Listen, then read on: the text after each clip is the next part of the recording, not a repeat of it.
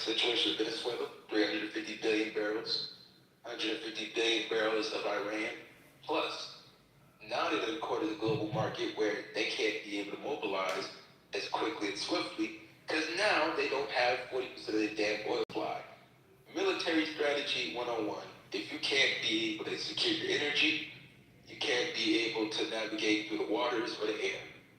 But like I said, I'm done talking. Thank you, Erica, for allowing me to talk. And at the end of the day, the order is going to move regardless if motherfucker consented or not.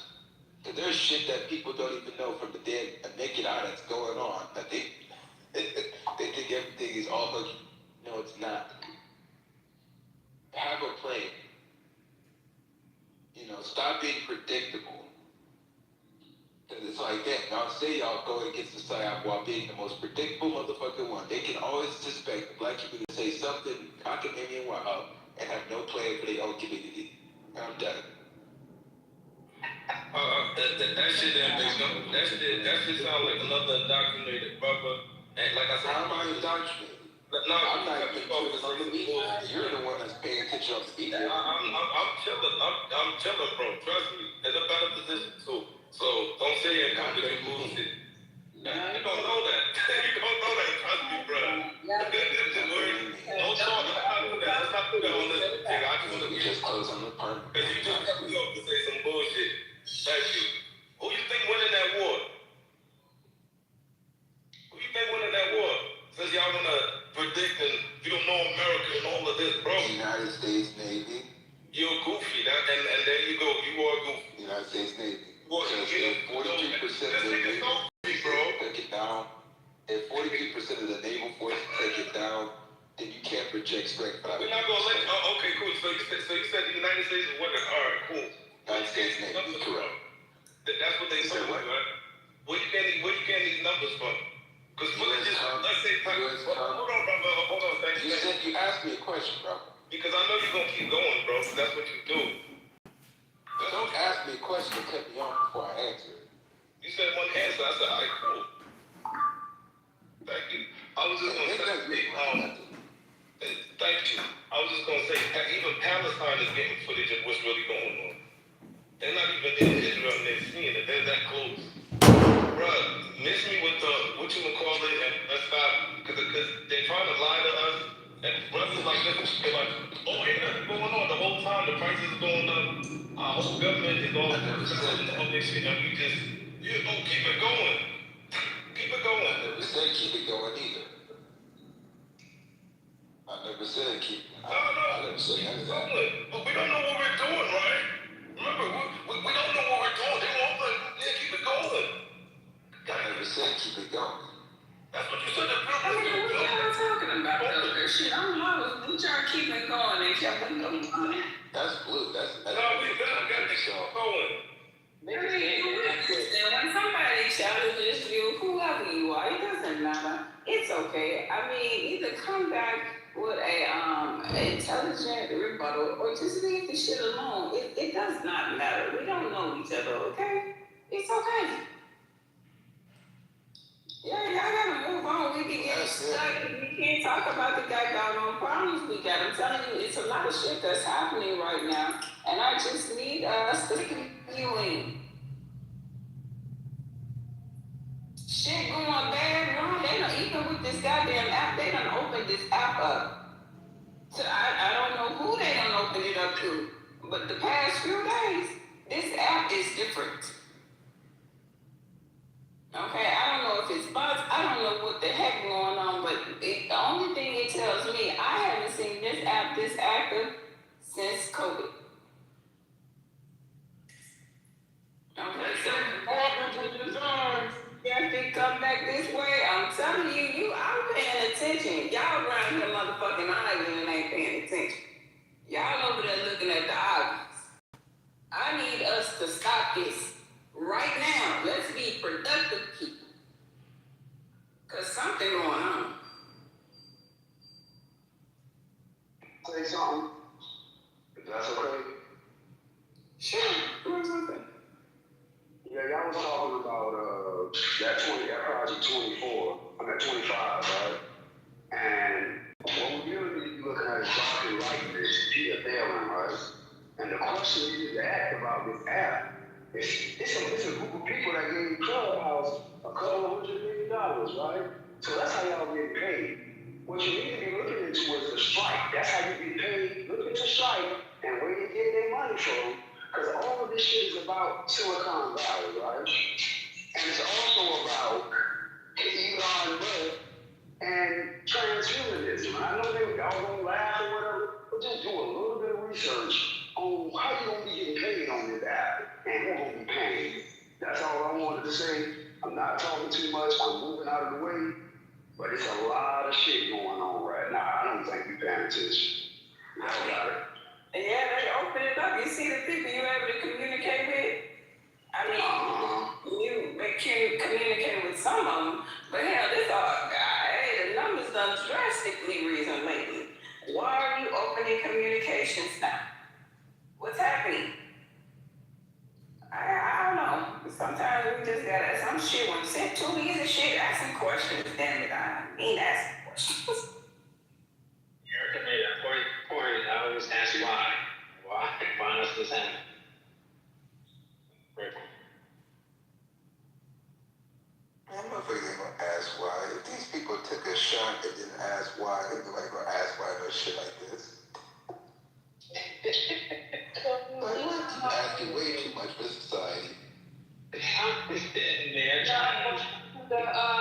whole thing with the banking system and shit like that. Did we talk about that again? I don't know. I kind of stepped away. Cause I feel like something is going on. Something is very wrong. Hey guys, what banking system? Always digging the egg down like we did. Actually, I don't believe you're in the matrix now. Man, motherfuckers don't care nothing about the banking system. Cause when I be the main one talking about finance, motherfuckers say, all you do is care about money. Yeah, I don't like that matrix because Sean, now is a good time to have that conversation with Sean in the room. Yep. And so I'm sure some others that can help navigate through the conversation as well. As far as the banking side of things, marketing, whatever. Are you free? That's good. My bad. I was in the matrix. I ain't hear nothing Erica said just now because I was drowning in that motherfucker, girl. It's a good time. It's a good time for that. What you was bringing up, Sean is in the room, and I'm sure some others can contribute to that. So. Okay, so I'm gonna send you this link, Sean, real quick, because I did find something. It's something about a secret meeting with the CEO of Coinbase, then declare war on the banks, trying to kill crypto. So I'm just trying to figure out, is Trump with the crypto shit or he against the crypto? And then you got the other folks, because I was reading earlier about the Ralph Norman. He has said what he was talking about, the central bank digital currency. He's against it. He has joined other lawmakers urging Congress to ban the creation of the CBDC. So it looks like you got two opposing sides within the government when it comes to this financial system. Yeah, so JP Morgan Chase wants to be the kingpin over it, where when it comes to crypto and when it comes to having your own settlement in-house, you essentially are your own bank, and essentially you can print down money. And the banks don't like that, the Federal Reserve don't like that, and the situation where we're seeing when it comes to Iran and Venezuela, were the leakage of the financial system. So when it comes to that situation, tokenization, they have to clear up the leakage before they can fully tokenize. When it comes to this back and forth situation, when it comes to Congress, I think a lot of that is theater because they're all pretty much bought by JP Morgan, Vanguard, BlackRock, State Street, KKR, Delight, essentially the kingpins of the accounting and the banking world. So digital finance tokens, people like Coinbase has their clashes because they want to be the actual bank leader of crypto. Due to the fact that one, they was the ones that started out a lot of the IPOs back in 2012, 2013, 2014, That's how you guys saw Nas cash out that $100 million check, because he was one of the earliest investors of Coinbase. Him and Kevin Durant were both they were the first people to invest in Coinbase. You got XRP. They have it where, we're going to be the replacement of Swift system. We can be able to make settlements a lot quicker within seconds instead of days. And they can be able to be more leverageable on connecting with both sides of Congress and the federal administration that's in office now. So XRP is competing with Coinbase to get that top position. So when it comes to a lot of the situation now, if they tokenize 500 billion barrels of oil, there is literally $30 to $40 trillion, and that can clear off a lot of the debt for a lot of countries, not just the United States. Most countries can clear off their debt if they tokenize their assets. No different if we're talking about Europe or Africa when it comes to their rare earth minerals. So when it comes from that standpoint, Coinbase is going to have a tall task order, and I think Coinbase is going to be sat down. And I think Brad Garlinghouse for XRP is going to be the number one kingpin when it comes to this. So when it comes from that's what I got on it. So I've been looking at it very clearly. The clarity I have old money or new money? The kingpin old money? The clear, huh? Is the kingpin old money? Of course, the kingpin is old money. Nigga, you can't be a kingpin if you're a little nigga. A little nigga that just came in the scene. Stop it. You just got here. They've been here. But yeah, that's what I got on it. Flawless America. We can move some of these microphones around. Yeah, my bad. Yeah, thanks. Yeah, y'all can move it around. Did you hear what I said, Flawless, or what I heard everything you said, and that's why I think it all goes hand in hand with what's going on over there with our babies. Everything go hand in hand right about now. So I'm just trying to piece it all together. Yeah. Oil, rare earth minerals, manufacturing, tech, all the technologies, all the real estate, from your single family house to my small single family house, to apartment buildings, to oil and gas structures, all that needs to be tokenized. Well, okay, so why are people, and I know, I'm just asking because some people don't know about it. Why should you tokenize your assets? Well, that means you can clear off your debt and you can lend a lot quicker without getting the gripes of banking, how people say that they have this locked out of banking, even though they have assets, they have collateral. Mm-hmm. So that's just the new scenario, and tokenizing it, you'll be ahead of the curve. So that's why having an SEC attorney on board, having people that work in finance and banking and kind of give you the ropes, and you can attach your shit. And especially when you're talking about having trust entities, holding companies, instead of using everything on your personal, you'll be ahead of the curve. Everybody else will be they'll be trying to tokenize. So what trust entities have you established? Do you have a portfolio of trust entities? Yes, so it is an asset protection trust in Nevada. That's for my single family house and my portfolio of assets that I own in Nevada. So I'm an attorney. I don't do this directly myself. I always recommend everybody that this is not financial advice for no search of needs. Always suggest a financial advisor, an attorney, and someone like Rambo that has credentials. So when it comes to that situation, I've done it myself in Nevada. So I'm not no sovereign citizen, nigga Rambo. I'm not motherfuckers that cause motherfucking man issues. I gotta be honest with you. I just got up on Nevada. As you know, I run businesses, so I'm exactly what my resume. But a new entity I was contemplating establishing it in Nevada because of the ease in which and how it's set up in Nevada. I ain't gonna get into all the details. Like corporate. I'm still contemplating it. I just wanted to ask. Well, people like you that is Delaware. Delaware. Yeah, let Delaware's play. Like that was back in the days everybody was talking with Delaware, really. I'm not saying it's played, but I mean everybody, that's like 101 since back in the days. I think most entrepreneurs know about. Just come up on the vibe. And with Nevada, you have charging order protection when it comes to any creditors that come knocking at your doors. That's something. Wait, what's that? Wait. What's that provision again? Can you repeat that? Charging order protection.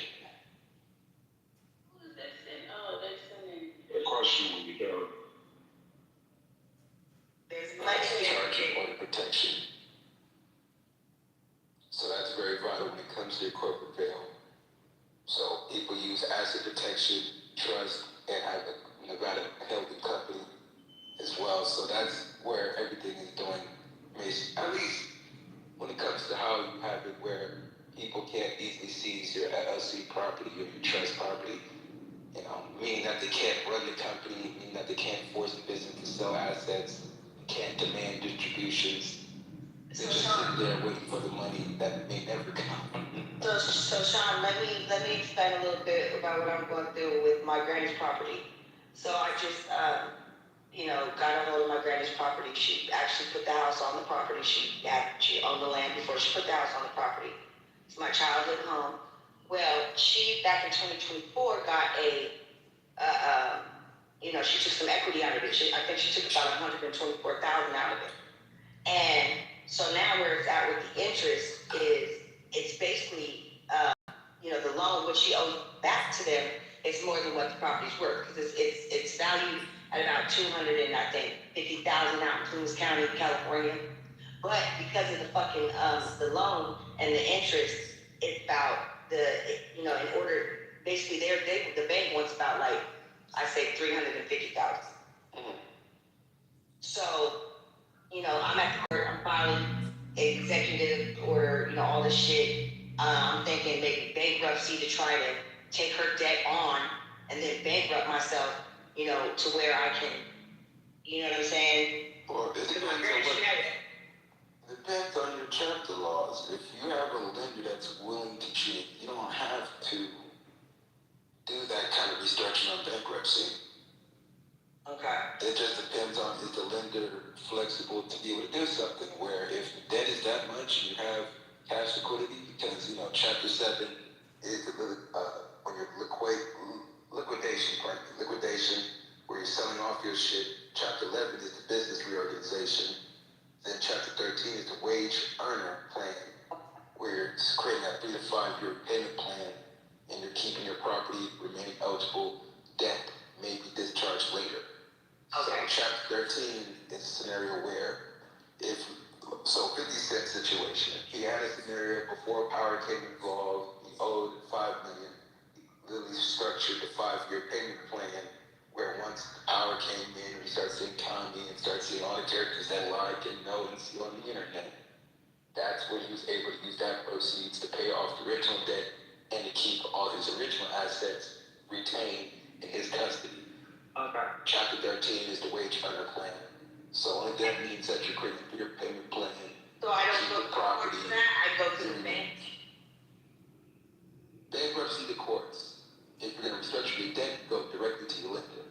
To the lender. Because mind you, it's her, it's not on my name, it's on her name, so she's deceased. And Chapter 13 helps you when it comes to stop foreclosure and catch up on mortgage payments and repay any tax debt gradually. So, Okay. Yeah. But like I said, it's not financial advice. Please go for the attorney, please. I'm sorry, go ahead.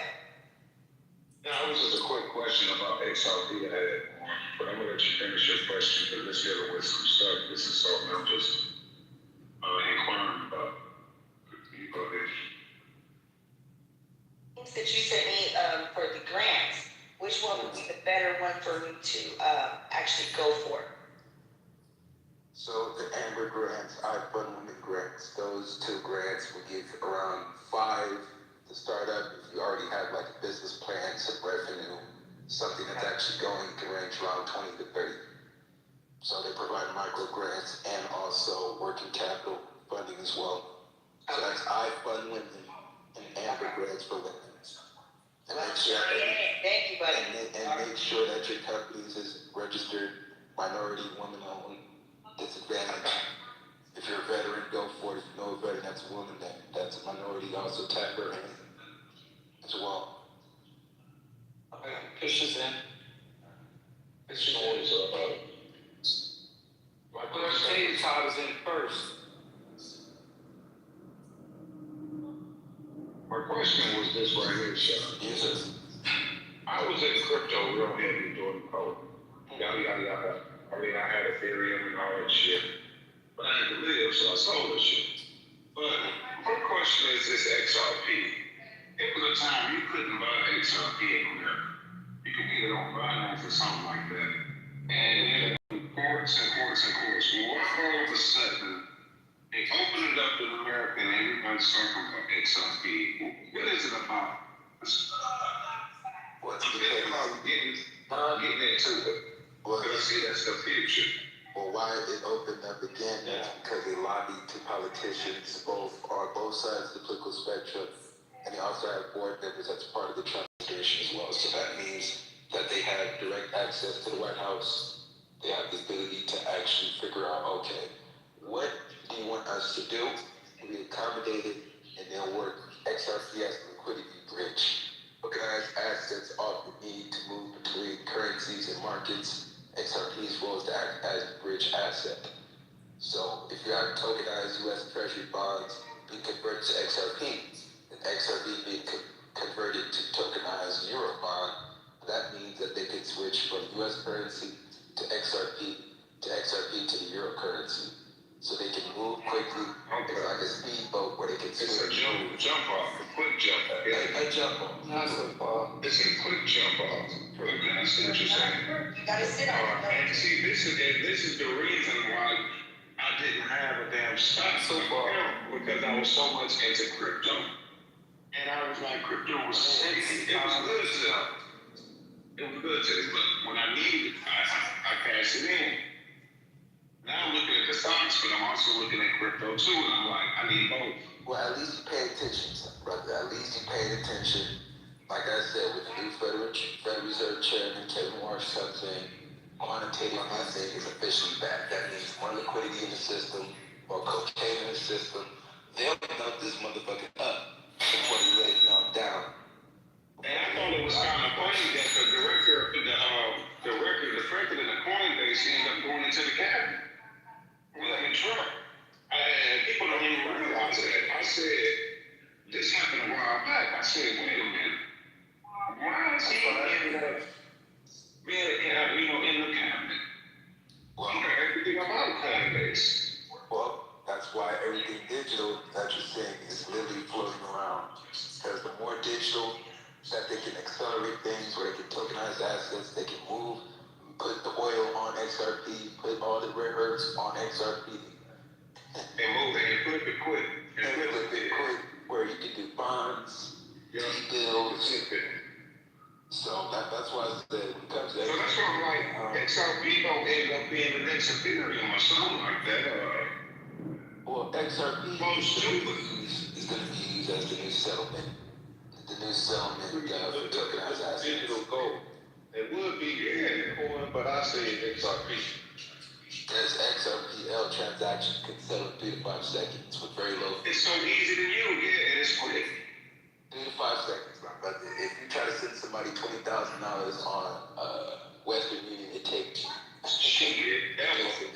It take a minute. Yeah. Right. Man, somebody bring RJ up. Actually, got Western Union consolidates themselves with Solana. And a lot of these banks are trying to get their own coins. They don't want to merge. Well, Solana is definitely important as well. Like Solana, anything that's digital finance, DeFi, anything that's involved with the FIPS system, and then it comes to Would it be Chain and Polygon also? or anything that's an ISO 222 token. So that's ISO 222 tokens. So if they fall in that aspect like HBAR, Power Ledger and all that other shit, then yes. So, like I said, man, this shit's gonna be huge. I'm telling you, once Trump's new Federal Reserve Chairman comes in, Jerome Powell's kicked out, we can have interest rate cuts, we can have more repo drugs in the banking system, and motherfucker can bring in more T-bills, keep the banks liquid, keep lending going, and lower the damn interest rates. A lot of y'all that got variable mortgage rates has been eating up since 2022 when they raised interest rates. Now y'all can take that 5-6% interest, and hopefully next 24 months it goes to 2.5, 2.53.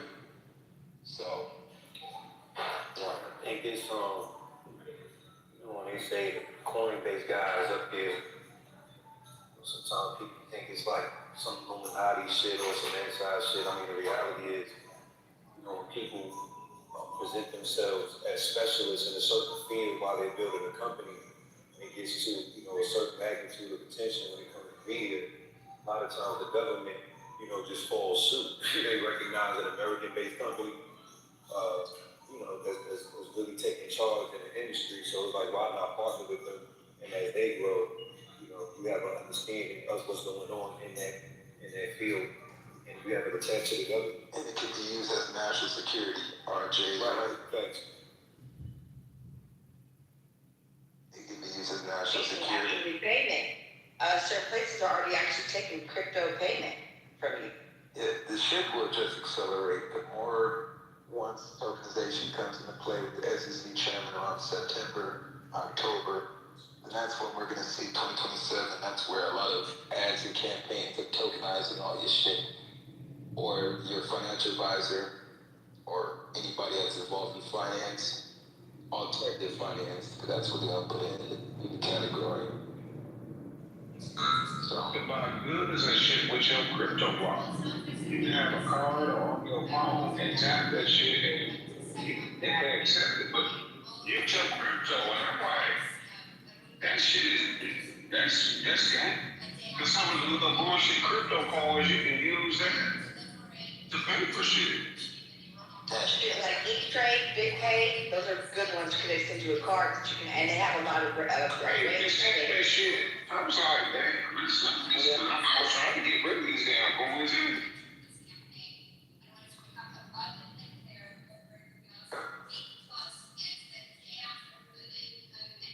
Everybody, that lady, well, I think it was a lady or a man. I want to say it was a man, but however they did, and they got up to him, kidnapped him, went into the safe, cut his finger off, got into his crypto wallet with his finger. Yeah, that's what happened in my finger. You gotta have that shit. I'm like, I don't want my finger to get in, but Oh, no, bro. You gonna have it, man. Shit. That's why the little crypto rings and shit. I said, man, people gonna get their fingers cut off. The wallet rings. You can do transactions. Oh, okay. We got some mad, it looks like Iran's in the room. what do you mean mad Irans? What's up? Well, I'm just talking crazy to us. And Rambo, your TV's on real loud, bro. The American terrorist regime has Oh, man, that's me. it says the American terrorist regime attacked girls' school and massacred 185 innocent people. Why are you and the American people letting your taxpayer pay for your crime? now do we Trump gotta said it wasn't dumb. Trump said it wasn't dumb. That's Well, everyone wants to go on stage. Bro, I got the video for everybody to react, and let's see if that is or that's not the same shit that we're talking about. There were two schools that got bombed, by the way. One had more clearer reactions from the kids. Sad, super sad. I was in school so close to that damn base. Is the question is why is there schools? No, it was a school that close to the damn base. It was like 3 or 4 of them, but the school was right there, and I'm like, why would you send your kids to that school that damn close to that base? Now, let's react to the video in the chat, so we can pretty much already concede.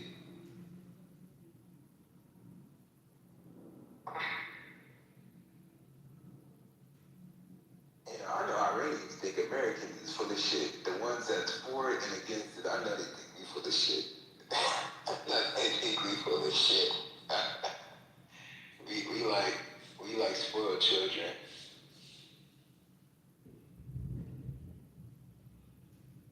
We is most definitely like spoiled children of the world. So I put the video in the chat. Oh, and FYI, America is starving Cuba. Y'all don't care, but. Well, that's because they're forcing Cuba to come back to the fold, so that's designed. Well, I mean, you're lucky they never were in the fold to begin with, right? Because if they were. Well, because if they were, people like Assad and Shakur would have been, you know. Well, Obama was the one that raised the bounty up for Assad and Shakur. Yeah, but they've always been about it. You know, Republicans. He raised the bounty. Yeah, my point is they've always been about it. Hey, Lonzo, are you anti-America? He sure is. Are you anti-America? I'm anti-fuck shit. He pro jihad. I mean, I'm asking a serious question. I get your perspective. You feel like it's fuck shit, but at the end of the day, you know, it's a country, right? So I'm just asking. Yeah, but it's not a country full of fuck shit. Right, there's fuck shit that happens, there's fuck shit leaders, right, that happen from time to time, but the whole country isn't full of fuck shit. Okay, so you love America. I love the positive, yeah. Somebody got a loud background, what is that? Yeah, so to answer your question, I mean, I think part of being the best American is pushing our country to be the best example of themselves. And criticizing our country when... Who's that? I don't know, but you're right, Lonzo. That's how you get your whole people feet to the fire. That's right. What's happening in the USA? So Gago is clearly drunk, so he's on stage. So, let me refresh the app. There go Erica, now I see her. I can't tell who the fuck it is. But, man, y'all, Cuba, they just out there banging pop in the fucking dark on the street. Yeah, I wonder why they sent it to If y'all remove Gago, he's a troll. His name is Gago. He's at the end of the stage. Thanks, y'all. Man, this nigga Lonzo, he run the stage. No, I'm just trying to help out. It's a good conversation. It's like y'all got butlers and shit. Get my nigga up here. Yeah, can you move that nigga over there? Can you do this? Can you do that? Arrogant ass. That's love. That's what I love, dude. You know what I mean? Shout out to the mods, man. Stop playing.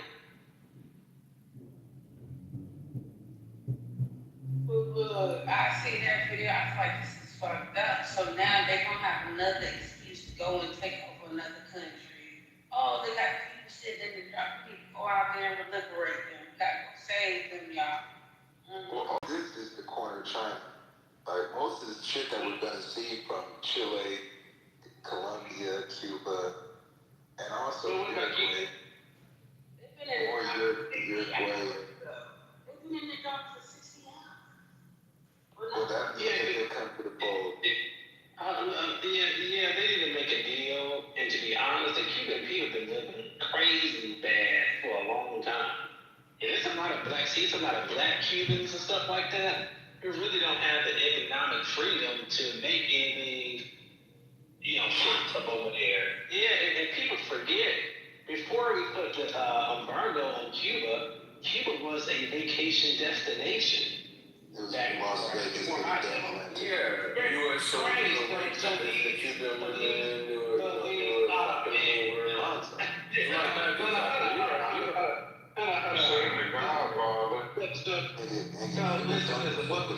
So I don't know why. That's not true, bro. That's what I'm saying. That's not Cubans. Right? So, these are different countries. Cubans, right? Let these people have the freedom. They'll call you a cat eater. The freedom that they deserve. Like, let these people be free and be able to, things happen back then, they do need freedom. You can't go back to the hood. Alright, so real quick, No, I got you. Look, by the end of the day, right? At the end of the day, right, I say this, right? If we believe humanity, right? America is literally trying to starve Cubans. They're trying to starve these people to death. Correct. Why, what do you call that? Like the Japanese bomb Pearl Harbor is because there was like a chokehold for gas. That was the reason why they did it, right? So they felt like they were starving out, and so they said, fuck it. If we're gonna die anyway, let's go in the blaze of glory. And this is why that happened, But the Cubans don't have the necessarily means to do the same type of thing. And I have people like Lindsey Graham and Donald Trump saying that Cuba is next. They're about to quote unquote liberate them. People like Lindsey Graham is saying things like we're about to bomb Iran like they've never seen before in 2 or 3 weeks. Did they drop a nuclear bomb on these people?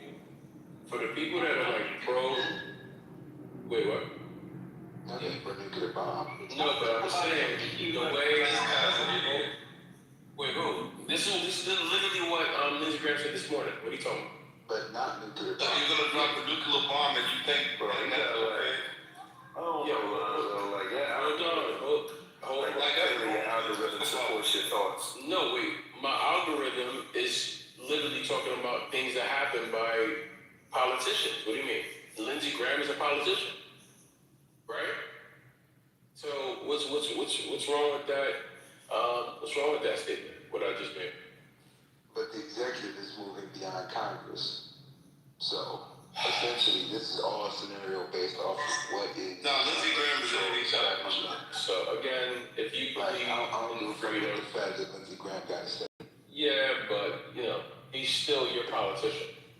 I He didn't still vote has him. power for you. I didn't vote him. He still has power. Like I said, bro. Whether you voted him in or not, Nuclear he's still got power. weapons is not going to be your duration. I hope not. Even though that they off with one, it's not going to lead. I rest my case. It's not going to So genocide, you advocate Bro, I don't even care, bro. I'm all for the expansion of the empire of America because I'm an American. Yeah, but RJ, you change your opinion by your roommate, right? Because I've heard you say otherwise. So, which one is it, right? When you in 40 acres, I'm saying what? Expansion, and my room, it's something different. Like, what we talking when? Like, when we talk about the difference of the thing, how, bro? You just said I'm all for, bro. I just got on somebody's ass I just got on the whole stage from running around talking about if they got called for a war, they wouldn't fight. So I'm like, well, why the fuck is that's my point, bro. You change. Bro, I'm a veteran. Bro, I'm a veteran. What does that mean? What does that mean? I've cooked. If I put my life on the line, but I'm saying, bro, you got. I can't be, bro. I can't be first of all, I understand as an American, I have certain freedoms, right? I have certain freedoms as an American when I wake up every day. And I can't say that I don't enjoy them freedoms, right? And if something go left, if motherfuckers say, yo, I'm not gonna fight for those freedoms and those rights, like what do you, if you're not about to fight for how you live, then what the fuck what you talking about? Like, why not just go to the other country? Like, why not go somewhere else? I got you. Look, so there's a thing on like TikTok and a lot of social media, right? If you put hashtag send Barron, you'll see a whole bunch of shit, right? Donald Trump has even said things like clap back and said he's too tall for the military. Man, we're talking about media shit, bro. Hold on. What the fuck? Okay, so basically, fuck RJ then? You said? Nah. So I'm responding to him. See how you use He's a punk, bro. He's a punk, man. Why you calling him that? He's a punk. No, he's a punk, man, because look. If you're gonna act like a woman, man, just say you're a woman. You know what I'm saying? You're a man, right? It's different, right? So I'm saying, if I'm speaking to a woman, right? much on female. Don't interject. Hey, stop. There's some strong women in this room. Just don't bring women into it. Hey, stop. I mean, I want to call him something different. I'm being nice. Don't speak about women. No, I got you. All right, so he wants to act, like not a man, right? So let's just keep it at that, right? So I'm gonna treat him like not a man. You know what I'm talking about. Look, at the end of the day, back to RJ. I'm not even talking to you, bro. Stop talking to me. Stop talking to me. I was talking to my I'm brother. focusing on the poker hand, bro. Y'all can have it. Alright, so fuck RJ. Fuck RJ too. Go ahead. Fuck both. Yeah, fuck me too. That's a fact. Tell you, Lonzo, you about to get your ass worked. Well, you can't do it With Sean, someone, you're an Sean, expert. you can't do it though. You can't do it. Lonzo, when you gonna meet up, man? Brother, I'm in Philly. What's up? Hey Lonzo, real talk though, bro. I never came at you sideways. No, you still my brother. From the long, No, you long good, time you good. You know that. That's Sean is acting like a beat, so, you know. But so since we going there, I got that has proven that you ducked the fade in real life. Never. Since we going there. No. You know what I'm saying? I stay out. It's none of my business. I stay out of it now since it's fine. Get in there. Ducking fade? No. Duck fade. Never. I'm a big brother. No. Lining it up. Yeah, never. It's Sean in Philly, man. Whenever. We got a cup of coffee. Okay, so you're saying we can set up the fade? Or please wait the fade. Hey, listen, man. We could we could pre-book this, cup of coffee any day. Right. Cup of coffee. So where just let me know, bro. It's 10 stacks, West bro. Philly, 10 stacks one is West Philly, North Philly. 10 stacks one is I don't even know who that is. Okay. Alright, bet. That's how we gonna play it. I don't know who that is, bro. Look, hey, RJ, look. A lot of people know me. I don't know a lot of people, man. Okay. So you never had an actual one-on-one altercation with him, messaging? I don't even know who that is, bro. Gotcha. See what I did there? I mean, you just proved you was full of shit, so Nah, bro. I'm not supposed to do after that. Nah. I niggas is some oops, I almost said it. Y'all some suckers, man. Niggas be suckers, bro. Shit, man, I disrespect, bro. Y'all almost got me. talking crazy. Like, it's just like random disrespect, like for no reason. Like, ain't nobody disrespect him.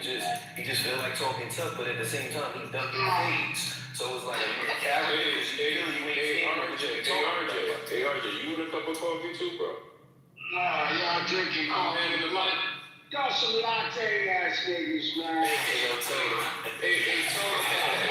I know lattes cost more than coffee. You want some of that? I like mine with cream. Whatever. Pull up. You gonna put cream in it? I think this how y'all got a lot of small people in church.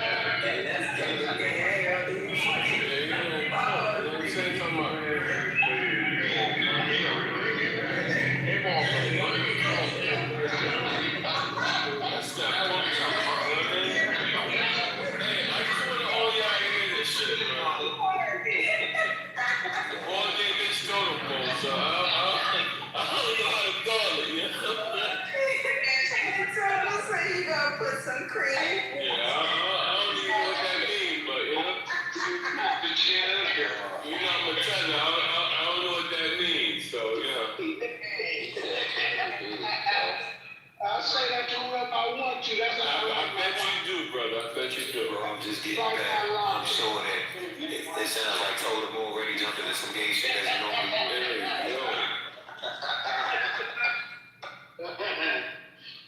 Yeah, Asians don't normally play that stuff, so you know what I'm saying? I'm opt out of that. Yeah, that's cat. That's you tell a booty like Rio. Never.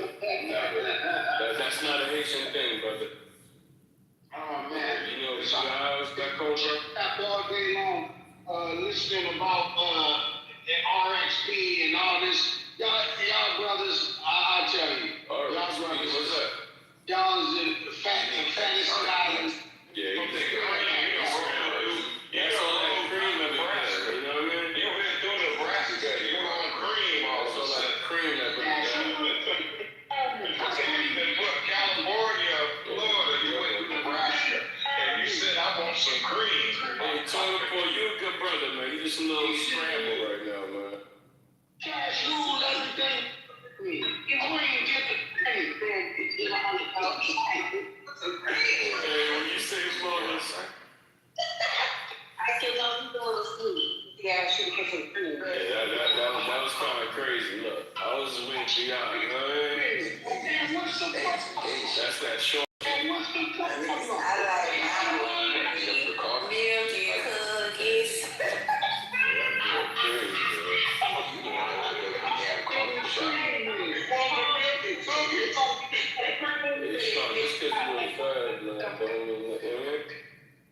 Shit. It's the internet, I'm smarter than that. Oh, nigga. But anyways, let's get back onto the real conversation, man, instead of the fantasy island shit with the XRP and all that. Your fantasy, that ain't our goddamn fantasy. What the hell? I mean, you can never bother me about that station island. Talk about crypto. He talk about the women in Nebraska. He's saying. That boy talking about the lot numbers, you know what I mean? He's Nebraska and their truck stop. That boy had one too many lot numbers. In Nebraska, the truck stop. No, but I'm gonna be honest with you on the other stuff. I'm really a little bit disappointed in Trump. I ain't mad at him, but I'm mad at him. Oh shit! That's the first time. I'm mad at him because I feel like he kind of punked out a little bit with Benjamin Netanyahu. I've been saying it over a couple of days. I feel like he kind of punked out a little bit, and I can tell in his demeanor and his answers to his question, he ain't really happy about this whole war thing. I think they done drug him into some stuff that he really didn't want to do. He had other plans, and I'm disappointed at him not holding his ground. I'm gonna land it there and let y'all start shopping. Oh, Papa Trump let you down. He done gave you a spanking. Oh shit! Man, that is funny as hell, nigga. I'm happy than a motherfucker. I don't know what Tony Paul talking about. He don't know what he's talking about. I'm disappointed in D. Trump because he should have stood his ground up against Benjamin. I don't care what they told him. Benjamin shouldn't have been able to get him to come in like Nigga, that. this is just the undercard. China's next too. Wait, you trying to go up war against China too?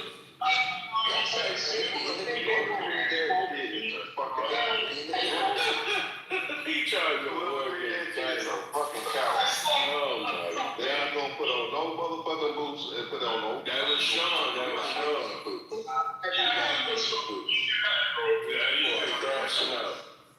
We can't even laser beam. You got lasers too, bro. Satellite race. Nigga, China has gained these niggas all the technology that he can.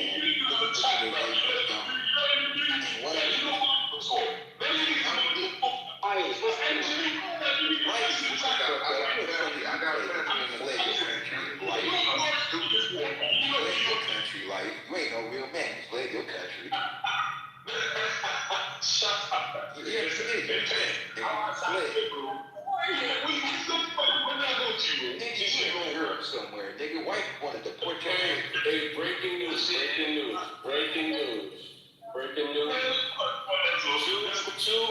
Two Jewish men just tried to bomb Mamdani's house a couple Yesterday. You late, that was yesterday. Oh shit! All right, and that's a couple hours ago. Late post. Yeah, that's that algorithm of yours, I'll tell you. It happened. I wonder how they presented it to you. How did they present it to you? Two Jewish Hold up, Jay Blaine. Y'all know who Jay Blaine is? He's a January fixer. He was out there with 20 of his peoples protesting. But I guess whoever's there, the liberal party, they brought 120 motherfuckers. Okay, it was 120 of them, and they bomb at their asses. And Jay Blaine and his crew threw 2 bombs at their ass. And 6 people got arrested. Yep. Yeah, Jake Lang is he's a Jewish man that cosplays as a Christian nationalist. Yep. And he tried to go to like places like what's that spot in Detroit? To where He went to Minnesota 2 months ago. Remember and Minnesota, yeah. And he tried to firebomb like a mosque. They said he would burn down the Quran, shit like that. But the whole time he's Jewish and he has pictures kissing the Israeli wall. So he's probably Mossad for it. Man, y'all niggas kidding with this Mossad shit. It's a real thing, bro. People talk about the CIA, right? Jews fund everything, nigga. When What does that mean? When we said that the Jewish runs the world, that was conspiracy theorists. You act just like I was. Who's we? Who's we? You. Wait, what? The same thought, the same liberals that you actually listen to are the same Jews that's funding all this shit. What are you talking about, bro?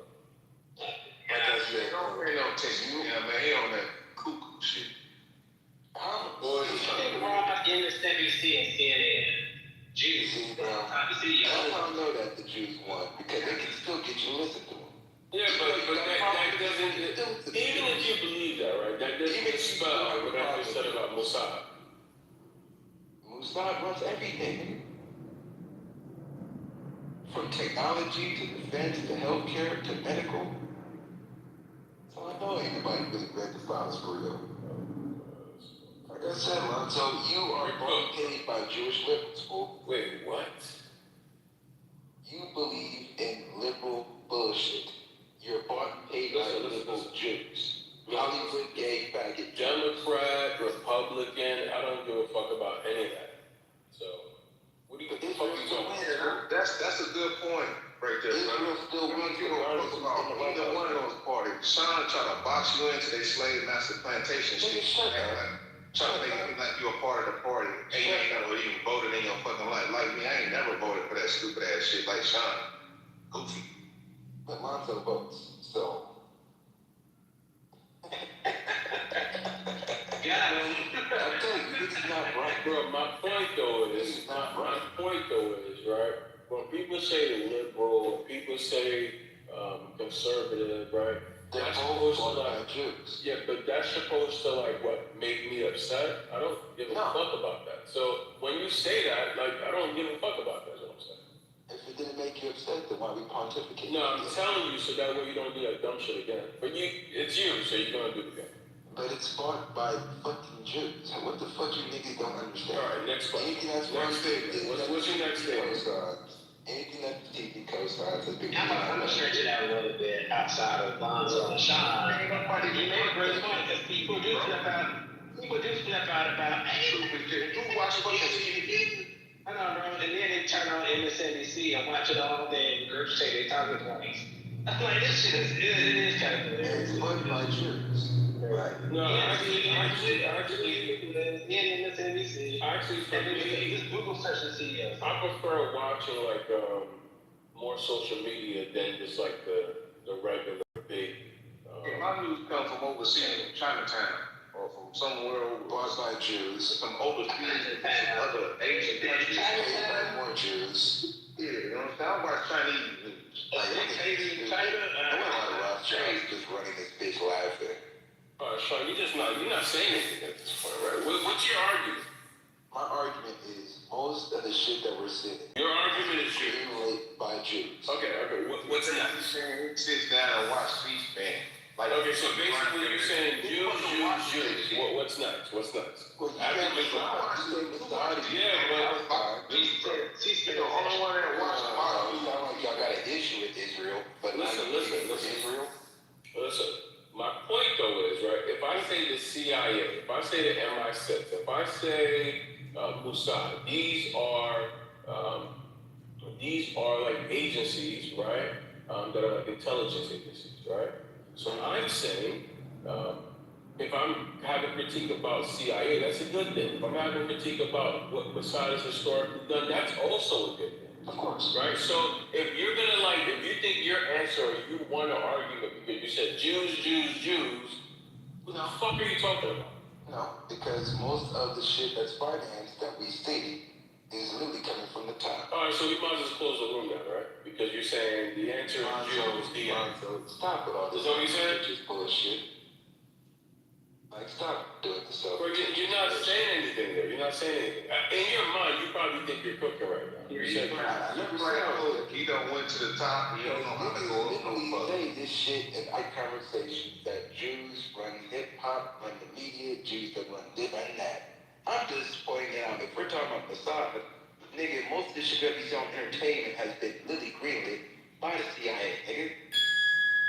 Why the fuck you think we have the most controlled arguments where we're both arguing about the same shit and literally two parties, one wing, two ideologies, one wing, all this shit, well, one bird party thing. Okay, so you just and all this shit, I mean, that makes sense. You just draw all this shit overlaps. What you been smoking about? All this shit has overlaps. Lonzo, Hey, niggas. What's happening, Rick? I came back to talk about the mother topic. I'll just Yo, I'm gonna be honest with you.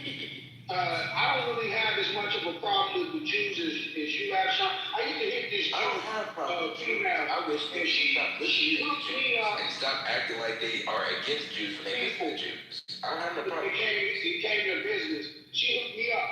And so, like I said, I really don't have that much of an issue with them. They're good for business. You know what I mean?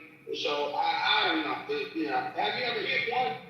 They're good for business. I've never had issues with Jews, but I hate how niggas act like they're anti-Jewish while still listening to Jewish content. Nobody's saying they're anti-Jewish, bro. That's what I'm saying. Like, I mean, are you acting That's what I'm saying. that we are? I'm saying that. Wait, who's that? Right? Check it out. Yep. 95%. I had one. When I was hitting it, she started speaking in Yiddish and shit. She was cool. You always talk about your crack basically. Now we got to run because you don't get no gas, nigga. You had you some Jew water, Yiddish and shit. Real You had some Jew water. I think if you start lying, Jew you had a cat sandwich. Hey, Steph, you see what you started stuff? So what y'all talking about? Y'all got 95% the Jewish community and 95% of the Zionist Jews and 5% is Jew. Man, everybody don't got no damn Jewish shit. So which one y'all talking about? Y'all talking about the fake Jews, the Zionists? Listen, let me tell you something. We talking about the Marlinsky Jews. Marlinsky, nigga. We talking about them Jews. The bones and the Zionists, the Jews you're talking about, bunch of people, Listen, hold on, listen. I'm not listening, hold on. Let me explain something to you, right? Because there's two groups of them, right? You got, because both of them deal in finances, right? But you have the cult side of them that do all of the child sacrificial shit, all of the drinking blood, eating, babies and all of that shit, right? Then you got the other side of, like, what I say, the Meyer Lansky Jews and the Bugsy Siegel Jews, where they don't endeavor in any of that shit, but they deal in finances, murder, extortion, investments, and all that other shit, right? It's two groups of them. See what I'm saying? But they all work together. But hold on, fatback. But the point is that all of them all work together in dealing in finances. Because to be honest, the Jews were the ones that handled the Italians' finances in the mafia. Yep. Meyer Lansky was the one that made all of the investments when it came to the hotels, to the casinos, to invest in their money in legitimate shit. They put their money in the hands of a Jew.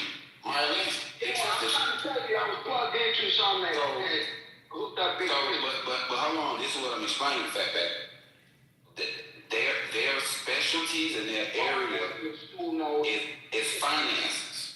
You see what I'm saying? Well, that's how they control everything. Yeah, and that's what they know. That's what they know. And that's why I was making the point. And no matter what they do, they deal with that money. Like I said, I deal with money, so I don't have no problem with Jews. They bet on both sides. They need to deal with a treadmill. They bet both sides of the coin. If you bet both sides of the coin red, then that means you control any outcome, every outcome, regardless what happens. Right, predictable program. And that's why everywhere they went, everywhere they lent money, those economists did what? They failed. And they did that on purpose, because in every situation, when these economies fail, these businesses, these properties, these estates, they bought them for cents on a dollar. And they can rescoop and recover and then route. And leverage the Federal Reserve. And then more importantly, reclaim. And reclaim. There you go. But when it comes to being specific on who Here you go. are we wrong for picking out the nice Jews over the wicked Jews? Are we confused? I mean, I know we don't. Listen, bro, listen. Let me tell you something. Because listen, I treat all of them the same. Because all of them benefit. Even if you got Jews that don't kill motherfuckers, that don't do the sick shit, they still benefit from the other motherfuckers that do. So they're all in the same boat. Don't fucking matter. Ain't no good Jew when it comes to a motherfucker who benefiting off of the shit that they doing just because you ain't doing it. It just works to them. Cause y'all move like a pack. Jews, right, a pack. So it ain't no, oh, they good or they bad. Yeah. These motherfuckers move in a pack. Because listen, they don't look at us that way. They don't look at us as, oh, there's some good niggas and there's some these niggas. No, all of these niggas, even the rich niggas, they don't give a fuck cause those niggas got money. They still a nigga. You still are below these niggas. But the thing is, they can hide under so much shit where they got niggas focusing on the redneck white supremacists, but will not call it Jewish supremacy at all. You see how it kind of... Oh yeah, I mean, that's the trick play. But that's the same thing when I say that white. But listen, You're fucking up by talking about too much because you're fucking the money up. But that's the same thing that I say that white people are being used and have always been used as a tool to be put in front of us to seem like they're the enemy. Your neighbor ain't the reason why your ass is fucked up. The average white person that go to work every day, that drive down the street, ain't the reason why your life is the way it is. That's a good point. You know what I'm saying? But that's what they want us to feel like. That it's white people, it's the white man, it's whitey. But it's not. It's the system and the motherfuckers that controlled and orchestrated the system that is the problem. Because again, like I said, it's the first time. The Federal Reserve Bank is everybody's fucking enemy. I don't give a fuck what color you are. And they own by the The Jews. central bank is everybody's enemy. I don't care what color you are. That boy's smart. That boy's smart. Be in city council that you don't vote for. Your local election. You want to do adjacent, you know, and start hitting one of these little Jewish shorties. I know their asses ain't that fat, but you know. That's all your ass think about. All you think about is pork chops and pussy. Calm down, man. I'm just trying to get you right. I'm good. What I won't do is never take no advice from you from eating pussy. Ever. Shit. Jew Walker. It's a new Indian name. They want some Jewish. This is some water. Yeah. What's up? Somebody call my name. Yeah, I seen Mr. Early when he was asking somebody to put some cream in it. He was trying to put some cream in somebody. When you were talking about get your mind out together. He stopped in Nebraska and wanted some cream. Your minds out together. Y'all At a truck stop. I ain't know what All it you niggas. That's what he did. That's You what be he did. eating out the door, fat ass. Don't put no cream in nobody. Get your sexual Only nigga I know grab food out of garbage disposal. Fat ass nigga.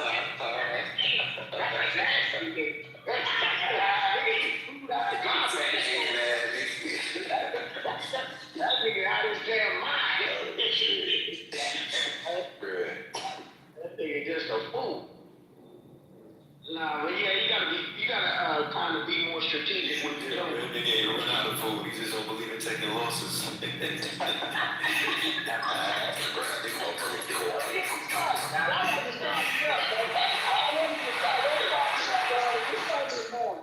And I start capping this shit, then y'all be on some other shit. Hey, that's how you gonna get them, man. Through the woman. Totem pole this, totem pole that. But look, y'all, but see, look, hold on, but look, now back to the real shit, though. But see, the best offense that we got, like I said, though, we don't have to fire a bullet, we don't have to protest, we don't got to raise our voice, just attack the one thing that they value the most. They money. The money. That's it. We don't have to do no extra other shit, get outside our strategically move and know how to fuck with their money.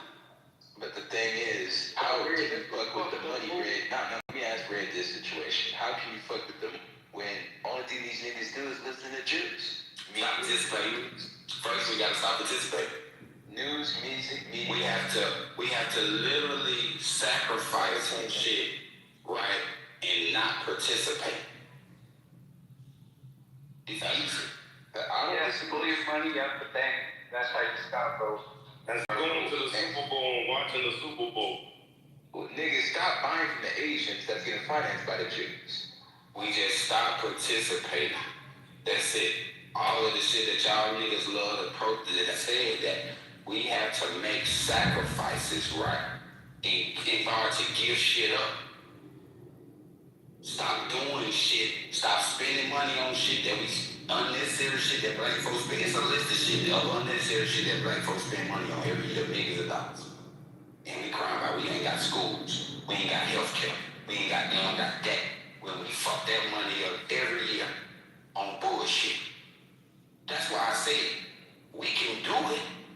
We just need to know what we need to do. It's easy. We can create our own resources. But we don't have to go outside and ask nobody for a motherfucking thing. We do it Red without being programmed, like they programmed us to go to McDonald's, Wendy's, Kmart, Target. That's what I'm telling you. That's the shit that we have to give up, bro. We have to sacrifice. I know that, but can we do it without the marketing tool that they use against us? Only reason why we spend it with them, that we seen the What's a marketing tool? Nigga, listen, let me tell you something. It's what you choose to do. That's why I say you have to make sacrifice, nigga. Listen, you know how much scattered ass that I see every day, all day, that be offered to me and shit, cause all, like they say, all money ain't good money, all pussy ain't good pussy, nigga. Listen, you have to have some type of discipline. You have to sacrifice some type of shit, right? You have to be able to say, listen, no, I'm not doing this no more. That's what we have to do as a people. You know, Netflix gonna give you them 1 month free. So instead of the Negro, they gonna walk our way because we got that incentive. No, hold on. You know you're not gonna stop drinking this liquor, man. Come on, dog. They gonna give out that buy one, get one free, and you ain't gonna come back to But Black. listen, hey, look, fatback, no lotto. I ain't gonna listen. I said, me too. I said that shit about a whole lot of shit, bro. Like even with the last time we getting locked up, and nigga, when I seen all the money that I spent in jail on unnecessary shit on food, I almost spent $4,000 on some dumb shit. Nigga, I told man, nigga, I ain't doing this shit no more. Boy. I ain't never selling another motherfucking gram, nigga. It's over with.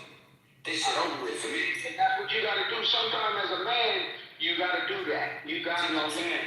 Nigga, I sacrifice all that fat money and all that shit, them $1,000 that would come to me every day, but fuck that, boy. Fuck that. I had to tell myself a lot of times about anger and violence. I'm not doing this anymore. I'm keep everything here, bro. And that's what I'm saying, that we have to agree on this shit as a people to say, listen, we not doing this shit no more. Fuck that. Some got to give. Right. We ain't doing this no more. That's right. That's the most mature thing I've ever heard you say in your life on this app. I'm not doing this. Your life with this ad, bro. Said before the I was talking about Walmart shit. They were talking about Walmart. Good statement from your ass. Nigga, Walmart is the one that feeds no king protest. I'm serious, because Walmart coming to your community. They coming to your community with the low price. They run all the small businesses out, the tire shops, oil change shops, everything. They run their ass out, then they raise their price. Walmart is, that's what they do. Because they control the market. That's why they do that. They'll lose money to run people out. Listen, Kmart started it first. But they ran Kmart out the south. But this is what I'm saying though. But Walmart ran Kmart out, but Kmart was the start of it that ran all of the mom and pop stores out that sold all the individual shit that they consolidated in Kmart. And then Kmart went from Kmart to Walmart. Yeah, because Walmart knocked Kmart out because Walmart had the distribution. That distribution was way better than Kmart. I see some of Kmart scrolls. I watched that happen. Walmart got like its own Shit, that was funny. I was like, damn, look at this shit here. Walmart got its own truck and logistics shit so they can be able to set up shop and be able to scale. Listen, let me explain this to you why I be telling niggas to try to help them understand like how big shit is, right? There's a Coca-Cola, a Walmart, and a McDonald's in every country. Yeah, every developed country, every developed country, There's a McDonald's, a Walmart, and a Coca-Cola in every motherfucking developed country. It's a Budweiser too. A Burger King in 24 hours. If that's just insane. So, this is what I'm talking about, the sketch shit of like the job of the things that we have to do. Like we be talking about, man, what black folk gonna do? We need to come together. Listen, I don't need to like none of you niggas in this room for all of us to agree to stop doing some shit that's gonna benefit all of us. Well, sure. Start doing some shit that's gonna benefit all of us. mature. You gotta work with the business model. See what I'm saying? Niggas feel like they gotta like niggas or a group of niggas for us to be on the same page about some shit. No, we don't. But that's true, that a lot of niggas ain't That's right. I really don't like it, Greg. I don't like it too much. But listen, that don't mean that we can't work together. That's gonna be behind that shit.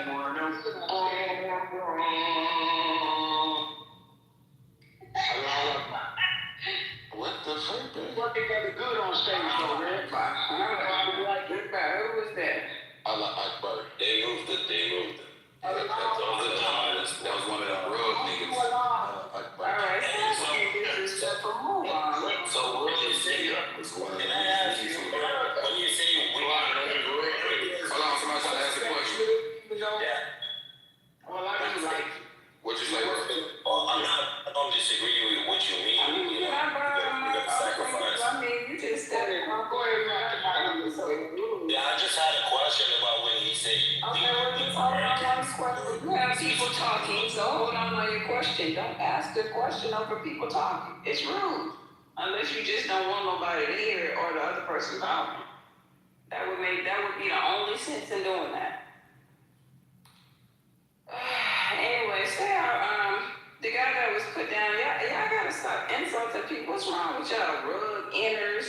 And y'all just be doing too much to be grown folks. First box, man. Oh my God, the goddamn Well, nigga came in here singing, interrupted our conversation. Yeah. So he opened up the door for me to say and call him exactly what I was trying to act like she ain't toxic like us. She just said some class and that shit. She toxic. That was rude, Erica. Disrespectful. I don't know what kind of wrong with y'all. Hey, that's what y'all should do. Yeah, you know I'm petty now. For the boys and the girls, bring back etiquette, bring back shame to our goddamn communities. This don't make no sense. I agree with you, but I'm still gonna be petty. Tired of you always complaining so damn much. What's up, man? They came in singing, man. Like, Damn. He feeling that too. You be sitting on these niggas on the stage and they don't know what you on this shit. See, now I'm all sure. He got Fat back. Always What you trying to do for me? Trying to tell me. I don't be in here when you be hitting on niggas now. I miss that. trying to put this mud on my jacket. That's a big ass jacket. He just called me earlier, he gonna put some cream in it for him. What you think? That's a drink. Put some cream in it. I sweat on his jacket, but that's a drink. That's that young nigga just be running off at the mouth. Nigga wearing a drink. Nigga talking about a jacket. yeah, that's why. Like, why you sex banging on niggas, bro? Why you like to sex bang on niggas? He talking about sex, man. Sex bang, nigga. That's your mouth up. shit. Hey, that homo too. I'm thug shit like that. Trust me, I love you every time. Sex banging on Is people. that gay right there? Let me see. Give money, like give money, like two men fucking, like no, like give money. Just like that shit they get. Put your lips down, nigga. Chocolate ass nigga. Damn fat man, they be on you, bro. I just get tired. Hey, bro, I be trying to say sometimes, fat man, but you be hanging yourself. One word out of my mouth. Ooh, that's gay. Ooh. Them obese words, you can't search it, you can't say. These are your thoughts.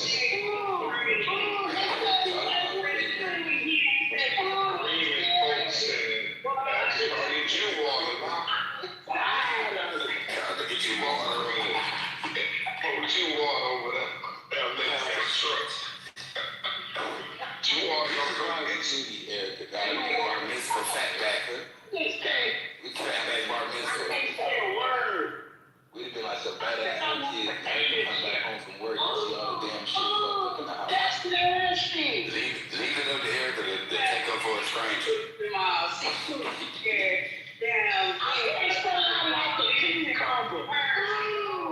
What is you talking about, man? Be quiet. Damn.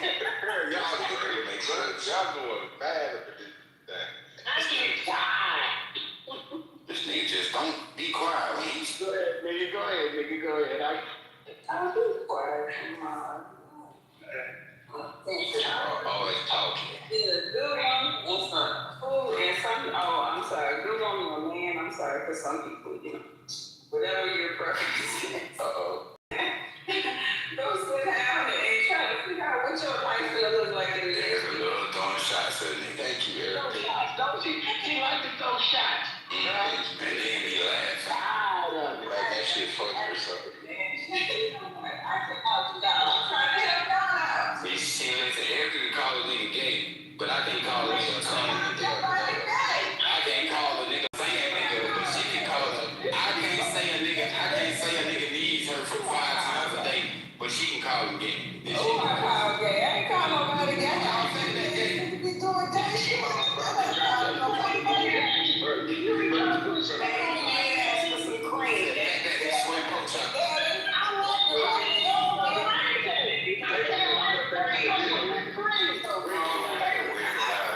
Ass is 2 minutes with cream. Cookie and cream. Cream on my latte. Your damn truck with you, man. That type of tension on the regular with Fuck you, RJ. Get a nice hand job, nigga. You can't get an edge up. It's okay, say that. What you mean I can't get an edge up? My shit crispy. Yeah, that don't mean it's together. Like, that don't mean you got waves because you got a couple little lumps. Those ain't waves, bro. You with her? Hey, ready to stay out of jail. Maybe your waist got a island. You got a real something in that bar. This waist got a island. He was in Nebraska, got his hair cut. He got his hair cut in Nebraska, man. Your truck stop. Oh, hell no. You want that nigga that got in Nebraska.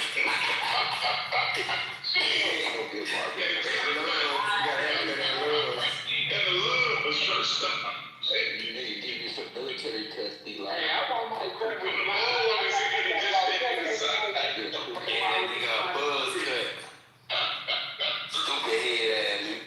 Hey, it ain't gonna be long. It won't be long. We already on. It won't be long. Look, now see, that was gay. Now, where Erica at now? Where she at now? If I tell you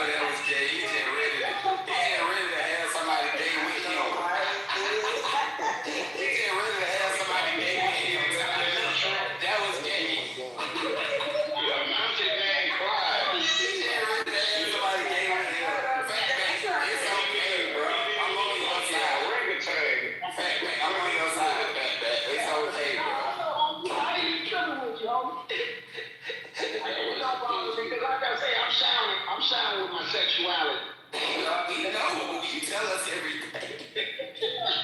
Yeah, Erica told us we know.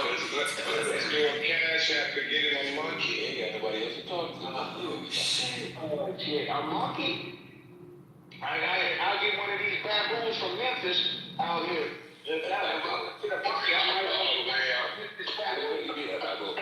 Nigga said a baboon. You know What you mean by that? no, his ass is a gorilla. Curious George. No, matter of fact, that nigga Talk about some better. That nigga ass is a buffalo. That nigga ass is a buffalo and a gorilla. Gorilla. All the junk He was to say gorilla.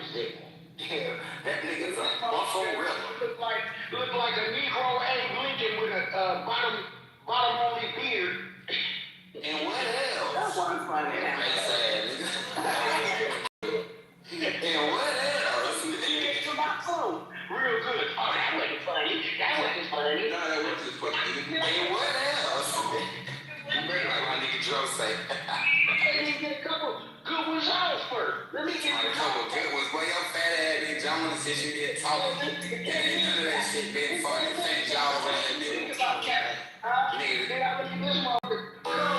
Nigga fade look like look like he ordering food like a hamster. Oh, this motherfucker. I ain't get started yet. Say shit about all that shit. You don't give up. I don't want no smoke, man. I'm good.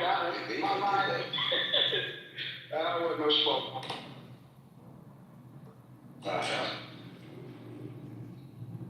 Man, I've been at Nike, and I went, bruh, I'm really upset about this, man. Nike messed up on this, man. They are the most unprofessional motherfuckers I've ever been to. They didn't have no order, no pickup order number, none of that shit. Then I leave, I'm 5 hours towards Nevada. They called me back and said I missed a load. You did? They didn't have a load number or nothing.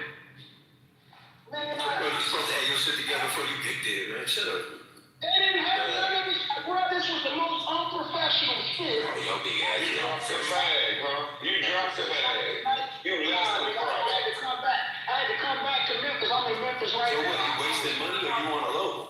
This is a wait. They attach you to a, they ahead of you, or they attach you to a load? Yeah. I already had a load. I had one load out of one. There's 2 Nikes in Memphis. How much money did okay, this one I You got. gotta give me a How dollar. many miles you did? Oh. How many miles did you went there? It wasn't a dead end because I already had a load in here. You understand? It's two Nikes out here. So you had 2 loads in there for 2 different locations. Yeah, I remember them loading Nike load. They bought that shit as a high value load, didn't they? They didn't do it right, man, and that's why I had to come back because it was a lot. Give that nigga some shoebox. I went size 11. Nah, that's the thing. You can't go in there like when you do them Nike loads. They put them on seal that shit up like sales on there. yeah, it's like a whole type of shit. Like they market it as a high value load. They don't handle it right. But you know all that shit. You know what trippy with that shit, bro?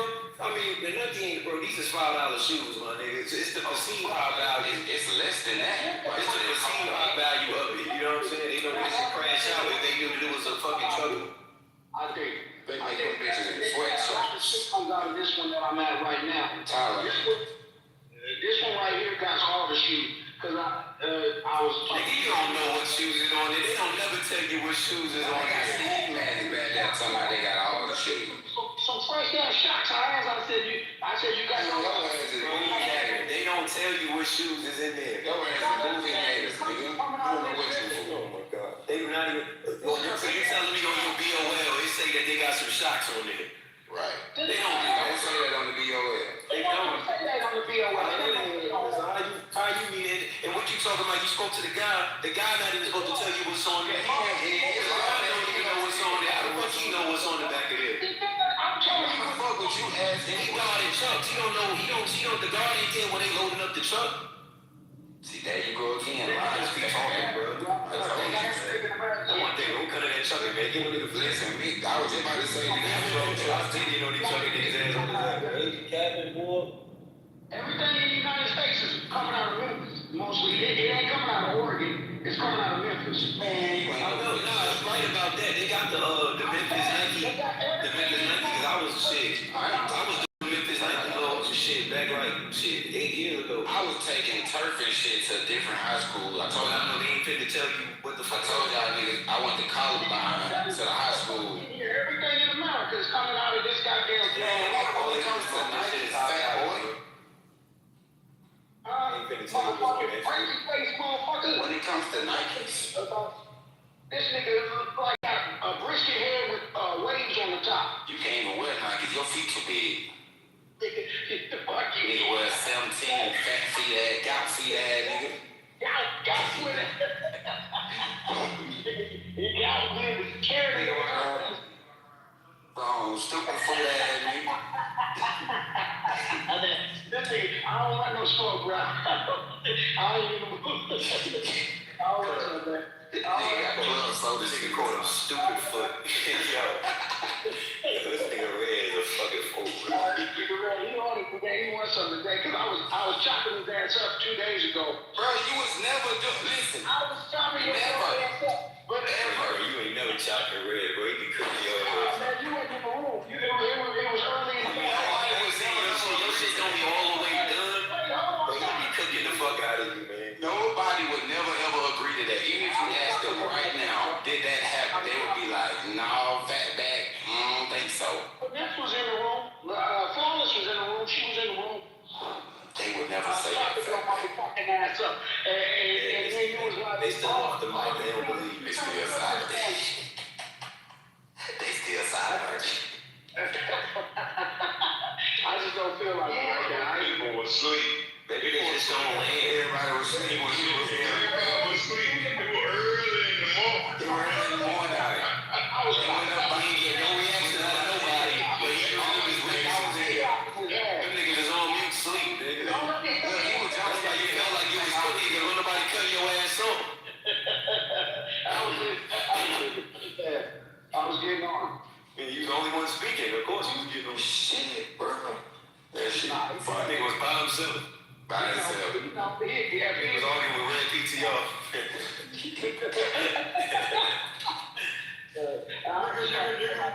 I know, really, to be honest with you, I'm a little upset because I had to drive back here 4 hours.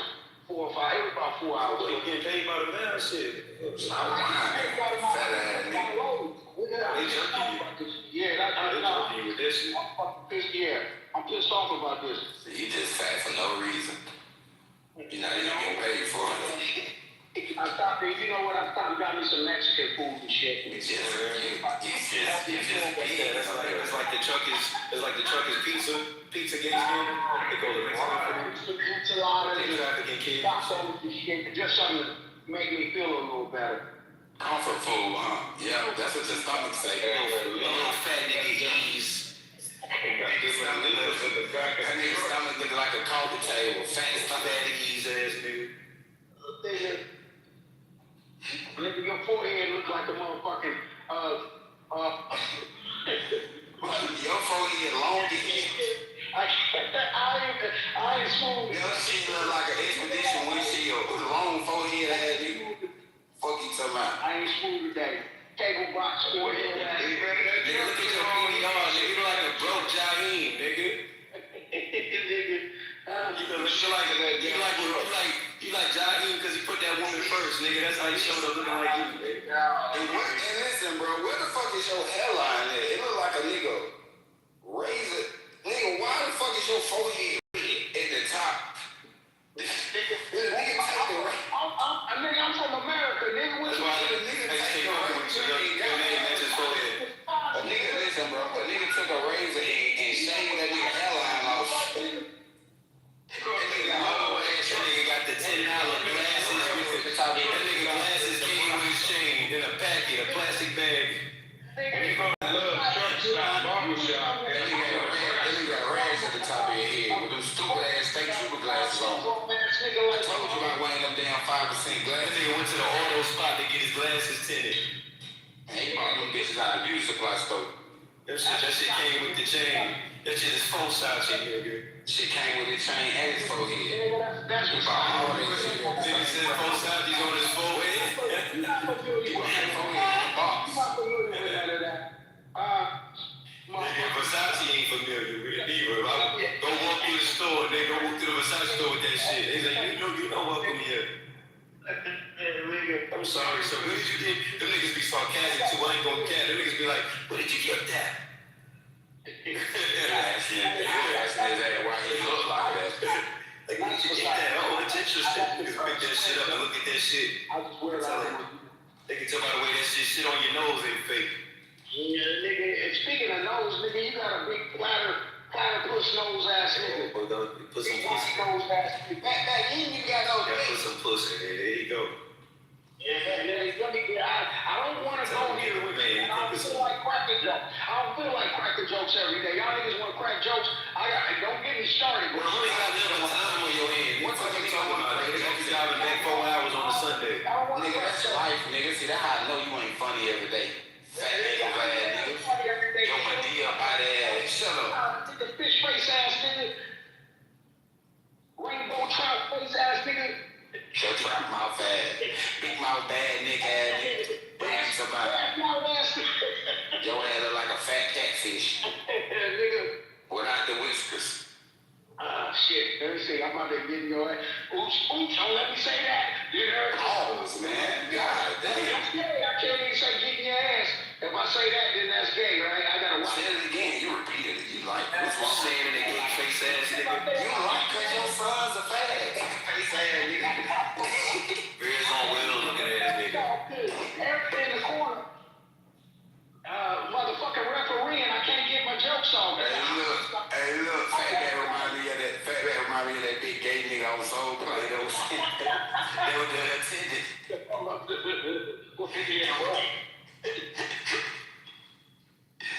Damn, fat man. That fucked up. I ain't even tripping. Alright. No, man. I ain't tripping at all. Shit. I gotta step on it tonight, man. I hate this, man. I'm gonna have to drive for hours to try to catch back up. You need to run for some hours. I'm in the nice parking lot right now. I'm just get a little walk in right now. Nigga, you can't wear them Nike shoes. Them fat ass niggas can't fit in number 10. New Balance, nigga. That nigga can't wear number 10. I'm in Puma, nigga. I'm in that German shit. Oh, no. Your feet hurt them shits, nigga. You too fat, nigga. Too much pressure for a Puma. You need a lion, nigga. You need a lion or a gazelle, nigga. Fuck you talking about? That nigga need a moose. Nigga need a moose knuckle. Nigga, you're very cute, bird, you know? Shit. Oh no, they're on my. Oops, I can't say on my ass. Erica's in the corner. Oh, that's gay. I can't say a motherfucking word, man. But you be saying too much gay shit, so it like a regular nigga he can slide with you. Get this shit on. You just be saying too much gay shit. Yeah, it's like a pattern. So it just be like everything you say, it just be like, oh, fat. Gay too. You should like, oh, bamboo swing, pork chop. What up, brothers? What's good? That nigga came from out of church and shit. They just told that nigga he was gonna win this week. He feeling that shit, boy. Nigga, I ain't your brother, I'm white. They said, God. That nigga said, hell yeah. I identify as a rich white man. Well, hey, whatever. I guess you can do that nowadays. I ain't your brother. That nigga trans financial.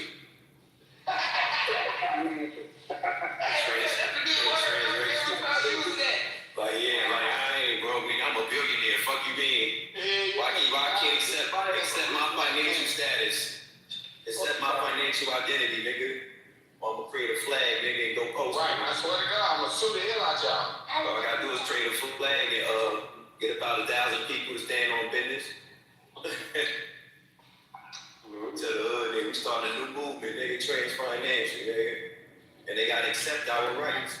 Hey, look, if the government is paying insurance for these transgenders to switch their body parts, then they need to start paying for trans financial to switch their bank account. The fuck? Switch their bank account. Yeah, switch my financial situation. That's almost genius, RJ. That's the Switch my financial situation. Nigga, me and RJ just came up with that. Niggas know my shit that quick. But I'm fucking with it though, cause I need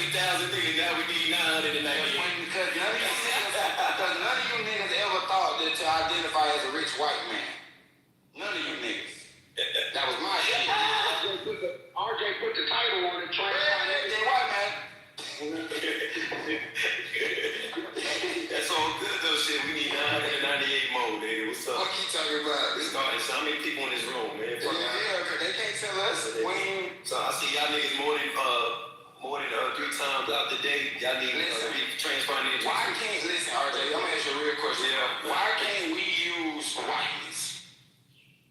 The white people use blackness. Why can't we use whiteness? You leverage your whiteness a little bit, bro. I am. Leverage it. I'm gonna start putting white on all my shit. They think that's when you do that. I'm a white American. Nigga ask me, I'm They white. did even do that. I'm big Lockenstein. Lockenstein or something shit. Lockenstein. That sound like a Jew that don't play no game. I was about to say that's like an Irish name. That sound like a Jewish name. That sound like a Jew that invented that they think is the CEO of Master Lock. You sound rich though. Third generation lock builders. Third generation lock builders. Lock builders. We build locks and safety. We build locks. That's why we hold shit down. We've been holding shit down for Generations. For generations. You think we had it tough? You got a brother named Frank too, right? Lock, you think we had it easy? You know how it is to hold shit down and lock shit up, bro. For 3 or 4 generations. That way we girls have no clue. Nigga, my last name is locked in. Nigga be like, what? Shit. What? How you feel that? Nigga, I don't. Lock. That describes all. L-O-C-K Stein. What you mean, nigga? Lockenstein.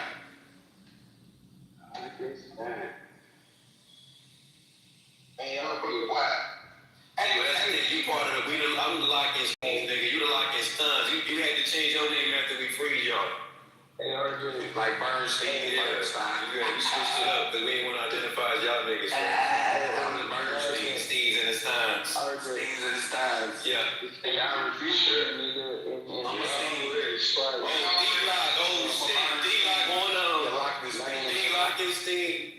Lockenstein. The Bernstein, Lockenstein. I think you're a scammer, bro. I'm a Bernstein. Who a scammer? Who told you about being it, bro? Oh, so I was who told you. yeah, you a scammer, man. What I saying with? I would say, what the fuck? What did I sell? What product? I never asked for anything on that. I never had cash out up here. Stop lying, bro. Been on here for 5 years, never asked for I know anything. you did. I know. What am I selling? That's what I'm saying. You scam. What have I sold? Just now you talking about you need 900. Tell us how you scam so we can move on. He said I'm always trolling. He said I'm always begging guys. You wanna jump? You wanna start? We can jump. This ain't no room like that. There's some really good people in here, nigga. Nobody wanna invest in nothing you got going on. He never said that he was trying to make us invest in that. I'm not about to go back and forth with a nigga Frank Ocean, nigga song about you, nigga. Frank, I like going back and forth with a Frank Ocean that nigga. I've been on RJ for years, bro. That nigga ain't never tried to sell me nothing. Don't try to sell me.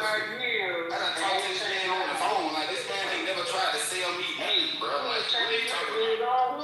Bro, he ain't changed nothing. Look, what hood he from? Where I'm from? What hood he from? You can't stop nothing. Where I'm from? RJ, you can't stop. You ain't no way, nigga. Where he from? RJ, look, don't worry about all that I'm saying. All right, I'm not a leader. I'm not a leader, but you're a liar. So what's next for you? What's wrong with what I'm saying? You ain't no You lie. You a liar though. I'll never lead. You always lie. So what's next for you, nigga? What's next for you, goofy? You ain't exactly. Here come this song. I call you out because you a scam. Yeah, you a liar. You ain't no leader. You a liar. You ain't tell me what I'm selling, nigga. What I sold to you.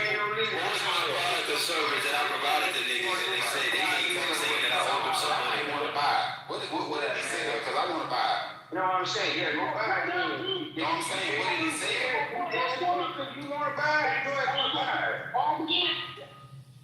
You gay ass nigga, what I'm saying? Hey, I'm not you smoke crack, don't you? So okay now. It's live, man. Open up the door. You know what I am, bro. You go ahead and jump. You don't want your situation looking ass in here. Ain't gonna try to goddamn. Go ahead and jump. Go ahead and jump, nigga. Since you smoke crack. Man, you ain't no black community. You smoke crack. Nigga, you could say self, bro. Samuels, don't you smoke crack? You for self, nigga. Your ass sleep on the train. Yeah, that's what I thought, nigga. What's going on? What's up, nigga? I don't know where this nigga came from, but I got you ready. I'm not talking to you, man. I'm talking to arguing, nigga. You always trying to jump in the door. Other people Ain't that what niggas do? Like they have to get shit. You bad, you beta. I love you, bad, you woman. He mad. Get off of it. Stop saving men. Go ahead and go on, man. I mean, I can't believe it. Now it's been too much time with the terrible energy. All right, can we get back on topic, please? Pretty please. Anybody? All right, I'll find something. In the meantime, in between time, let me see who here. No dog, RJ, any of y'all. I know y'all can put together an intelligent. Oh yeah, we were just talking. We weren't even really just. That nigga just came in just talking shit out of nowhere. I ain't know. We really was just. I don't want to sound smart, did it? I thought it was a cookout. This ain't the cookout. Somebody change the title to the. You know me, Eric. I like to be petty. I would have kept it going, but like, yeah. It's the 40 acres in the mule. I'm taking over the bar. You can't beat me up. So you'll be alright. But yeah, Eric, he did it.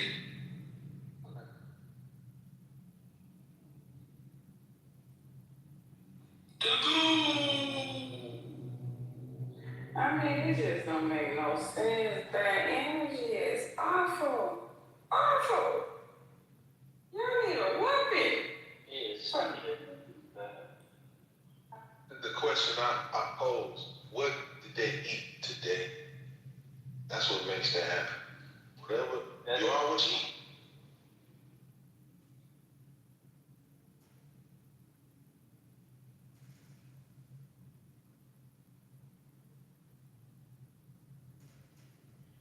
Let's go down the list. What y'all eat today? Me, I had that honey chicken biscuit from,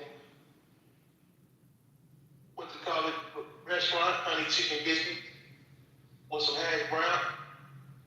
Oh, ate that about 4 in the morning before the sun came up.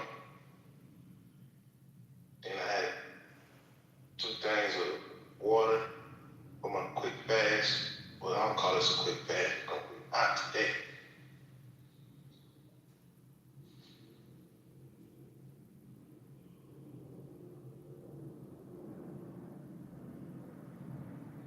My backpack had a bottle to it.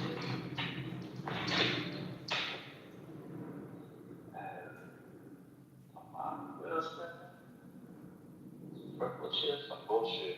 I can eat that.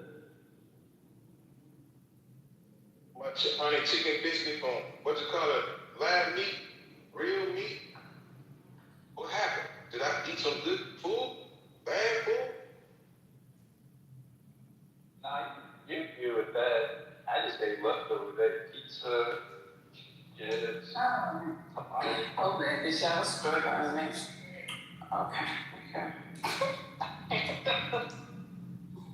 Well, shit, I'm trying to take The United States is going war on behalf of Israel, doing Israel's bidding and dragging us into a potentially protracted war, which could hundreds, if not thousands, of American lives. That's the reality.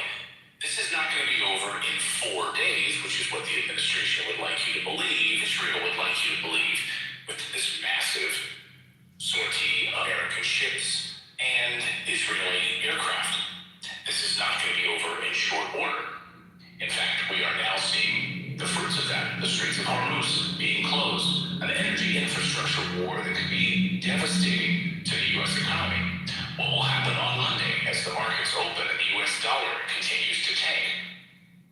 All of those questions are on the table, and then, of course, at the heart of it are all of the lives that will be lost in this war.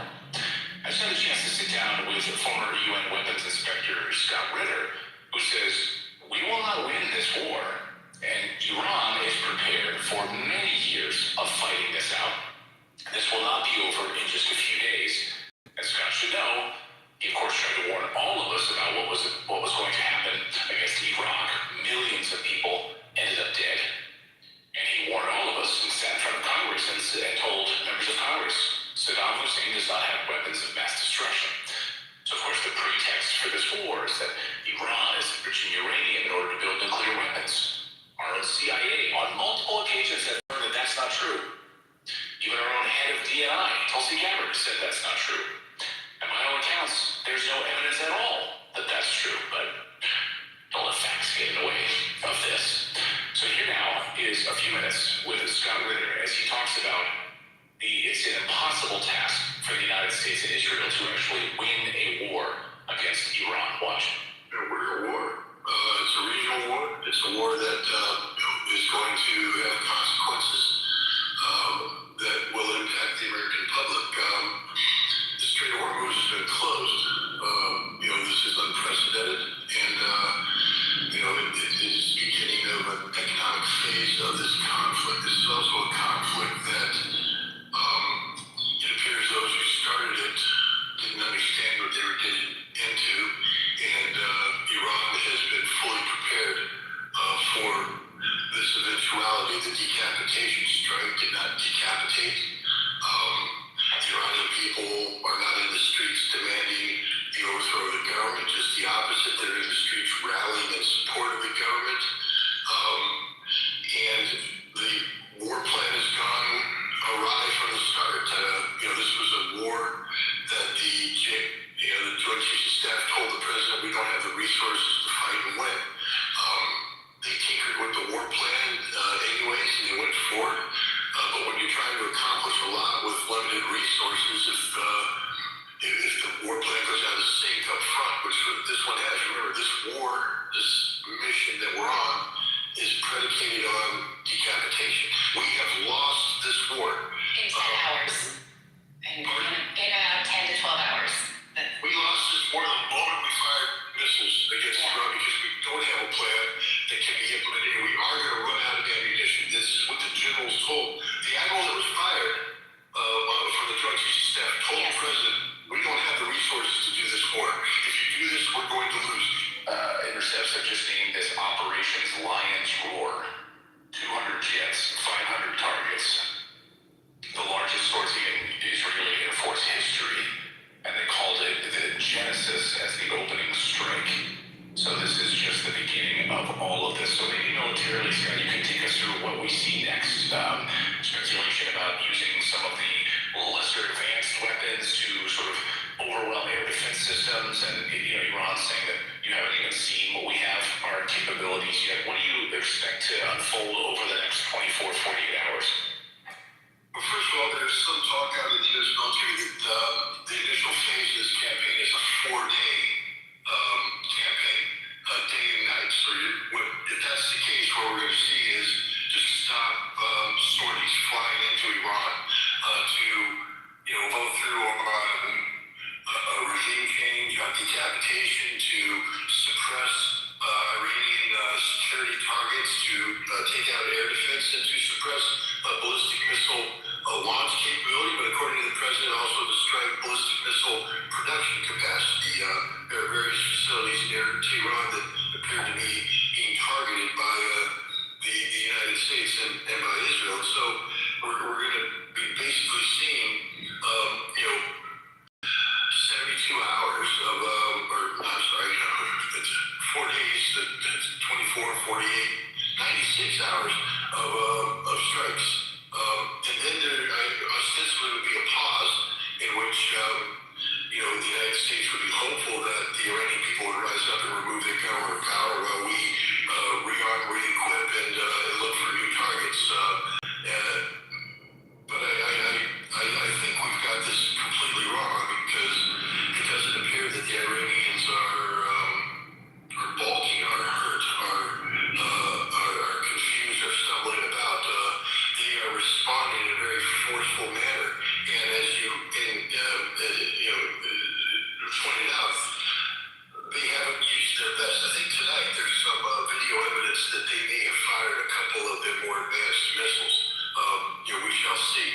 But the point is they have very advanced missiles, and these missiles will do extremely more.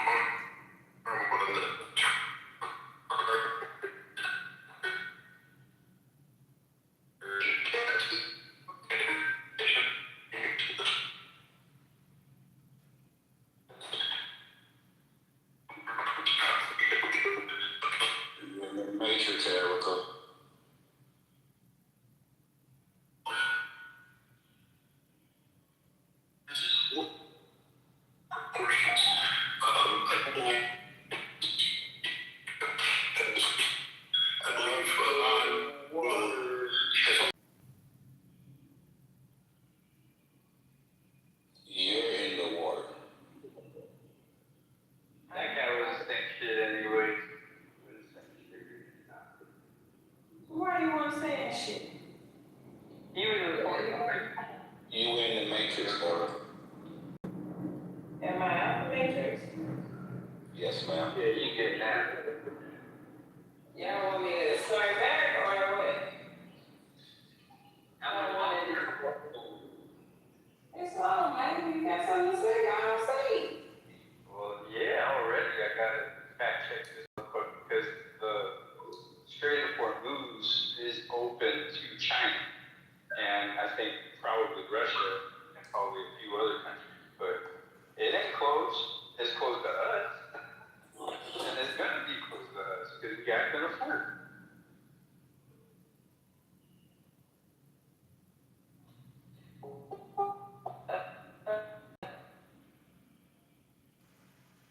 So how long can America go without supplies from? That's a good question. I know we could without Venezuela and Cuba.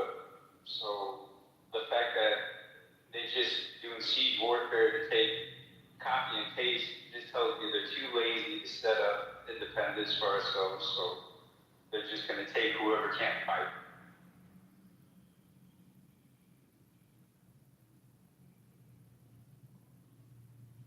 That's the plan B. That's what I'm seeing. It's like, yeah, they want Iran. Like, that's what this is all about. But they're willing to fuck up the entire world to get it.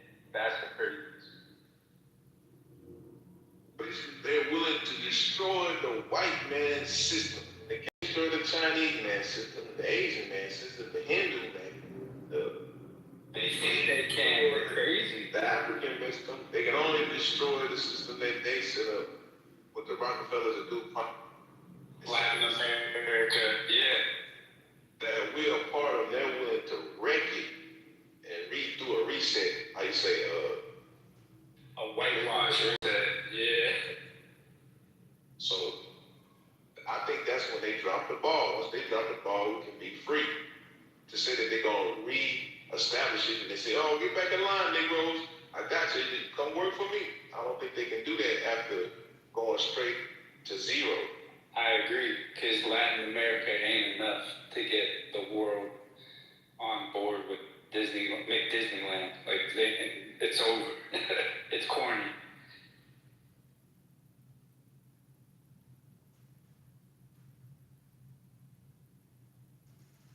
Ultimately, I see Israel watering down this war and just making America second, Iran third, and putting Israel on top. Because they can't stop the mounts. Yeah. They ain't got enough people to go in there and destroy military weapons that's under mountains. You're right. You're right. That's also why they're saying the white people are always saying it's not going to be short, it's going to be a long one, because they already know the fucking way to do this without slowly taking there is no way to do it. There's just no fucking way to do it.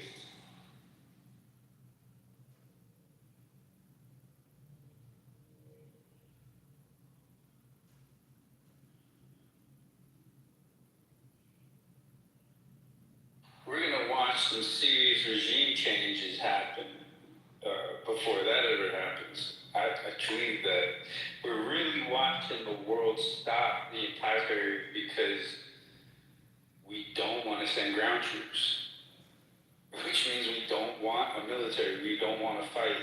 And yeah, you're right. How are we gonna find them in mountains? It's gonna be like Vietnam.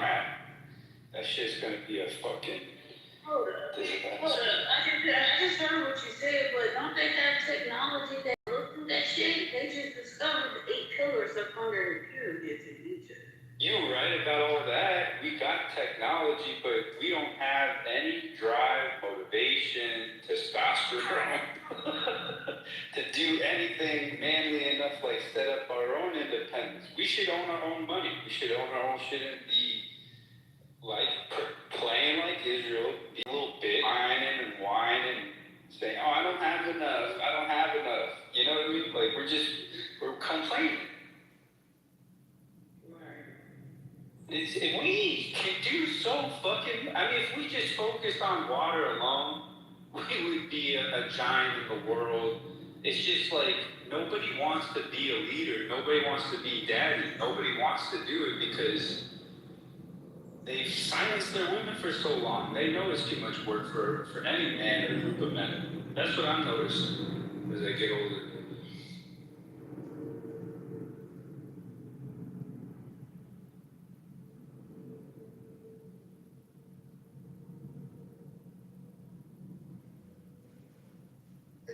Afghanistan got like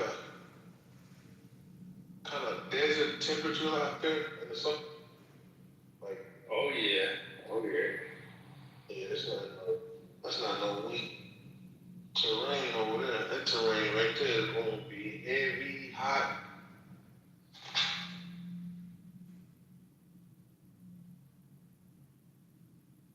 Hey, lie, that's some hell of a Set, you know. That's Iran, man. That's like you said, that's like Russia, but it's like sand. for real. That's a good analogy. That's how tough they are. Yeah, we are playing with ourselves, just playing with the idea of fucking with Russia, fucking with China, fucking with Iran. Like, why can't we just all get along? Like, why can't we just build? They trying to make what's the word? A conflict, a fight, an argument. They try argument out of the discussion. We ain't never been in an argument with any of these motherfuckers. Like, that's why it's such a good big brother, because look at all this devastation and shit, and not one came to America. Like, we really do have to pay attention to the false flag attacks, which are many, and it sounds like all the false flag attacks are going on around the world, not here, because they know how smart we are. But it's crazy how involved we all are right now with this military.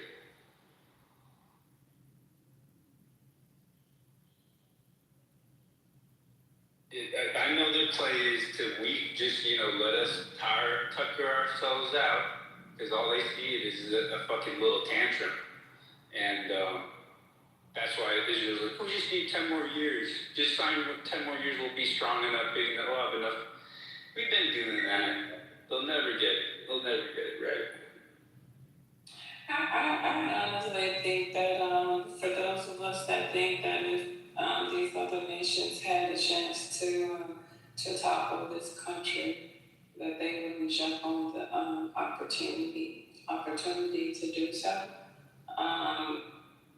Unfortunately, it's the past is not a pretty one, and it's has created some very, very challenging situations here. You understand?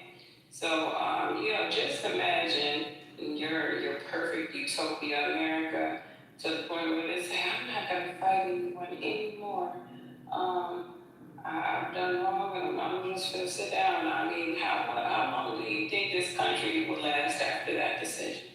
10 years. It ain't saying no fighting. It's just no fighting for Israel. Dying for Israel. I've never been alive long enough to see that. I think that's why we're so confused and spun out. Yeah. Just I'll give it 10 years, because America has been bullying everybody, and when you stop bullying and motherfuckers get their weight up, they go, who you think gonna be next?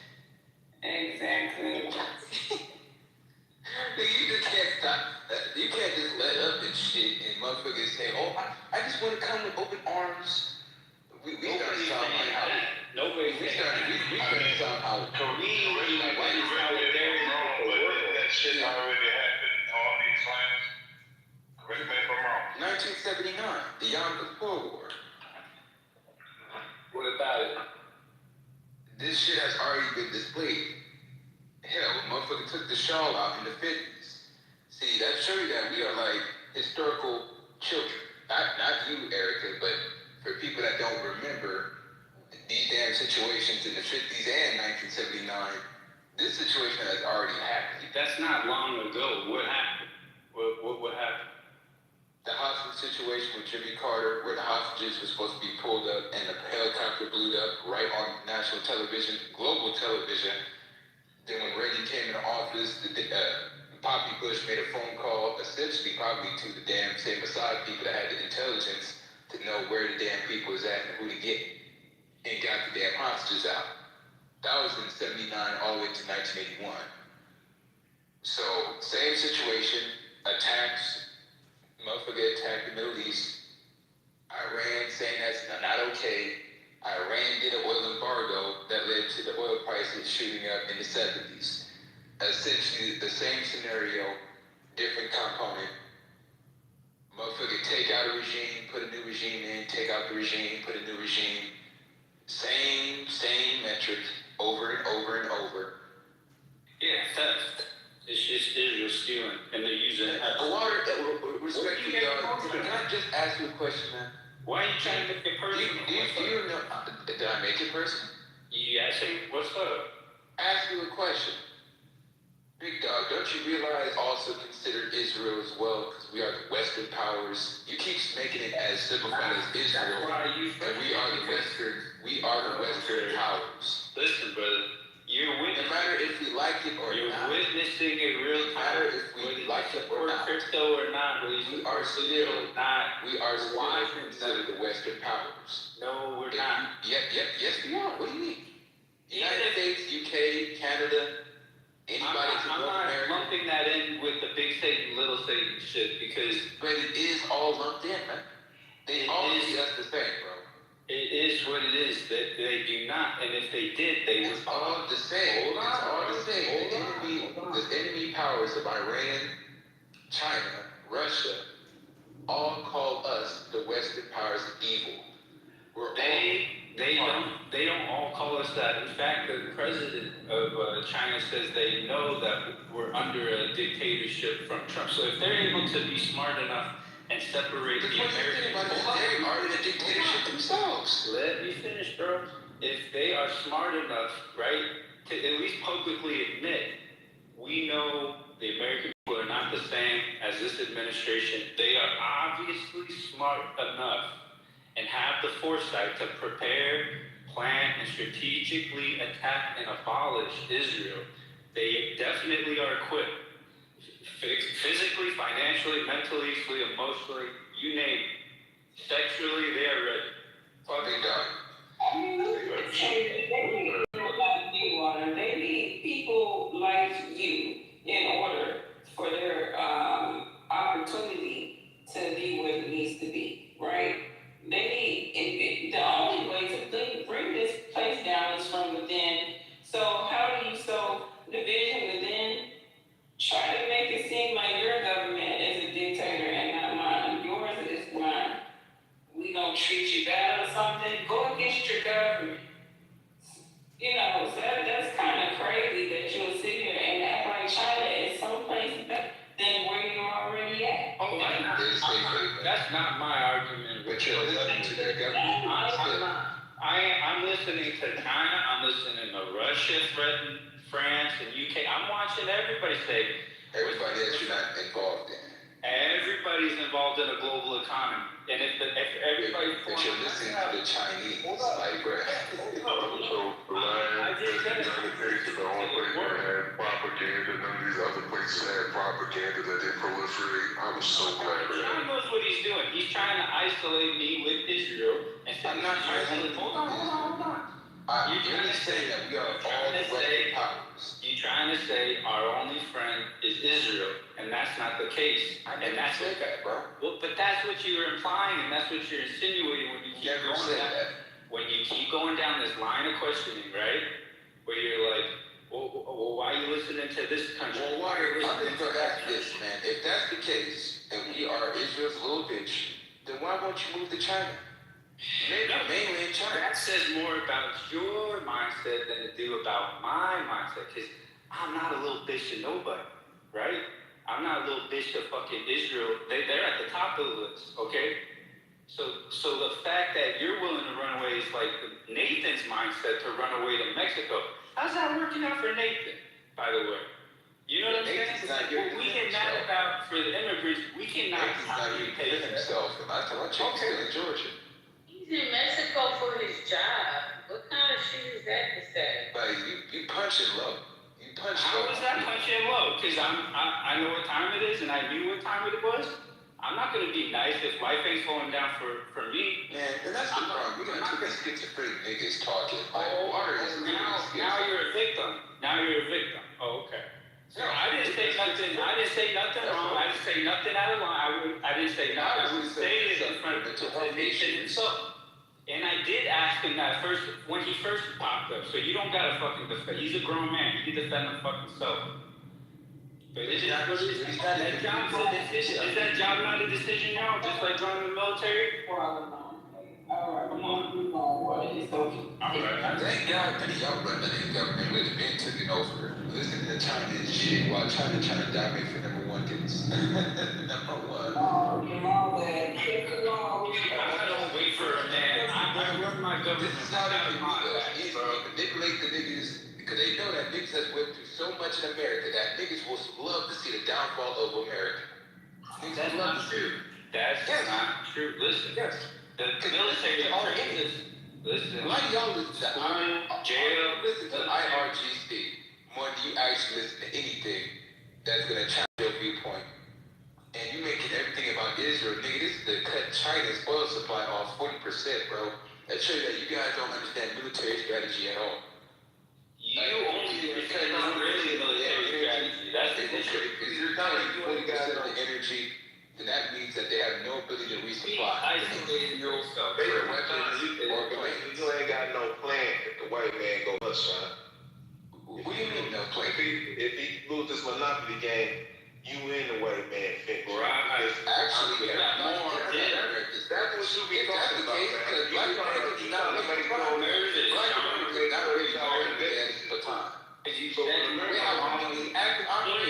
Russians and the Chinese will just snatch the shit. Hey, but the black world finance gonna be fine. You in the white man world gonna be fucked up in America. That's what most of the niggas get is from white people. Yeah. Stay over there with the white man. Stay over there with the white man. You niggas refuse to build your own shit even when there's opportunity to build your own shit. Then what are you doing? That's the bullshit. What are you doing? What are you doing? I got real estate portfolios. Oh, you got more than It's gonna go zero. Now what? They ain't building shit. Now, your shit is boiled up in a portfolio. You can't touch it to 2020, 30 or whatever the hell you gonna get this shit out. Sean, long term, what's your goals? Long term, you want to talk about money? Y'all niggas want to as hell, bro. Why y'all fucking with Sean talking about the white man? I really, cause you gotta know that it ain't gonna be a second demise for y'all. They gonna say he was a good nigga and he was a bad nigga. Hey, would you stop talking? Man, what's wrong with you? They ain't gonna be like, this was a good nigga. This was a bad nigga. I don't care if he was last in America. He was still in America. How you get down there? Goddamn, boy. That's what I'm trying to figure out.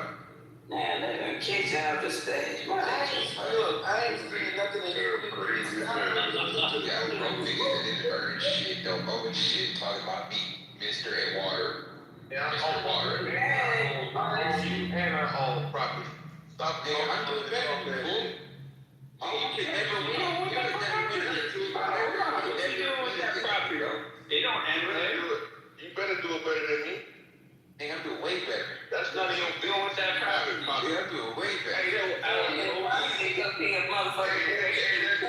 private property. It's private property. Where your You guys were talking about building for the community, and you was challenging you, saying you ain't doing nothing for the community, and then you asked him what he's building, and then he said, I got my portfolio, it went personal. You guys were talking about building for the community, not individual. I got mine and got yours. And that's why they said, well, man, I got shit up now. Well, that's just some shit up. I know what I heard. He just repeating what you said. Hey, I'm in a mic so motherfucking loud, I can't tell what I heard. I'm still trying to get my goddamn hearing back to calibrate.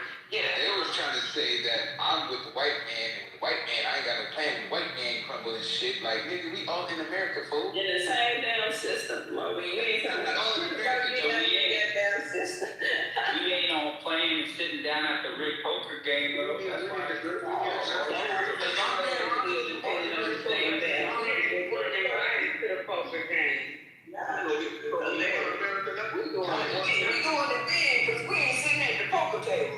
Hey, Sean, he think that he ain't got hobnobbing with the white folks. So we have. In America, fool. I blame the schools. Yeah, we got some doctors. Dummy. We one America now? Oh, Yeah. Nigga, we in America, fool. You ain't in Africa yet, nigga. So is there one or two Americas though? One American nigga, One America, fool. I don't believe y'all. Smart. We gonna see what the smart city. I don't believe y'all. I don't believe y'all gonna have access to the smart city. You gonna have access to it. Right. Oh my God. How for one America we got no reparations? Make that shit make sense. Oh my God, I cannot. So destroy America, essentially just destroy America with everybody in it. Let these niggas, I'm telling you, bro, let these niggas be running it. And Xi Jinping and Vladimir Putin will have a field day. And they know how to manipulate the fuck out of you niggas to get everything that they want out of America. The oil. They're gonna be like, the water gonna be like, let me show you our camp. Come on, and we'll be doing a lot of America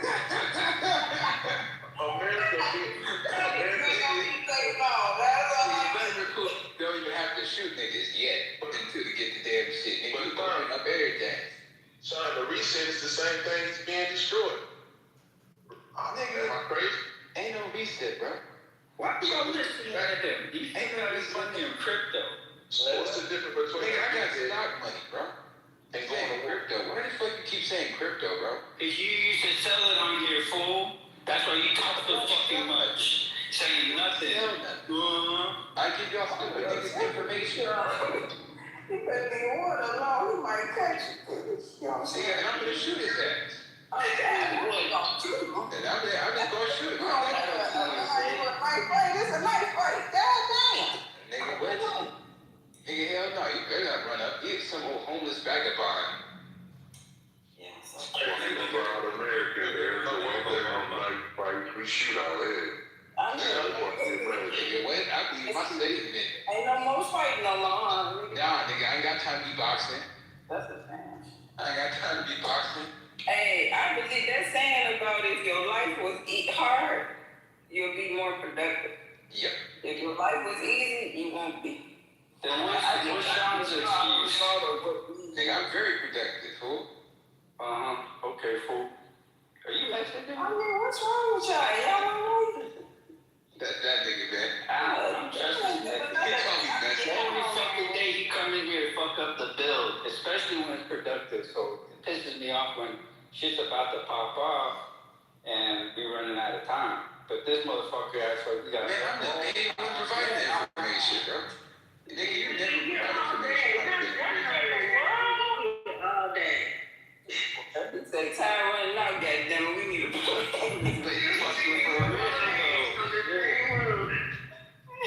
But he wasting time. Like, he focusing on Israel instead of getting your money up and actually have a strategy for the next 4 years. That is the strategy. You can't even think past Israel. What the fuck is wrong with your brain? You the one that's thinking you can't bring past Israel. You gotta focus on China, nigga. That's the real show. Basically, if Israel fails, Sean fails. Apparently. damn, Sean. They don't know that. That's a low bar. I don't like I that. can't see that low. I don't like that nigga, nigga. As a matter of fact, you unfollow me. Unfollow me, nigga. Unfollow I me. know I have you blocked. Quit fucking with me. Unfollow me. Nigga, you still ask me. You still ask me water? I don't know. Don't you ask me for shit. Don't ask me for shit. Goddamn, stop tips. Don't ask me for none of that shit. None. damn right. The truth is not in me. Fucking stupid as hell, boy.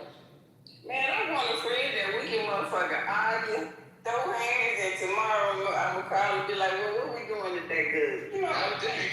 I mean, I can share the shit. I got no more friends like that. You've been in the military too long. And that's your friend, and next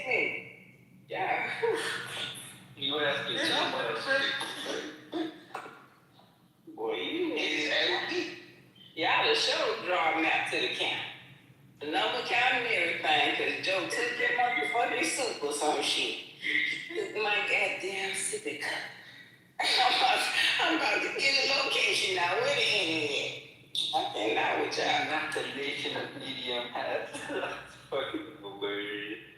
That's what happened. America done made all these weak ass men that's willing to give other damn nations the damn key to the truck, nigga. I really laugh at all this shit, to be honest.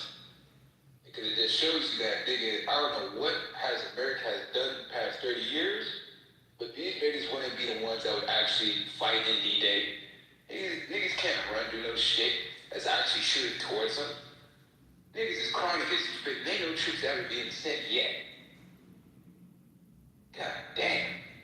I don't even think they even need troops at this point. When you got 53% of the damn Navy decapitated, I don't know what the fuck they think they're gonna do. They already got all the technology from Russia and China. That shit ain't work. And you just hope that the damn Saudis and Kuwaiti people are all out of ammo. That's literally what you're hoping. You're hoping that eventually they run out of ammunition. I gotta say, y'all watch out. You know that's never gonna happen. Y'all watch out. Y'all watch out. Like the last person in a pyramid scheme to leave the like everybody figured it out. It's a pyramid scheme. We ain't gonna make money, and you're just sitting there with your cup of fruit punch and shitty donuts, and you just talking to yourself. And then if we win, Yeah, son. You like petty opposition at its best. Hey, opposition. Nigga, you listen to nothing but Iranians, nigga. You listen to fucking Iranian dictators. What the fuck is? What are you talking? It's like your public service for Israel. You talking like BlackRock is gonna rule the world. They already control everything, fool. That's your daddy. That's your sky daddy, BlackRock.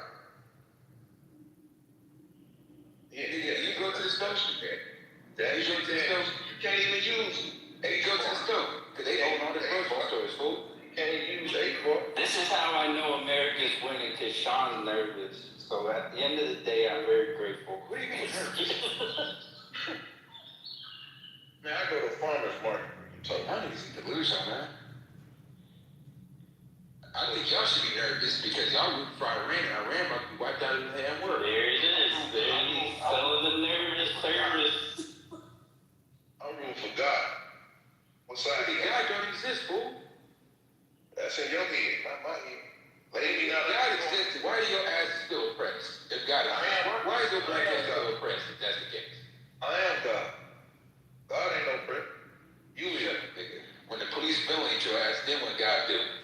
I am the Pull out the raise to GoFundMe and a fat cat. police can't police yourself. Police can't police yourself. Well, nigga, you a damn homeless nigga in the street. What the fuck else gonna happen? Why do you calling everybody homeless? Because in order to act like a vagabond on shit. I just bought 40 acres and 2 fresh springs for a bitch that don't deserve it. Don't get me started. I ain't a fucking. Oh, goddamn, not you a trick. Goddamn. Lord. It was her money. No, it wasn't my money. Oh, she the trick. Oh. I'm telling you, she broke. Yeah, you know what? I just bought a $1,000 dog. You know, I ain't a rich man yet, but I can tell you with my case, I'm gonna live longer and I'm gonna be richer than you. So I don't get to say today. What I say? He got more money than y'all. It's so funny. Is that how men fight? People want money. You never hear people want money say I got money. Yeah, that's a good point. That's a good point.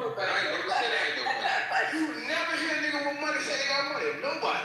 At all. That's every race. But Kev, have I ever said I had money? That's what you talking about. Money play. Nah, you ain't never said all you talk about is money plays. You don't say how much you got and none of that shit. That's what What's that? Money, Kev? See, at least Kev be honest. These Kev is honest. And water always be browbeating that nigga and shit. Why would you even bring that up? Why would you even? Cause this nigga bought a damn $1,000 dog talking about he against the system when you really participated in the system before. You bought a $1,000 dog? You're a dumbass. You know what?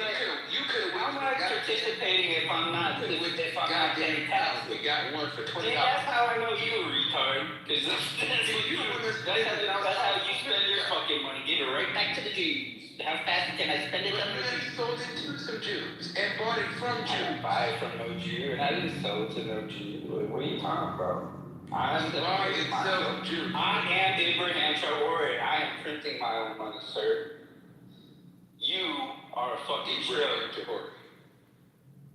You know Ibrahim Traore is doing a deal with Donald Trump on the medical shit, right? Well, I don't follow anyone, man. Yeah. I don't follow anyone. That was just an example. Dumb example. I ain't dumb. I'm smarter. That's it. Me and Abraham Traore are smarter than you. I'll tell you that. Abraham Traore is doing deals with Donald Trump, fool. Well, he ain't gonna last then. If that's what he did, that's his decision. I can't make his decisions. And that's how I know that we stupid. We don't understand power at all. And the women is gonna dominate. So Erica, put foot on neck, okay? Put foot neck on nigga, okay? That's foot on neck, Erica. We gonna dominate. Erica is the damn woman king. That's what your issue is, brother. Eric's looking for one woman and one man to lead you through life, and it ain't going down that way.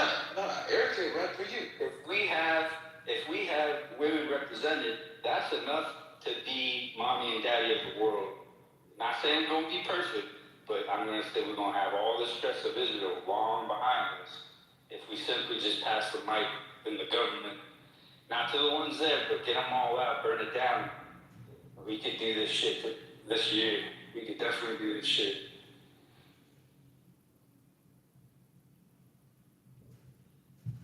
Erica, I could see if Sean was really like, I got 35 security guarding our warehouse, black independent business. We just need more support from the community. You don't know what they're like, you. I can see if you would drop seeds like that, but you don't. You really surface dwell with white prospects and companies. It's like you got all your yeah, you got all your marbles parked up in that shit. Nigga, I do business with black people all the time. Oh, you dropping knowledge now? I've been dropping knowledge. Those stupid ass too slow to realize. Bro, you ain't dropping no knowledge, bro, at all. Yeah, you dropping this educated shit that you learned from some crazy bully, and the way that he treats you, treat us. Crazy bully. Enlighten us on the fact businesses you tell you guys to get the stock right, read the charts right. You come in here and talk to us crazy like your teacher does. I know exactly where you get that shit from. Whoever gave you degrees of information on how they taught you how to learn the stock market, you come here and talk crazy like that to us, just like we talk crazy to you. Fear mongering. Yeah. What do you mean fear mongering? Y'all the main fear mongering. Whoever your upline is, Sean, tell me. Y'all the ones saying we're gonna lose. Go get him a book called Proper Handling of People, so you can talk to people properly.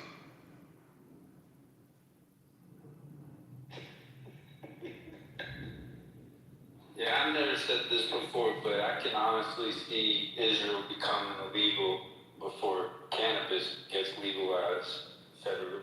And that's very comforting for me right now. So, more power to Iran. Fuck, get it done.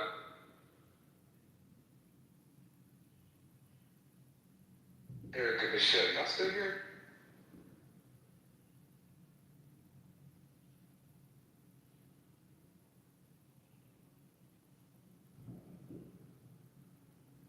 Bitcoin go to zero, Sean. What's the play?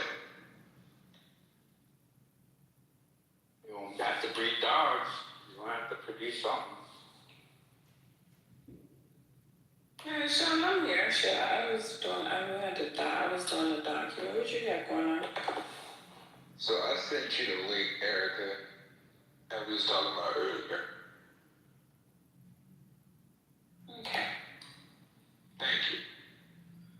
You're welcome. What's the play?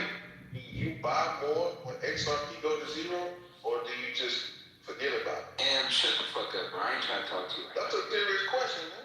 Do you buy more at zero? Nah, or do you say, Damn, I lost I'm about to argue you for another 30 minutes, nigga. I'm just curious. Erica, please wake up. You got the link. And I'm gonna organize some more shit in the file. Yeah, that's a hard question, I know. Still fighting. We got some dumbass niggas in this room, man. Only one that really be listening is like Michelle and Erica. Well, I mean, this ain't really the place to be doing all of that. Go to room for who knows. You're gonna run into people that's gonna criticize you. You're not gonna be able to take it. I can take it. I'm just not gonna entertain no stupid shit where everything I'm saying is wrong, wanna wind up being right. Right. Sean, you don't believe nothing. Talk about nothing. Nothing. Alright, nigga. Then shut the fuck up if you ain't gonna listen to nothing.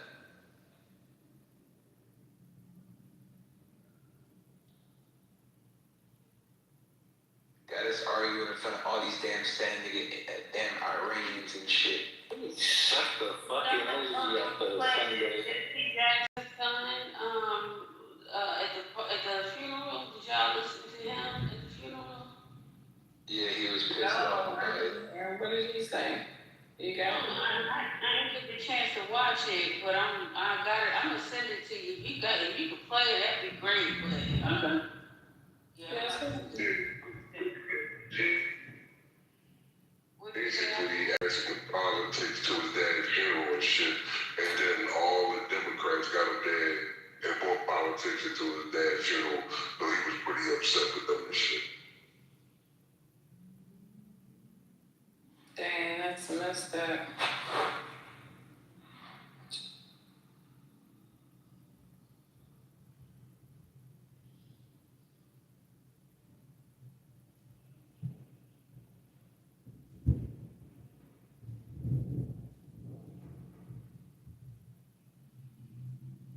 But Jesse Jackson Jr., he mad because it was the man when I locked his ass up in 2012 by this DOJ. C. Jackson Jr., he ain't necessarily gung-ho Democrat himself.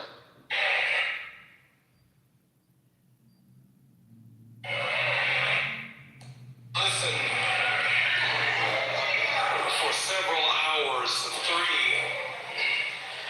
United States presidents who do not know Jesse Jackson.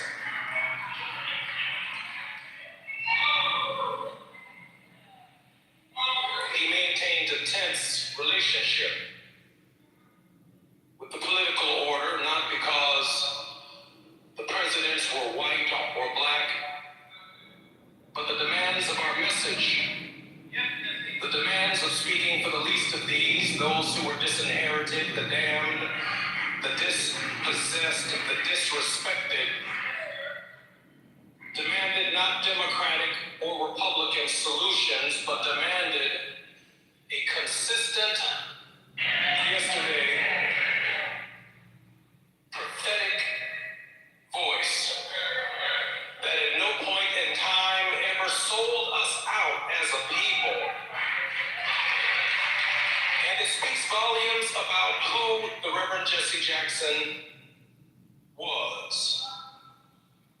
Our message has already been delivered today. I can see it all over my mother's face. Rise, Jesse, rise. Give Jonathan Jackson another great round of applause for delivering our family message to the world.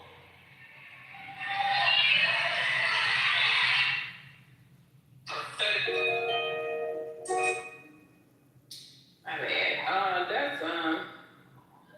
That's wild. Ran the presidency. He was kind of hot, but he's very well spoken. I mean, almost like they trained them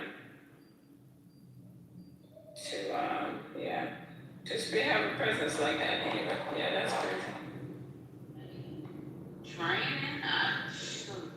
That sounds very accurate. Because you got to Not what he's saying. I mean, the way his presence. If you, okay. I'm gonna find a better way to say it, then I'll come back. The way he's speaking to the people. Just his presence, it's like the same thing. Obama has the same type of presence. Like he's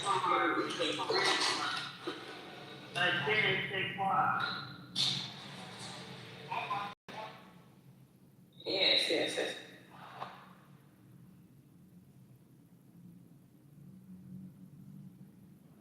You could be trained. She said the Manchurian candidate. Yeah, that's why I was saying, Chris, but it takes a special one. You gotta get the gab, but you gotta have that special in order for the shit to stick. And people just be, everybody don't get that. That's true. That's very true. Yeah, that's messed up that they but I mean that's the life he lived. I'm not sure if it is now that I think about it. I mean, what do you expect? I mean, and didn't he show up at other folks' funeral like that too? I mean, When Aretha Franklin's funeral came up, it's like the same people popped up where they had Farrakhan, Clinton, Obama, the usual suspects, Sharpton. Same situation when it came to James Brown's funeral, but at James Brown's funeral, Donald Trump showed up with Bill Clinton and all of the usual suspects, Sharpton, Jesse Jackson. So yeah, Erica, it's the same old, but the son, he's mad because Obama's DOJ was the one that cracked down on him, and he was running scams and helped out Obama to win. So you helped Obama to win, and you still got to win after. Well, damn.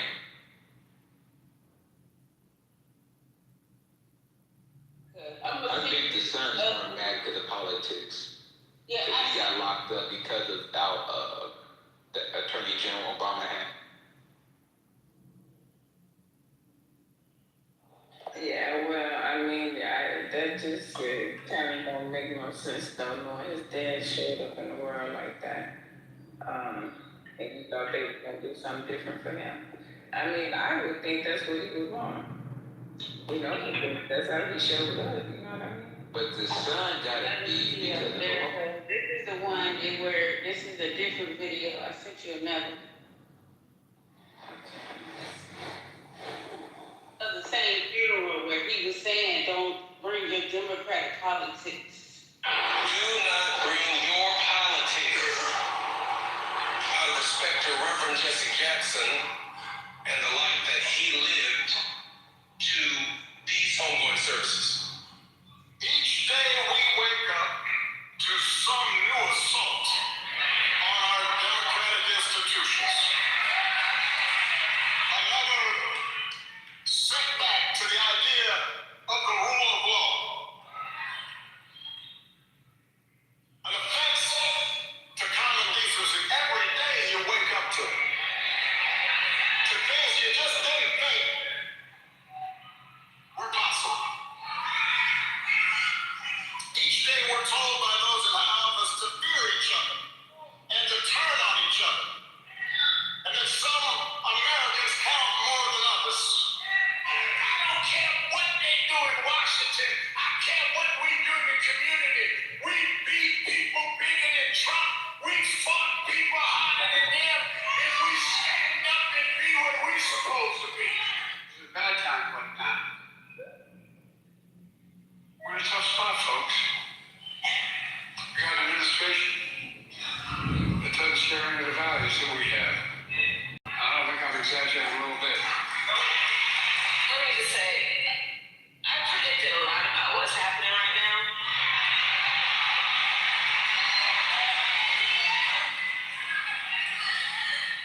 I'm not here to say I told you so, but we did see it coming. Do not bring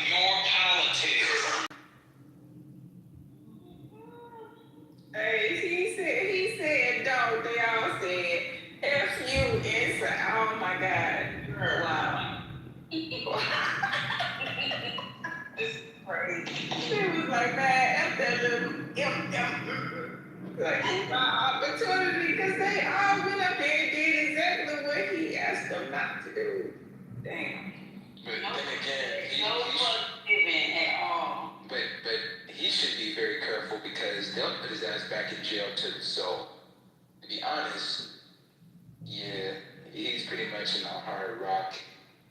He's stuck in a hard rock place. Being an idiot. I mean, because just because your dad In a hard place, brother. I was just thinking that. I mean, his dad. But you guys know that he'll be arrested again. I'm literally talking. His dad lived this fucking way. He's being stupid. He's asking for fight is so unnecessary.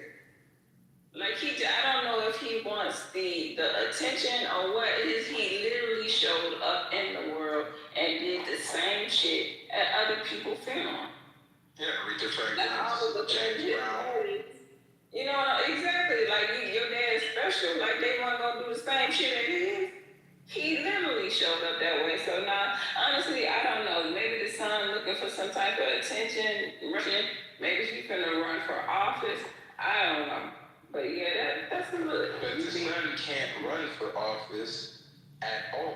He has no money, he has no backing, and him just doing that fucked his own connections up to the DNC. I wouldn't do none of that shit because I know that these people arrested me in 2013 where he got locked up for 5 years for tax fraud and evasion and got caught up for stealing public money. Jesse Jackson Jr. should have shut the fuck up or Obama will send his hitters to kill him next. Just like he did the chef. So that wasn't smart for him to do that. Like, you're dealing with people that are above the fucking law. Maybe he's being blackmailed. You're doing something that somebody that's above the law. Motherfucker, Obama can kill you tomorrow and go to Good Morning America and everybody would just be clapping and cheering for everything that he's doing. He's the best black president ever. I wouldn't even said nothing, Erica. That's not at all doing what he did.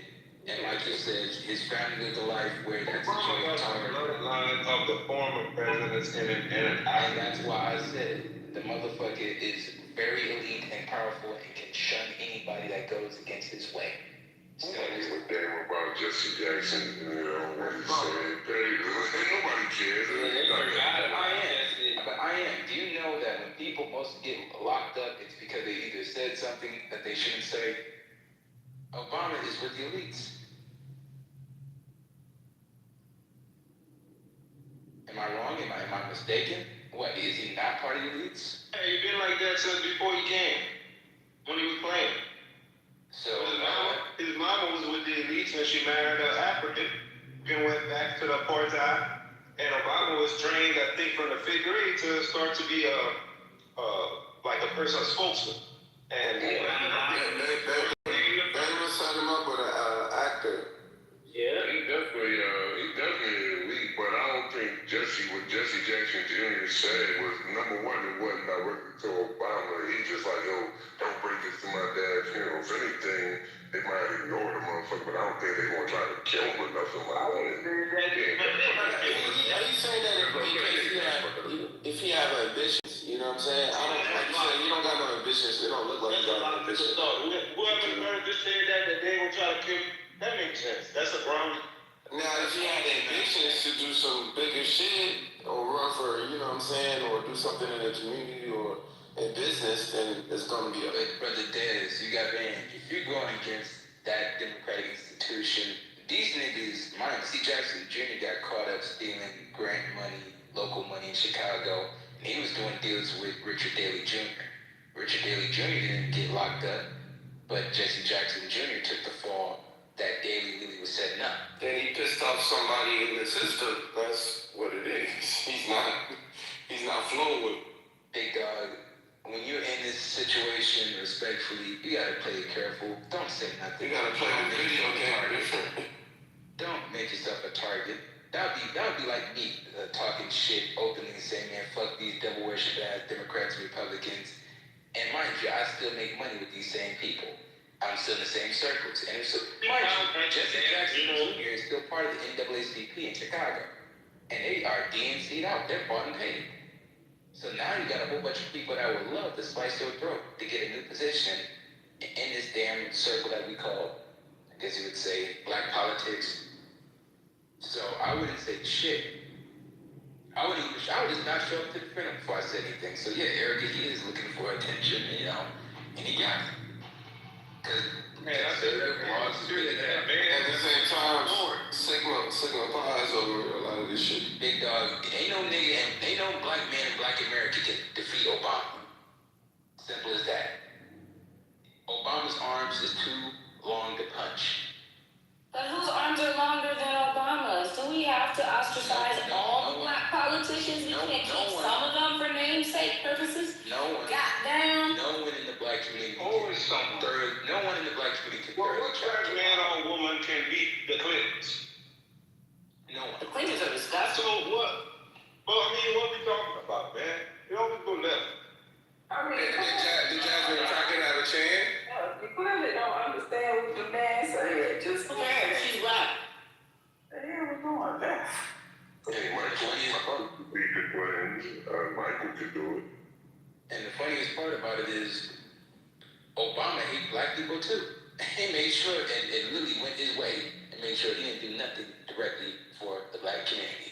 Well, we call out Obama more than we call out the white people who do just as little. Matter of fact, even less. Shit, what about Jeffries? The funniest part about it is, you shouldn't expect nothing from the cracker. But if we vote for him because he's black and he doesn't do anything because he's black, Because they say they're gonna do something for we the put you in office because you're black. So hyperfixate on the black people Should not make it. and not hold any of the white people accountable is nuts. Yeah, so what that That's psychologically weak. That's crazy. That means people living in a mess. You know white man ain't gonna do shit for you. And that's the truth about you. Yeah, but having no representation at all in it, even if you think that their political agenda doesn't align with yours, right? There's still a semblance of black excellence that has to be maintained. It's black on black crime, just the political version, right? It's like, it's black on black crime, the political version, because we're so much harder on black politicians, and they are just a small caveat of a larger fucked up system. We don't nearly I'm not saying that you should hold them accountable, but I mean, damn, that's your people, goddamn. Now, can I say this? If somebody Well, maybe it's more my people, because he was an FBA.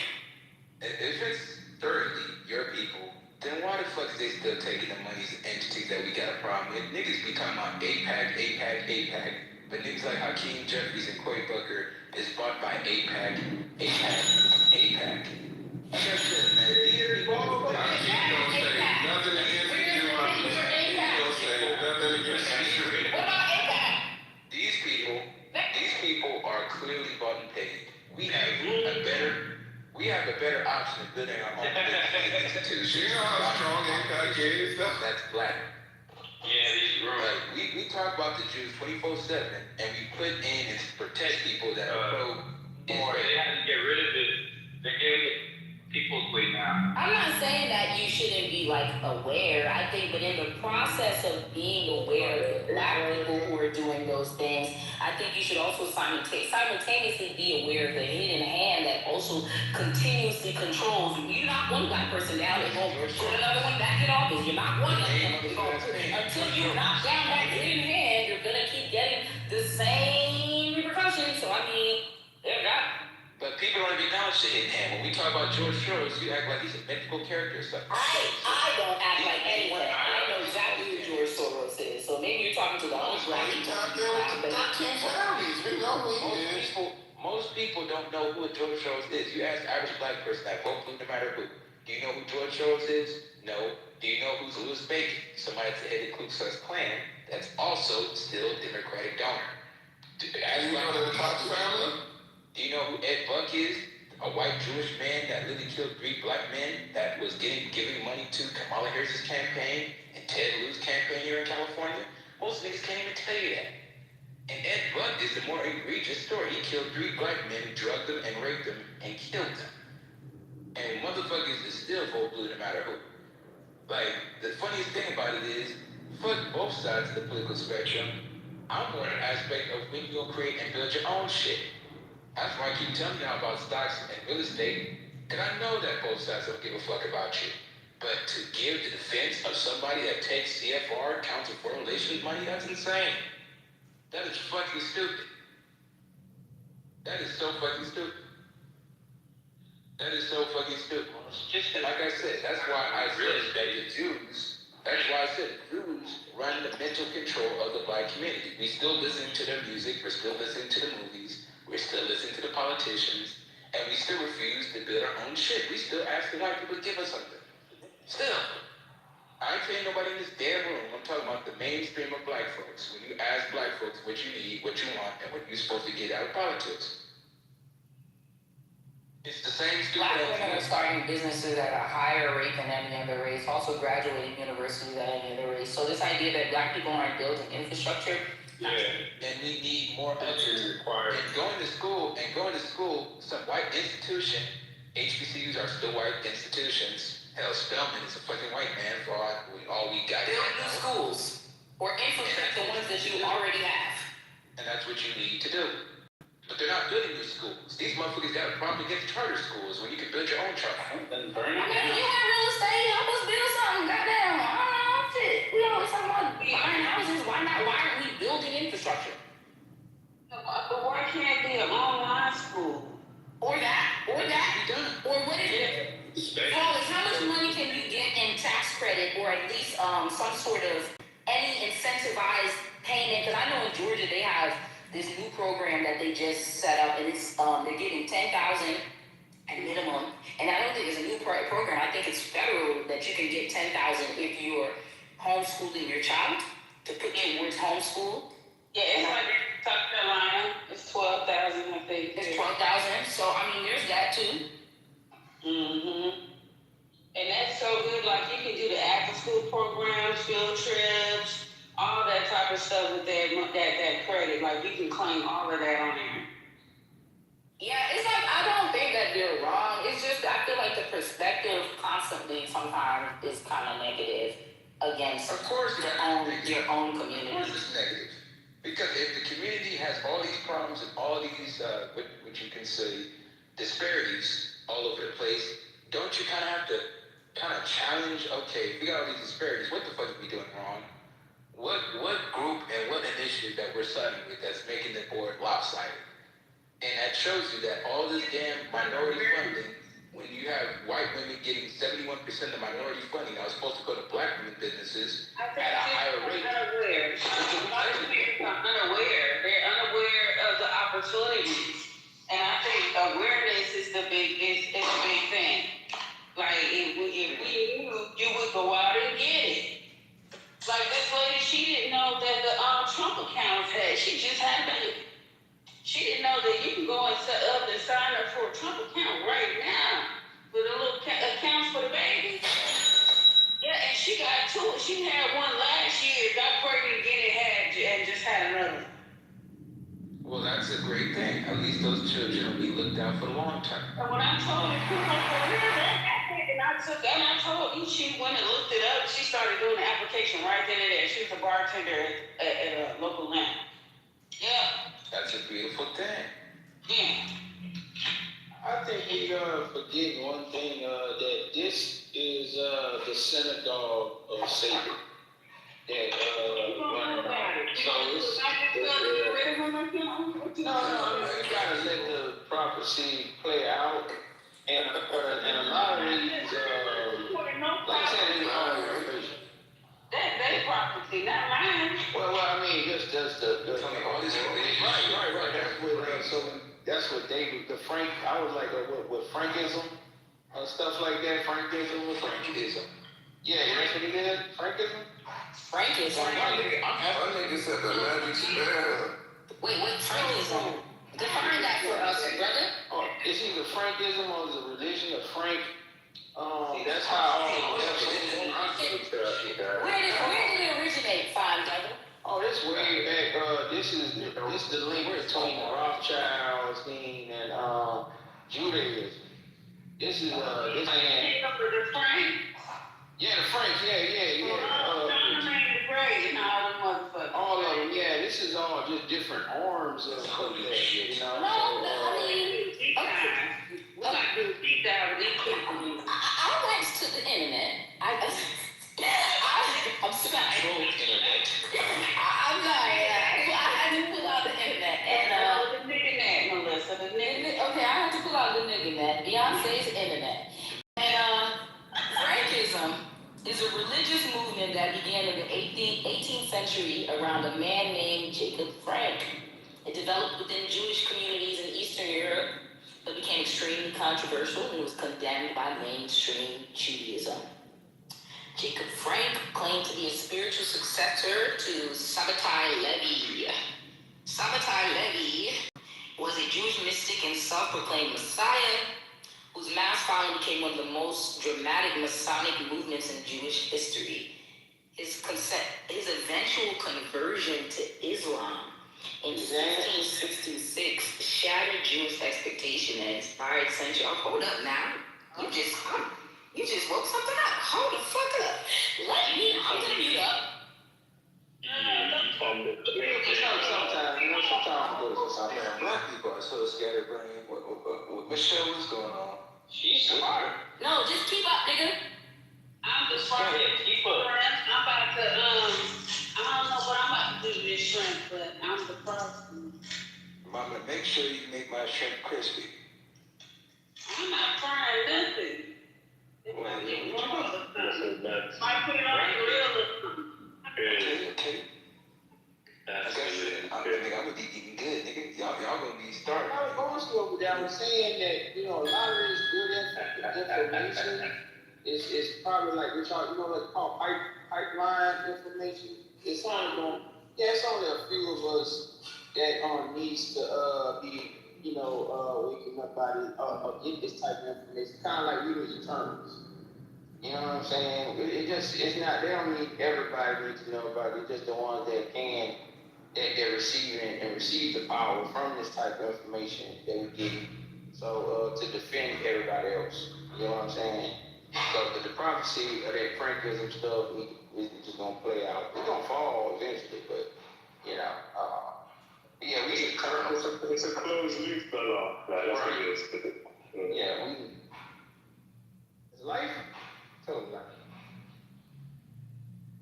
Hey, Line. Boy. Hey, what's up? What you doing, Line?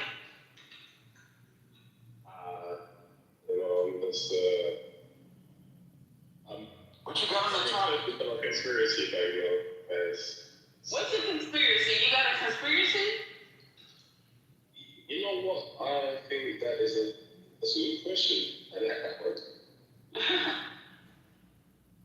So, that's it. I'm just returning to my roots because I've achieved everything else. So, I thought I'll just go back to what I'm normally used to. And I thought, go back to Clubhouse. You got to pay your money now. So, maybe go back to it. So, everybody send me your card, right? Oh, yeah, I talked to this under tongue rat. What's wrong here? This week, Y'all don't even know the nigga. Y'all just be getting hard. That's what I'm saying. Foreigners. That's why y'all need me in the room. I don't know goddamn want to say this shit to me. Nadia, what conspiracy you got this? Wait, I want you to go back to the Sabbatai Levy thing. British niggas always be the smartest niggas in the room. They think they the smartest niggas in the room. Okay, so the therapy of debauchery. Jacob Frank continued and extended the paradoxical teachings of Sabbatai Zevi, declaring that with the coming of the Messianic age, Zevi had transformed sexual prohibitions of the Bible into permissions and obligations. The only way to purify the soul is through sexual immorality and orgies. Debauchery is therapy. Jacob Frank asserted that the God of the Bible is evil, and Jews need to reject every moral law and commandment in the Bible. The only way to a new world order was through the total destruction of Christian civilization. Jacob Frank insisted that child sacrifice, rape, incest, and the drinking of blood were perfectly acceptable and necessary religious rituals, salvation through sin, redemption is achieved through deception. Hold on 1 second here. It also states that. This is what Epstein believed, right? Yeah, and yeah, I think that these are like some of the fundamentals of, like, I mean, I'm not gonna say that these things are in the Talmud, but these are some of the things that Talmudic Jews do tend to believe in, right? Okay, so revolutionary goals. Adam Weishaupt, Mayer Rothschild, and Jacob Frank launched the Illuminati on May 1st, 1776 in Frankfurt with the long-term political goals of abolition of all monarchies and all governments, abolition of private property and inheritances, abolition of nationalism, abolition of the family and the institution of marriage, abolition of all religion, establishment of compulsory communal education for all children. Anyone who has read Karl Marx's Communist Manifesto of 1848 will immediately recognize the Illuminati agenda clearly articulated. It is impossible to understand the present cancel culture, BLM, gender confusion, lockdown, lunacy, without understanding the Sabbatean, the roots of the New World disorder. In many ways, Jeffrey Epstein epitomizes the Sabbatean religion. The weird cubic temple with Islamic-type dome on Jeffrey Epstein's island, which reportedly led down to an underground chamber, has been described as a sex dungeon and Luciferian temple. The building is painted with blue and white stripes, the same colors as the flag of the state of Israel. Jeffrey Epstein, certainly seemed to epitomize the Sabbatean philosophy of unrestrained sexual debauchery and deception. And one last thing, so too did Hollywood producer, sexual predator, and rapist Harvey Weinstein, many of his highly influential friends, which include world leaders. Understanding Sabbateanism helps one understand the times and the threat that it confronts. 2 Peter 2:19, while they promise them freedom, they themselves are slaves of depravity. This is way longer. I'm just not going to read the whole shit, but I'll put it in the chat if you guys are Listen, he started to what? The Illuminati, huh? Now we see that's why they never tore down Epstein Island's temple. Let me get in here. I've been trying to get in. What's up, Melissa? What's up? Who was talking before I went in? Behind you? Who was that? Who? Okay, Warren, I'm gonna give you the mic after I say this. I'm gonna give it back to you, man. And I know this is completely off topic, but first and foremost, let me greet everyone. Peace to the room. How's everyone doing? Everyone is good. I just want to butt in to make a comment and a statement based on where my mind is and what I got going on in the background. Exposure to just inquiry, if that makes sense. I don't know how that came out, but I want to share it with you guys, and I'm gonna pass the mic. Kind of put up in the energy that I heard Melissa comes off. I know that we understand that there's some wicked people in this world. They're poisoning the food, the water, they're having sex with children, they're doing all of this, everything. War, these are human beings, right? That's living this reality. All right, here's where it gets tough with me. Family, there is a presence that is so magnificent. This science, I've always been a big component of science. I take science religion any day. Any day. Because religion is telling you something. Science is proving it. Does that make sense? There's a reality far beyond our talking points and our mind could even imagine. There's things in these skies that is like zipping, zapping, it's doing this, it's blinking in and out and showing up in one spot in like less than a second. Some of our greatest weaponry, these airplanes that destroying Israel, Iran right now, these bombs, that's nothing. It's like child's play. This is a reality. There is a presence that's, I don't know how to call it. It's going to be your conversation one day, family. It's going to be a reality, and it's going to be a shocker. It's just fascinating, man. Hey, go ahead. You got the mic orders. Take off with it. Peace to the room.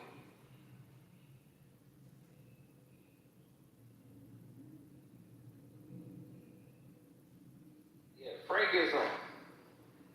Yeah, put y'all on game, huh? Like that, ain't it? Pretty good, man. Real good. Yeah, Q, yeah, you damn right about that. I feel like we just heard with Melissa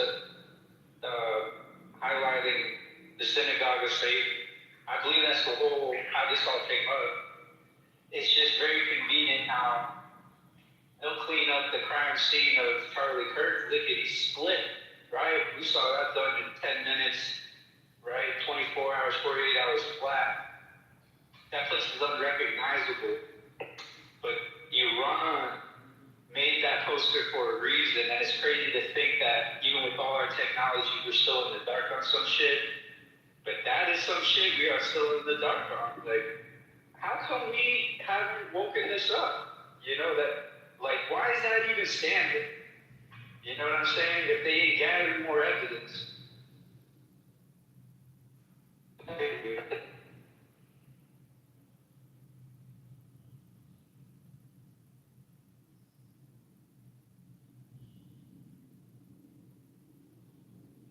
mean, actually, it was me that said about the synagogue of faith, because I'm reading Revelation.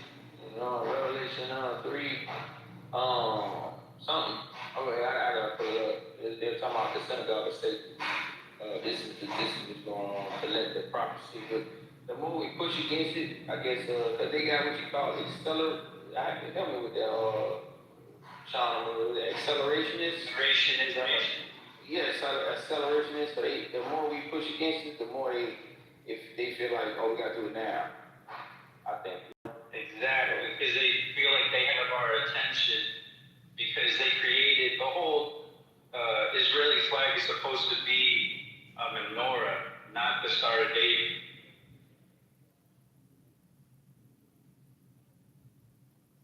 Six star, the hexagram. There's no Star of David in the actual Bible.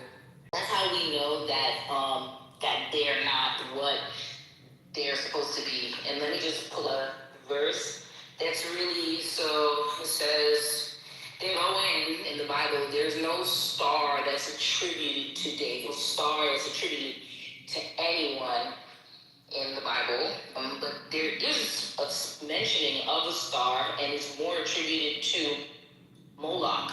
And it says in Acts 7:43, yeah, he took up the tabernacle of Moloch and the star of your god Remphan, figures which ye made to work, and I will carry you away beyond Babylon. We're not meant to have any idols or to worship any physical features or figures of shit, right? So that star that you see those people carrying who call themselves Jews but really understand what I'm saying is the star of Remphan. So it tells you that they are Canaanites. They worship Moloch, Ishtar, they worship Baal. They're not Israelites nor Jews. They don't carry themselves as the Bible says you should carry. They don't treat people as the Bible says you should carry. They don't do none of the rituals that are in the fucking Bible. They do rituals, the Yoruba rituals, and straight other shit that has nothing to do with us, Canaanite rituals. They are Canaanites, and they tell you that shit every day, but we choose to believe it, and then we blame the damn Bible that's telling you that it's not that. They overthrew the Sumerian gods.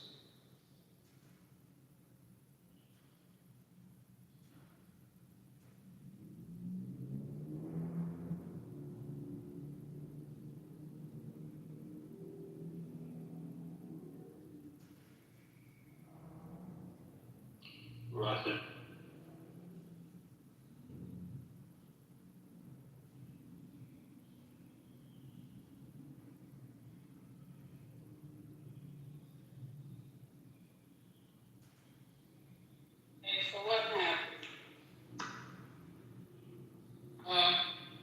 God made man, but you know, it's looking like man made God. That's what happened. Okay, where we getting that from? They mad at the book again. They mad at a book again. Mad at a book. So we back on religion? That means already they talked about that. They took it away from it, girl. They said, well, How come nobody gets mad about Hinduism or Scientology or Zoroastrianism? Why y'all just get mad at the Bible? Criticism. Muslims are the ones that get mad. Who is Muslim? You? no. Who said? No, that's why I wrote about religion because it's not get away from it. Y'all gonna have people triggered out. I was just gonna say it ain't about being mad about the Bible. It's about getting tired of the fights that come behind these conversations. Y'all don't know how to be mature about the conversation. So it's All this religion, all this That's true, Erica. bullshit. That's why I stopped my room because I couldn't take it anymore. They kept arguing day and night. The minute you say, yeah, you can't take it no more. it's crazy. That's but I do wish that people were mature enough to have the conversation and to do research or hey, I did that, I looked that up already, and what I found was this, other than demonizing each other, but we just can't have it. All this religion are bullshit. Well, they. Yeah, see, that's what I'm talking about. All right, well, why you say that? I ain't got my glasses on. It's Because we have seen the real faith in those countries. You living in a good country, you don't know what's behind it, all this shit. We have been in this area for hundreds of years, and we have suffered for 100 years just because of this religion. Black people suffer through slavery too. Shit, Africa's still suffering from colonization. No offense, but y'all suffering. No offense, but let's not act like other people haven't suffered either. Hold on now. But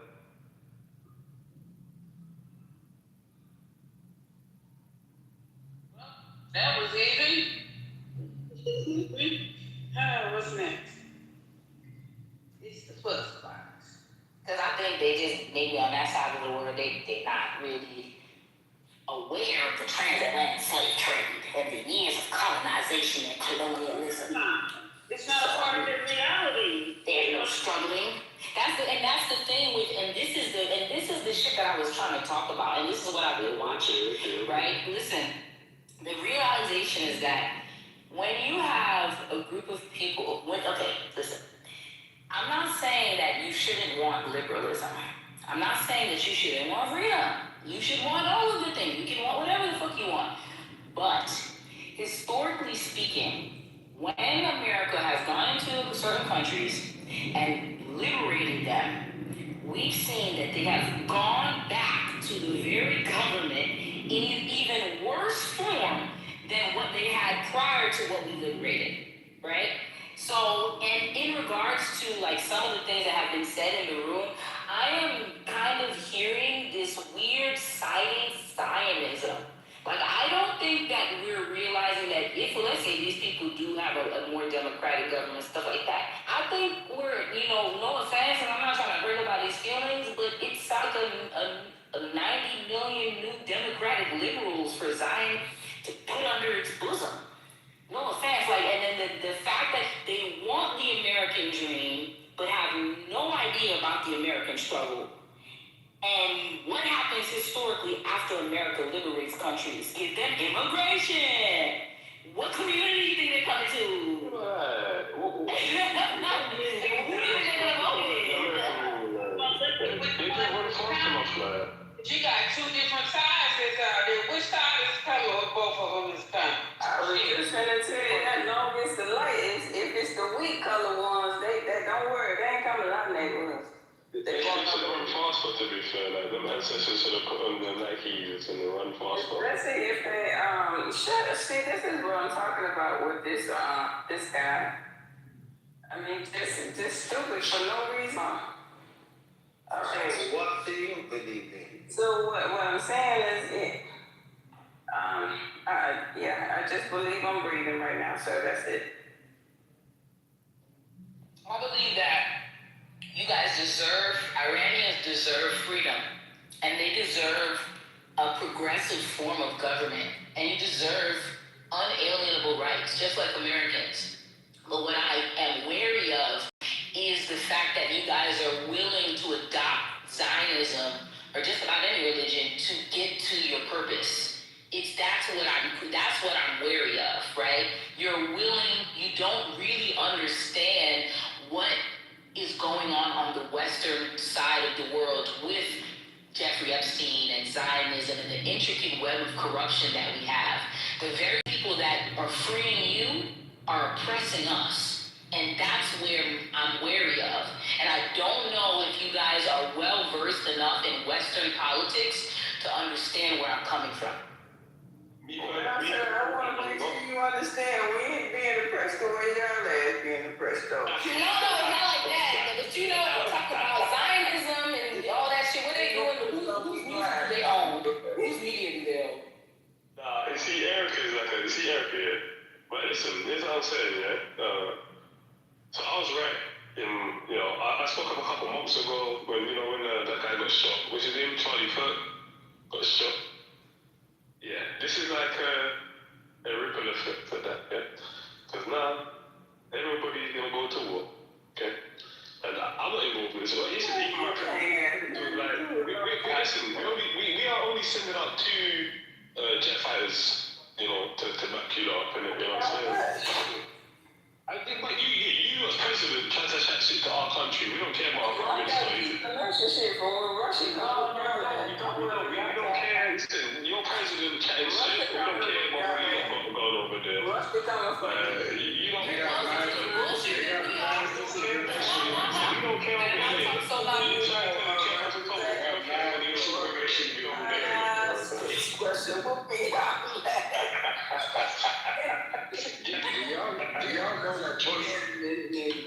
Do y'all know that Tony Blair said slavery never existed? One of their... Pick up Tony Blair, like, that's Tony Blair, isn't it? Like, what?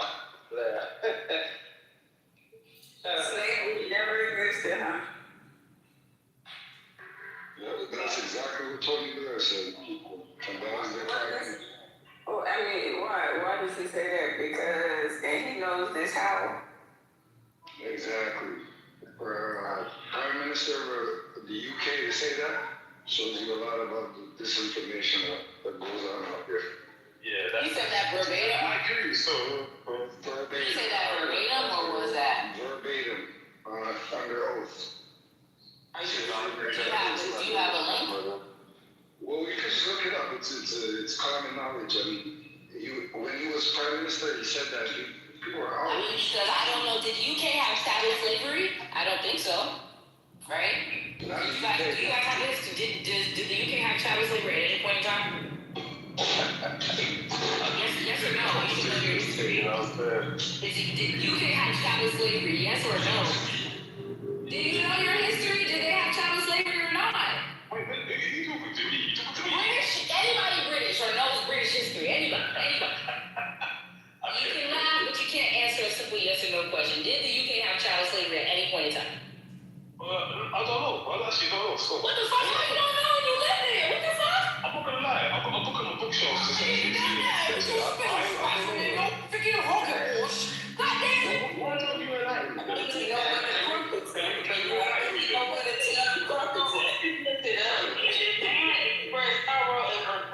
Britain's role in the slave trade. That's what I'm Okay. And Well, I'm gonna have to know that. You have to question. in a crime against humanity in 2006 and 2007, while stopping short of a formal parliamentary apology to avoid legal compensation claims, he stated, "We are sorry and emphasized the need to remember this history and combat modern day slavery."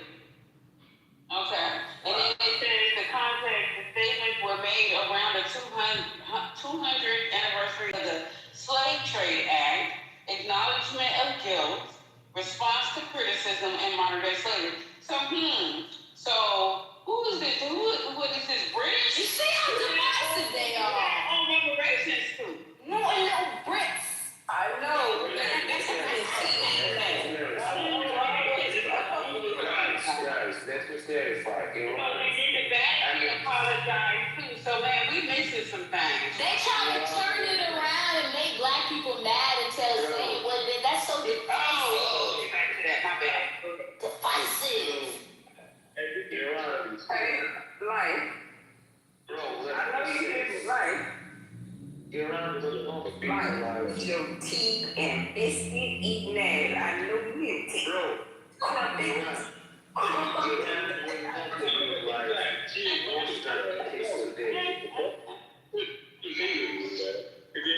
some real racist, isn't it?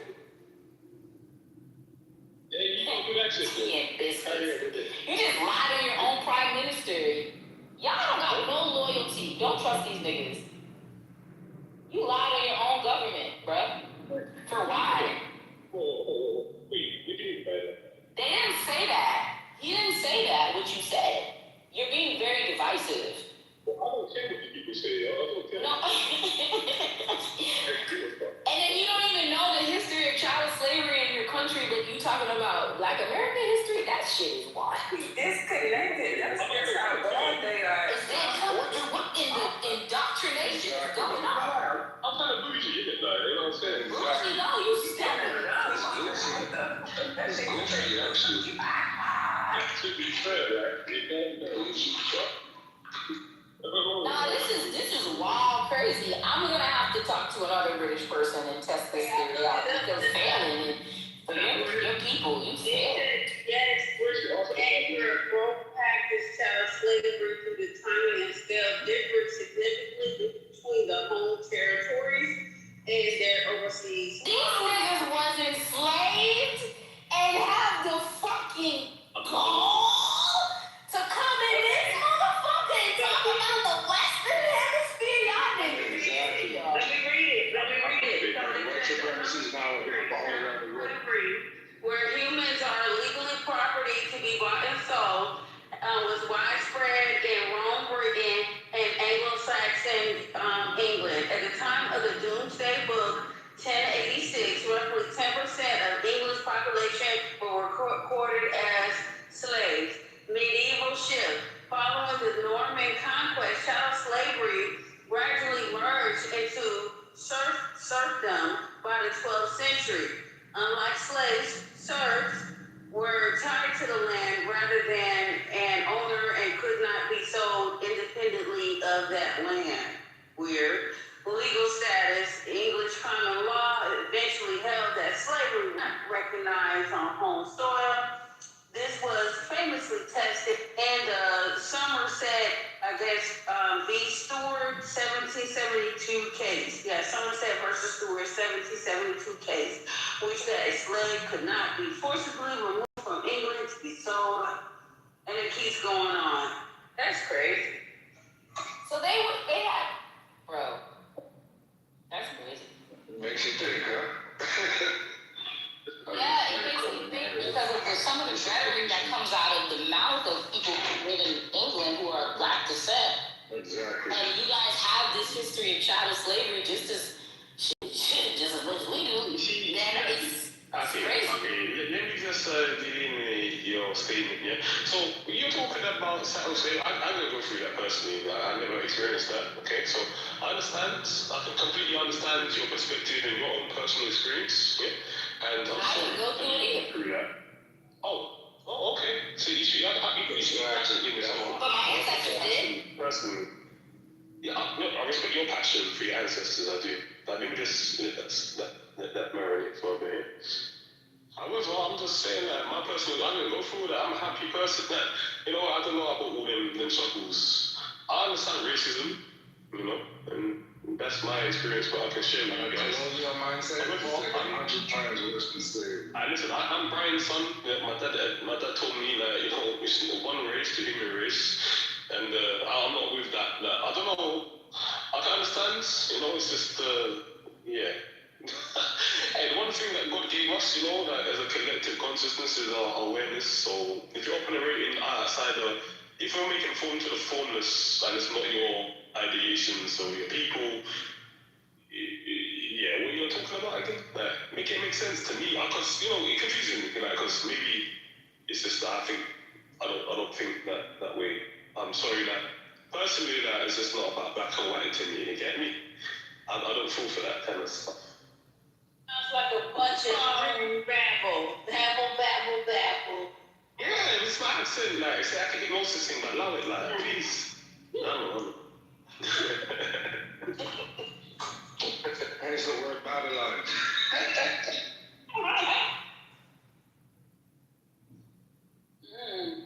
I'm gonna cook some shrimp while y'all go here babbling. What's next?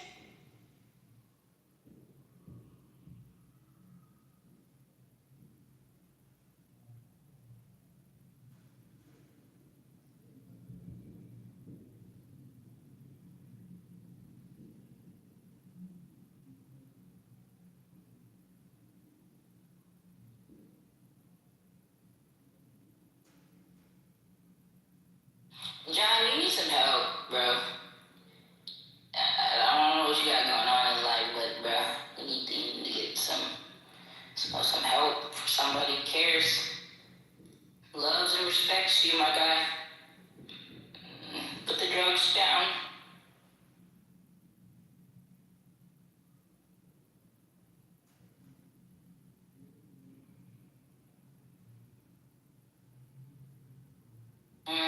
So to Stu's question in the chat, awareness, I think it depends on, your level of awareness depends, in my opinion, on your connection or lack of attachment, I guess, your attachment to the material world or yourself, right? I think they say, know yourself and you will know all. Thou know thyself and thou shalt know all.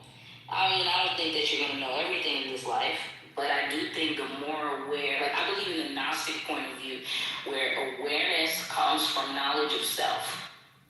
And knowledge of self also brings you closer to knowing God as well. And so I think as far as people who are more aware, there are people, those are the people who know themselves. Like they know their faults, their flaws. They can see the things that they do wrong and therefore have the ability to change those things.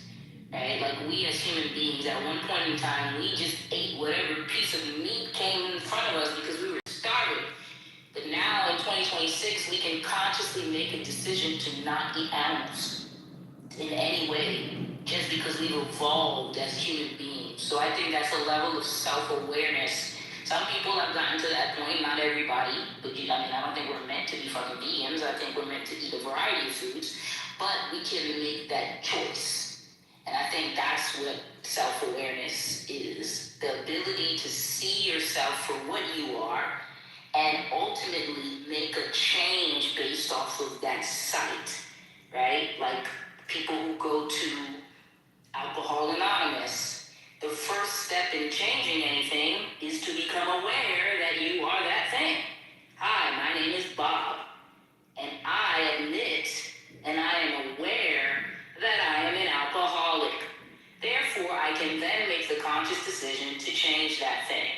I think that is like literally like what self-awareness is, but also like what our consciousness is. Like you can be more attached to that material world, which is Bob and his alcohol, or Bob can be more self-aware and realize that that shit is not doing him any good, and he acknowledges that he is an alcoholic and has a problem and makes the changes to do better, right? He is therefore removing himself further from the material world by releasing his attachment to that bottle of liquor. So that's, it's in one part awareness, it is in one part evolution, in one part vibration, and I guess also your level of consciousness.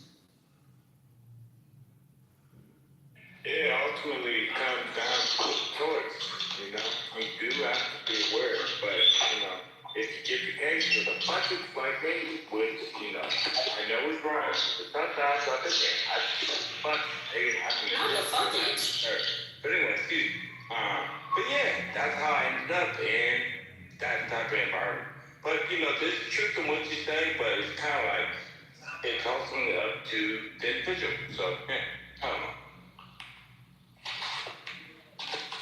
An alcoholic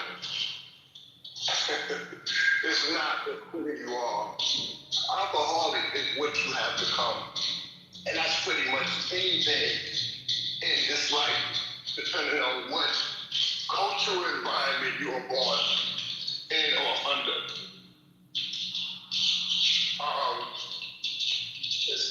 That's not being aware of who you are. That's being aware of what you have become.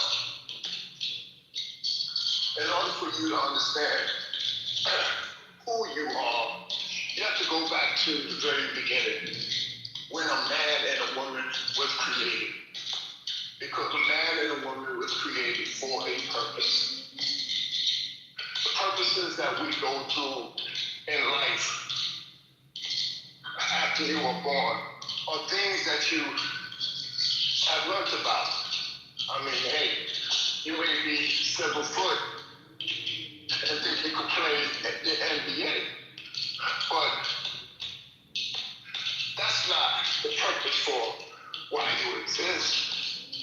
That's what you learned how to become a basketball player. If you're 7 feet long, if you're 6 feet. Point blank. But that's not who you are. Who you are came about when man was first created. Point blank. When woman was first created. That's who you are. Now, what you become, that's totally different. That's a perspective that's gained by the culture that you're in and how much influence has that culture,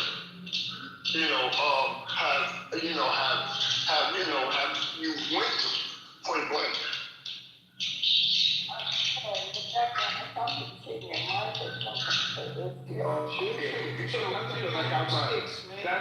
That's because I got my earphones in. I gotta unplug my earphones and now you can hear me clearly. But what I was saying is not who you are, it's what you become. Alcoholic, when it comes to the awareness of alcohol, of his alcoholism, that's an awareness of what you have become. If you go to school to become a doctor, that's not who you are, that's what you have become. If you go on to play in the NBA or some type of athletics, that's not who you are, you have become. It's what you have accepted as a for you individual. That's true. In order for you to know who you are, and I'm gonna land here, in order for you to know who you are, you have to go to the beginning of the creation of man and woman when they came to the planet. Yeah, I once heard a theory, or not a theory, but it was said in Islam that all of humanity was actually created at the same time.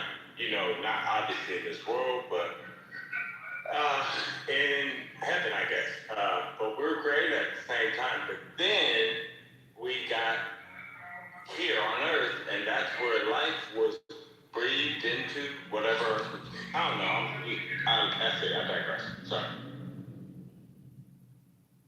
But yeah, I would say it's not even what you become as much as what you survive. But that is the belief system they're selling. If you want to be a part of this club, this AA, you must adhere to the vernacular, the terms. And one of the terms we use is alcoholics. It's basically a synonym, right? It's just it's like rebrand. It's like basically creating anti-Semitism to describe racism. Right? Yeah, you're right.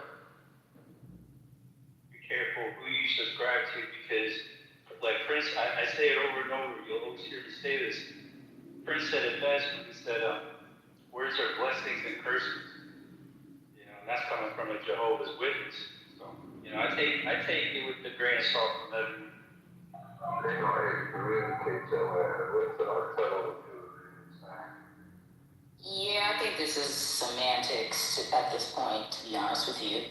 I mean, you can separate what you become, but ultimately, I mean, at different points in your life, I think that is quite literally who you are in a sense. Especially if you have trouble separating it from everything else. I think that it is through self-awareness that people who are actual alcoholics change themselves. We're just putting a name on the condition. Call it sin, call it alcoholism, you call it whatever, lack of self-awareness, whatever. But it is a low vibrational state of being that people come to due to trauma, right? And all of us in some way or another have gone through some level of trauma. That's why we don't remember who we truly are, right? And it's through acknowledging your faults and your problems and the things that are traumatizing us in this life that we grow in vibrational level and we get closer to what he stated, back to who we originally are. It's this whole cycle thing. So, I mean, as far as the wordplay goes, you can call it what you want, but in your life, a man plays many roles in his 7 ages. So you might be a doctor in one of those roles, but at that point in your life, that's who you are. You may be an alcoholic in another one, but at that point in your life, I believe that's who you are. And you attract in life based off of who you are, not simply the label you call yourself. Again, it's have to come. When you come out of the womb, you don't come out as a doctor. You learn to be a doctor. When you come out of the womb, you don't come out as a teacher. You learn to be a teacher. So learning those things is what you become, not who you are. Period. Hey, when you come out of the womb, you don't come out the womb as a linguist. You learn different languages. you know, and Noah was a drunk, but yet here we are. Yeah, I heard that. I don't know.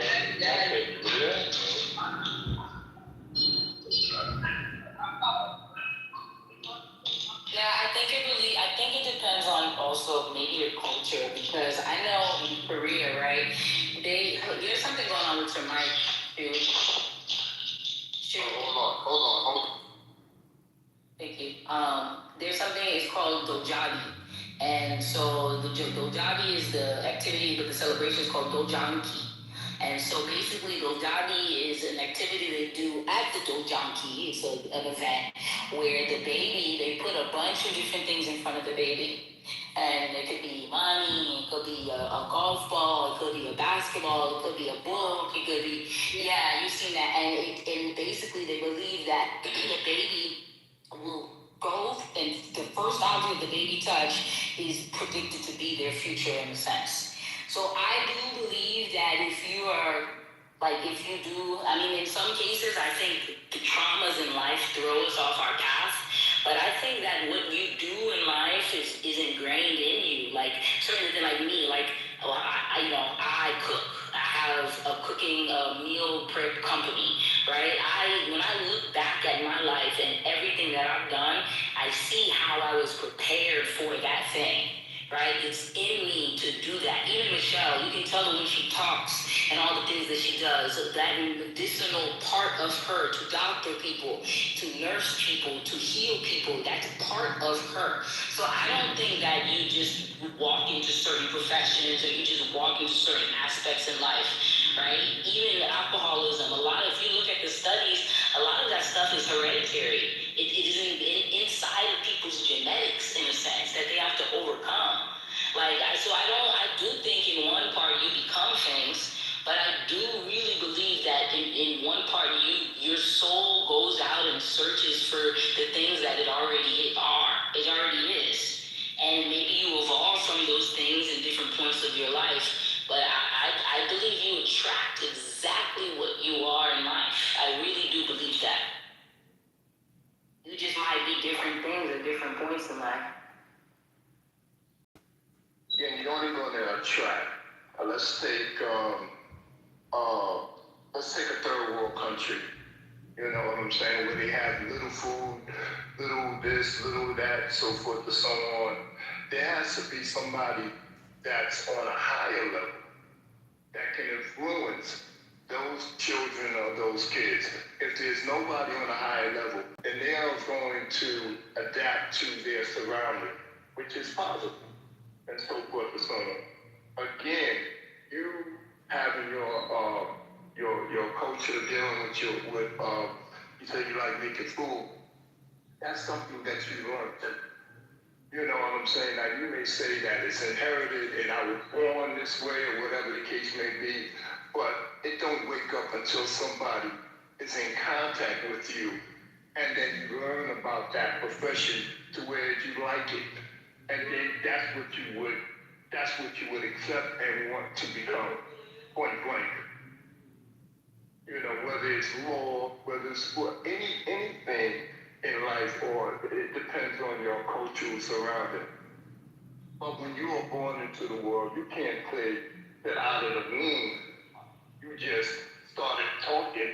You didn't, you know, or you learned the language that was comprehensible. You didn't. That's something that you learned. You know what I'm saying? And that's with any profession, basketball, baseball, being a doctor, being a nurse. You can't say that, quote, a nurse is who I am, a nurse is what you have become.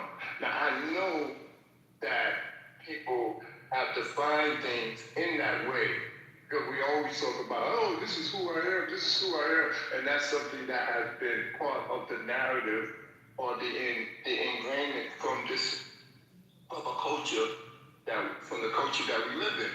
But that's not really a true analysis that it's who you are. Because let's take the NBA player. He said he was born to be an NBA player. So he plays in the NBA. But then he hurts his leg. He tear his knee up or whatever the case may be. He can't play anymore that sport. Then who are you? You can't say you're a ball player, because now you have to retire. Now you're a coach. It doesn't mean you leave the profession, you evolve into something else. I'm talking about being a ball player. Yes, you can, but that's still something that even being a coach, you have to learn, point blank. Yeah, but the skill is already within you to be in that arena. The same thing with the nurse. You can't say that is who you are. Yeah, it's but what you have become. It's what you have become. Okay. When you learn something, it's what you have become. Yeah, I think you guys both have valid validity statements. I think the whole concept on getting from profession is life is a learning journey. So we gain lessons from it, and that's becoming something. But I kind of agree with that. Yeah, and I do agree with him at certain points, but I think Shu, your mic again is still working. Oh, okay, hold on. Thank you. So I think that yeah, you do become different things. It's like that is an act of becoming, and I get that. But I think if you understand your purpose, and he talked about the beginning, right? So let's go back to Adam and Eve. Before Adam got Eve, he was given two things. One was his community with God. He got a relationship, right, with God, the Spirit. And then second, he got his role, which was to tend the garden. That was his purpose. Then he got love and someone to live his life with. And it shows you exactly the order in which to do it. So this idea, and it also tells you in the Bible that every good gift is from the Father, is from the Spirit. You don't just get something in you, you just come up. No, the people who are the best in their fields, people who really love what they do, and unfortunately, I don't think everybody does that. Not everybody loves what they do. Some people are just surviving. But the people who love what they do, in some way, it is in their nature to do that thing. It might not be in that exact medium, but you might be nurturing, so you become a nurse. Or you might be nurturing, so you become a midwife. Or you might be a very nurturing person, so you do social work. These are all characteristics of being a nurturing person. So it gears you towards what you choose to do in life. Hopefully you're choosing what you want to do in life, right? You're not forced to do something based off of survival. But 9 times out of 10, people who are picking their jobs and their careers, the average human being who's not forced right now into slavery, what you do in life is low-key based off of what you're. Like me, I didn't choose this per se solely because I love it. It's because it came natural to me, which is why I was able to develop it. And I think that in one part, I guess maybe people are so used to surviving that they just pick a job and they pick life based off of what they gotta do, not what they wanna do.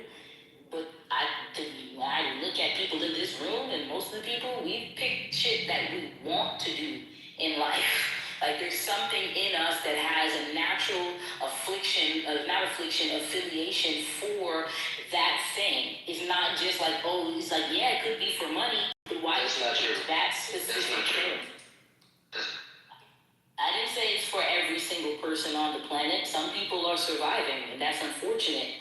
But a lot of people who choose what they want to do in life, there's something in that thing that is in them to do it. Even if you don't stay that way, why did you choose to do coding or some things are situational. It's not because they want to. Some things are situational. I mean, again, I said it for the 3rd time already that it's not for every single person. Some people are literally surviving. But most people who are choosing their lives and not enslaved, what they choose to do, there's something in it that they enjoy doing that it comes natural to them to do. Can we change the topic? I promise. Okay, so why don't you I want to get back on topic with this Trump shit. Whoever Trump was some dumbass. They were some dumbasses. Whoever voted for Trump, he was brainwashed. All the politicians are a bunch of pieces of shit. They all pedophiles. Whoever the Trump, whoever voted for whoever, all dirty. I'm saying Americans, especially as black Americans, should not support whatever the fuck. That nigga's rude. That was rude as shit. Fuck it. I'm just speaking the facts. You want me to bring up the files? So rude. So rude. Oh, wow. So rude. Good over it. I got the files. Him groping a 13-year-old. I got the files. Do you have the files? Have you looked it up? You haven't even looked it up. Because you believe in a narrative that's been pushed to you. You haven't even looked it up. You don't know what I believe. They have a specific area on the Department of Justice website where you can go there and look at that shit. You can read this shit. Wake it up, right now. Hey yourself. Huh? Now I'm trying to wake it up. Man, I've been woke since 2017. People know that. Is this your first time in here, Lando? No, I've been knowing about this shit since 2017. No, I said, Lando, I said, is that your first time in here? Is this Yes, your first yes, ma'am. Yes, ma'am. Oh, honey, we've been talking about, we've been going up, man, we did a whole month on the Epstein files. Ain't that right, y'all? We'll probably talk about it again. Wow. No, let me talk to you. It's crazy. It's been out here since 2017, though. That's what I'm saying. Like, Yeah. the things have been said since 2017. It's the same thing in the pedestal file. Peace again. All is thank you. Just read that. Oh, okay. I mean, yeah, you can go back. I can go back to 2008 for you, real quick, if you want to. I mean, that'd be cool. I mean, they've been doing it for a long time. All I'm saying is whenever somebody bring it out, and even like 4 or 5 years ago, somebody would say something like this, they'd be like, oh, you talking about conspiracy theories. You don't know what he talking about. He talking about a bunch of bullshit. But now this shit is out now. Like, you can read it. So, like, all the conspiracy theories, jokes, and all that type of shit is really not worth anything now. Now you looking stupid. Because now you want to bomb Iran to cause a distraction, so you don't focus on him. I mean, he clearly said that he wanted to bomb Iran to cause a distraction. So, I mean, like, a lot of the shit that motherfuckers be talking, they be trying to make excuses for this orange motherfucker that they think, you know what I'm saying, is good for America. Like, you brainwashed. Like, go read that shit yourself. This shit been out for a long time. But Lando, let me ask you a question, man. When did Benjamin Netanyahu come and become the prime minister? What year was that? I don't know. Yeah, 1999. Well, really 97, but you know he been going back and forth since the 90s talking about that Iran was making weapons of mass destruction. Okay. My dad didn't like it running around. I'm just letting him know that was the plan since the 90s, brother. Like, wow, like that's and you say 2017 you got on this, and you been doing this since the 90s?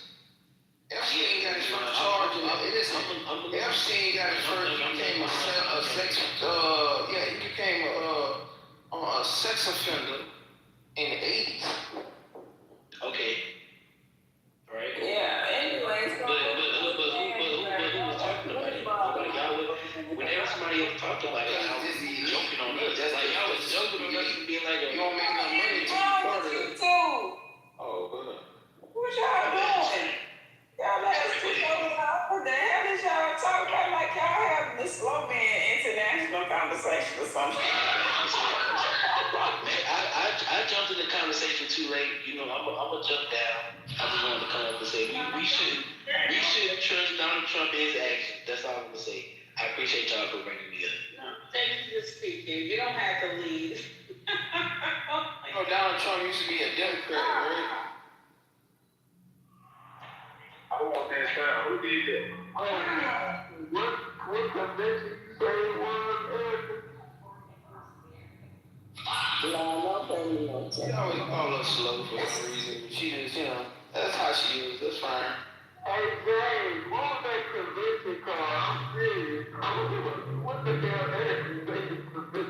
He said there was the Slow Man International Convention. Some real 007 slow man. Yeah, coming from the person that got no man, that's okay. Oh, shit, he's trying to fight back.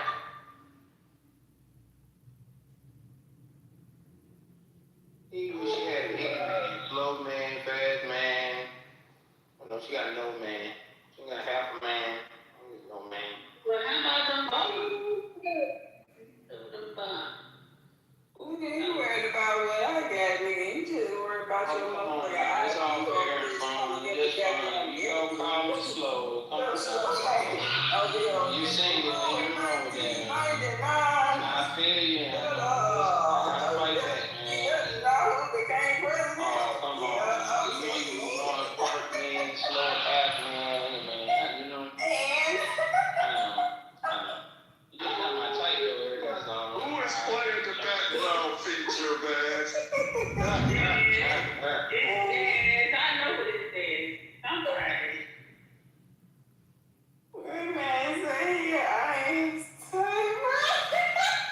I just don't like women that wear makeup. That's the makeup thing going on. I was like, Look at your little retired stuff. Okay.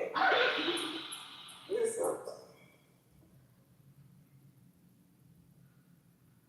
This is 48 because I know I was falling. Don't tell nothing now about BB and he came in 99. Don't start right there. You ready? You ready now? just comment on how you was 17. I'm like, what the hell? You just woke up at 17. Jeez. You ain't even say 9/11. Like, 9/11. Nigga, I'm 28. Nigga, how old are you, bro? How old are you? What? Yeah, I'm 68 years old, man. Your old ass. That's right. Yeah, you should have been doing something about it, nigga. You 68. You ahead of the curve, nigga. 30 years. What you been doing? What you been doing? You got this elbow. That's what I'm saying, son. You sit down like your ass is. I understand, son. I know you just woke up, son. I know. It don't matter if I just woke up. I'm doing more than you. I can't teach. Well, that's good. I wouldn't want to learn from you. I know, where you 68. Your ass, you never taught nobody in those scholastic ways. I know, but listen, where did you get the information? You don't know. I know, where you can get the information from?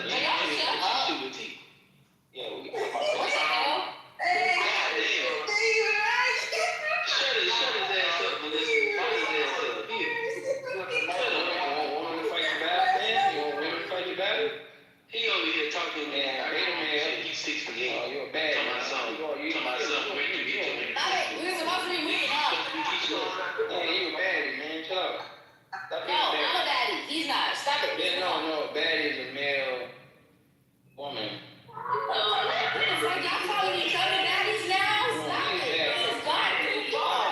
No, the definition of baddie is a feminine male. Since when? I mean, that's what they want to do. You want y'all calling each other baddies now as an insult? Not making each other gay.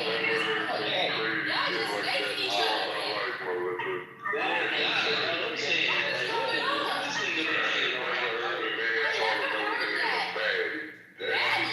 As an insult.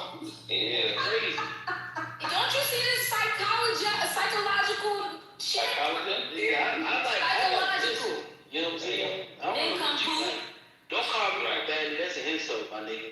You know what I'm saying? I don't want to get no raise. I'm from getting hair, man. That's don't raise me, insulting. That's me.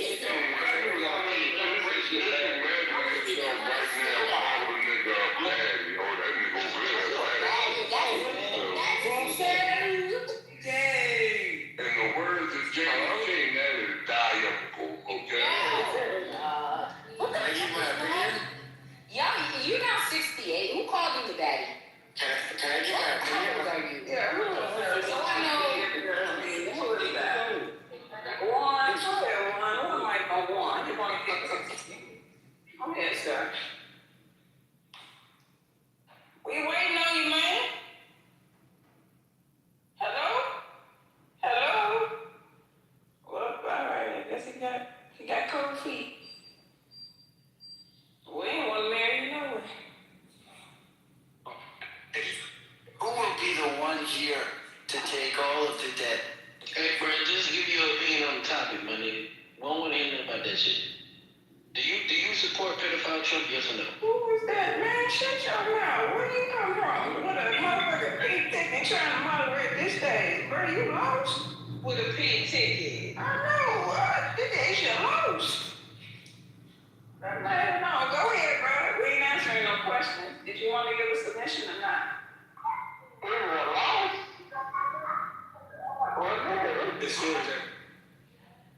Who here will take up all the debt? Who at your house will take up all your rent or your mortgage or your light bill? I mean, tell us, what do you want? Yeah. I would like you to take up all of the debt, all of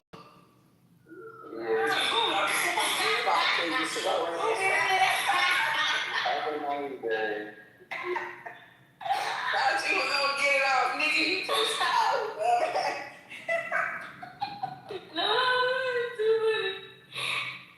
oh, that was who did it? I don't even want to know. That shit was hilarious. Well, I don't know. For that shit anyway. Wow, about 54 years old. I don't even know where he was going with that one. Who's dead? You trying to? We already paid for everything, man. I'm telling you, can't move him down. Yeah, sure. There? Oh, he's gone. Good. There's booty out down here at the bottom doing the same weird shit. I ain't heard of it. Try to tell me the damn one.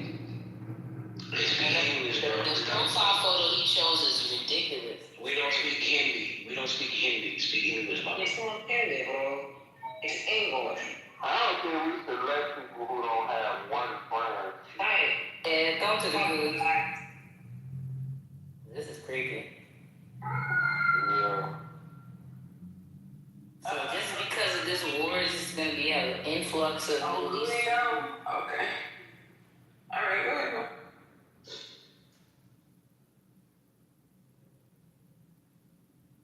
So, I mean, you guys have been posting titles about Donald Trump for at least 2 years, well, not more.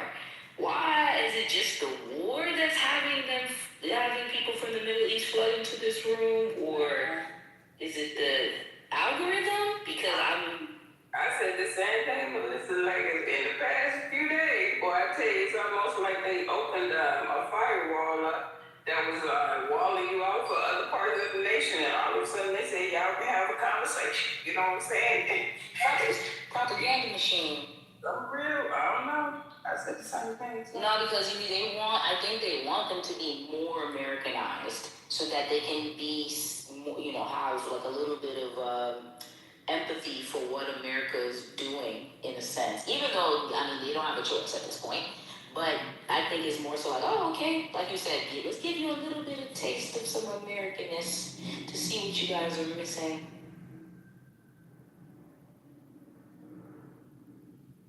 But the ones that be on air is the ones that's already like Americanized out of there because they don't have no internet over there, right? Ain't they internet on? So it can't be motherfuckers from that country. I never spoke to an Iranian on this app. No, one dude on here, he said he was in Iran and he had to sleep to get through the internet. Well, why are you doing all that now? I don't know. It was hard to ask questions because the people, everybody that was getting excited when the Iranians, I'm from Iran, cool, wow. Everybody was just jumping on the motherfuckers when they said they was from somewhere else. So You finally, That boy was using the VPN. right? You finally get free from an oppressive government, and the first thing you try to do is get on Clubhouse. Exactly. But what you said makes sense though, Melissa. Think about how long we've been on the app, and we've never had conversations with Iranians. So I think this situation is definitely the reason why we haven't conversations with so many of them. They're Americanized, so it's easier. That's something to think about. I had never thought about that. They know Iranians on this stuff. You know what they've been doing? They've been on here as Jews. That's what they are, aren't they? I believe that. Again, that is because Melissa, hold on. That is because they have been westernized. You know what I'm saying? They may be Iranian, in fact, they may have been born there, some may not have been born there. You know what I'm saying? But they are totally probably against Islam. Most likely they're probably Christian. No, and I knew this was gonna pop back up. Sabotage Zevi. Sabotage Zevi. That's algorithms that bring them into this room. I agree with you on the algorithm thing, right? But I don't think it's coincidence that dude brought up Sabotage Zevi and the Frankism. I feel like that is going to come up later on today. And I'm just going to state this as to why I believe it's important. Is because I went and did a little deep dive on Sabotage Zevi, who's basically part of where the Frankism movement, where it's coming from, right? And so he was a mysticist, Jewish mysticist, 1600s, blah, blah, blah, blah. But the reality of it is he was a Talmudic Jew, mystical Talmudic Jew who converted to Islam willingly. What's a Talmudic Jew? A Jew. The Old Testament. I don't understand.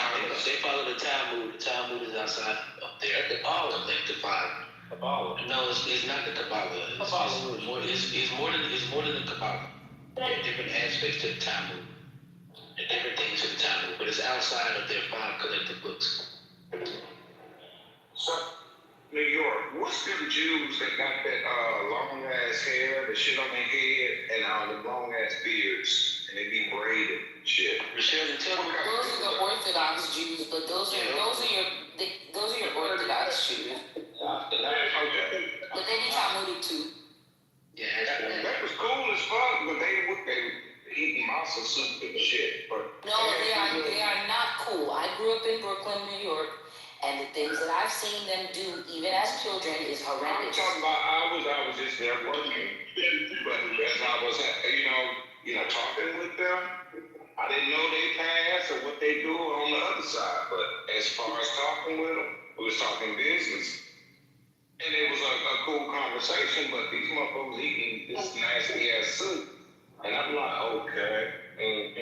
But I just really didn't know why the fuck they had their beards braided, that shit on their head. I was totally foreign to it. You think it's cool until you ask them, can you warm up your food in their microwave? And then you'll find out how much of a goyim you really are. I'm trying to eat that shit. I'm not saying that you're gonna eat their food. I'm saying you go to even sit at their table with them. You touch their shit. You put your food in their microwave to heat up. I was sitting at the table with him. Yeah. Because you're talking business in their place of business, not in their home. Well, bottom line is that they are, even dealing with the Talmud was written by your Ashkenazis and your so forth and so on. They're all written by Europeans. They were never written by not one black man, period. Plus, you have to understand that if you want to go into the history of the seed of Abraham, they are not from the direct line of Abraham, period. You know what I'm saying? You had individuals that began to teach them, and then they adopted it, and then they want to claim it as theirs. You know, otherwise, if you believe in the Bible and the Messiah and so forth and so on, you would know that the Messiah never referred to himself as being HU. He never referred to himself as being a Christian. He never taught that type of doctrine. And neither did the prophets that came after them. Before him, rather. Period. There was no such terminology, so y'all have become acclimated to the terminologies. And like I said, it's not who you are, it's what you accept. You know what I'm saying?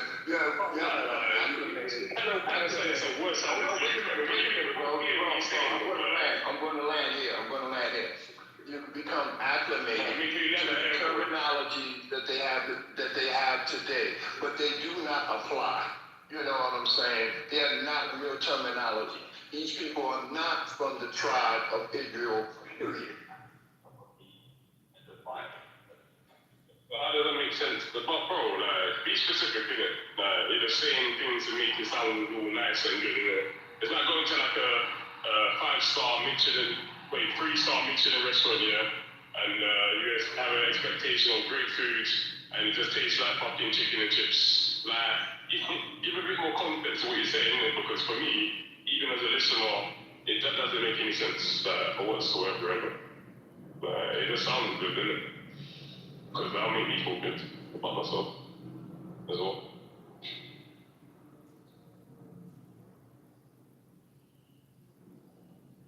Talmud is outside the Bible. He said It's outside the Torah, it's outside of all that. It's rabbinical Judaism. It's based off of the rabbis and what they have to say about the interpretation of God and his laws and things like that. It's just full of commentary. Yeah, commentary. Yep. Exactly, commentary. It's weird because some of the stuff that they follow and like the rules that they have. I mean, they have more than just the 10 Commandments. They have way more commandments than that. According to their commandments, it's just looser. Like the way that they can treat us that are not part of their, direct lineage is really kind of crazy. It's a bit deeper than that though, because they work with numbers. And there's a place in England, it's called Speaker's Corner in Hyde Park. And people congregate there every Sunday. And there's people from different religions. So you've got Christianity, you've got the Free Abrahamic faith, Christianity, Judaism, Islam, and they all congregate to discuss their beliefs on why their God is the right God, even although they believe in the same God. So I find it very fascinating. I went there maybe last year, and I spoke with every single people, the leader of the groups, So it'd be like the top clubhouse running the room, and I went direct to the source. And it all sort of gives similar answers, which is very fascinating because I operate with the number system that the Jewish people do. And these people, there's a bunch of numbers, that's what it is. They're waiting for, That's crazy. You talking about gematria? Sorry, say again? Is he speaking to me directly or what? What? Yeah, like you talking about gematria? No, I'm not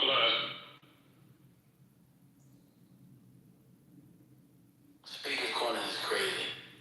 My point is that these people that look like Jorge with their beards or whatever, they're not Semitic. That's my point. You know what I'm saying? Now, I'm sorry if y'all that they are Semitic is ingrained in you. But I'm telling you, that is an untruth. Period. No, they are not Semitic. You're right. Right. So all I'm just saying is that the Messiah never called himself a Jew. There was no J's in no language. You know what I'm saying? Semitic languages are languages that don't have capitalization. They don't have small letters. You know what I'm saying? And before y'all don't take it back there, you know what I'm saying? Y'all have to let it define your thoughts and how you perceive those people in and out. But that's not who they are. That's why they don't even mean. And I'm not going to get into the Palestinians or your so-called Arabs, because those Arabs don't look like us anyway, and they wasn't the people who inhabited that area at that back in the day. You know, it's like America. America at one time, they had Indians, they had blacks. But now, who is the majority in America? Caucasians. And it's the same thing for those areas like Israel, Palestine, and so forth and so on. I wish y'all would get it, but I mean... I can't lie, you were feeling so hard, right? You didn't get to your point, like, you just kept on talking. I'm sorry, miss. I'm scared. Hey, what's up? Yeah, man, look, have you been getting any spam calls since the bombing been happening over there? I don't pick them up, so probably, but I don't answer. I ain't been getting them. Wait, hold on. Like those people just be in the offices and stuff. Nah, I'm checking my call log now. I ain't been getting no calls. I just realized that, like, damn, this shit is peaceful. Sometimes they call like 8 times a day. You get them the telemarketers from over there calling. I'll keep an eye on it. Maybe, I haven't really noticed, but maybe it's because they haven't been calling. I've been getting those calls like, that, trust me. That's why sometimes I put my phone on Do Not Disturb, because they call so much. I can't do that because it's my business phone. So I don't know who's behind that line. But it's not. That's all I can do.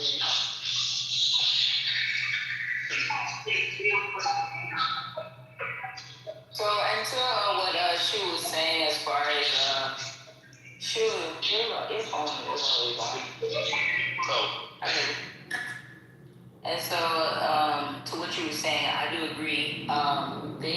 So Ashkenaz was actually from descendant of Gomer. So he's the son of Japheth. So Ashkenaz is not from out of Shem. If you go into the Bible, it states it clearly that it's a descendant of Gomer. Gomer is the son of Japheth. And Japheth was the 3 sons of Noah. He was the brother of Shem, but not Shem, which makes them not Semitic people, right? Let me go into my little note. I have a lot of shit written down.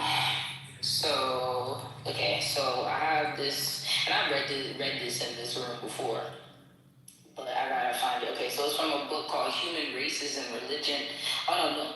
This is from the book of Jubilees, chapter 8. And it's called Japheth, Caucasians, the Gentiles and their descendants. Their land is in the north. So the true Gentiles are not us. The true Gentiles are them. Right? And it states in the book of Jubilees, which is an apocryphal book, chapter 8, and everything which is toward the north belongs to Japheth, and everything which is toward the south belongs to Shem. This is the land which came to Japheth. Okay, I'm going to just read it one more time. And everything which is toward the north belongs to Japheth, and everything which is toward the south belongs to Shem. This is the land which came to Japheth and to his sons as the portion of his inheritance, which he will possess for himself and for his sons for their generations forever. the 5 great islands and a great land in the north, Europe. But it is cold, and the land of Ham is hot. But the land of Shem is not hot or cold because it is mixed with cold and heat. So it has true seasons. So I take that as you will. But that clearly tells you who the line of Japheth is. Those are people who would be living in the northern part of the world, the 5 islands and the Great Land. So I believe that's your European. Europe, Britain is an island. Right. Right. And then, Right. So, go ahead. No, I'm just agreeing with you, but that's cool. Yeah, I mean, so that's where their geographic location is. Ham would be hot, and so we know Antarctica is not hot, so it can't be that. The tip of Argentina is extremely cold, so we can associate Ham with the lower part of sub-Saharan Africa. So the what they would call the progenitor of the darker skin races.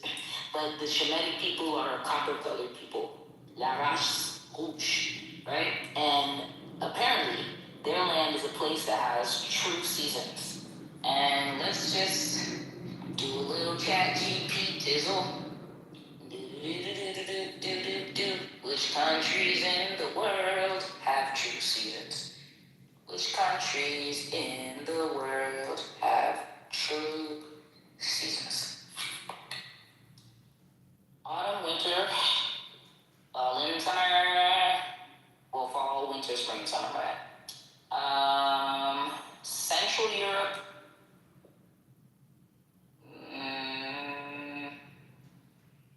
Europe, Eastern Europe, East Asia.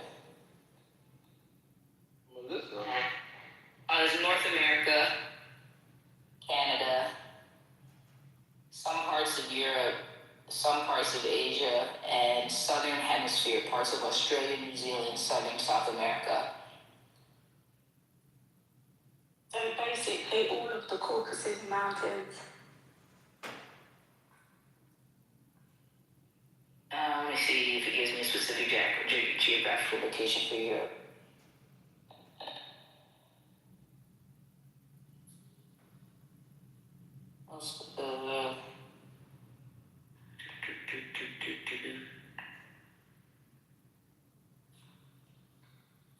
So most states, except southern Florida, southern Texas, southern California, Canada, southern regions far north as long as winter, short summer, Central Europe, Germany, France, Poland, Austria, Switzerland, UK, Ireland, Scandinavia, Russia, Ukraine, and Czechia, Japan, Korea, northern China, Kazakhstan and Uzbekistan, but they have continental climate zones, southeastern regions, entire country, especially temperate areas, parts of Chile and Argentina. Key characteristics of true seasons. No, that's not true. Motherfucker, ChatGPT is stupid. No, the true 4-season countries are mainly in the temperate zones of North America, US, Northern Mid, Canada, Central Europe, Central, Northern, Eastern, Asia, Japan, Korea, Northern China, Central Asia, and then the Southern Hemisphere, parts of Australia, New Zealand, Southern South America.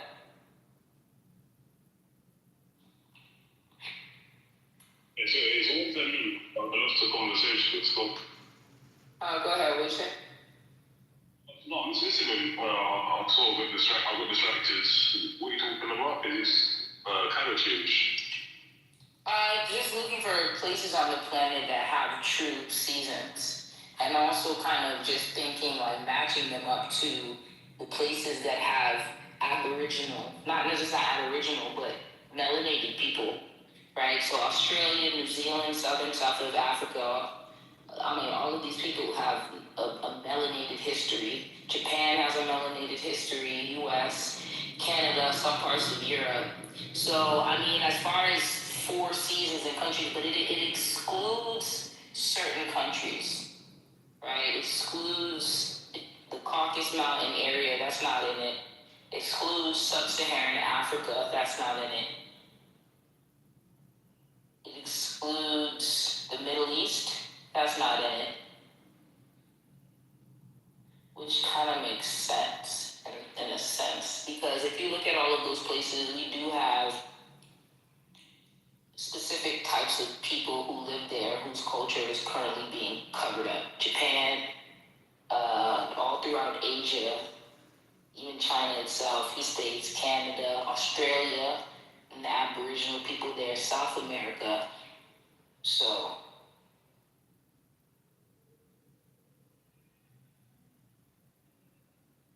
I mean, yeah, like these people are,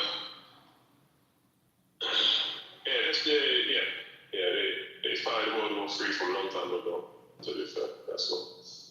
I know that we focus our attention on the best place in the world, and it just essentially plays out to what we've been told how it does. So it's all good, you know, it's just, there is for me personally, there's a deeper mechanism running to the global stage that we all are observing as a collective. And as long as we have that root idea embedded within that collective consciousness, we'll be directed to wherever our awareness takes us, essentially. That's all. But see, I mean, because I know you want to get interested in this too. But see, the thing about it with the crazy people are fighting over right now is Genesis 26:7. Isaac referred to Rebekah as his sister. so could you expand a little bit more? Exactly. Like, that's why the Old Testament, like, we had to be there.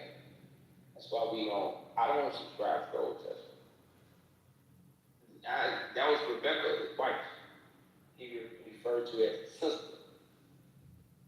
So where we going with this?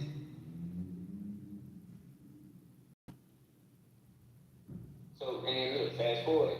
Jesus was not considered a Jew. Because he was born in Bethlehem. He was a Nazarene. You know what I'm saying?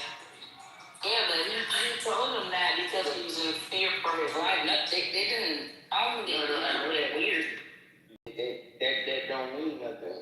That's the same thing in the original Hebrew. That's the same shit. That's not like, that's what he said. Like, that old fearful, that's not accurate. He referred, that's Rebecca is his sister. So, did they have more kids? It could go anyway. Did Abraham have more kids? Or was it a different bloodline other than Isaac that they didn't write about? That was so saved from another line. But if you had more kids, that wasn't documented. You get what I mean? But at that time, you know, you could say, never mind, I'm going to. But that's what the crazy people saying. He still referred to his sister, you know, and Rebecca as his sister. And that wouldn't mean nothing. That's my sister. They're gonna take anyway, why is it not that? But that's just, he referred to as his sister. So basically, so the whole world is focused on. You said the whole world is focused on what? Melissa,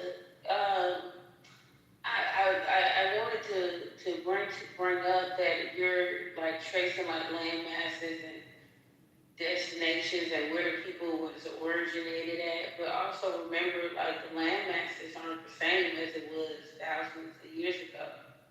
These aren't in the same place. These don't look the same. So, and then the poles, you know, all of that, nothing is really the same because the earth is always moving. Somebody just said there's 2 time moves. See what I'm saying, yo? But I'm gonna leave it at that. Well, no, it's a fact. So, I mean, all I'm saying is, really, there's really 2 time moves? I don't know. You don't want more. I can't lie. You should tell. I don't even know about 2 Talmuds. dudes, man. Man, like the crazy deals is just going ham, bro.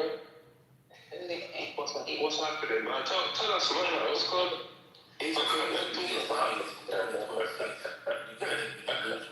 Yeah, but Michelle, it's not, to be honest with you, my dumb ass, I don't know even where I heard it, threw that in from. It's not talking about true seasons. It's talking about literally mixed with cold and heat. What country is half hot, half cold? It's hot in the night, hot. We have both desert and tropical climates here, and on top of that is really cold. Most other countries are not like that. They're mostly one type of climate with variations, but not drastically from cold to hot. While it's cold as fuck and it's snowing in northern wherever it was, Little Feather was talking about how it was 85. You feel me? That's literally a mix of hot and cold. North America. Yeah. It was like, so let's just say, okay, so where North America is right now wouldn't be where it was at, thousands of years ago. Right. I think the climate would be the same, like if it was above the equator or in the equator or in the north. Because at one point Antarctica wasn't frozen and the other half of the world was frozen. So I don't know, that's how I was looking at it. I was like, that's so long ago, just knowing that things, because didn't they say California used to be an island? I don't know. So yeah, it's I heard something about that one time. But it is an island, but I was just thinking like the planet shifts, it moves, climates change, poles change, atmosphere changes. Yeah, I think maybe things were also could potentially have been closer together. There was even more like Bering, because we have the Bering Land Bridge, right? So there could have been more land masses and things like that to connect things. And they grew up a lot of shit too. I can agree with that. And I did look up something too. I did look up like the Amazon. Like I was like, I know that forest is old. It says it's 55 million years old. So whatever that's there, whatever's in there, it's been there for a long time. But it does say South America split from Africa 100 million years ago. So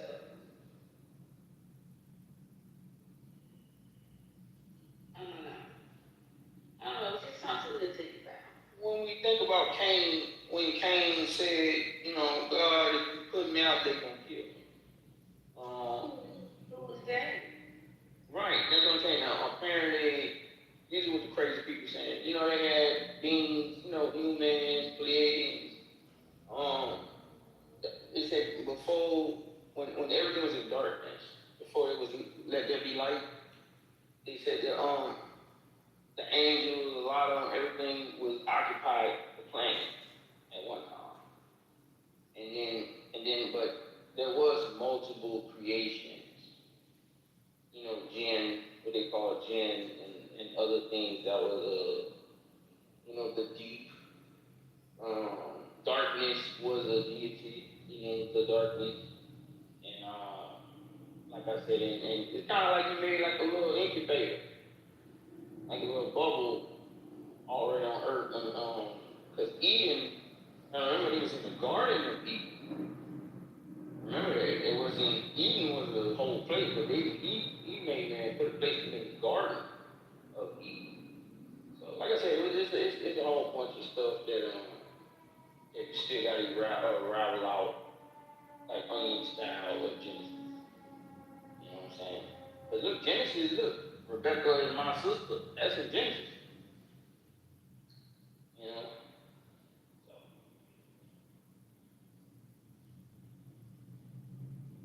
I think, I don't know about what was before, let there be like, it depends on how you want to see it.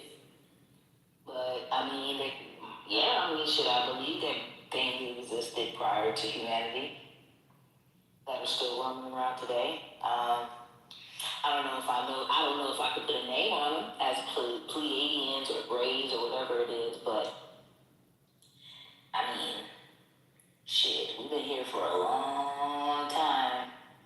Haven't seen them in my lifetime. I mean, who knows? We might find some shit out this year. The Simpsons have been right continuously, and their next thing is that there are aliens in our political system, so who knows? I don't know. At this point in time, I won't be shocked by anything at this.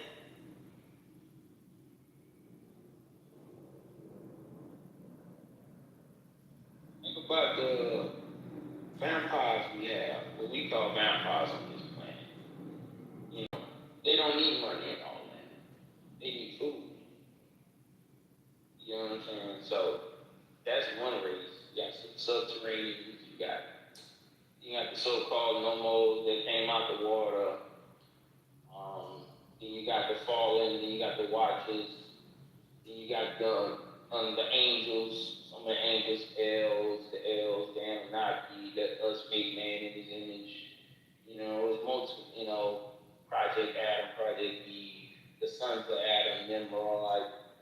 You know, it was a bunch of different things that was like you said, still wrong. That's still wrong today. But we made in his image, you know, his image. So that's what makes it. There's laws, like, you know.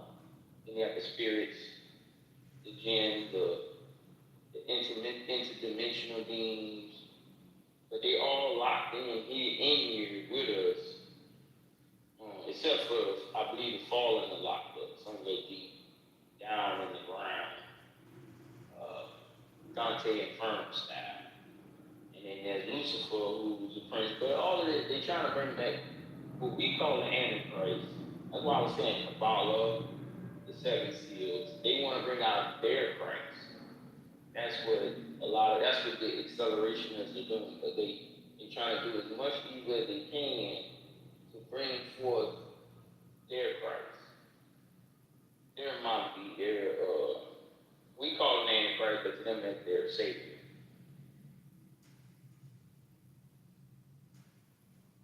And we're not doing the most that we can to bring back our Savior. Real quick, hey, bro, where do you get this idea that it's just this he, this father? Like, how and where would you be able to put a gender with this being or deity or whatever you want to call it? You're talking about two different things. No, I'm asking him a specific question. Oh yeah. I'm glad you asked that question. Right. God, the Father, is the Spirit. They tell you should worship in the Spirit. It's man-made God. You know, but man can't see past himself. Okay, man, God gonna sit on the throne. You need an ass to sit on the throne. Right? God got an ass, you think? Right. So you need some legs, you know what I'm saying? So man created God. In John 2 and 11, I want to say, and it's the Apostle John. Apostle John also wrote Revelation on the island of Patmos. John said, no man has seen God. So, but man cannot see past himself, brother. That's why, you know, we picture man with it as a man. You know what I mean? So my next question is, why don't you ever picture him as a woman? No, that's what I'm saying. Exactly. Man, woman, same shit. No, it's not, because I want listen to me, and then I want you to continue, right? Go ahead. Anytime people refer to God, they refer to it as a man. You included. So I'm just asking you to go to why we do that.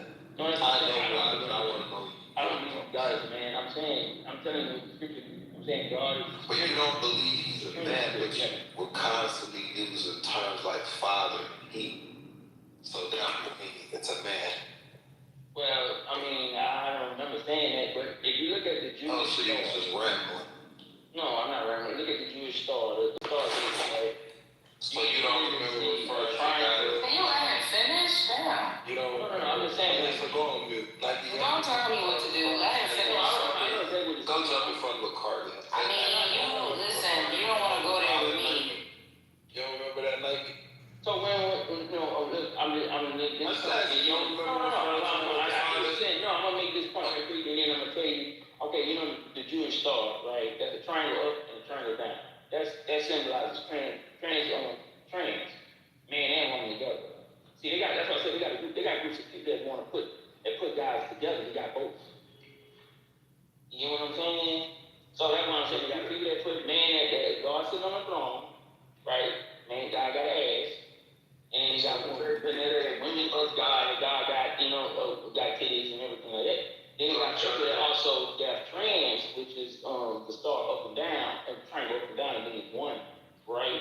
But I'm saying, no, I stand what I said, that God said, God is the spirit. John, I just said, John said in 3:11, no man has seen God. Yeah, so I think this is part of that indoctrination, brother. Like you didn't So you realize. No, listen to. I'm having a conversation with you. I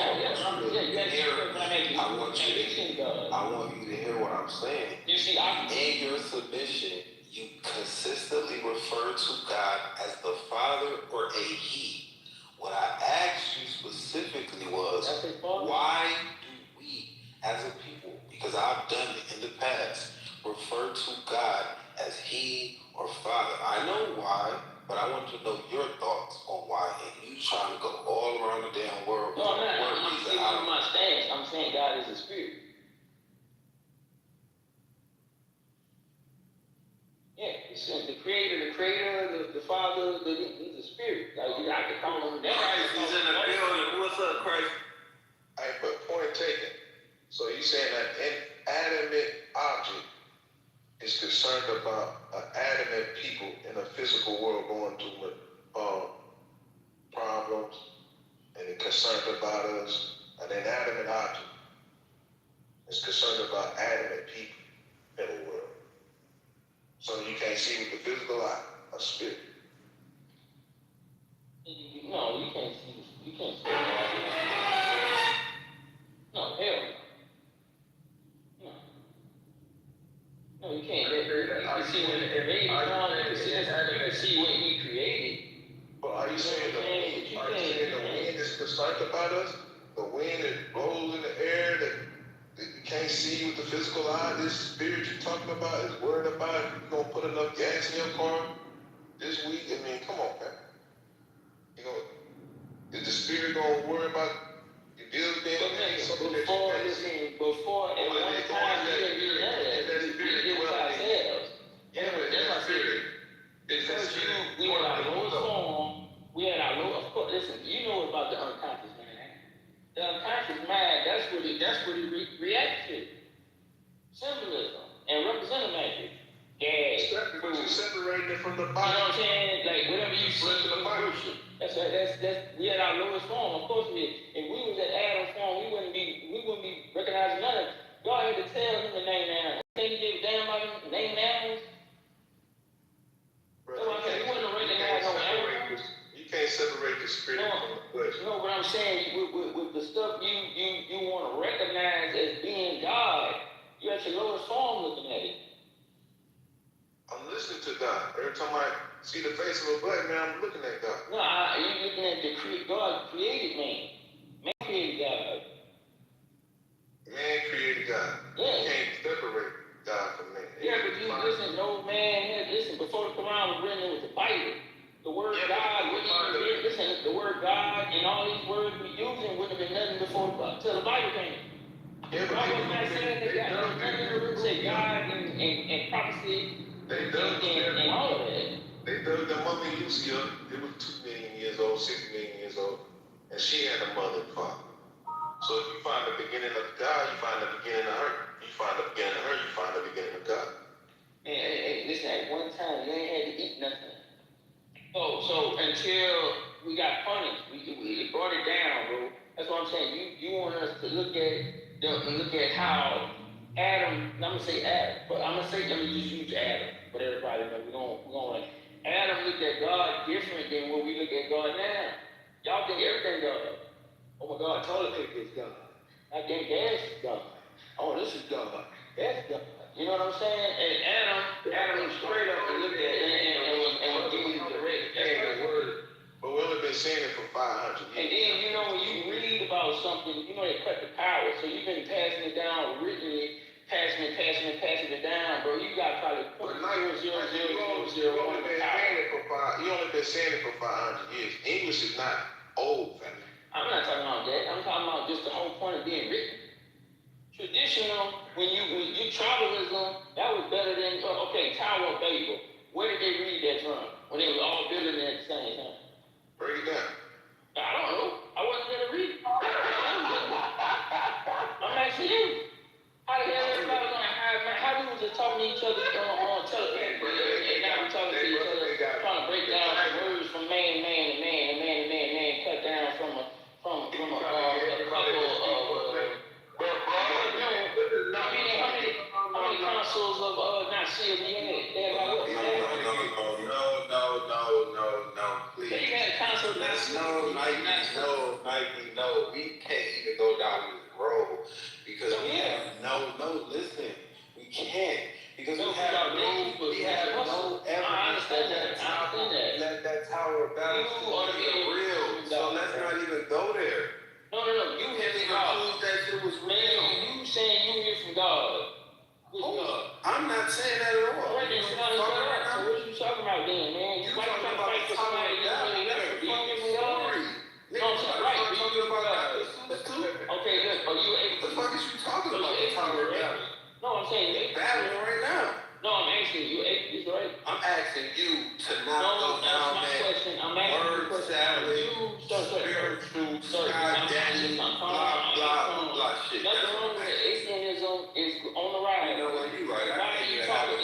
Why are you getting the word in a spiritual? You got it. Whoever was talking to this. That don't even make sense to me. Why the atheists jump in the spiritual base? So is the devil a person? Yes. Is he under the ground? No. Or is he walking around on top of the earth? Yeah, so why can't God walk around like the devil? Because the devil is a title. Like Epstein is the devil. The devil is a title. The only person the one that's walking around physically in the same is Lucifer. The devil is a title. Anybody can be a devil. You know what I'm saying? I'm saying like acquired, but it's a rank. You're number one in the evil community. You're the devil. But as far as the Antichrist, their Christ has not come yet. That's the whole point of the Talmud. That's the whole point of the seven seals. That's the whole point of rebuilding the temple. That's the whole point of you going to Israel and slamming your head on that Roman wall. Because you want your Messiah to come back. That's the Roman wall. Manifest and the forced acceleration. Bro, you ain't using your mouth to talk to me. Them God, cheek, tongue, brain, that his eyes were using. You didn't make yourself. You didn't make yourself. Yeah, that's it. Using creation, man. So if I make a cup, that cup is human. Even if I put water, is it human? Still a cup. Or I make a robot, I'm gonna make a robot, is it human? And I give it all the characteristics. Is it human?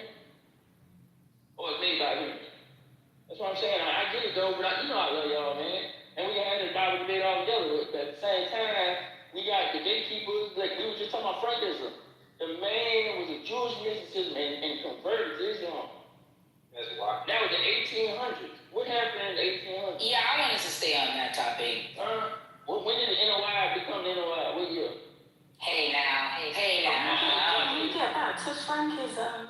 Yeah, let's stay on that. Yeah. And he also founded the Illuminati.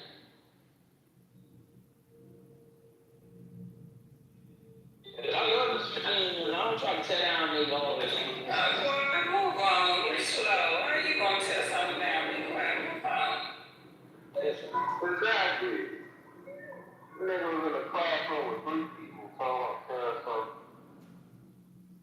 Yeah, but to what he said, I do think that is because I think that is a worry, right? And I just wanna, let me finish here. Hold on a second. Hey, you that person to talk. I I know who it is without even looking down. Look, don't even want to finish. I know exactly who it is without looking down. Your hateful energy just comes across the screen so loud and just loud, bro. I don't even have to look down. I know exactly who's talking right now. Hateful. Anyway, like I was saying, the reality of it is he's right. Oh, God.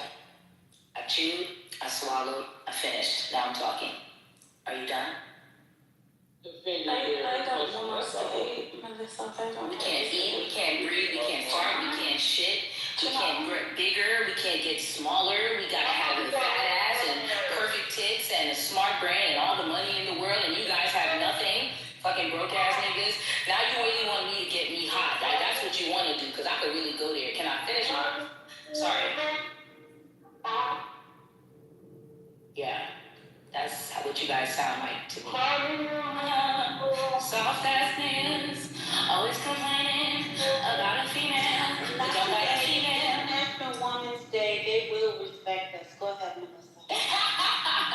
Alright, let me stop, because let me stop. They telling me to stop my rant. Anyway, so to the sabotage Zevi thing, I think it is a real concern, because even if the Jews are talking about, like, if you look at why they killed, their reasoning for killing the Ayatollah, it's because they believe that the Ayatollah is the lineage of a specific person. And just based off of some of the comments that have been made by certain people, I do think like there's this weird switching behavior. You were once Islam, now you're willing to do whatever for Zionism.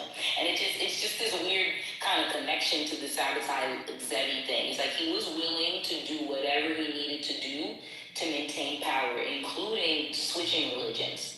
So I don't know. I just feel like this is a theme, and I don't know why it's sticking in my head, but I'm gonna just take it. Was he forced to switch to Islam? To a certain extent. He chose it. See, when Malcolm went over there, he learned about the Moorish science. Now, they can say what they want. But that's why I said, but I love Mr. Jr. and I love being X. That's my brother. I love him. I mean, I know they're real soldiers. So this don't include them. I know they out there for real good reason. At that time, all that's under more science. You know what I mean? And with more, at the time, Moors and Moors, and not talking to Moors, and some Moors, that's all paganism. It's all paganism. Boy, y'all ain't got nothing else better to do, boy. Why? Well, the slavery came about, right? I'm be quiet. It's religious or slavery, I swear to God. This just don't make no sense at all.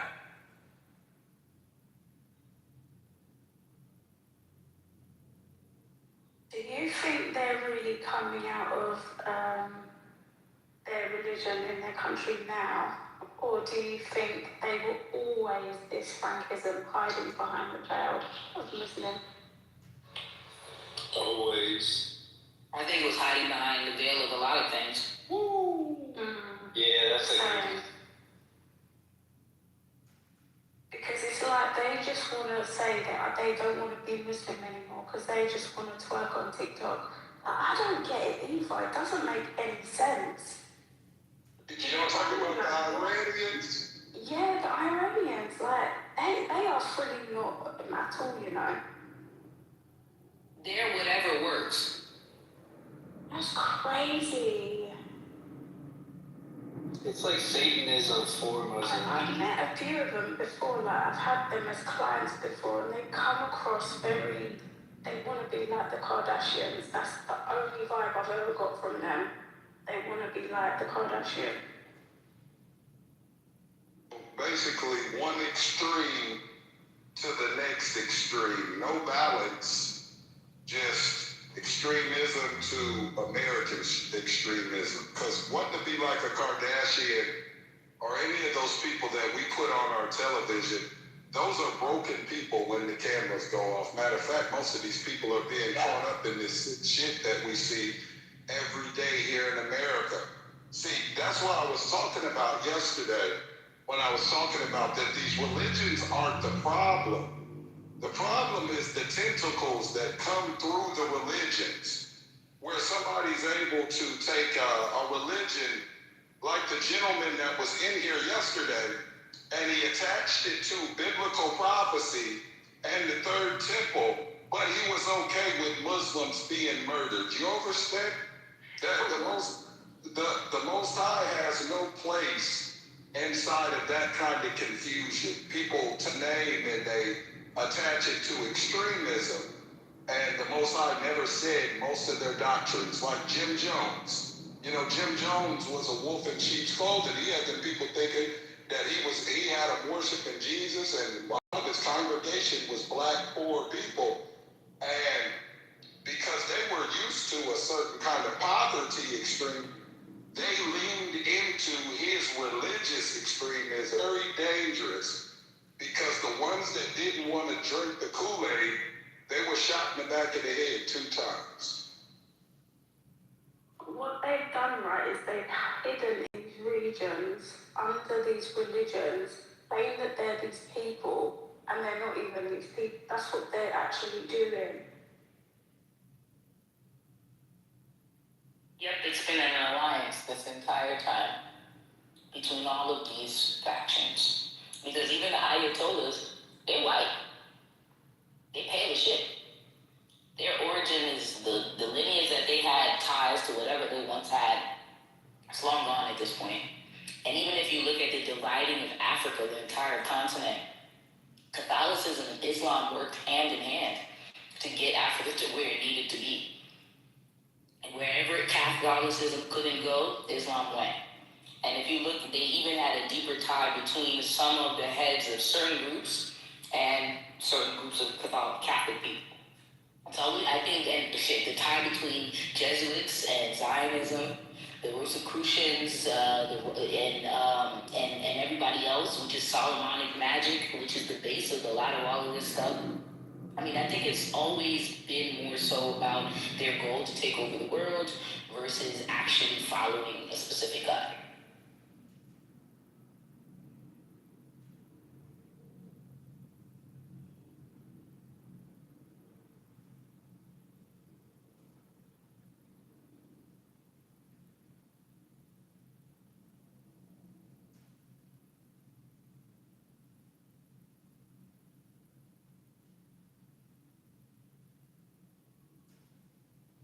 They've all been playing in our face this whole time.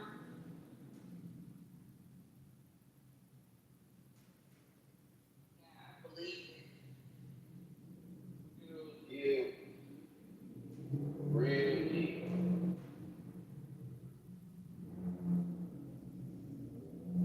The common denominator is that most of these factions don't actually follow the Abrahamic religions. They follow their interpretations of the Abrahamic religions. And that's essentially what's running the world, how they've interpreted how to see and use God and things.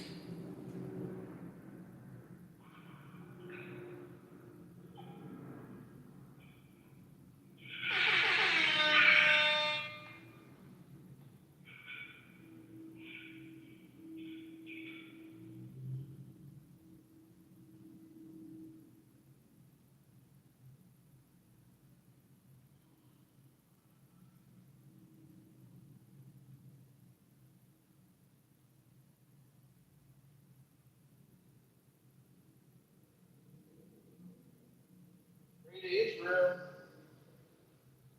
Greater Israel Project.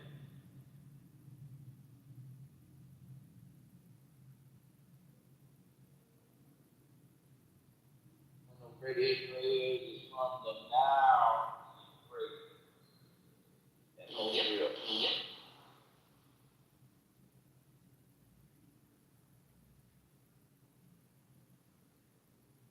Yeah, we can't let that happen. That's not good. De-arming Iran is one thing, but the Greater Israel Project is a whole nother level of subterfuge.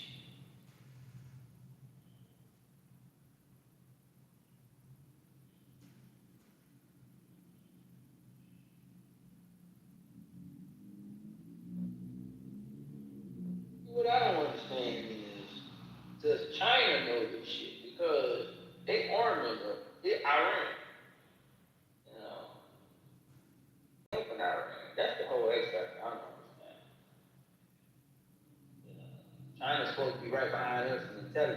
China's in on it too. Sorry to tell you that.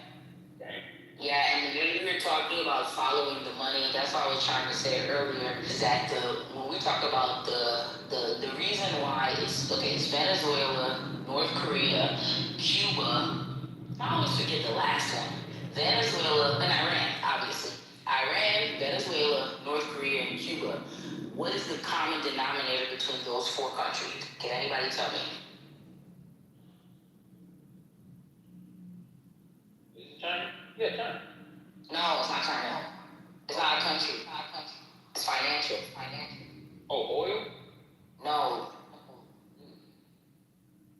I don't think they deal with central banks at all. Yes, fucking James. I knew it would be James. They don't deal with the fucking Zionist banking system. None of those countries get money from the Inter-Monetary Fund, nor do they get money from the World Bank. Those last four countries, everybody else does. Those are the last four strongholds for the one world government as far as their global financial system.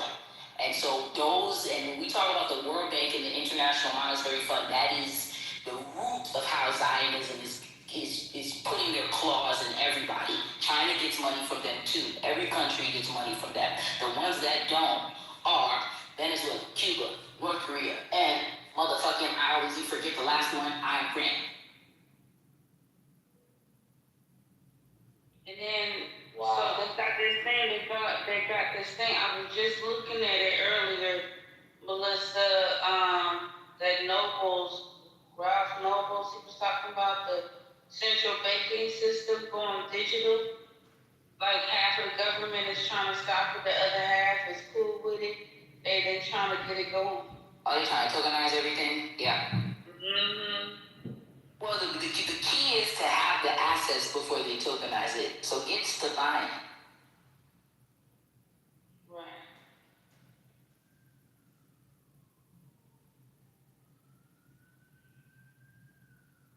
So when you put that in the chat, man, we know what stuck out was the New World Discord.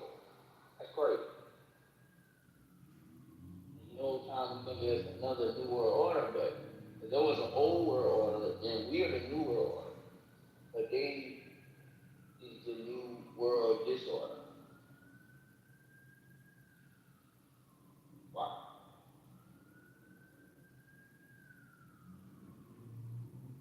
I mean, at least see we're at this level of awareness that we can see it for what it is. I take this as a step. Positivity, optimism.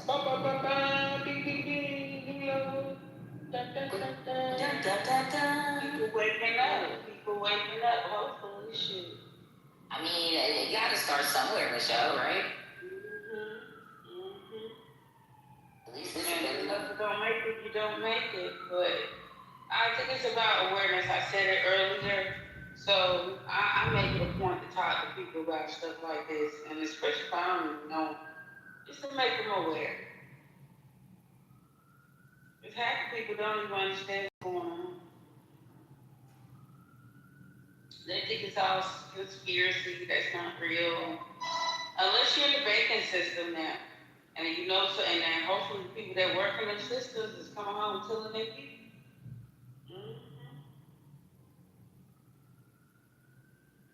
Don't be left behind. I had a client that told me one time, it was like in the 90s, his father had invested in Google. And by 2007 or some shit, he had like $14 million. I was like, damn, what the fuck? Yeah, and you know what's funny? The Epstein files, that's why just a dream as a new world. Oh my goodness. Oh my god. I just realized something. I figured out why the fuck these niggas, okay, they don't give a damn about the pedophilia. They desensitized us to the pedophilia already. We sang it for an entire summer. And they proved it that we're desensitized when we voted, well not we, but when Trump got voted in because he had allegations on him. Bruh, They know that it was the man's. It was the man's. I'm sorry, y'all. Just why you put the love for patriarchy. You threw us under the bus, and now y'all ripping bumper stickers off of cars, thinking it's gonna do something. It's not. I'm so sorry. But my real. We have the United States, the people, and then we all under the United States corporation. Well, you guys keep saying that, yet you pay into the corporation every day. Yeah. But we gotta get seasoned with the season. Yeah. What? No, the Epstein files, that's the thing. They're not worried about the pedophilia because what's more devastating is if we were to unearth the financial crimes. That's what the real thing that they're hiding is. If we saw what they were doing financially to not just Americans, but probably to the entire world, I think everybody would absolutely poop their pants. Like, I think that's what it really is, because behind the fight system is that Zionist banking system. That's the web that they're able to really see. Because people don't care, okay, they care about, it's the movement of the money. That's what controls the world. And that's the thing with Trump, right? Trump, yeah, okay, we haven't implicated him on pedophilia yet. But if you start doing a deep dive and see the type of money laundering this man is involved in, the type of financial crimes, murder this man is involved in, pedophilia is but one thing. I just don't think that we see the deeper picture of how they're covering up, how they're absolutely robbing us blind. They're robbing the world blind. Backed by the World Bank and the International Monetary Fund. It's the land of the outlaws. What is it? The land. What is it? What's it? What does it say on the Statue of Liberty? Damn.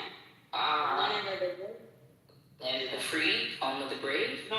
The land of the exiles. The land. Yeah, but they made that statue for black people. You know that, right? That's what it say on the goddamn plaque. This is the land of the exile. Yeah, the world is mostly black. They're fucking us up. That's why they're hiding behind religion that truly belongs to blacks. Nobody in the Bible or the Torah or the Quran is white.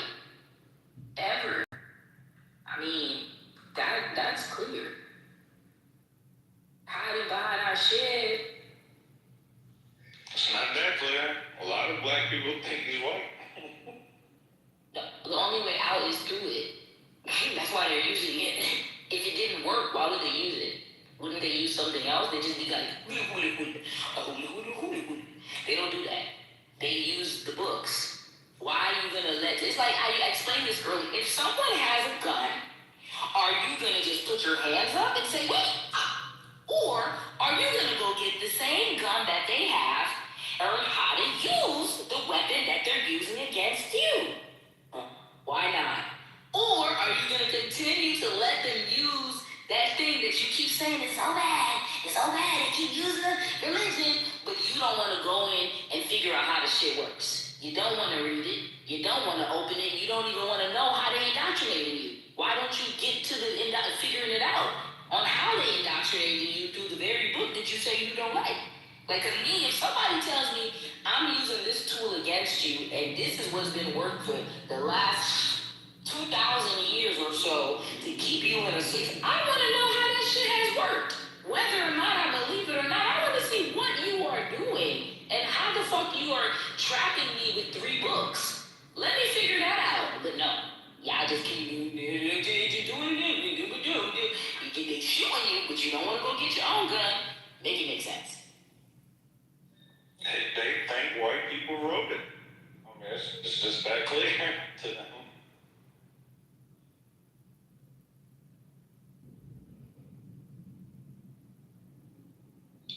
Well, listen.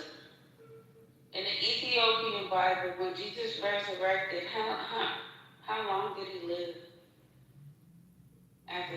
they said somebody said 30 days. I heard 40 days. 40 days. Yeah. 40 days. I found that very interesting. Let me see. And they changed it. Why would they do this? What would be teaching in them 40 days, girl? Maybe the Apocrypha, because that's, remember, the first person that he spoke to afterwards was supposed to be Mary. Oh, the fourth book of the Apocrypha? Not the fourth book, but maybe the beginnings of the Apocrypha.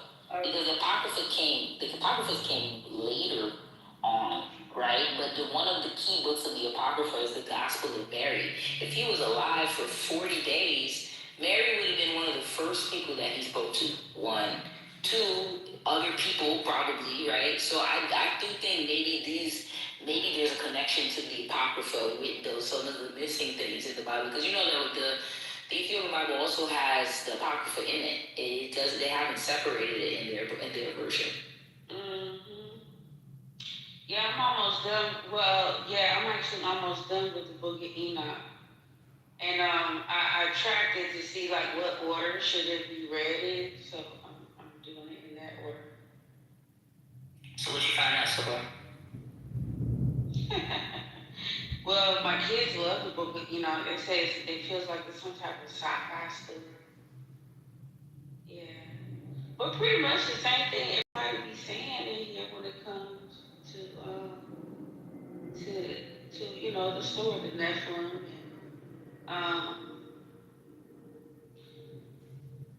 They got, you know, it breaks it down by chapters.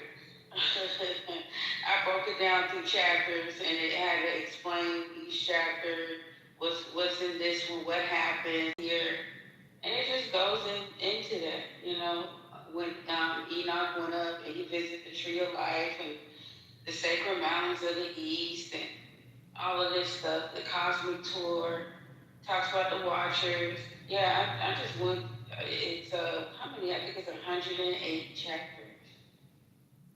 I just made it to the end. Pretty good, I think I'm fine. So, yes, fallen angels, the Watchers, 200 angels called the Watchers come down to earth. This had to be in chapter 16. Mm-hmm. Azazel and then Yaza and good one and how they babies. So it was like Enoch is chosen to deliver the message to the Watcher. Power without wisdom causes destruction. And y'all just giving out shit, just trying to show me what to do. Hits.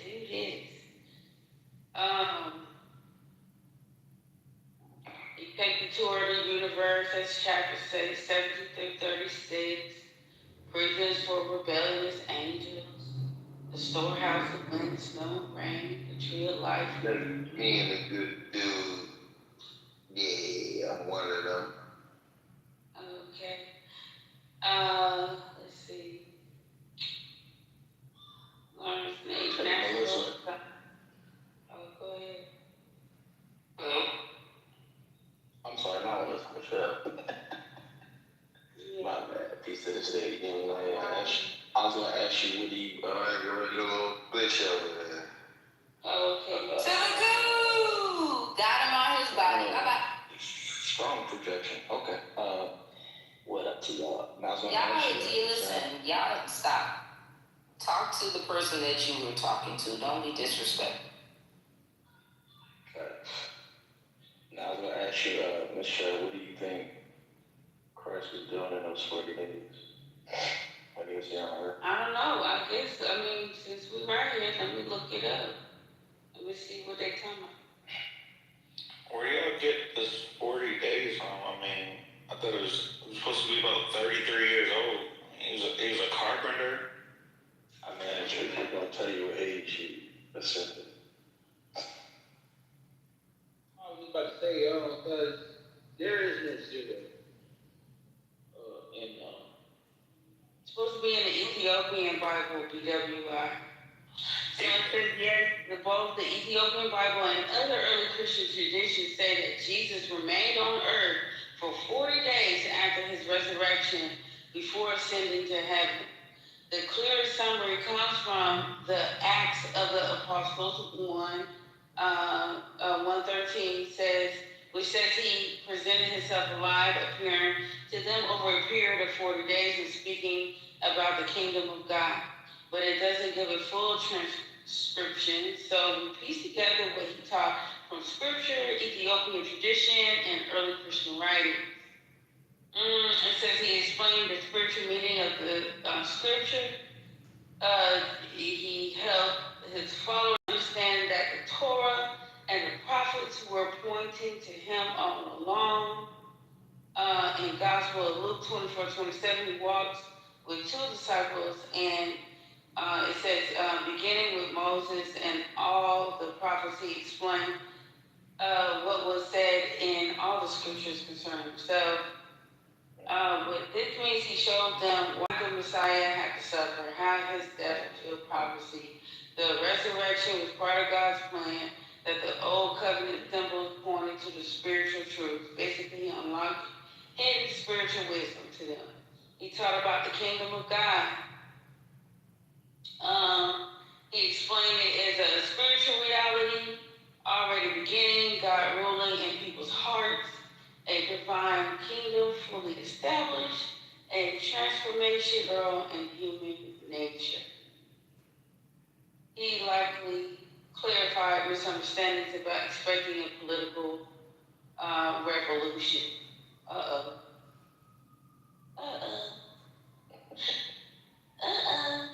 He gave, damn, I can't get past it. Let me push past that right quick.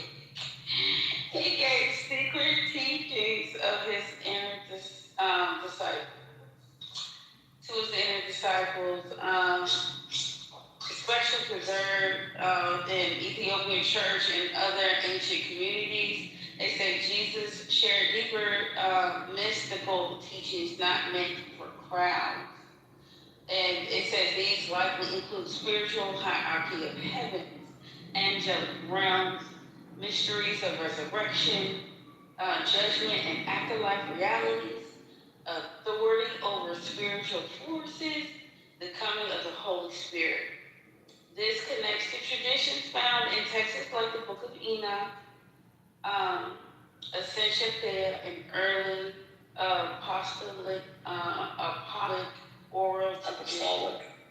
Apostolic solids.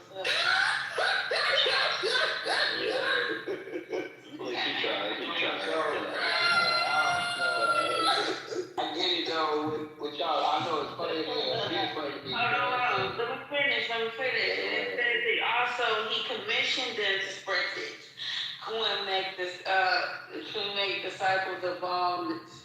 And he taught them how to preach, baptize, heal, cast out spirits, and lead communities. He proved the resurrection was physical and spiritual. Appeared many times to show that he was not a ghost. He had a tramp body. Death was defeated. Resurrection is real.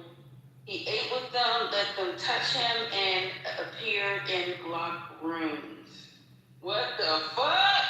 James! Great bullshit. This is in the Ethiopian Bible, though. That's the original. That's the original Apocrypha. It's been protected. We also gotta remember, James, these folks listen, y'all gotta understand, when these folks was practicing these rituals, and even sometimes when they was writing this shit, they was high. They was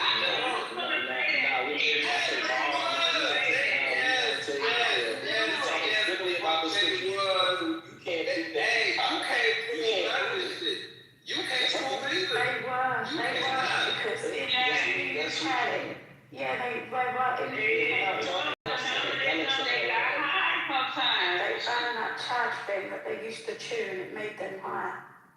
Yeah, but you can't find that in the Hebrew custom. Well, y'all seen the book? Nigga, that's the point, nigga.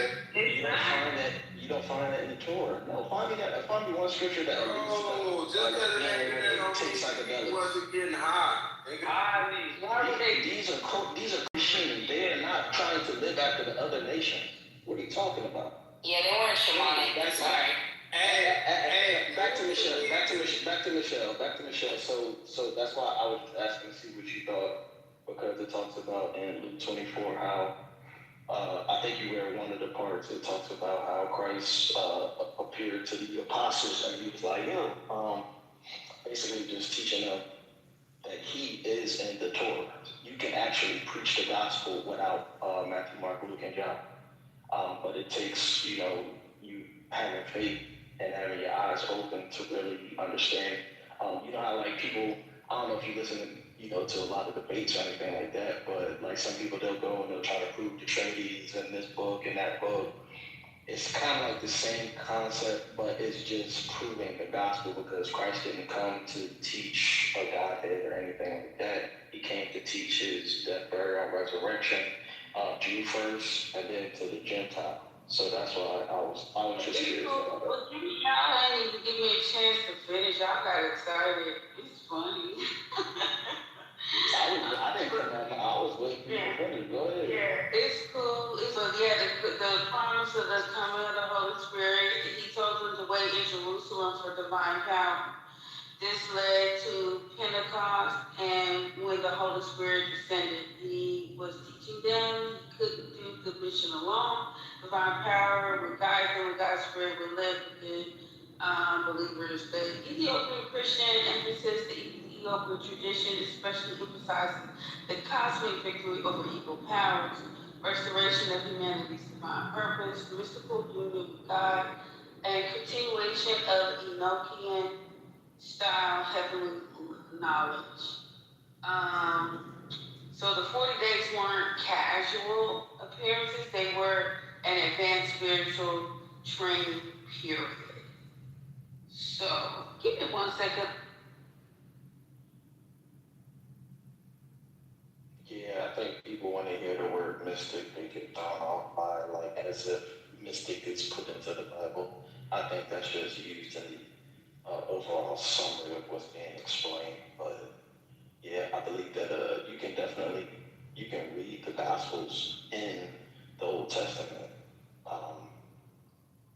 It just takes, some time, effort, guidance, and just a willingness to learn. It's like the sister said earlier, like, if you're being deceived, why don't you open up the book to see how they deceive? Like, y'all want to, chalk it up that they was eating this, smoking this. Okay, well, prove it.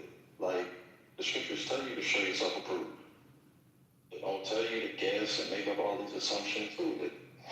So, I think that when we read this thing, we got to read it objectively. We can't transport it into 2026 thinking that these people thought something lived like this. That would be unrealistic.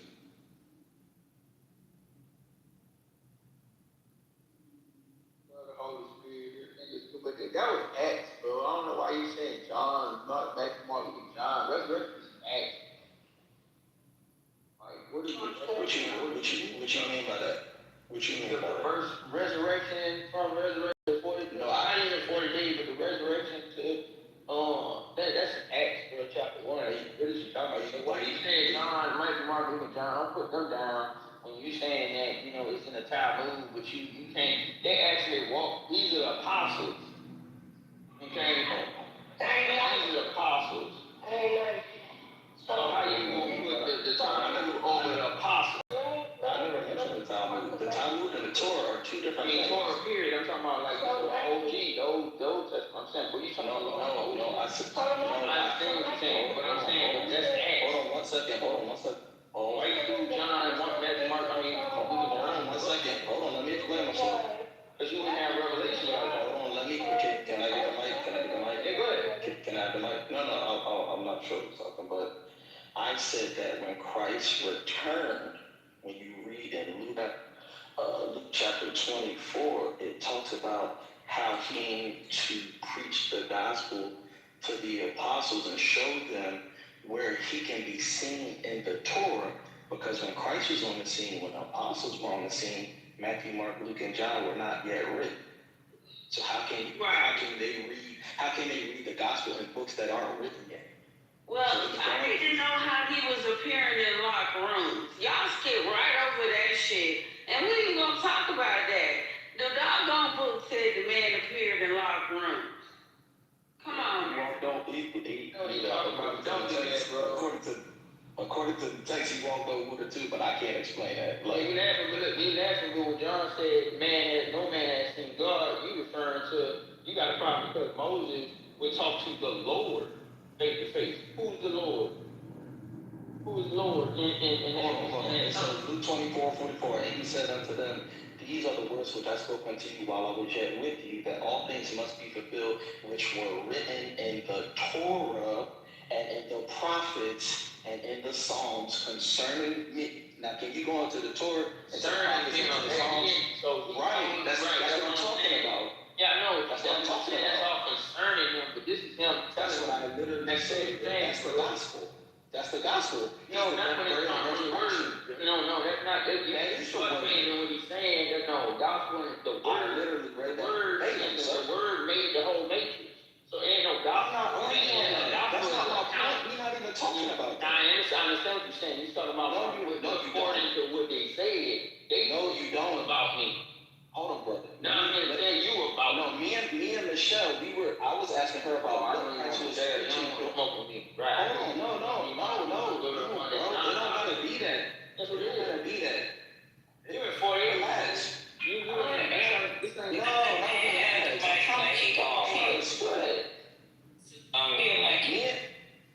Me and Michelle, we were talking. I was asking her about the 40 days. What do she believe was being talked about during the 40 days? That's what I'm talking about. You refer to the Talmud. No, I mean Torah.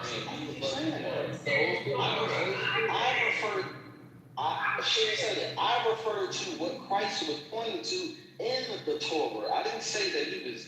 I wasn't referring to what you were referring to.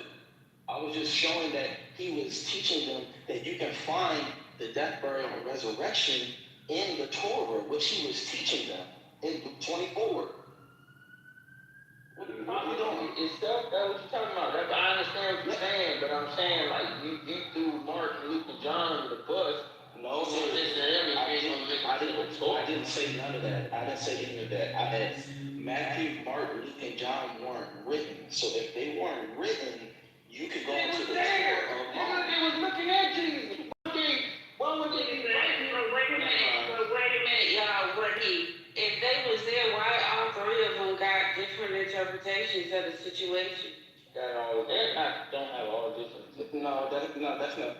I'm not dealing with that. But why would he? If he's there, why in Luke 24:44? Why in Luke 24:44? They're not with the inconsistencies, which I want to know. Hold on, no, Michelle, me and you was building on something else. He's going into something different. You saying Jesus was there in the flesh, but if he was there in the flesh, why did he have to go into the Torah and into the prophets, into the Psalms concerning him? If he was in the flesh, why did he have to go show them that? Go answer that. I'm waiting. He's there in the flesh, but he's teaching them this is where you can find where I'm supposed to die, be buried, and resurrect. This is where you can find that. Because the scriptures talk about what? Having 2 or 3 witnesses, fulfilling the law, right? Okay. So when he was on the mountain and he said, Father, push this cup away from me, he knew then that he was gonna have to die. Bro, that has nothing to do with him. I said the Torah is fucked up. You didn't even answer my question. That's why the Torah has come because you didn't answer my question, bro. You didn't answer my question. You still gonna sacrifice? So you still sacrificing animals on the altar? You red herring like a mug right now. No, I'm asking. I'm saying you didn't even answer my question. Outside, sacrifice chickens and goats and all that shit, cows and stuff for your sins. That's why I said, if you want to talk about the Torah, let's talk about the whole thing. So you still doing that? You still I'm reading this verbatim. Hold on, maybe you're not listening. It says that, and he said unto them, these are the words which I spake unto you while I was yet with you, and all these things must be fulfilled. What are those things, sir? Which were written in the Torah. I'm simply talking about he's in the flesh telling them, this is where you can find that I'm going to be killed. This is where you can find that I'm going to be buried. This is where you can find where I'm going to be resurrected. That's what he's telling them in Luke 24:44. The Torah is Hebrew. It means the law. Huh? It means the law. Okay, so you mean the Torah you got is the law? That's the law of the old covenant. How you know? Because Christ is the new covenant. No, I know it, but I'm saying what you hold in your hand is the same law that we were talking about. That's what you're saying. Yes. Oh hell no! Come on, man. Oh, for real? You dead serious, brother? Yes, I'm holding the same law that he was holding. From that they had that he was referring to the law. Why would I be holding a literal scroll when? Why would I be holding a literal scroll when the promise is that he will? Hold on, you're going way off. You Yes, you are, because you're not even answering these questions. I went to Luke 24:44 to ask you why he's going to them to show them in the Torah these things. And you're going, oh, well, we belong to the Torah. You still sacrifice? That's nothing to do with it. You follow the Torah, correct? I follow the Torah with wisdom. That's what Christ did. Okay, so that's different.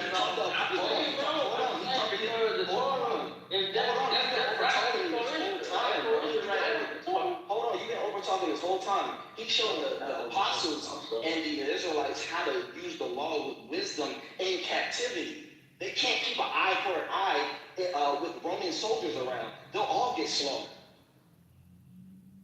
So that's you missing my point when I'm talking about when me and Michelle we were talking about. I was asking her about the 40 days. What do you believe was being taught? Christ literally in Luke 24:44 is explaining in the beginning what he was teaching when he first stepped back on the scene. He was showing his apostles in the Torah, Genesis, Exodus, Leviticus, Numbers, Deuteronomy. He was showing them in the Torah where you can find I'm going to return. I'm going to be hung. I'm going to be slain on a tree. I'm going to be in the grave for 3 days. Can you go into Leviticus and show me that? Can you go into Numbers and Deuteronomy and show me that without touching Matthew, Mark, and Luke, and John? I'm not denigrating them. I'm just saying you can do it without going to them. That was the whole point of the conversation, brother. That it wasn't nothing about you need to sacrifice animals and all of that. I think that's done away with. That's what it was. Like that's a foreshadow of things to come. So respectfully, bro. I can't say what's done away with if Jesus himself only read the New Testament or the Old Testament. All the stuff that's coming after him. Like I don't get that. Like how can we say something is done away with? Jesus won't say it's done away with. That was the by the way. But that's exactly what Jesus was fighting against. Jesus was fighting against people coming up with their own theories and their own fucking solutions to what he had said. What was written. Hold on. Because Jesus didn't come to change anything. He came to fulfill. So it's like, who gave you niggas the authority to come up with a New Testament and then do away with the Old Testament? That sounds like that's going directly against Jesus when he talked. Because Jesus didn't came, he didn't write nothing. He didn't make no scripture. He didn't enforce nothing but the Old Testament. That's all he came to fulfill. I think he was really competent. And I think he would have been competent enough to write some new scriptures if he had wanted to. But that's not what he wanted to do. He came to fulfill. So who authorized you niggas to write a New Testament and say that New Testament did away with the Old? That would be blasphemy. That would be exactly what Revelation tell you. Debunking itself, saying that you have to know God's heart, word for your own heart, because people will come add and change. Adding and changing anything after Jesus died is crazy. I believe that's blasphemy. Adding and changing. So when it was prophesied that the Father was going to change the heart of stone into the heart of flesh, and he was going to give us a new heart. What's that new heart? A new heart. It didn't say a new law. It didn't say a new rhythm. It didn't say a new command. It didn't say. But they already had the law. Exactly. And now you saying that the New Testament comes to change that. You said, I didn't say it changed it. I said it fulfilled it. It changed it. You think that You said it was done away with. I'm not supposed to. Yes, it's no longer something we have to answer to. Wait. Did Jesus listen. This is the point of contention. Jesus never said that. So I don't care if Mark, Matthew, John, I don't care which one of them niggas came after him said it. Jesus himself said, I come to fulfill. He did fulfill it.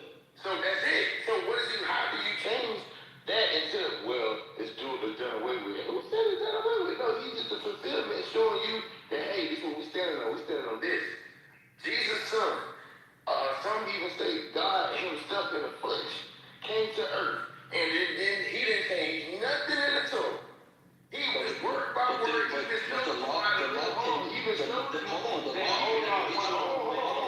law will never get you into the temple. Listen. The law is supposed to get you. I didn't interrupt you. I'm just interrupting you. I didn't interject. But I can't interject. I can't interject. I'm going to land. Because if not, it sounds like an argument to you. Let's listen.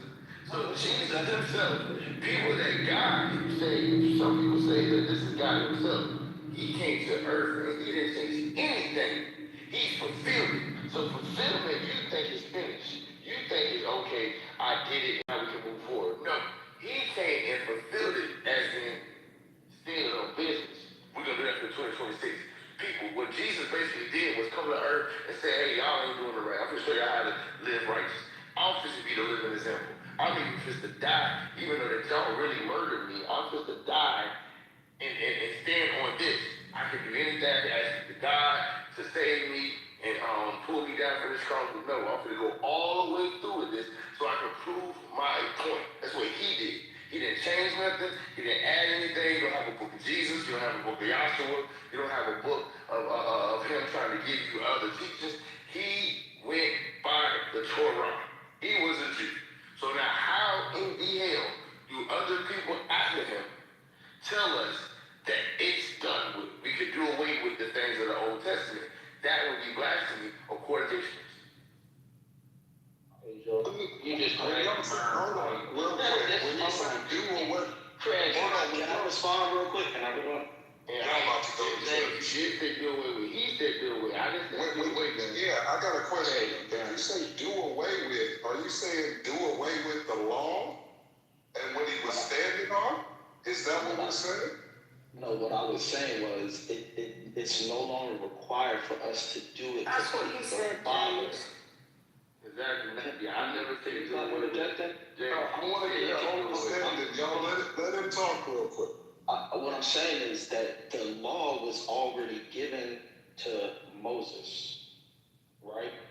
So you weren't given eternal life when you got the law. You weren't given eternal life. You were already alive when you received it. The whole point of it is for you to receive eternal life. The law does not give you that because they already had that. So when you need to go into the consecration of the temple before the throne, you need a sacrifice to do that. That's Christ's sacrifice, which means your works were not good enough for you to get to the throne. That's why the law is below the mercy seat. The mercy seat is above the law. So Christ's work supersedes the law, but we still keep the law with them. It's not something to just throw away. Of course, when I say done away, I'm saying you don't need that to please the Father as the Israelites, had as instruction, because the law was a mirror for the Israelites. That's all it was. It was just to show them who they were as they were coming out of Egypt. So then now when you fast forward to today, when we think about the law, we trying to disrespect the Most High and His holy days and His calendar, like You don't claim your own understanding.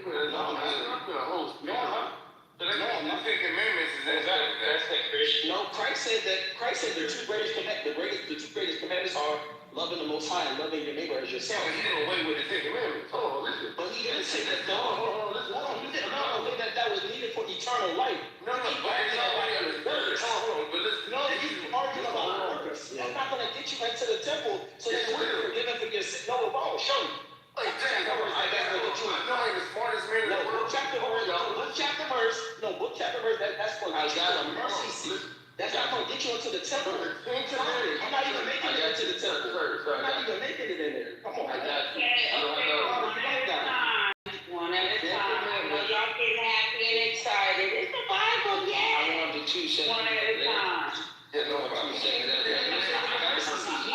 He can't even do with the law under them. I got you. Hold on, but listen. He can't do Okay, it. John, look, I got the verse pulled up. I got it pulled up. Look, John 14. Listen, you talking about John 14:6 said, I am. Jesus states, I am the way, the truth, and the life. No one comes to the Father except through me. Boom. Old commandment, Old Testament. Show me the commandments he told you. I know it takes you because you don't understand that, but I'm saying Jesus said, Y'all trying to talk bad about John, and John just told you, and because he was right there, and John 14:6 said, I am. Jesus stated, I am the truth of the life, and nobody comes through me. So, bam, the Torah time was out the window. Yeah, Father, it's out the window, y'all. Right there, The tower.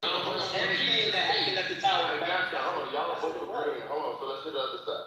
So now, this is all fine and dandy. Hold on, James, or anybody that knows. He still ain't proved that the law is eternal life. He still ain't proved We're not that. arguing, bro. I just want to get my. No, I'm saying you ain't proved that the law is eternal life. I got you. You gotta prove that. You gotta prove where shit Bro, you gotta stop being a little girl right now, bro. You gotta let me talk. You gotta let me talk, bro. You gotta stop being a little a girl. Listen, what I'm saying is,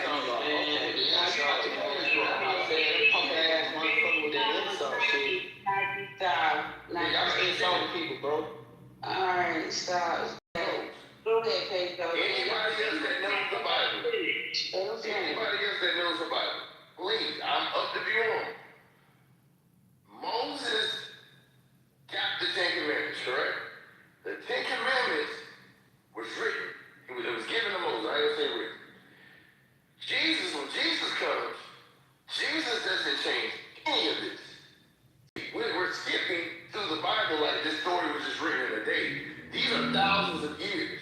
That means in these years, Jesus could have changed these things if he wanted to. He could have spoke against these things. Just because he says nobody goes to the Father but to me, that does not null and void the commandments that was given to the people. Especially if you think you're God's chosen people or a follower of Christ. I think we still have to believe, we still have to uphold the 10 Commandments. Why? Because our Lord and Savior are important, and nobody else is not a Christian. Please let's not get off the mic and say the Bible say I don't care right now. We're just talking about Christian believers. I believe if Jesus did not change the 10 Commandments, if he didn't say those are null and void, I think it's blasphemy for anybody to come later after he dies, after he's not here to represent himself, and say, hey, we don't have to follow these anymore. Because he followed those. He even was the embodiment on earth of the action. That's the whole reason for it. He came down and said,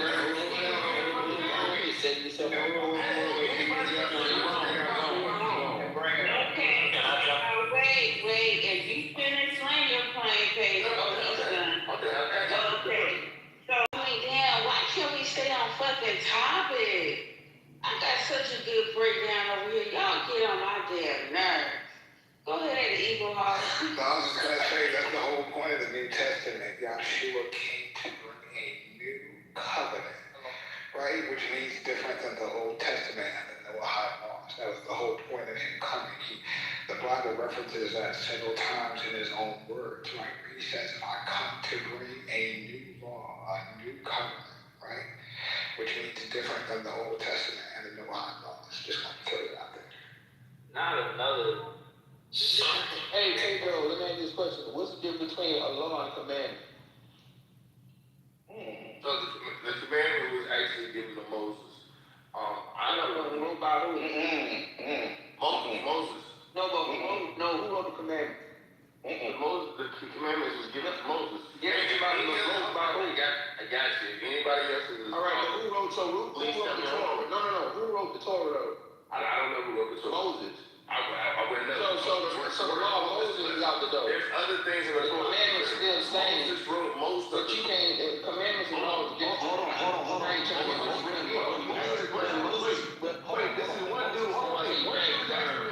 How's the other dude interrupted? Yo, chill, nigga. He's asking me a question while he's saying, hold on, that's crazy. And he answer the question. question. You didn't answer it. You said you don't know. You moderating the stage, Pedro. Who moderating the stage? Other niggas talking. He asked the question. You didn't answer it. Do one mic, please. Okay, well, I wanted to say, well, when Moses received the law, he was a murderer. He was a murderer, correct? Listen, but it doesn't matter. So Moses. It does matter. Go on mute. Ask your question and go on mute. Hit the mute button. You know, that thing down there. There you go. So Moses wrote most of the Torah what we have. I don't care what Moses was. Moses wrote most of the Torah. I think like 90 or 80% is it. So that's the answer to your question. But him being a murderer that's null and void. Saul was a murderer as well. He even persecuted and killed Christians. So God has used other people that murdered Christians before. That is true, because Bartholomew was a tax cheat. Jesus was poor. What's his name? James was he was hot-headed. He cut off their soldiers' ears, stuff like that. God can use anybody. But to answer what you all are saying, what's the difference in between with the New Testament and the Old Testament, with Jesus and with the Old Testament? No, we do not discard the Ten Commandments. Yes, Moses received the Ten Commandments from God. He saw the back of God's head and his hair turned white. He saw where God wrote it in the stone with his finger, and he received it from him. We still follow the Ten Commandments. The only difference is when Jesus came, you no longer have to go to a priest. You no longer have to go to somebody and confess your sins. You can go directly to the Father through Jesus. That's why the temple split in half. The curtain split in half when Jesus died. There was a great earthquake, and that symbolized you no longer have to go to that priest because the priest was behind the curtain. That's all that means. Thank you so much, Jerry. I knew it was a reason I couldn't get it out, but yes, you're definitely correct. I was looking for that. Can I explain what I was saying? So the reason why I brought up Moses is because the reason why I brought up Moses is as long as I needed to take it. The reason why I brought up Moses is because we talk about the law, right? I believe in keeping the Ten Commandments. Like, I'm not against that.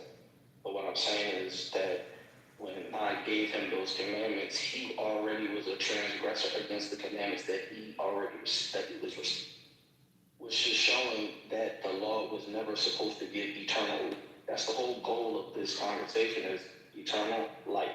The law does not give life. It doesn't give life. So that was my point. Okay, so both are correct. Is that fair to say? No, because you can't do away with the Old Testament, so whoever said that cannot be good. That is dangerous. No, that's the whole point, that you have to keep the commandments, but you have to accept the sacrifice that Jesus made.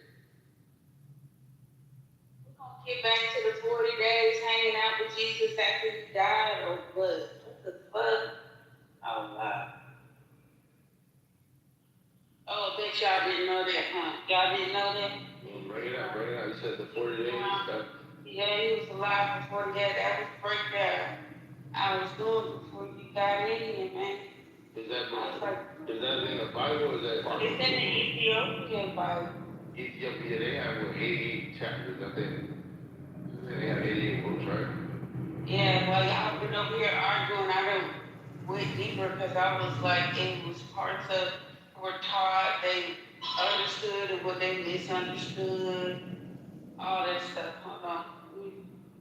Yeah, I mean, damn, I don't feel like reading this shit again. Let me see, let me get back to the top. What did they learn? I'm gonna be short with it. He explained the spiritual meaning of the scripture. Okay, he showed them why they had to suffer. How his death fulfilled prophecy, the resurrect part of God's plan, that the old covenant symbols pointed to some truth. So basically, he unlocked hidden spiritual wisdom. Two, he taught about the kingdom of God. The kingdom of God was not just political, he said, as a spiritual reality already beginning, God willing, in people's hearts, a future divine kingdom fully established, and a transformation of the world and human nature. He likely clarified understandings about expecting a political revolution. We can get into that later because I was like, why did they expect a political revolution? Like, what was going on? Why did we needed a revolution? Anyway, he gave secrets to his inner disciples. So early Christian traditions, the Ethiopian church and other ancient communities say Jesus shared deep mystical teachings, not meant for crowds. They likely included spiritual hierarchy of heavens, angelic realms, mysteries of resurrection, judgment and afterlife realities, authority over spiritual forces, and the coming of the Holy Spirit. This connects to traditions found in texts like the Book of Enoch, Ascensions of Isaiah, and early apostolic oral teachings. Let's see. He commissioned them to spread the message. He gave what's often called the Great Commission. He taught them how to preach, how to baptize, how to heal, how to cast out spirits, how to lead communities. He was preparing them to carry on his work. He preserved the resurrection. He proved the resurrection was physical and spiritual.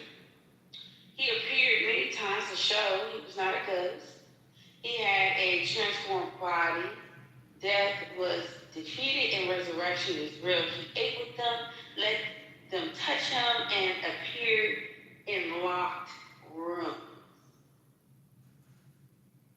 This taught them that resurrection is physical, spiritual transformation into a higher form of life.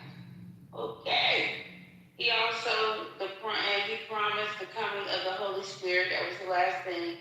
He taught them to wait in Jerusalem for divine power. This led to Pentecost when the Holy Spirit descended. He was teaching them they couldn't do this mission alone. The divine power would guide them. God's Spirit would live within believers.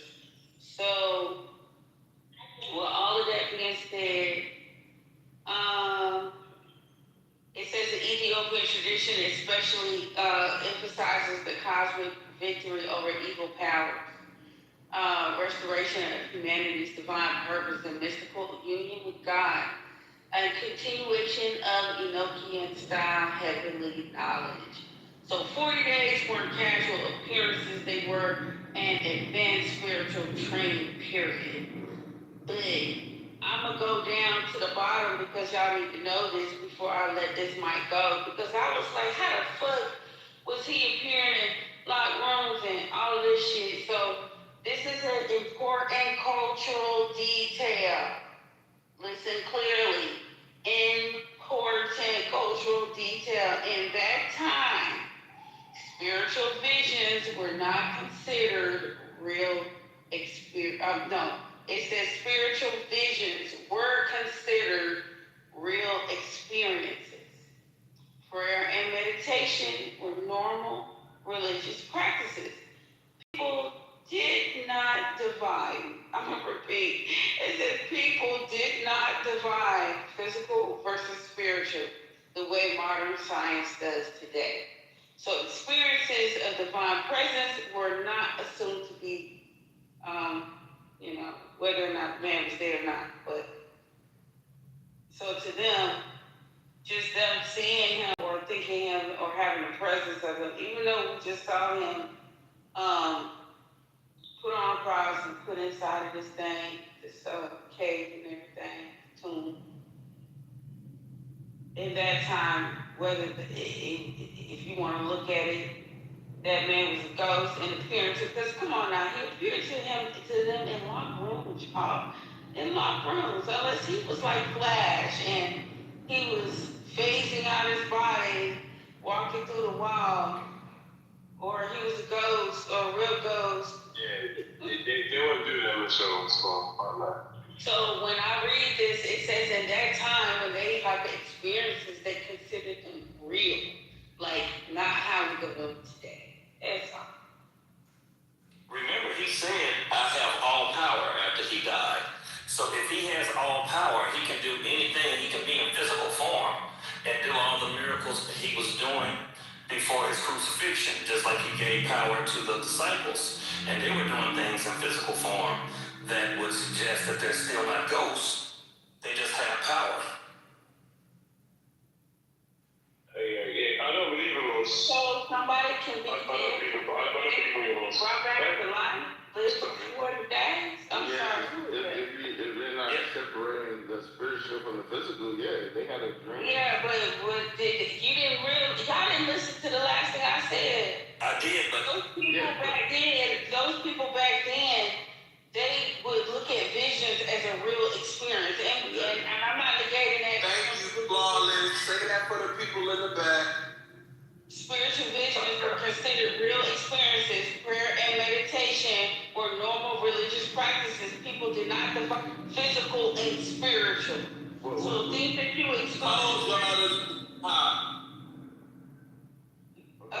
But it doesn't mean they were high. No, I can't say they were high. You know what I mean? I know, but I'm not gonna say they was high. No, I was rolling, but what you said, people gonna they could be all type of into that trend, that spiritual trend. Well, they have that now, Michelle. Like, think about it. When a baby is being born in the family, listen, black people literally have those spiritual things that shouldn't be fact. They need to be fact, right? Like babies being born. When your family is having dreams about fish or whatever it was, when there's a baby coming in, all the women in the family like, girl, I got a dream about fish. See what I'm saying?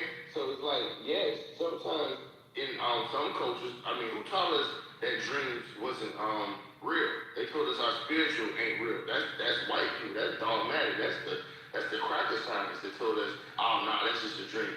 Black people to this day, we have dreams like, oh man, my hands is itching. That means we could get some money. That's just a black thing. That's just some nigga shit. Dreaming about somebody drowning. They got reasons for that. Like, come on, don't pretend. So you're basically saying do those things. We're doing the same thing they did. We're not separating physical and spiritual. Yeah, we don't do it today. So let's say somebody's seeing Jesus in a dream. Or they had a deja vu. Like, man, hold on, man. I seen Jesus last night, y'all. And he came to me and he showed me his hands. In the black community today, your grandma say some shit like that and you better take heed to it. That's all I'm saying. That's our culture. That's us. Right then and there, when you read that and said they didn't differentiate spiritual from reality, oh, that's us, them niggas right there, we do that to this day. My grandma told me, say, hey man, I got a feeling, y'all need to stay in the house tonight. Come on, man, fellas, how many times have your girl, somebody been in a relationship with you and said, I got a feeling. Your palm could be itching because your hand is dirty, okay? Now you act like you don't know what I'm talking about, okay? All right. If your mom says don't drive tonight, that means you don't drive tonight. Exactly. But in America, you say don't listen to life. Don't listen to life.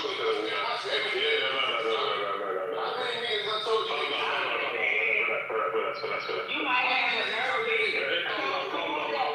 Hold up, but see the thing is, I'm sorry, I'm gonna give it right to you. Like, they always say your eye twitching or something is twitching, right? Well, when I was in school, when your eye twitching, that means you have a subluxation of your C1, C2. That cranial nerve. But it is. I done adjusted people's necks and I saw their whole fucking eye twitching. I done helped cure Bell palsy and motherfuckers. What you talking about? I got you, but what I'm saying is maybe people make positions or things in those type of situations to justify or explain why that thing exists. That's all I'm saying. Go ahead. Well, go ahead, right? Yeah, let's hear it. Hey, go on, Pedro. Oh, no, I was just saying, she knows these things hold up in our culture like smelling rain. If she ain't know it, they gonna brother Eugene. Brother Eugene, how many times you done heard you can smell that rain coming? Oh, yeah. Yeah, and it's actually a term for that, Pedro. I forget it. It's slipping my mind right now. But that's a real thing. It's actually, they got a name for it. It's a specific thing, right? Yeah, and I actually do that. Y'all funny as hell. I love it. Man, nah, you done heard that before. No, that's real. Like I have that ability. Like if I go outside, it don't matter if it's sunny or whatever. I can smell that rain before it comes. I can smell it. I can say, That's how it goes. Hey, brother Eugene, your phone number is there. About all that, like, it didn't make any sense. Like, if you're making any sense of it, though, yeah, make it make sense.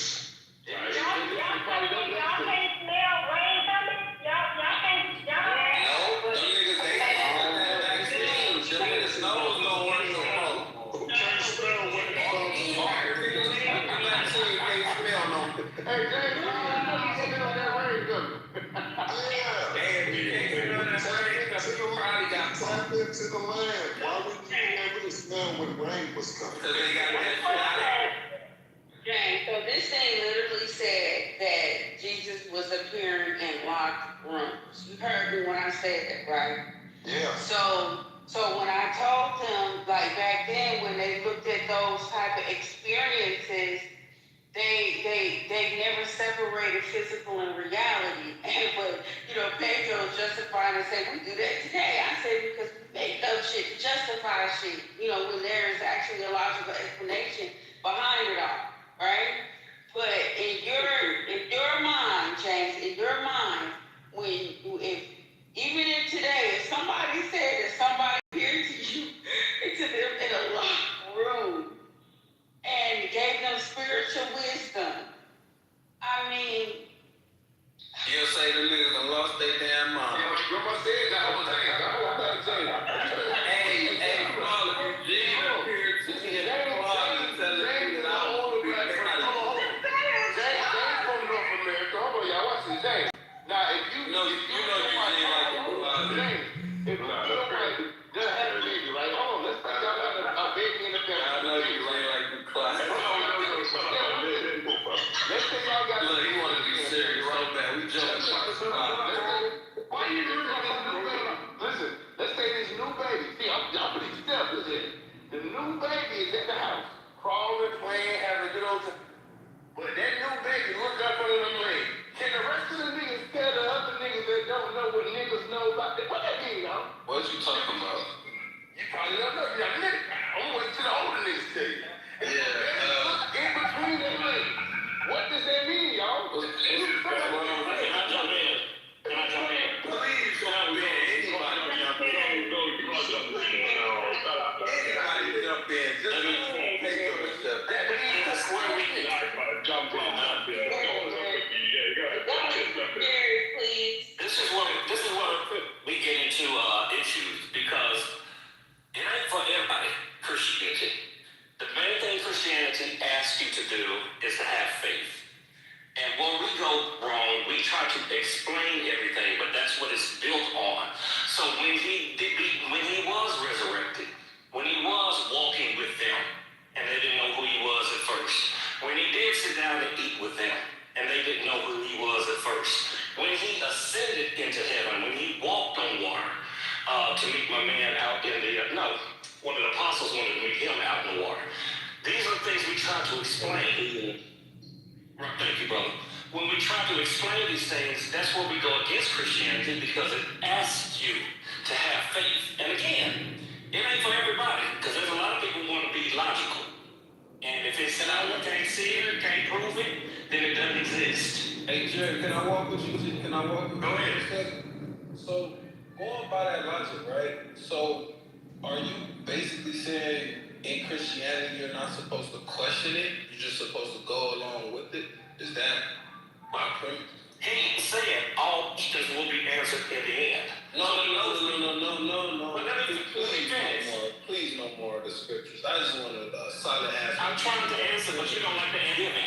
You can't ask me a question you want me to answer. Can I finish it? To say, give me no answer. Can I finish it? Without going to act.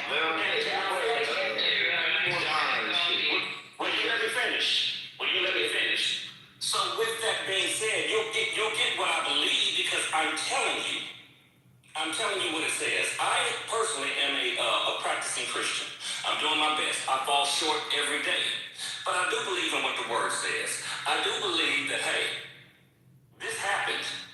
But I do have questions as well. One of the first things in the Bible was the water was on Jesus, God walked on the face of the deep.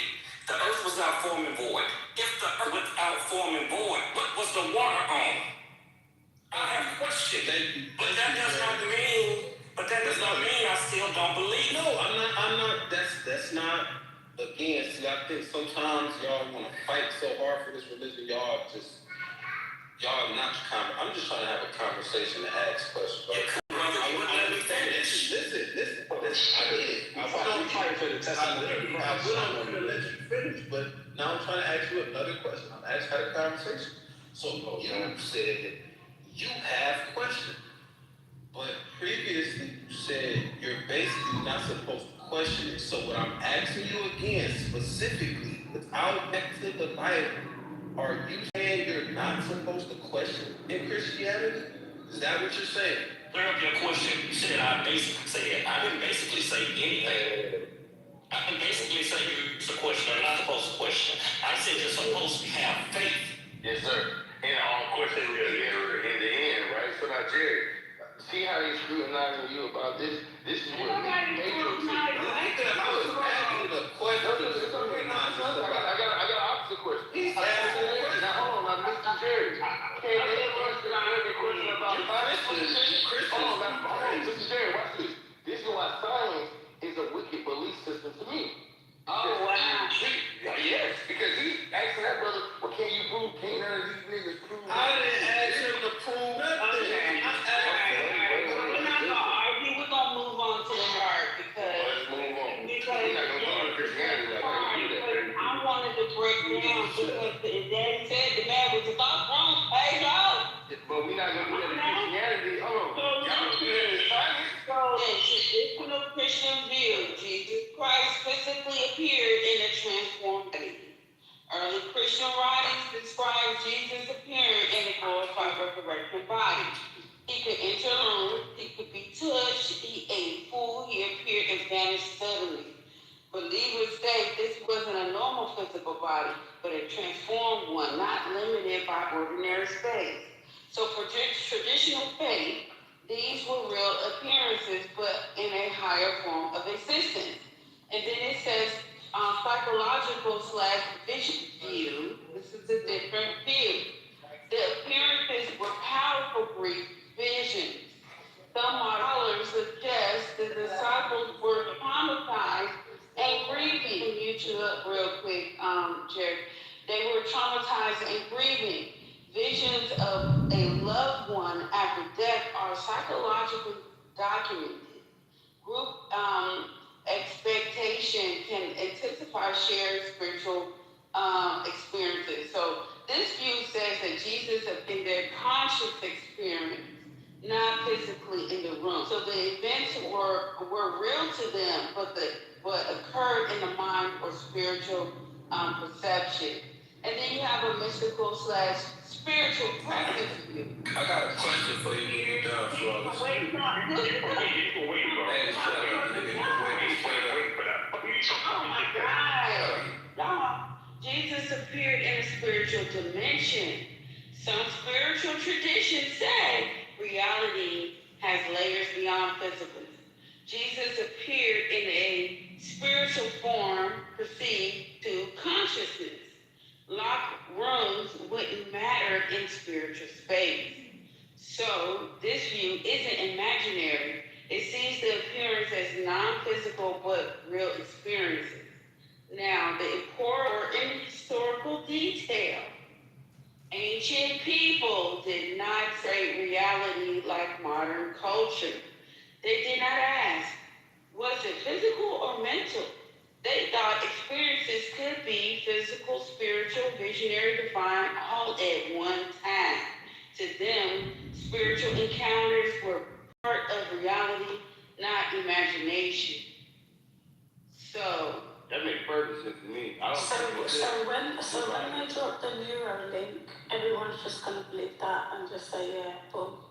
right now. See, that's why I said I had a question when you was reading, because it's like 4 people that said something since you've been talking. That's why I came off the mic and said I had a question. You was done. Okay, what's up now? So if that's the case, how do we know what's that and what's real when it comes to the Bible? You get what I'm saying? If they was just, if it was some of the shit was based off of Who's they, bro? Who's they? Hey, mute up. You hear me, Flawless? Yeah, I How hear do you. we decipher what was that fall in that category versus the real shit? I'm talking to the list, the why do I hear You ain't got no pussy, fam. Shut up, you dickhead. You're a dickhead. Okay. But you can't look at it. You say, Alright, I get it. You want to be included. I get it. I am included. I'm a veteran, bro. I'm here. I'm really been here. I think he's neurodivergent. I have no idea. Shut up, you dickhead. You talking to you? Yeah, that's why you man are weak, bro. You man are stupid man, then, bro. Shut that, bro. Yo, dickhead, bro. Like, calm down. We're gonna give you the mic after no more friends, okay? Alright, let me hear them waffle, please. Sorry, Melissa. No, I don't want the mic, Flawless. Did you hear my question? I kind of forgot. I ain't gonna. Don't worry about it. How do you know it's true? Is that what you said? Don't worry about it. The way they, okay. The way that people looked at experiences, how do we know what they put in the book was true? Like, how do we decipher between What's reality and what is... the times where they was hallucinating or they couldn't decipher between reality and spirituality? Like, how do we know? You about to make me go look up hallucinating, Yeah, because they was high and Hey, Melissa, we should, right? Because you know how many It's Michelle. My bad, Michelle. Yeah, hey, Melissa. Hey, yo, I said that earlier, man. But listen, Michelle, the reason why I think it's so disingenuous and Nigga trying to talk real fast. Listen, say fuck your name. Michelle, the reason why I think it's so disingenuous that we do this to the Bible is because do you know how many people in silence have been hallucinating on drugs and giving us things that we believe to this day? Like Pythagorean theory. You know that nigga was tripping balls? Even fucking Einstein. Like, come on. That's the bullshit. Hey,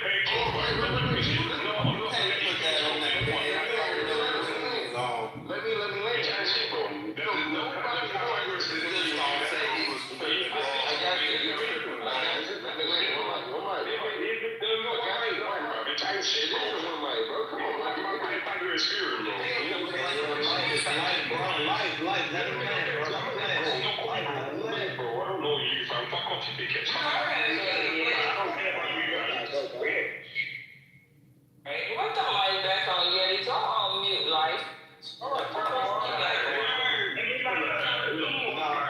No, I was trying to give Pedro the mic because life was over there tripping. He arguing with everybody who come on. Wait, can you take Americans? Everybody, even Americans. You ain't got no on mute. Just stay off mute. There you go. Now, who's the mic on? I was on my somebody had passed the opportunity. No. It was no more friends, and after he asked me the question, I told Life he can go. That's what happened. Y'all just jumped in because y'all wanted to explain and be upset because we're just reading something and we're analyzing it the way we're doing it, and y'all don't like it.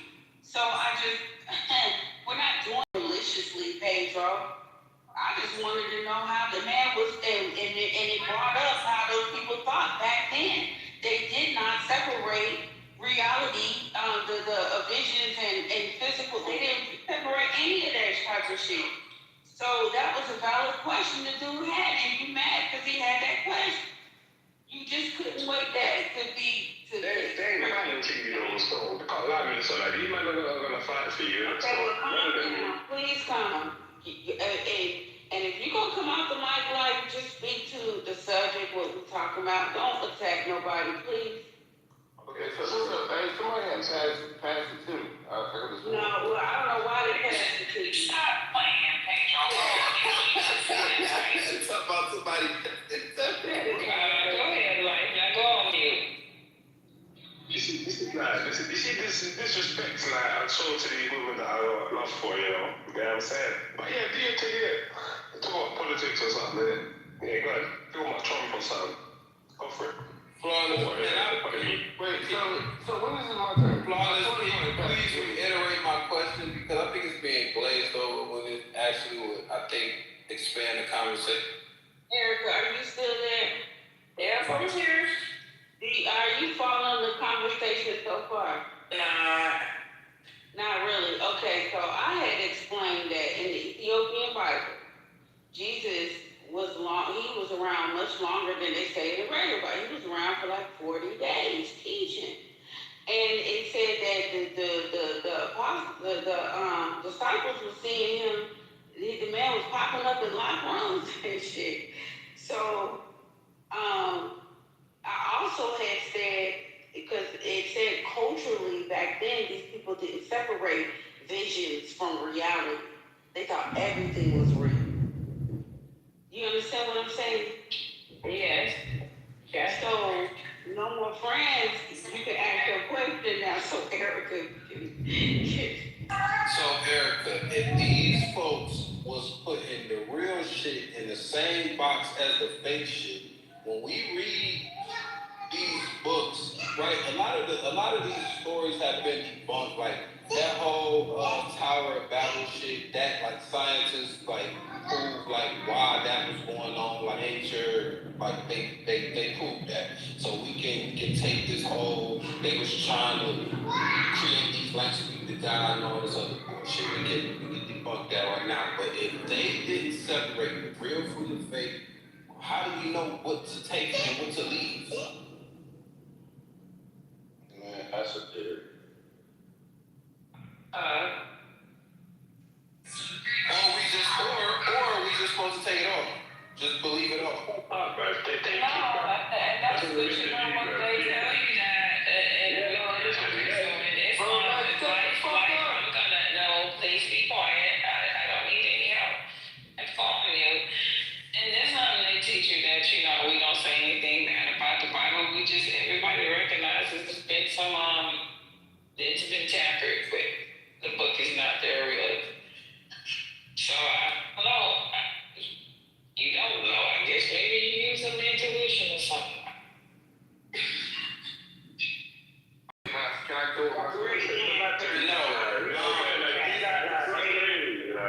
So Erica, I know that, but this is like new information, like to bring it out, like that it's a known thing that these people didn't separate the real shit from the fake shit. That's a whole different conversation. You can't even discover like what you're saying in the conversation, man.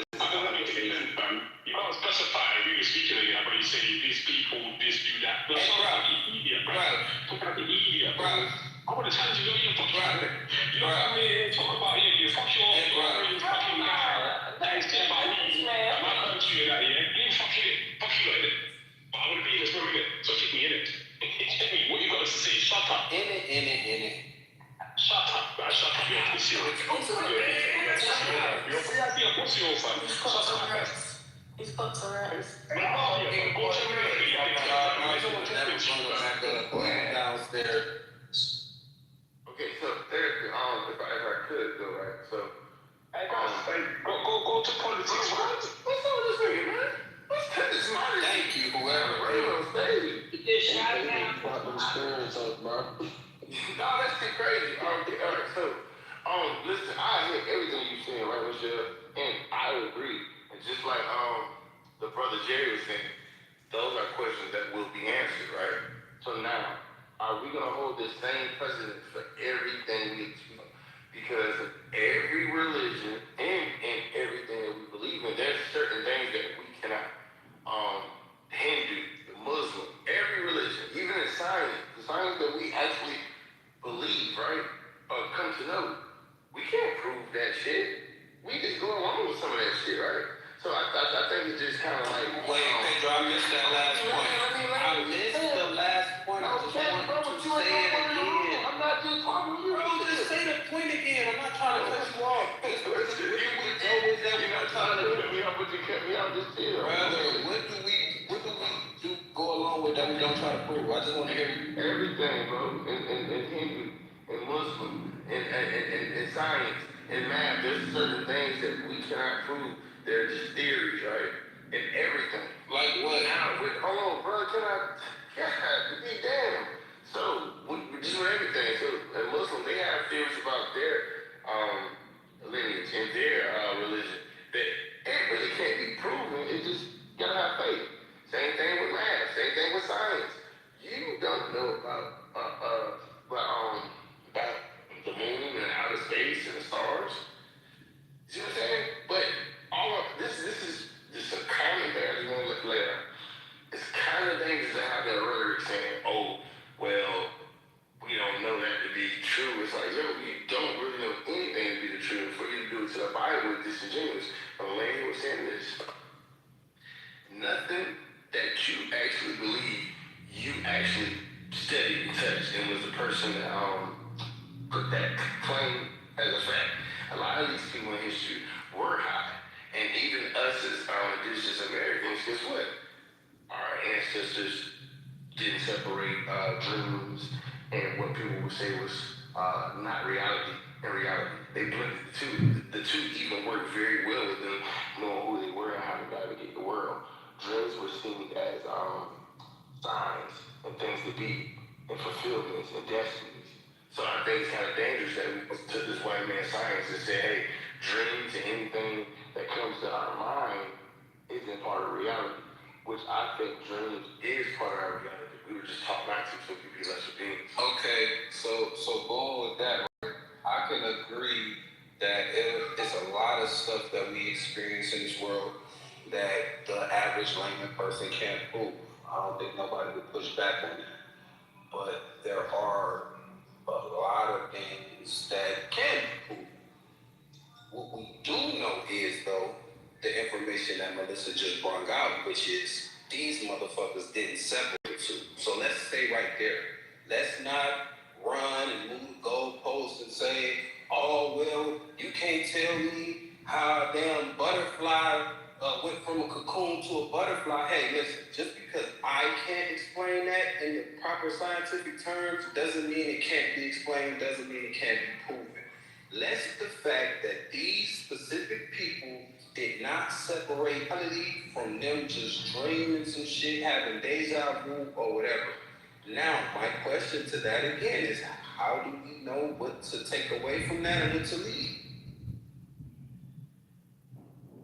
The best answer with that is to read the Holy Bible and the Quran and match the stories up in both books. Since the Caucasian divided up the books, divided and conquered. It's one book, all the prophets of coming down the same prophet line. Whoever decided to divide up God's prophets and books and messengers, who knows? But according to the Caucasian understanding, he thinks it's all divided. But if you're coming from a divine line and you're all over the world with different types of books, these groups of men that are messengers or prophets come from one source. Whoever divided all these books up messed it up. No, it's Thank not. you for that I would like to say, Go ahead. it's not about the messing of anything up. You can just go back in history and piece things together, right? So let's just take a very specific example, because trying to go through every single example is just going to be too much. He spoke about the Tower of Babel, right? The thing with the Tower of Babel is that you do have several instances of different types of proof. Right? The first proof that you have, and I had to go back and pull out my note cards and shit. And the first proof that you have is Borsippa, also known as Burj Nimrod, right? It's an archaeological site in Babylon that we would think that it could have been the historical site of the Tower of Babylon. Right, after that, we have, but that's not, can I put this in there? I'm not finished, love. Just let me just finish and I'll be done. Hey, right? Shut up. Okay, hold on 1 second, right? And so that's just one archaeological site.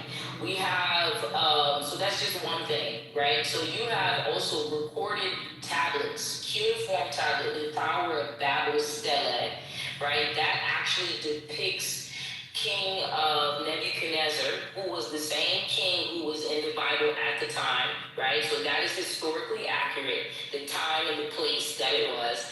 And that cuneiform tablet was actually found, something that you can go to Google right now and see that he was standing next to a great tower, right? On top of that, you have, hold on, I have to write all this down. You have the Seleucid tablet, right? That's dating 229 BC. This is from the Hellenistic period, a completely different period of time that also shows the Tower of Babel, and it depicts the ziggurat, because it was most likely a ziggurat, a pyramid in structure that got big base, and as you got up and top, it got smaller, because that's the only way it could have stood that high in that shape is a ziggurat, right? So you had the Seleucid tablet, and that's from the Hellenistic period that depicts it, right? And that's currently being held in the Louvre Museum in Paris. You also have during Herodotus's time, he also gave a in-depth description of the tower, right, that was used by the Greeks. So, right, and he gave a yes it was. So, I mean, you have a lot of different things from different times.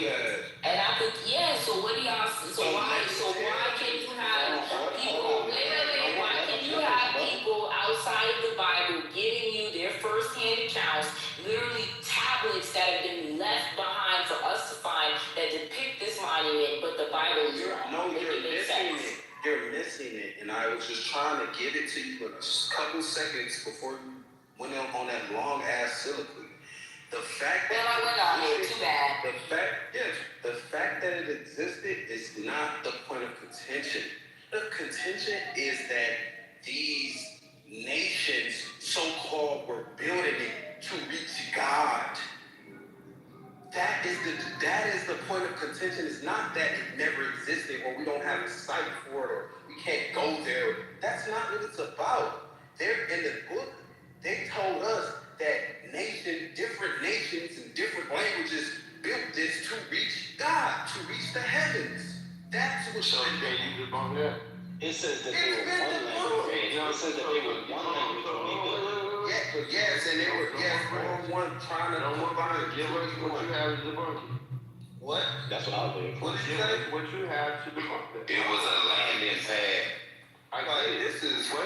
I'm not casting my pearls among swine. So that was the point of contention. So what's up, for all that we have a fight for, we have tackles for. I'm not pushing back against that, Melissa. I'm not pushing back. Yeah, but how do you know that wasn't his intention, whether it failed or not? None of the information. Then how do you know that wasn't his intention, whether it failed or not? I don't know. I don't know. And you don't either. Okay, that's my point. So we agree. Then you answered your own question. So we agree. All right, there we go. Next. Hey, I'll say this. Melissa, I like the historical approach that you brought to it. And I would say this, that you have over 200 cultures that testify of the flood story. Now, if we want to talk about Genesis, right? Now, we want to talk about the Tower of Babel in the one language, right? I believe that testimony is important. Like, no matter, what color it looks like, how it was shaped in the image of an idol or whatever the case may be, whatever, they made it into a pyramid, if they put it on the walls of Kemet, like, the testimony is important. And so I believe that when you have over 200 documented cultures that testify of the same event, then that means that the person that is, against it, they have to prove something. Because you got over 200 nations saying it's happened, no matter if they want to do it. So what if they I want to ask you a question, Yadi. So Yadi, wouldn't it be like crazy for people to then not believe in 200 plus cultures, or not to believe that everybody around the world that had a deity born to a virgin mother, right, an immaculate conception? This is the story of the world. This is in every culture. You can find this story, find these miracles, right? Wouldn't it be crazy for somebody to agree with a white guy that just came about the earth and with his theology that this is something new? This theory that for white people, that would be crazy, bro. Yeah, the theory that white people have given some of these niggas not to to believe in the Bible. It's actually weirder than actually believing in the Bible. So when he goes to get Melissa and says, oh, his theory and his thinking is actually the weird one. Because every civilization on Earth, every civilization on Earth actually believes in the Quran, the Bible, all these stories. In some form or fashion, they believe in a Messiah, one first. I don't think listen, all I'm saying is, you know what I wouldn't think is right? The nigga that just came upon the earth and gave his account. That is just on the scene, just popped up on the scene. The nigga that just popped up on the scene giving an account, that is crazy. He just got here and giving an account. That is wild. Can I ask a question? I don't like you, Pedro. Can I ask a question? Go ahead, bro. Because on the topic of the Bible, and speaking of Mr. Biggs, hold on 1 second. Erica, you here? Yeah, I'm here. You ready? Huh? All right. So what y'all gonna do? So, hey, Bam, Pedro, you know what it is. We're gonna redo a room. We're gonna close this down and open another one. Mr. What was his name? Mr. Bixon. We're gonna give you back the mic. We're gonna give us about like maybe a minute and a half, 2 minutes. We're gonna open up a room and we can pass the mic right back to you. You shouldn't stop lying to that, man. You know you don't open rooms that fast. It's gonna be about 5 minutes. It's gonna be about 4 minutes. No, you got about 4 minutes.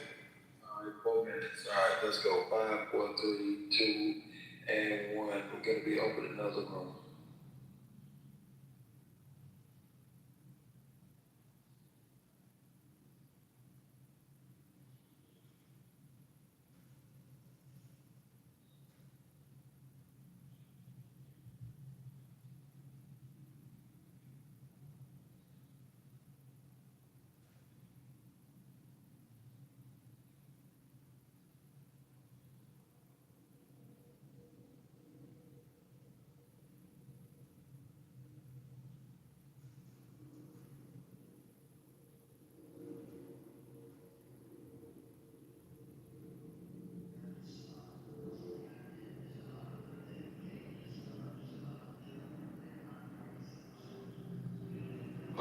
To end it. But right now, we'll just, go ahead. Well, I was just going to say, I asked Cole to AI because I don't know much about this, right? Like, this is not my forte at all. I just said, who is Pakistan's #1 ally? Know their context. And it said China, and it said #1, they're the largest arms supplier. And then #2, economic partnership, the China-Pakistan Economic Corridor, roughly 16 in infrastructure investment. And then #3, diplomatic alignment.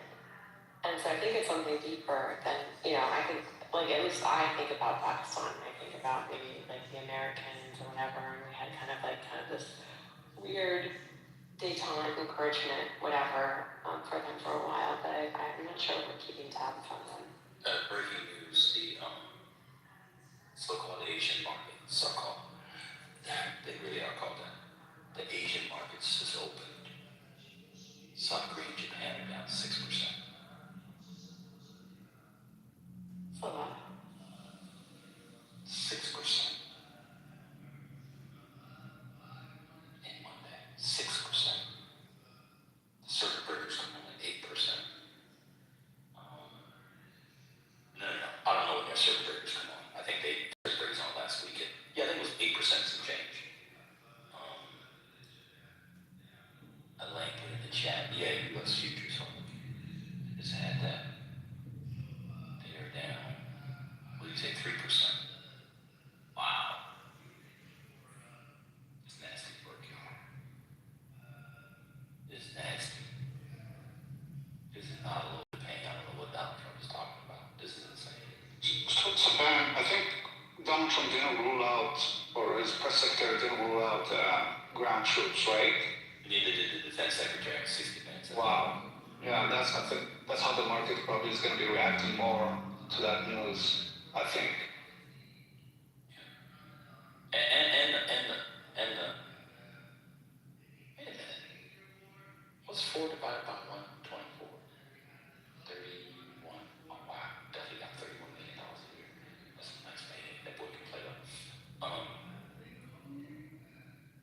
Also, Tennessee beat South Carolina in the women's SEC final. Those of you, remember how everybody pretended like they like women's sports back when Biden was president, and now nobody talks about women's sports at all, even though the same things are happening in women's sports. Remember that? Oh my God. I said Tennessee, I meant Texas, I apologize. Oh my God. Oh, women's sports, we gotta save the women, save the women. 99% of the people didn't even know there was a female woman SEC tournament. SEC tournament going on. Anyway, yeah, they were acting on that, but the oil is up. What is it, 110? Where is it right now? It is at 108. WTI 108 and Brent is W108.50. Natural gas is up 8%.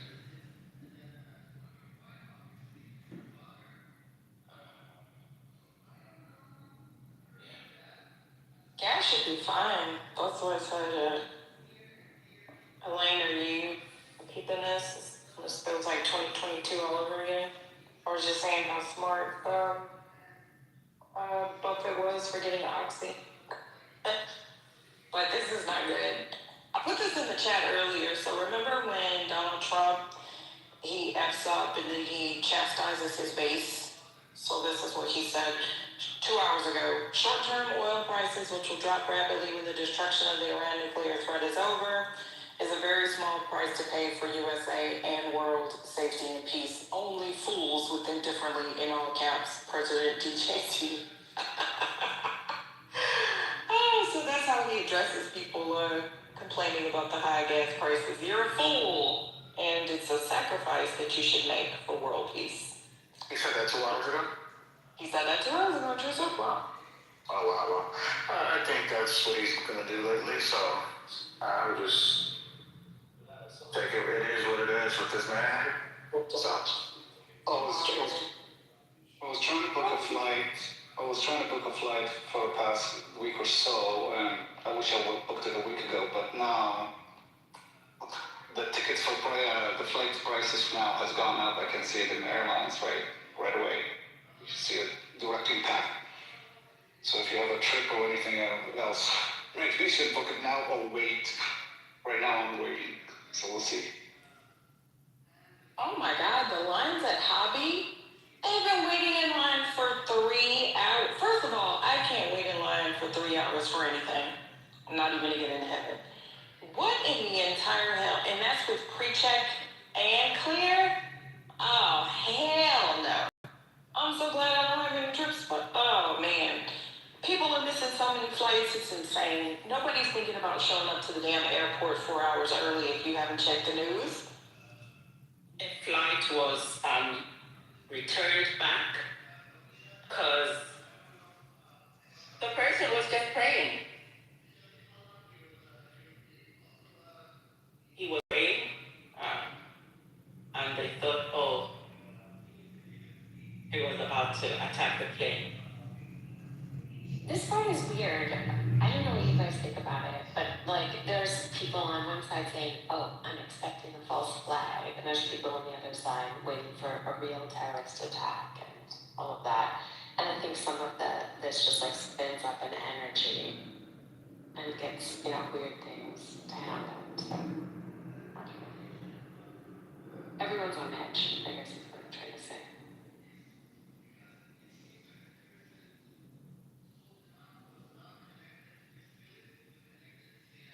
Hey, Rhonda, I gotta ask a question. I gotta shock you.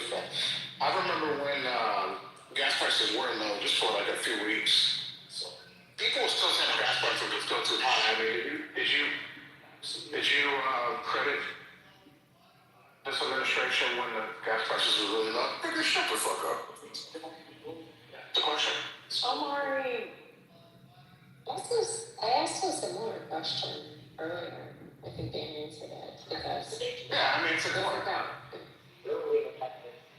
So in the sense that like gas prices are low, but then how do people feel about it when they go high and high outside of just average inflation? There are kind of different correlations I think people make with the reasons gas prices go high. I don't think people like when gas prices go high when it's correlated with foreign invasions. That's my piece. I guess the question is the gas prices do go down at the end of the day, and we took out this regime.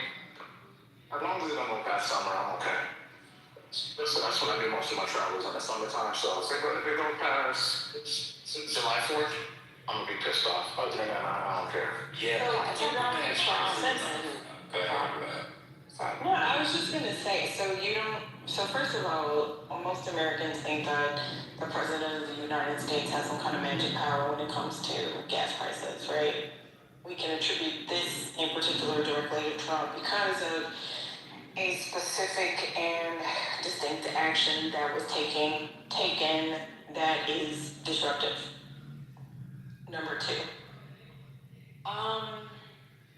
you don't think that high gas prices impact you other than your personal day-to-day driving, Omar? Yeah, high gas prices do impact me, but what I'm trying to say is if it's to take out this regime, I'm good. I'm good with it. So I mean that's the key part, right? That I need you to take I mentioned note of. Omari, I like how you support your president. You stay true to the cause. Okay, good job, Gemini. I like that too. I like that you like that. I like that for you. I'll just say I'm not really sure why anyone thinks that's a fair question, because what he was asking is if we were giving proper credit to the president for gas being low. And first of all, we know that gas prices are. I know, but I'm just addressing that. No sense in it. But I'm gonna try. May I try? Like to try. Oh my, good. No. I defer to you, Dr. Library Card. Go ahead. But Omar, so what if the gas prices stay high and the regime isn't high? And clearly it will be a waste. I would consider that a failure.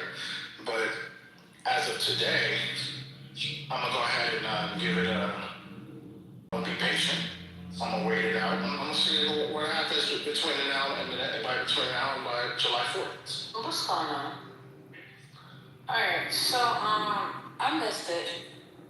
What was the question you asked? Did people contribute to the gas prices going down at one point in time when Trump did this? Was that the question?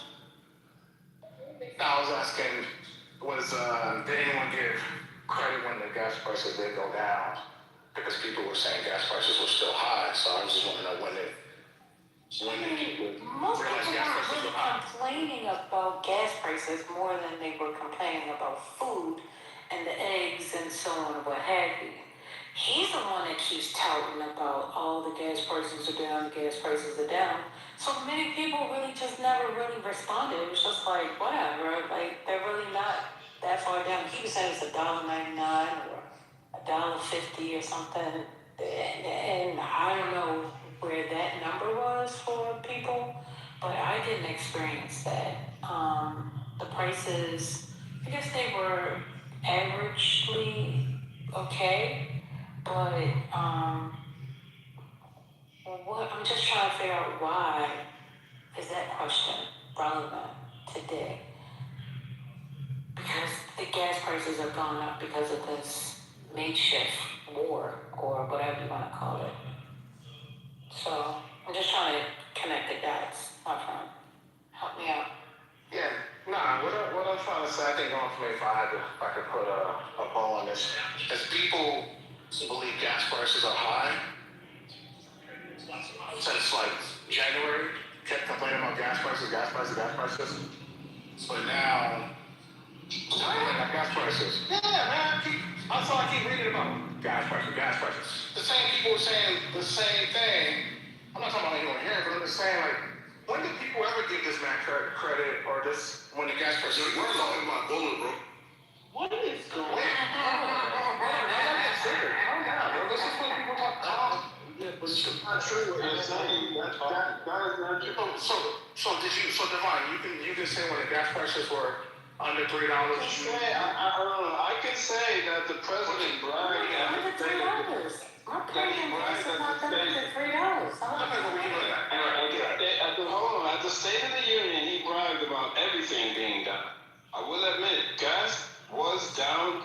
to maybe a year ago or the year before, someone can correct me. But he gotta eat that now that prices are up because he wants to take credit when it's down. I'm going home. But I mean, that's what I'm saying. Like, if you listen to him, he just said, did you just hear what he said that gas prices will be high, and it's kind of is what it is. And when this temporary conflict is over, gas prices will go back down. So he's happy picking it up. Wait, but hold on. So what's wrong with that? Wait, I'm confused though. About what? What do you realize that they're bombing their ability to produce gas in that region? Do you aware of that? So prices are gonna magically go down. Brother, When they're unable to I'd produce. like to say something after brother. They're unable to produce. Go ahead, brother. Go ahead. My fault. No, it's just because I was about to ask a question. I just don't give him credit for what? Like, what are you talking about? When gas prices are low, the $2 that he was bragging about that didn't exist. Like, what did he do to lower gas prices? People do this thing where, like, y'all pretend like you don't support Trump, and then you give these weird examples, these scenarios that exist in your mind about why he should get credit, but then you're trying to play like, I have no idea what you're talking about. That may be me, like I'll just attribute that to eating too much Golden Corral, but I have no idea what you're talking about. I have no idea what credit Golden Trump deserves. You might have messed up that, bro, if you eating that shit. Yeah, like I don't know what credit you think he deserves for gas prices before the war. I don't understand the argument. I'm lost. I'm sorry. This is.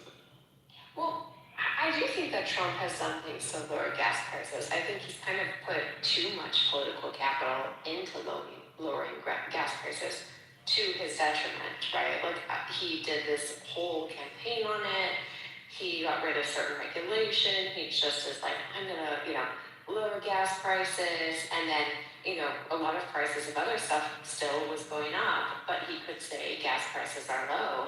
And they were low, before the last couple weeks.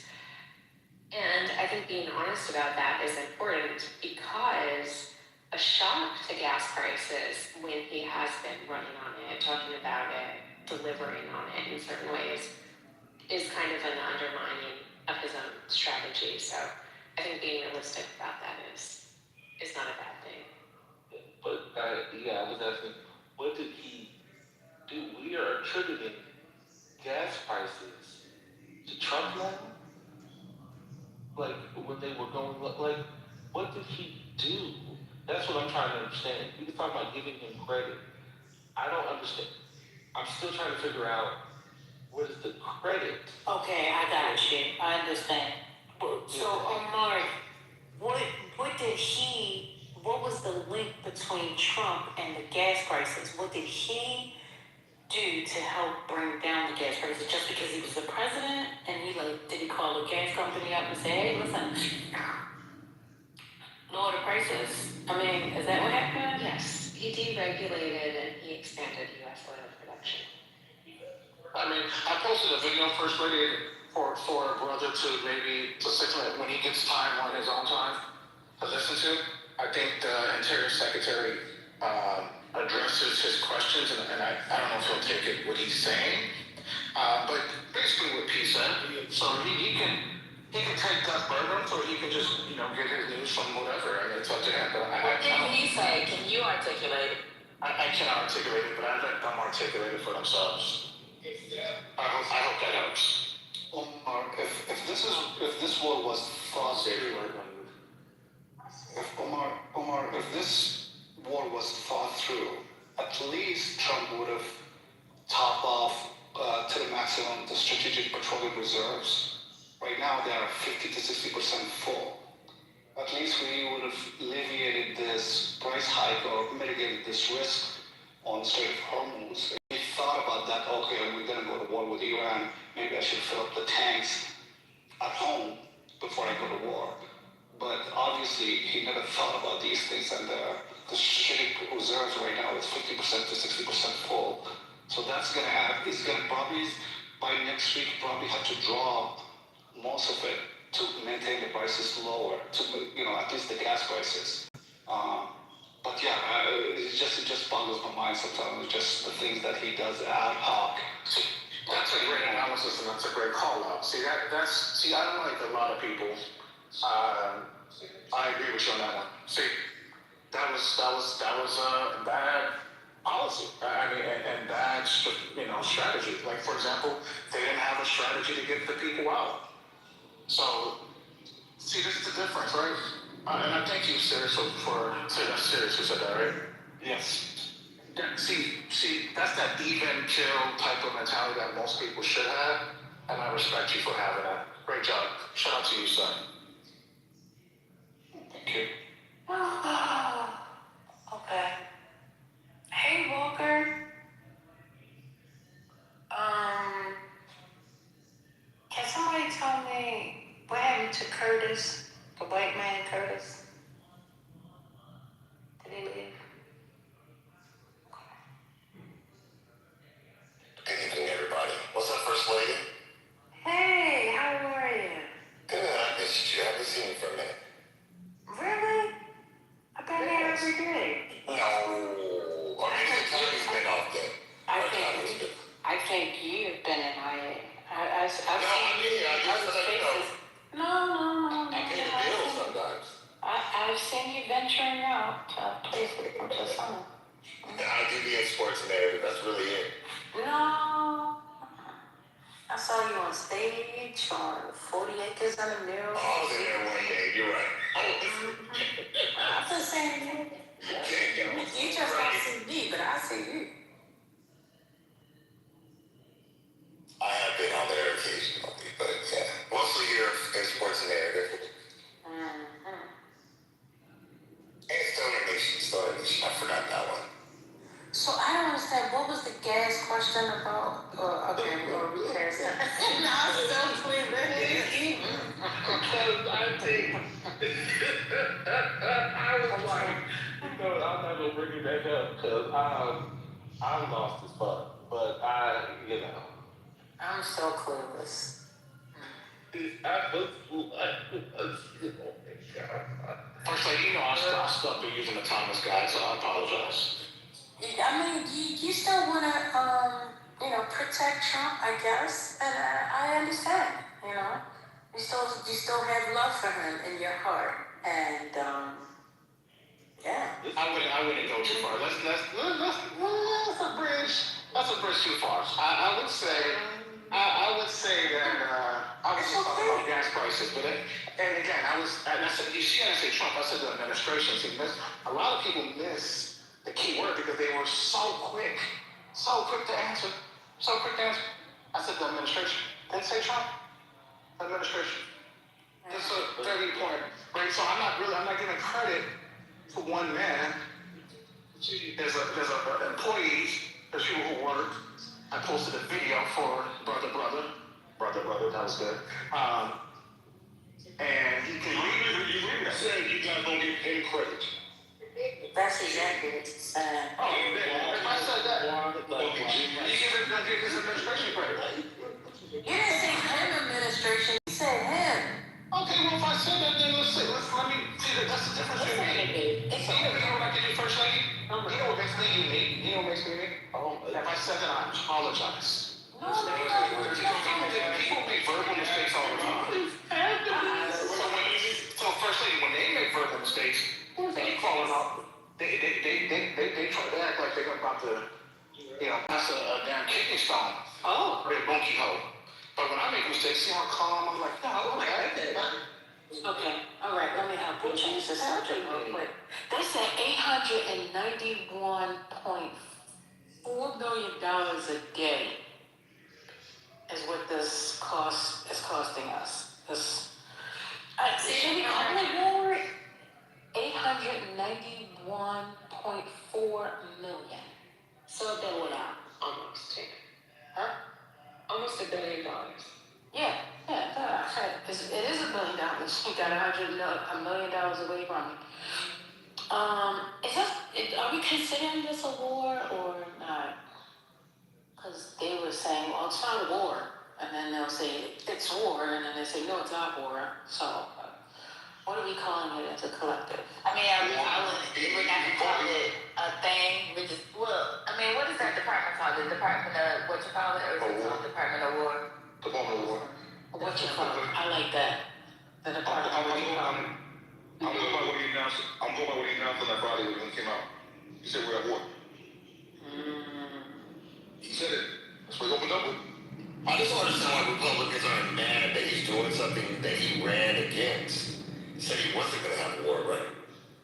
No, they're pretty mad. Like, they're mad online. Mad. It's just some people are really, really, really fans of the president. Shout out to you. Mr. Monk. You want to put a headshot on it.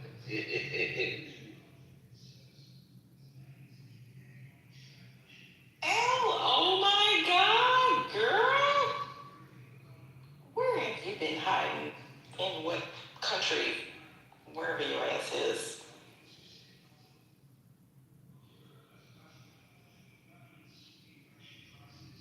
So let me get this straight. The same companies that received the contracts to rebuild the ballroom are now making money in the war. Is that right? The ballroom was a test run. Ballroom country. I mean, it makes sense. Ballroom countries, thinking. So, and we connect that. Wait, how so, Johnny? What are they doing? What are they doing to get money? Well, I have seen reports that some of the same vendors, contractors, got the contracts to build the ballroom, and it was odd because these are normally contractors that you use for like defense. They're like defense contractors, but they got contracts for, building the ballroom. So if we follow that thread, then it makes sense that he would reference the curtains, I guess, in the middle of his war statements the other day in the press room. It's just weird that it's a grift and everybody's getting a little bit of change. So I guess we gotta find something to make some money on so we can get something. This is horrible. I'm just trying to figure out what is this all for? What is it for? All of this cannot still be a deflection, right? Or a distraction. This is insane. He is setting us back 30 to 50 years. Like in my lifetime, because I'm old. Like, I ain't gonna see us recover. Oh, don't say that. Johnny, there's also Wait a minute, Miriam. Brother, no, it's not, because I've already started. Go ahead, brother. Omari, I wanted to. Oh, in that case, Miriam, go ahead. No, that's just. I'm sorry. Go ahead, Miriam. I told you because I knew. I was going to some bullshit. I started watching the video, and you were talking about gas prices, and so not only is this Fox News, okay, I totally accepted that, but their infographic in the first 54 seconds, they showed the difference between gas prices 3 months ago, gas prices now, and gas prices a year ago. There's a one. Yeah, there's a 1 penny, 307, 308. You're right. But so what if are you talking? So you want to know what they were doing? You wanted to know what they were doing to get the gas price. Now, if you go into look at the average, I believe in certain areas in February, then you'll see different gas prices, right? This is what done with in December. I think this was. December was what, December? So, I mean, January, early January? So, I mean, you gotta also take that insertion of time of when this interview was conducted. But he talks about what the different things they're doing. So just answer that. Just listen to the video and then come back and talk to me. No, but they were talking about gas prices being down. So they show the data and the gas price is down a penny. And okay, cool. All right. I'm just trying to. Yes, Miriam, he said it went from 308 to 307. All right. Well, yeah, it's not a lot. You're right. I mean, I would say a penny is not a lot, but again, Does the video explain how he got from 308 to 307? It's talking about what they're doing to address gas prices. But if he didn't, look, at the end of the day, First Lady, we know gas prices are, but the thing is, he's looking at 308. Gas prices just during the State of the Union speech was not 308 national. Like it was under $3. I mean, gas prices have been lower in the last. I mean, so he's trying to be picky. This is what people call out. Instead of just listening to the actual details. I mean, I'm not saying. Yeah. I mean, he doesn't have to do that. Wait, real quick, Omar, do you know what, like... Hold on, let me finish up. Okay, y'all go ahead. When he watches the full video, then tell him to holler at me. So you're not taking further questions? Not right now. Give me some time. So you were saying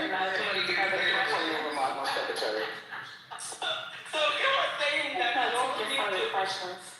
he said you only need to, like praise Trump for bringing gas prices low. Well, the thing was, it wasn't so much as praise him, but he was saying give him credit. Okay, but my question, brother posed the question, well, what did he do to bring it down? Now, PB answered, I didn't understand, I left it alone. However, he placed a link in the chat. Brother obviously has clicked on it and began to watch it. So he asked, a follow-up question. But, the press conference was over at this point. He said he's not taking any more questions, so... He also said if you want to pay attention to details, like, that's crazy. Like, who deals with details? I mean, it's just our economy. You know what I mean? Yeah. That's your money.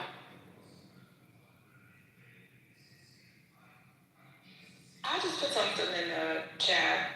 Shout out to Rice and the Baker Institute at Rice. If you're interested in just kind of like a broader discussion, these guys talk about energy a lot. So I put it in the chat if y'all are curious. 2 days ago, they did a Global Oil Markets 2026. I haven't had a chance to listen to this one yet. It's the Iran conflict, Venezuela supply, and rising prices. So it's actually kind of interesting. They talk about sanctioned and unsanctioned oil barrels, ripple effects on diesel, other things, shale producers, blah, blah, blah, blah, blah. So it's kind of interesting for those of you that like to nerd out about this stuff. Omari, please. Okay. Britt, we gotta catch up on traders, a few other things one day. I don't know.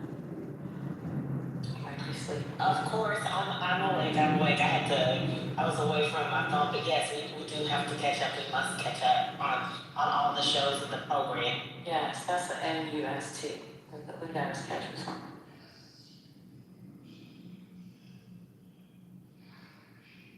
Speaking of, did you see the pictures drop for the American Medicine reunion? No, girl. They look good. They're having on red this year. Now I will say, out of all of the girls, this is gonna sound horrible, but all the girls for the most part had the same shade of red on. So I was very impressed that they were all able to find the same color with red dresses except for Simone. Simone's dress was a lot deeper than the other misses, but exactly. The new girls looked really good. Heavily had on gloves, so her outfit didn't look as cute, but everybody else looked nice. Jackie had on her daughter's dress for prom. It doesn't look like, I want to say prom is just a very straight red dress. You would wear that to the beach or to dinner at the beach, but I'm very excited to see how they turn up at that reunion though. Alright, we'll talk. I don't want the people to drop. The people they get to leave them. Oh, well, we'll probably lose a few more. First Lady, I don't know if y'all want me to stream this, but this is Chief Justice Roberts on the 17th. Actually, anybody can sign up through Eventbrite, the St. Baker Institute. So he's going to be, let's see, this is the 17th, 11 a.m. Central. So, I don't know what he's going to be spewing. Well, you know what, let me not put that on the Chief Justice. But anywho, for those, again, that just want some, just curious, he is going to be, he's actually going to be on the Rice University campus. I won't be able to make it, but they're going to have a conversation about the state of the American judicial branch, some of the most significant moments of his tenure. So this should be a little interesting. Because I'm curious what kind of questions they're going to bring up. So I just put that in the chat if anybody else is interested in it. It's free. Reformed, you were right the first time when you said spewing, because he's going to be up there doing all types of mea culpas, trying to make sure that his legacy is intact. Especially as soon as you said the current state of the judicial system, he's going to have to lie. He's going to be up there lying, everything's great, everything's fine. Yeah, I can't wait to hear about that. I agree, Britt. Isn't it interesting how some of them are already doing like their cleanup tours? Like you already know you're full of shit. So when I saw that, I was never a fan of his, but I thought that he was somewhat fair for a Republican, which is saying a lot. But yeah, so I saw this and I was like, let me see what your ass got to say. It's only an hour. Let me see what your ass got to say. I'm not going up to Rice because I might just start hollering in the audience. No. But I'm gonna listen to it. I'm gonna listen to it from the comfort of my home. So yeah. But it's March 17th, y'all, and it's free. You can sign up through Eventbrite. Sorry, I was online. Or in person? I believe it is in person, but it's being streamed. So it is going to be streamed as well. Okay. So that's why I was like, I can stream it if I'm paying attention to it. But this is an online event for the thing. I was just looking at the calendar, so I saw this, y'all. I wanted to share. Okay. Hey,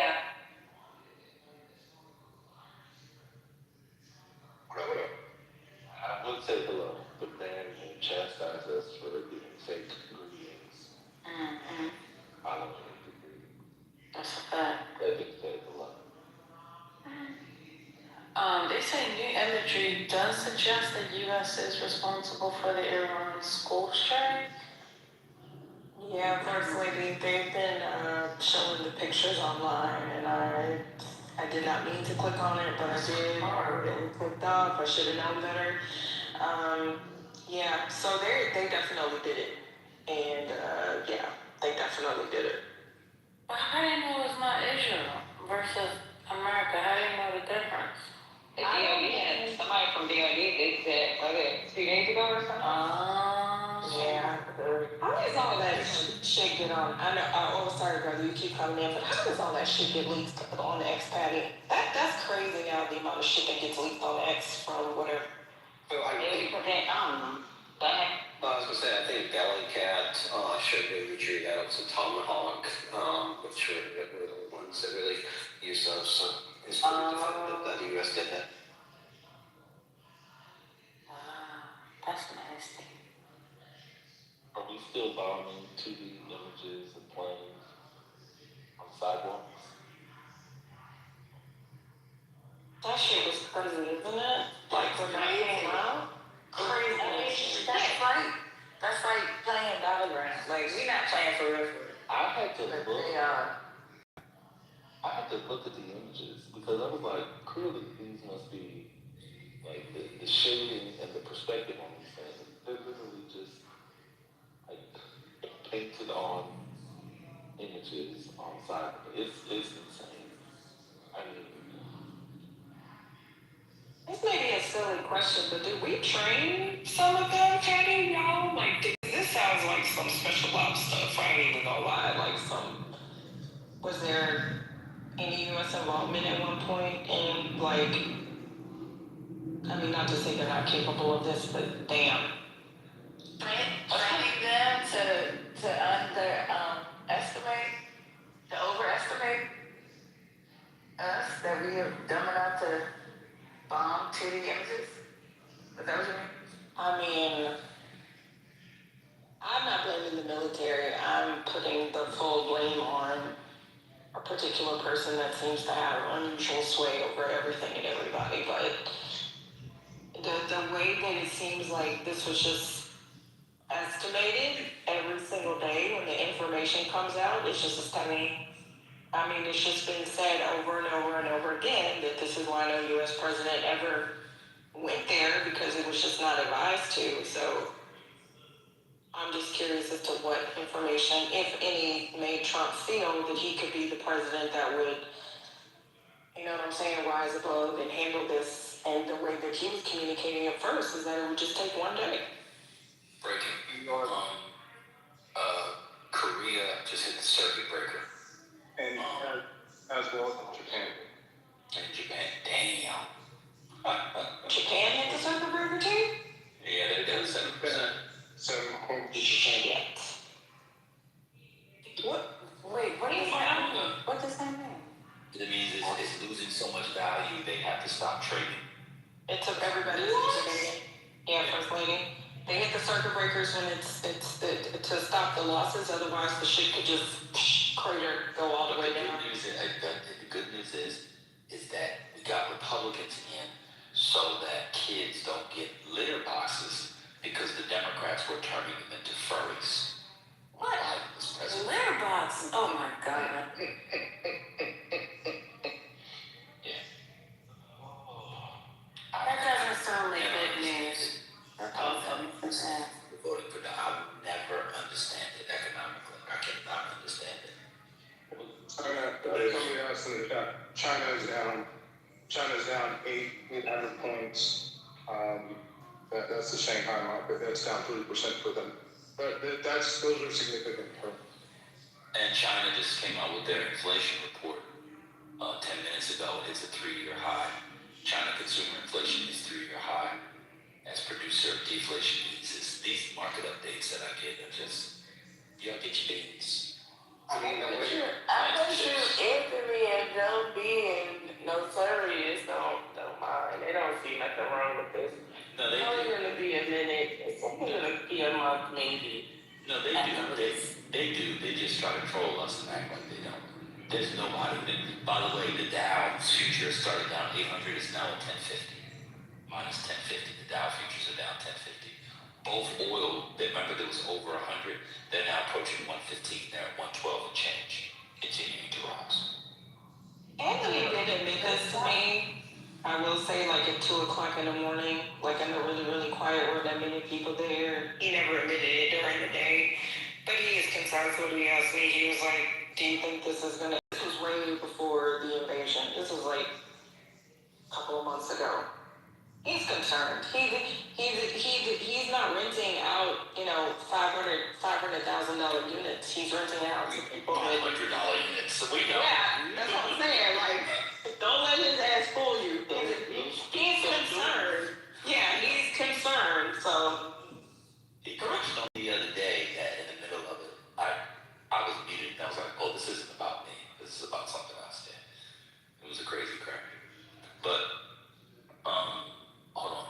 I had some other economic news. I'm not gonna stay up and watch these all night. I'll see in the morning. But there's a 1050. The Dow futures down 1050. Nasdaq is down 630 points. The futures, Lord God. The 10-year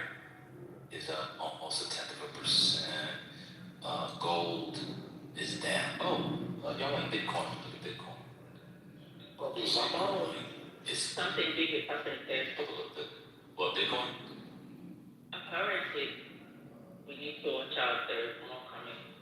Y'all investing in Bitcoin and not sure. What is it now? What is it down? It's up 400 points, but it's down to 66,000. When Trump took office, remember he's supposed to be the Bitcoin president. It was 120. Yeah, it was one. It was about one. Yeah, about 110. Remember the crypto boys wanted Trump. It's half. Oh, not half. It's 40% of what it was. Yeah. Well, can you remember July 2024?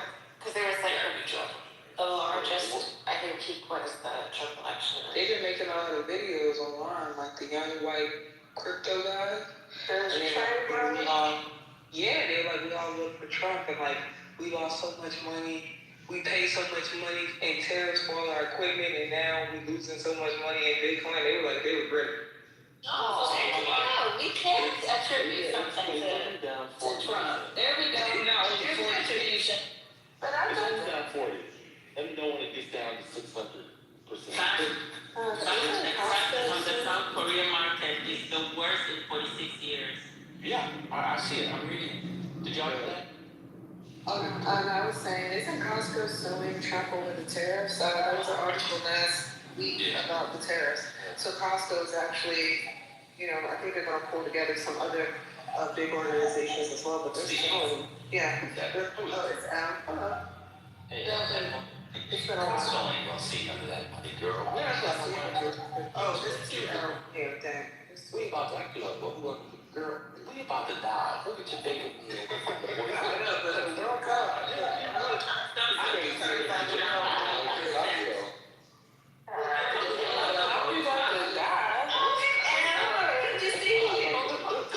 Talking about the World Cup.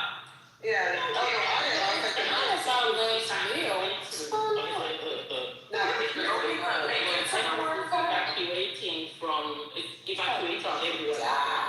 Evacuating the and so they're abandoning Saudi Arabia. You're talking about the World Cup flights. Are there even going to be flights? That's what I was talking about. The World Cup, people are forgetting the World Cup is coming up. And so much money usually is to be made from the World Cup, but now, I'm sorry, my cat is being an asshole.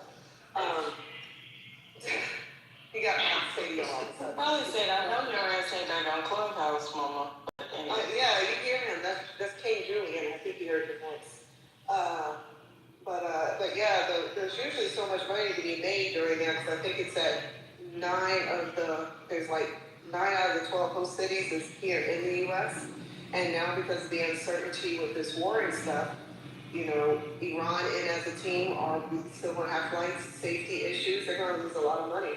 Yeah, I said that last week when we first went into it, and I said, are these cities going to be able to, sue or try to recoup some of the money that they put into the infrastructure getting ready for the World Cup? It's in June. It's anything July. They won't move it anywhere else, so they probably won't be able to. You think they'll reschedule it? Well, some of them did that in Mexico already, so I don't know if they're going to move all of it. If these people miss an opportunity to play this fucking soccer as wild and the world we are gonna die. I think because the men's team suck. It's not even about us. It's not about us. It's about everybody else. It's been sold out for months. We're not even getting no games, and they talk about how much money we want to pay. But folks is coming over here knowing that they might get their ass beat by ice, and they're willing to do it because it's something. That's a fact. And the cities that are getting the games, that's gonna mess up. Charlotte was ready for this World Cup check, so they better not.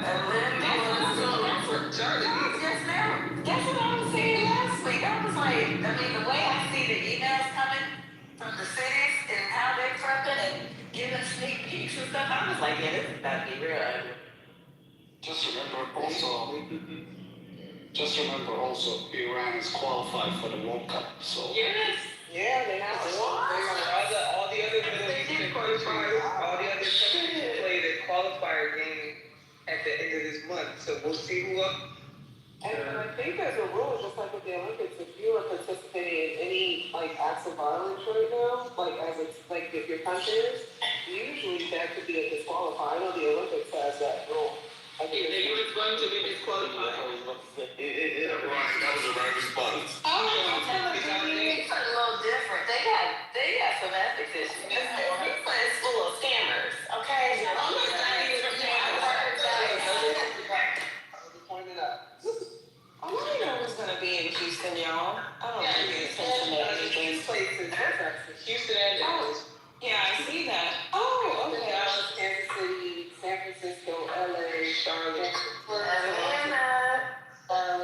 New York, New Jersey, and Atlanta, Mexico City, and that's it.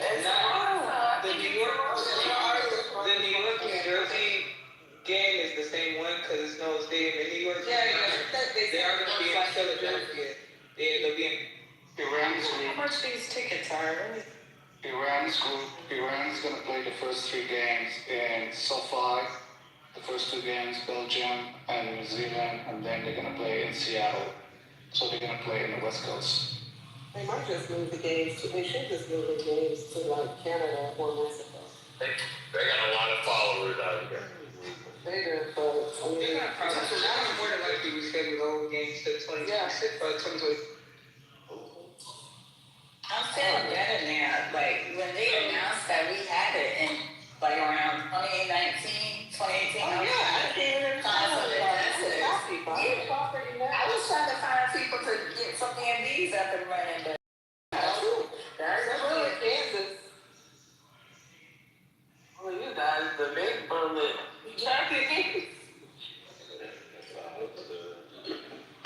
So, FYI, we know things are getting worse when the U.S. Embassy starts evacuating. There is a massive evacuation going on in Saudi Arabia.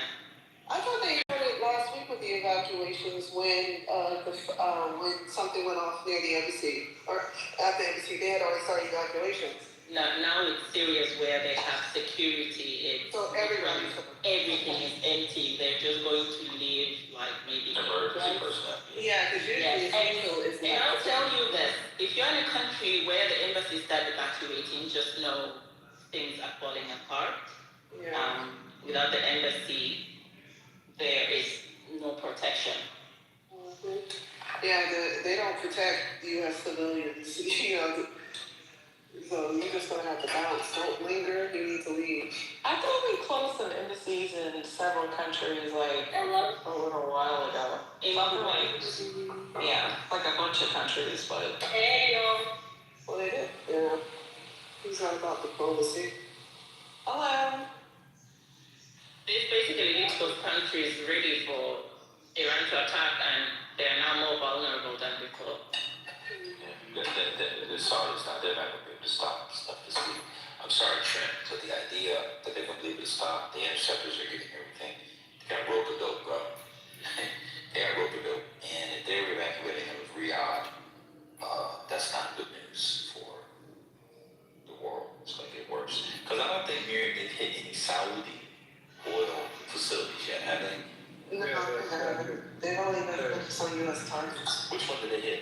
They hit Saudi. They hit the Saudi. When it comes down to Saudi, it was really difficult to figure out. They did hit a Saudi site. Every that fell on it. It was, thank you, man. That was exactly what I was going to say if you would let me get it out. The report is that a decree that fell on it. I thought it was just a few more things. Cuba is getting worse. Cuba, I don't want to call it a revolution, but there is a full revolt in Cuba as well. And that's it. We'll see. Well, there is one more thing. I'll go ahead and say it. There is reports out of Israel. This is from Israeli media, so you can take a look at it. But that the decision has been made to go in to assault the two nuclear sites with commando units. We'll see if that actually pans out. Who? Israeli commandos or U.S. and Israel? That would be us. It would definitely be a joint effort. Oh, a joint effort. Oh my God. But this is going to get worse because now Israelis officials are threatening on TV that they are going to destroy every Arab country. Yeah, so it's 1942 all over again. Allow this person, these people to push it into this. I'll never understand. Wait, can you repeat that last thing you said? Israeli officials on TV say they are going to destroy every Arab country in the region, starting from Saudi Arabia, and that they're going to do this, that they will even destroy the US if US tries to support or to do anything. Essentially, Israelis are going rogue on TV and saying it's all out against Arab countries, against Muslims. Oh, wow. And Huckabee. Yeah, and wasn't there an interview? Yeah, there was. With Huckabee and talking about, it's within their right to expand to the biblical region of Palestine, whatever, but they won't do that, so we don't have to worry about it. They're trying to take over. They getting their land back. That's what they do. Well, Aleph mentioned this. This is not good. This is a New Zealand news article. It says Iran's war targets widen dangerously into civilian infrastructure. Bahrain accused Iran of striking one of the desalination plants that are crucial for Gulf nations' drinking water. Oh, this is horrible. Yeah, oil depots smoldered in Tehran after Israeli strikes, prompting environmental warnings. Lord Jesus. So reformed, that happened, when was it, yesterday, that Israel attacked the desalination plant, and then Iran decided to also hit on Bahrain. And as of today... And their desalination plant, not just the Bahrain desalination plant. And as of today, the reports that the King of Bahrain, Hamad bin Isa Al Khalifa, has left the country. Yes, we said this on who's. So the kings are abandoning, the monarchies are abandoning. Well, we said that on Tuesday, Miriam, to your point, the most likely regime change is going to be one. It's Bahrain. Yeah. It's actually not Iran. You have to know Bahrain is a tiny country right there in the Gulf. That's the most likely. If only one regime change, most likely Bahrain. The Shia insurgents are ready to take over Bahrain, and they have support from the Iranians. They've been waiting to do this. This is part of the plan. They killed this person. They killed that person. One second. I know they killed this person. They killed that person. But all of it is fragile. You've got, as Divine and people saying earlier, you got Shia, you got Sunni leaders with Shia populations, you've got Sunni leaders with mixed populations, but the Shia mother, it's a mess. This is not a hit and quit it. I know I've told the joke before, but I know some of y'all used to hit and quit it. This ain't hit it and quit it. There's no quit it. This is not over. Trent's Trent now is even pulling back. He knows it's worse. Like, there's uprising. The Kurds aren't coming to save anybody. It's a mess. No, it's worse. When the US Fifth Fleet was hit, their images, so this is what we're going to see. Once people escape from the region, they're going to start posting images of really how bad things are, because they're all these security risks or trying to post things. We will get to see how bad it really is, and images are coming of the Fifth Fleet that really shows it was damaged badly. It wasn't just something simple. They hit the headquarters, they also hit the satellite sites, the intel sites there. How on earth do people think aliens have been? Freaking CIA agent is here. Believe me, my lord. How do people think the aliens have been precisely targeting locations in Bahrain? It's because they have text message. Exactly. They have spies all over Bahrain. They know the location of every American. If you're on your way to fart, they know about it. Air freshener. It's very true. It's very true. There's no world in which for our own personal financial sake, maybe I hope I'm wrong. There's no world in which the U.S. Navy can do what Donald Trump said they were going to do with the Strait of Hormuz this week. Remember that? He's going to escort with the boat. Yeah. It's not going to happen. I don't think we can, because they're just firing on them. I hate to put it like this. They're firing on their homes. Yeah, like what are they gonna do? When somebody, how do you say this guy's name? Judiciary Chief Ghulam Hossein Mohseni Ejai. Are you talking about Lajrani, the head of the NSA? Yeah. How do you say it? Lajrani. Lajrani. Okay. I'm about to go follow him on Twitter, on X, because why are all these people on X tweeting shit? I'm sorry, that's just still crazy to me. I'm afraid that y'all are under attack, but you're getting on Twitter talking shit. Oh, that's why they're playing no reform. I hate to be the bearer of bad news, but I can spot patterns. There will be so many, and this is not me for the FBI listening in your money rooms. There's going to be so many fake bomb threats in the coming weeks. That is if Iran wants to do it. They can put a strain on the economy by doing what happened today in Kansas City. You ground a certain amount of fire. This is the type of warfare that they're waging. It's not as petty. Shut down BWR, that's a small airport. Get Atlanta shut down for 4 hours. Get SFO shut down for 3 hours. Millions. Get the commercial shut down for 3. These things need to run on time. That's why they don't have black people running it. They have white people running it. Because they can't be on CPT. Not joking, but that's still a discussion. It's going to happen. We've seen 2 plane events in 3 days. People running on a plane, they had to divert the plane. The SWAT people came down. And in the day, you had to leave the Kansas City airport, the main terminal, for 4 hours. You're right. The good news, but here's the good news reform, and here's the very good news. Even though gas is going to be $4 and some change this week, at least you don't have to hear Kamala Harris's laugh and think about making greens in a bathtub. You better thank a union member. You better thank a union member. That was funny. Marion, I'm sorry to ask you to backtrack. I just came into the room, but I just heard the tail end of what you were saying about Israel threatening. Was it Israel threatening to attack all the countries in the region? I just want to understand. Yeah, I need that too. Where are you getting that, Marion? Yeah. There was one of their Saudi. Oh my Lord, Marion, when you're there, because I had a question on that too. Is Marion there? She probably dealing with her end state. Go for triangle. Oh. Yeah, there was a clip that I saw a few days ago. I could go look for it.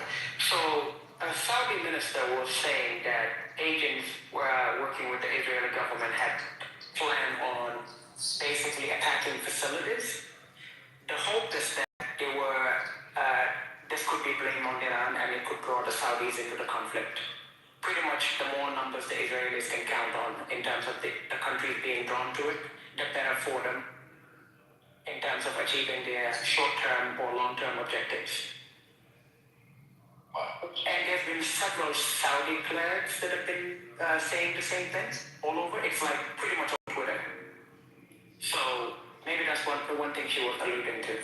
Yeah, but that's really different than Israel threatening to do that. Oh, I will send it to you. I said it's Israeli officials on Israeli TV.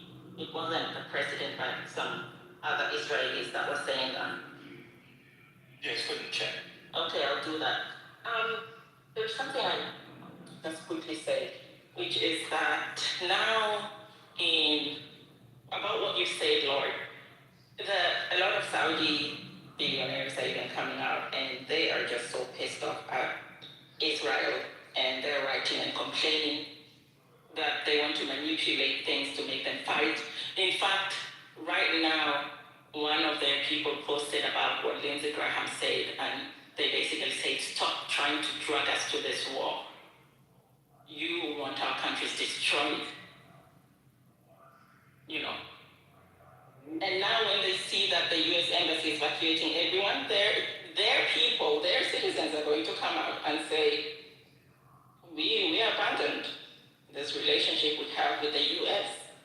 It's not worth it. Yeah, the one thing that's been kind of fishy to me, I've been wondering, do y'all remember the reports about Mohammed bin Salman being part of the people pushing Trump to do this? It was all over American and Israeli media. Do you think... I never bought it. Yeah, I don't buy it either. Like, MBS can be a problematic figure, but I don't think he's dumb enough to provoke something that could create an uprising. Like, the ripple effects of this entire thing is actually the end of some of these regimes in the Sunni countries. Like the regime change people are talking about.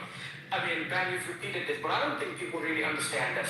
So, why would anyone plant this in the international media, telling them that MBS was actually the one pushing for this? So I have cover.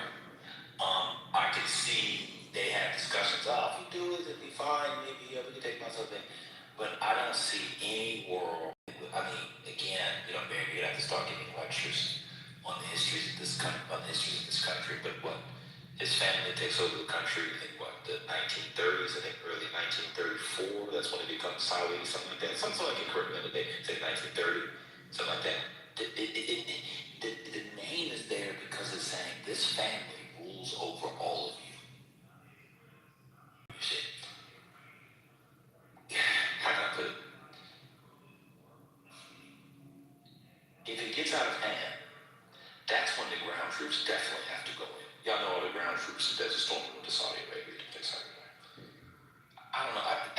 My thoughts are scrambled because I can't really get it, but I see no benefit for MBS, my lord, to want this to happen. Why would he want his oil fields hit, his distribution lanes thwarted, clogged up? Doesn't make any sense to me.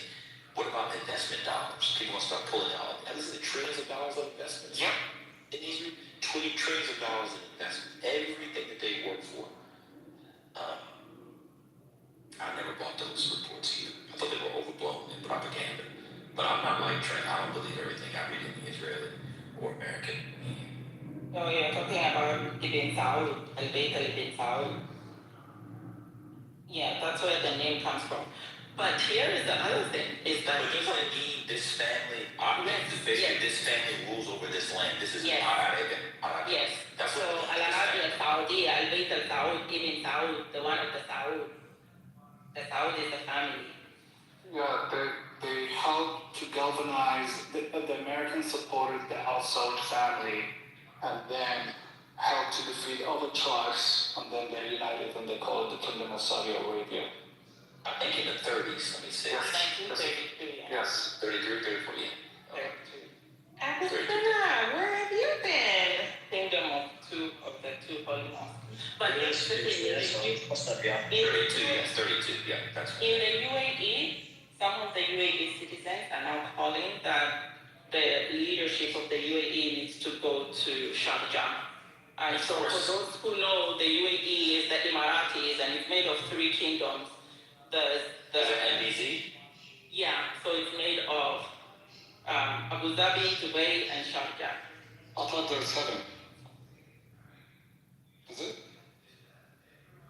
You might be right, Mary. I'm not quite sure. Well, again, I know I said this earlier, but it bears repeating.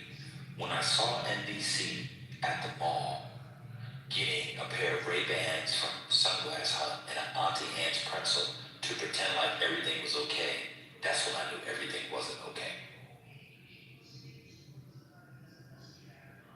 It's a mess. By the way, whoever said sentence. Okay, yeah. Yes. So Sharjah is one of the Emiratis. Shout out NBC. Was at the mall. Sharjah is the largest, is the third largest. It's the third largest, sorry. Wait, I'm sorry, 7 what? I was laughing at Aaron's joke. 7 Emirates. Seven Emirates. So it's the United Arab Emirates neighbor, the 7 Emirates, and Sharjah is the third largest. And for some reasons, they feel that Dubai and Abu Dhabi, those kingdoms have sold off to the Zionists and have been complicit in this conflict and essentially just giving safe haven to Zionists, and they therefore have lost their importance in ruling the kingdom, the Emirates, in ruling the Emirates. Imagine telling people that a regime changed and they put the man's son in charge.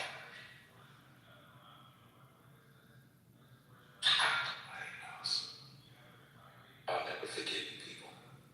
Ever. So how would that work when there's already this 3-member leadership council? So would they have to kill those people, or like, I guess that's a dumb question. Never mind. You have to kill it. Wait, we're in UAE or something, In Iran. No, they don't kill anybody. Oh, breaking news, WTI, just, I don't know if Trent's here.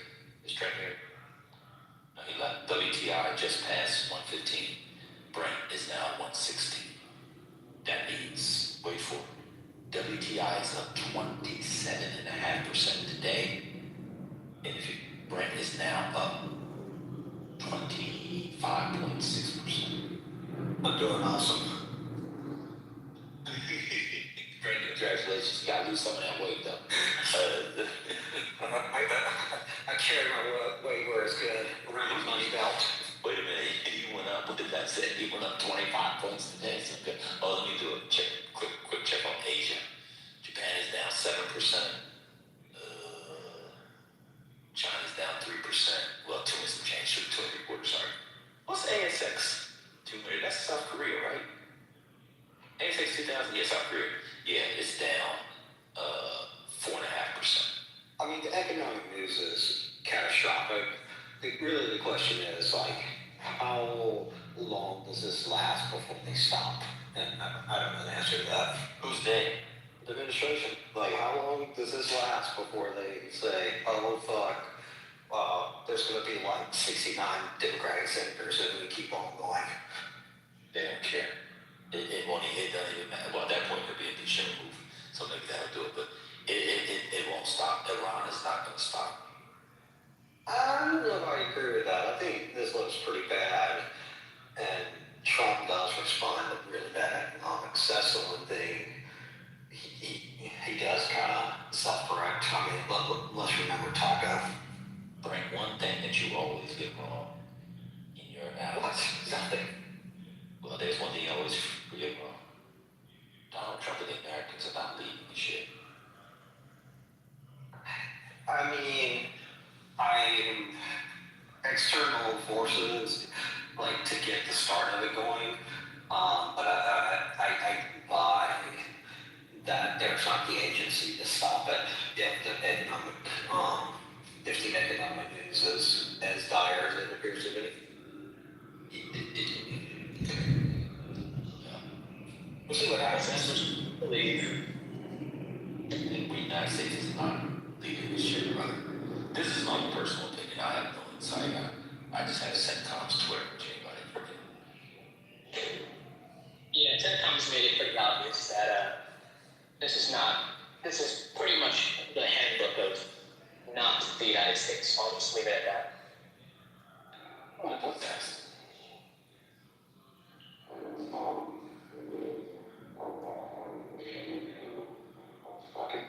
There it is again. That's that shit. What the fuck? Somebody's recording. Who the fuck is doing that? CENTCOM. Oh, hell no. Futures down 1170 and climbing.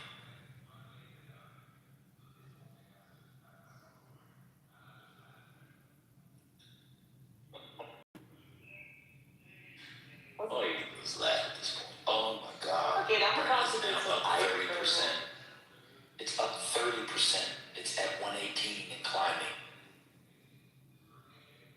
I'm gonna get some I mean, has it ever been to If you're knocking on my door anyway. 150? No, what is the highest? I mean, I'm going to check. You want Brent or WTI? All right, check both. Sorry, I can check.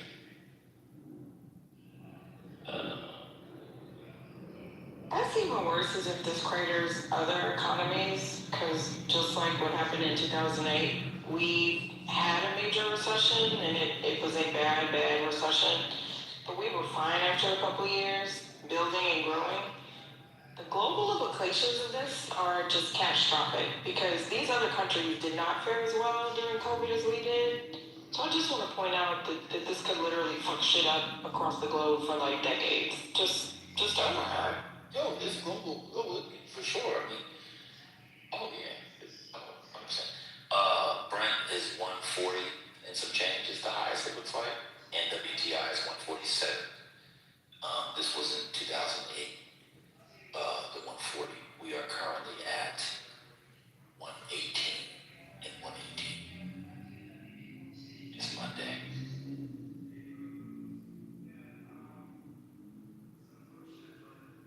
Well, man, it could get higher. So the craters are happy. Do you see the quote? If you can tolerate oil at more than $200 a barrel, continue this game, said a spokesperson for the IRGC on Sunday. It's almost as if killing somebody in a decentralized government, and they're waging asymmetrical economic warfare. Anyway, hey y'all, they took out a building. Oh my God. So we really didn't know that these people, that the Iranians were strategic as fuck. Like, did they really? I know I keep saying that, but did they really? They didn't care. It depends on who you're talking about. Yes. They're not using in real intelligence people. It's like it's the boys' club guiding this useless thing. Not a boys' club. It's a particular club. I'll leave it there. Although it is mostly boys. So when do we think the Trump administration, like I see they had Condoleezza, and we know that Condoleezza's not like a, beat around the bush type person. Like, I'm just wondering out loud, what would this look like if we tried to walk it down at this point? Walk it back, I guess. The best thing he could do is have J.D. Vance resign and go to the House and have it nominate Connie Rice to make her become vice president, and then he can resign. And she can become president. There's your solution.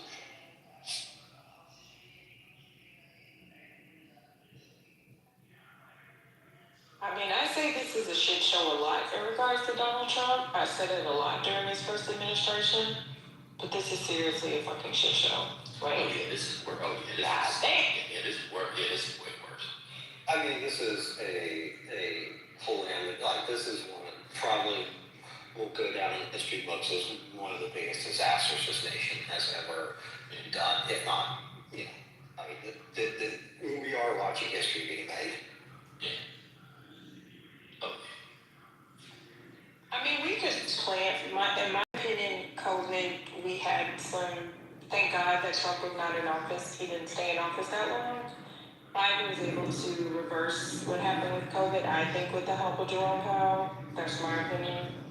Also, COVID happened at the same time everywhere globally. But this is, so in my opinion, it's just my opinion. I actually think COVID helped save us from a major recession, because all the data indicated that we were heading towards that direction. So that's just my opinion.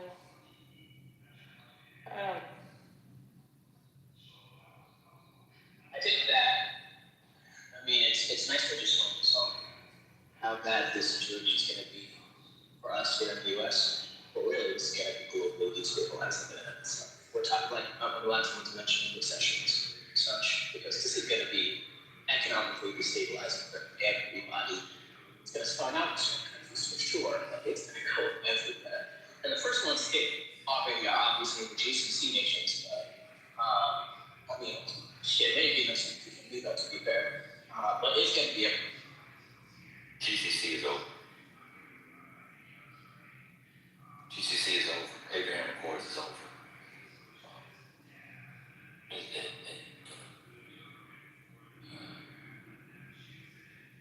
That's what they get for pretending like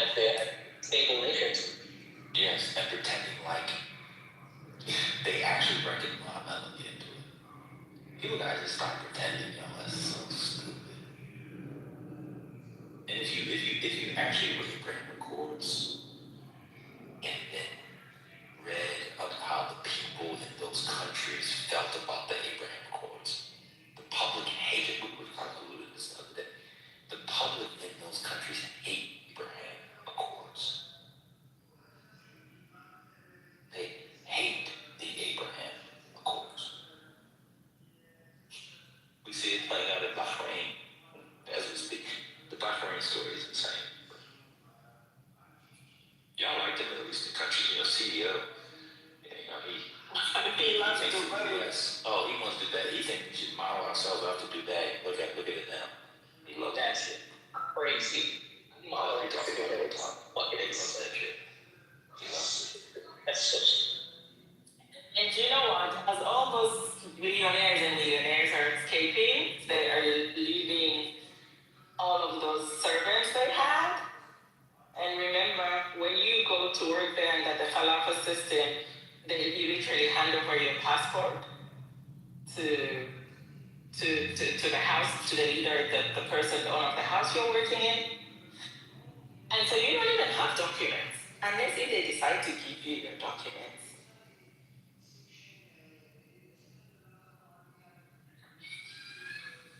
I guess they're realizing that if you import like 60 to 70% of your population for work and they think with no rights, they might not be so keen on fighting for your land.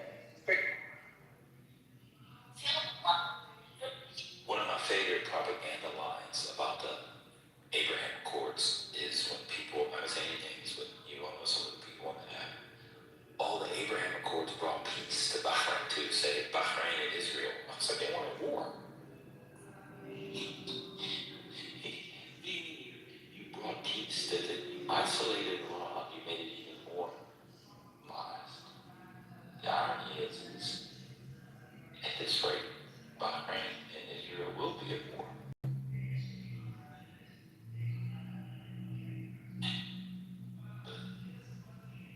Aaron Parnas just reading this. The new Iranian Supreme Leader is more of a hardliner than his father. The United States and Israel just killed his wife in their strikes. Lovely. I'm glad you said that. The funniest part about that is, kind of directly leads to the main issue of what we're doing and how it is the exact opposite of what we're saying we're doing. Like we keep talking about in the United States, the rest of the EU, NATO nations, whatever, right? Keep talking about how we're really doing this stuff to liberate people, how all these people are just extremists, not to be negotiated with, so on and so forth. But we keep bombing Tehran, which is the one city that is full of all of the people that are actually willing to negotiate with anyone, that are actually willing to work with anyone. But we just keep bombing the crap out of it. And then we're manifesting the destiny of basically having nothing but the hardliners, literally aiming to kill everyone, because that's all that's going to be left, which is, again, not surprising, because this is the strategy of not the United States. Strategy of some 100%. Although, to be fair, there are people in the United States like Lindsey Graham and others who will go to bed tonight very, very happy.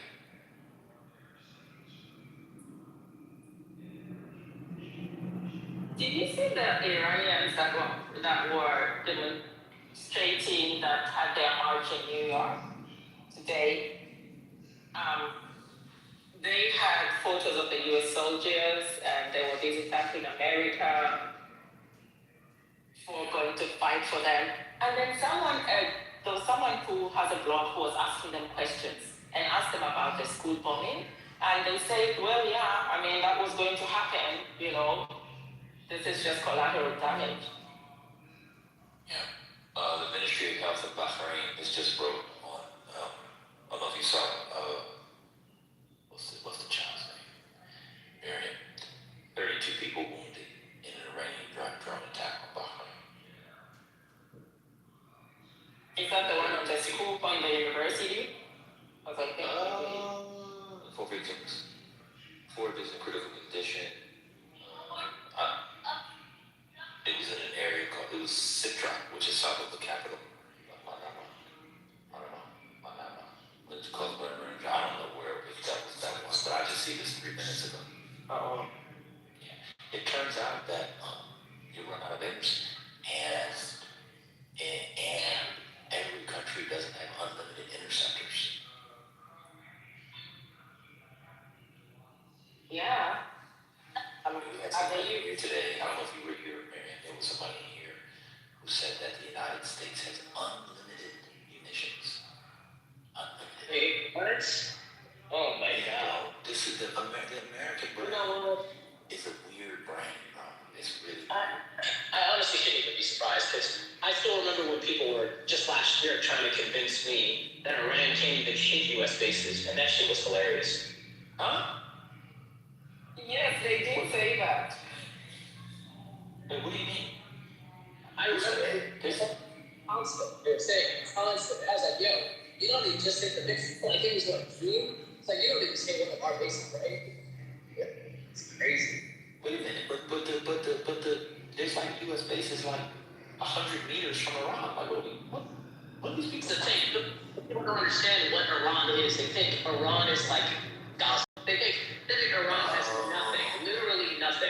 Even now, when Iran is sending out drones, they think those drones are drones they just got from Russia. They don't understand anything about Iran. They have no, like, there's a full masking of Iran, right? Like, no concept. Totally. That makes sense. They don't know that Iran is producing like 100 drones a day.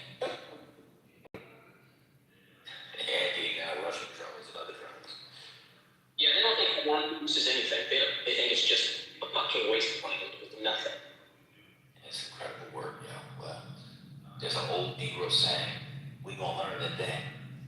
The problem too is I don't think the U.S. really has experience with fighting against large-scale drone warfare. I mean, in Ukraine, basically you see the drone, you shoot your machine gun, you hope it fucks it up, but you're pretty much dead.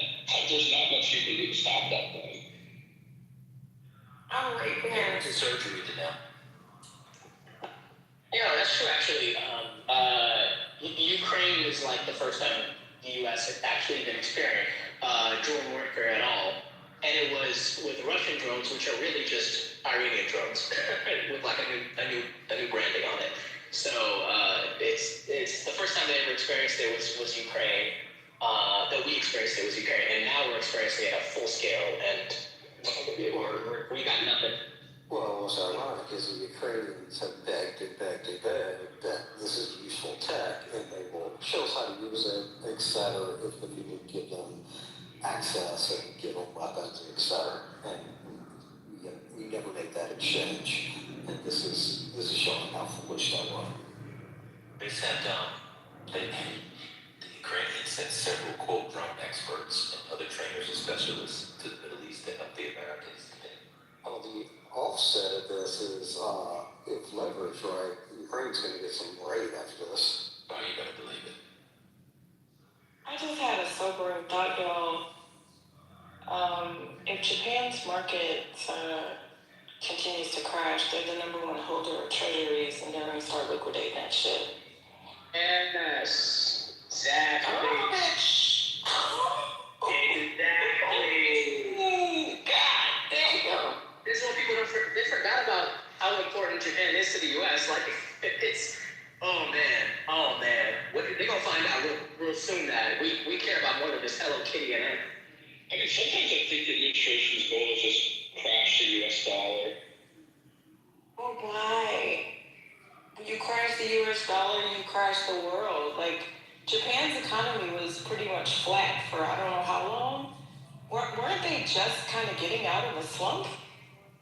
This is terrible. This is not good for them. It's not good for anybody.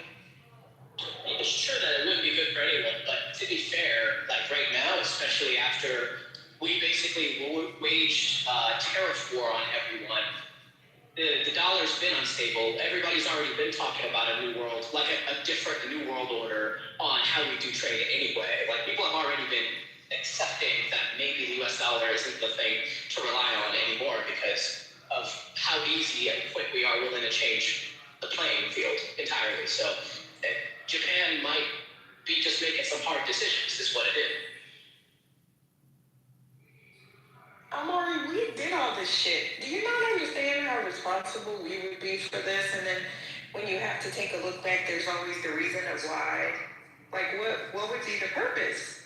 I don't understand. Like, what we've been saying, not even just in this space, but 90% of the things that Trump has done literally make zero sense. Not from an economic standpoint, not from a geopolitical standpoint, not from an anything standpoint. Like, none of it makes any sense. You attack all these damn countries that we're trade partners with. You take away USA, you take away the free shit that we've given them for decades. We're not the good guy. Nobody really likes us. Nobody wants to be in bed with us. You become Israel's crackhead enforcer. It wasn't enough that we were giving them billions of dollars. We have to be the bad guy now and be the person on the, I need to stop because I'm literally just going to work myself up for nothing. Yeah, it's not working. You'll have enough, don't worry. At this rate, by Thursday, you'll have enough to strike out and stroke out. Don't even worry yourself about it. I'll be setting up my OnlyFans then, because I'm going to be flipping. I don't even know if we'll have the energy to, I don't know if we'll have the energy capabilities to broadcast a few pics. So, Hezbollah just claimed an attack on Israeli forces in southern Lebanon. Speaking of OnlyFans, I just read, I didn't know the founder of OnlyFans was the biggest donor to APAC and Wesley. Now that, what in the world? That's crazy. No comment. Just watch right back, smooth. It's not, that's about. That's a Sunday fun fact for y'all. I mean, Israel is currently preparing to war in the middle of invading Lebanon, so that's another random thing that's happening in the middle of the whole Iran situation. Yeah, they'd like to make it Israel North. Which, by the way, if anyone's surprised by that, you couldn't be. I think there was a recent Tucker Carlson interview, which is random to even watch. But Tucker Carlson had an interview with someone who was a spokesperson for a lot of these activities, and he was asking hey, so this whole Israel thing with expansionism and all that kind of stuff, what are we talking about here? Are we just from the river to the school? How far? How big? Because if you're going biblically, it's the entire middle, the entire eastern, western side, central side of the Middle East. So what are we talking about here? And after being pressed 4 times, the dude was it'd be great if they just took all of it. He just straight up said it. So I think some people are going to let it out. It's simple. We're talking Christian nationalism. Very dangerous. Hey, cut out a little bit.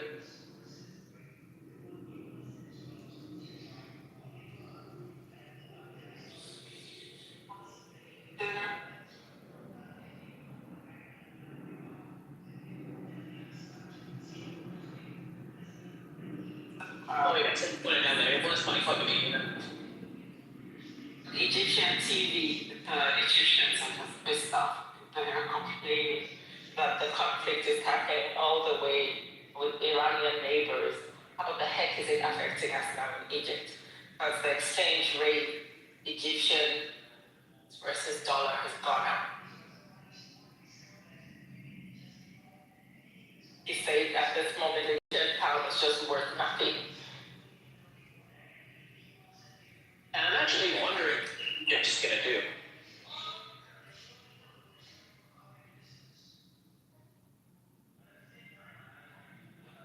I didn't want to say it because you guys are going back and forth, but Tel Aviv is one of the top cities for spending in OnlyFans outside of the U.S. So it isn't such a good nightmare. Omar says, do they in the cabinet? Hello, and I said, Omar said General so-and-so called shot. Well,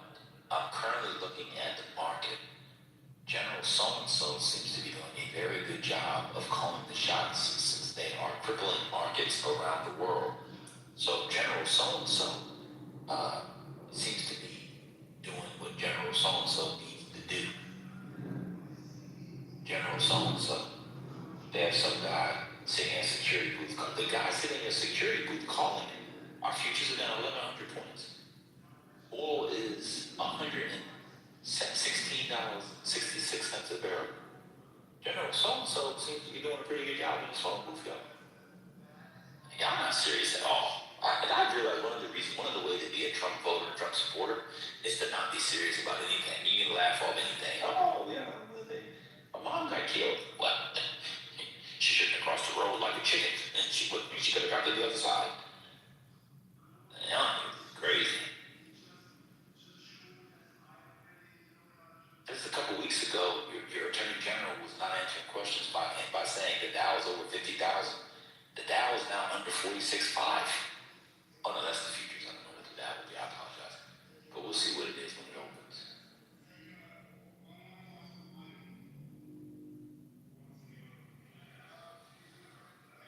Yeah, it's 47.5. Excuse me. Closed on Friday. Gas at $3.50 a barrel. I just saw online down in Ohio, which is the second highest in the country. It's gone up 66 cents. It went up 66 cents last week. A gallon. 66 cents in a week. There you go. Right before spring break, is it? What did I not care about? I didn't care about what? We didn't care about that, so I was going to put it on that. It's a fucking war. We might have ground troops on it. And all this, like if you Really celebrate 50K? Yeah, I have a. Of course I celebrate the 50K. I'm done. What's going on? You wanted me to. Wait, you didn't hear me say the 50K. The number that I don't have much in the Dow anyway, so that doesn't. Okay, go ahead, y'all do that. What a bizarre thing. Did you celebrate when it was 35.5 under Biden? We don't celebrate individual numbers, especially when now it's down 3,500 points in a week. What were you saying? Somebody was texting me. The market did have a. Wait, how does me not specifically celebrating 50K, if that doesn't affect my investments, mean I'm not serious? 50K is just a number. What's happening? The market is. I didn't celebrate 50K, and now you're brushing off $120 oil per $4+ gallon.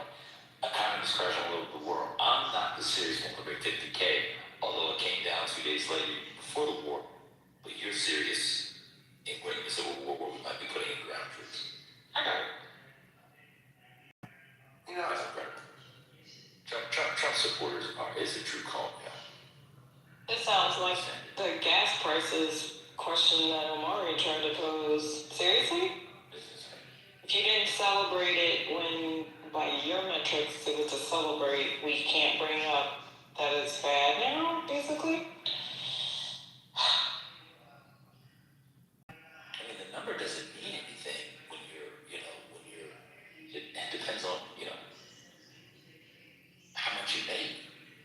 I'd rather go from, and to 100 than 49.50 to 50,000. Doesn't tell me anything. All right, y'all, we didn't do a celebration party for when it hit 50,000, so it's about not going to war. Trumpers are crazy.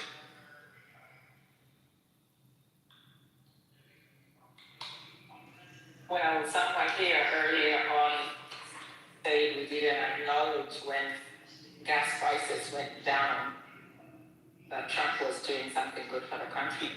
We did acknowledge it, and we talked about why it was. It's because the Saudis and OPEC were pumping the markets with gas.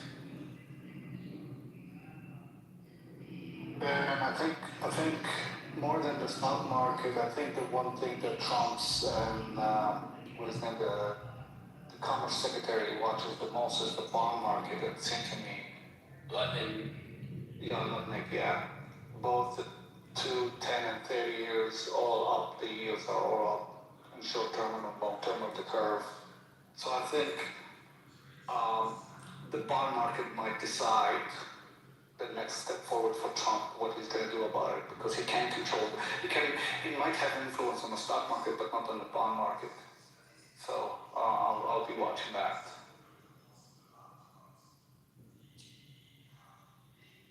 People forget about the bond market. I mean, it's larger than our stock market.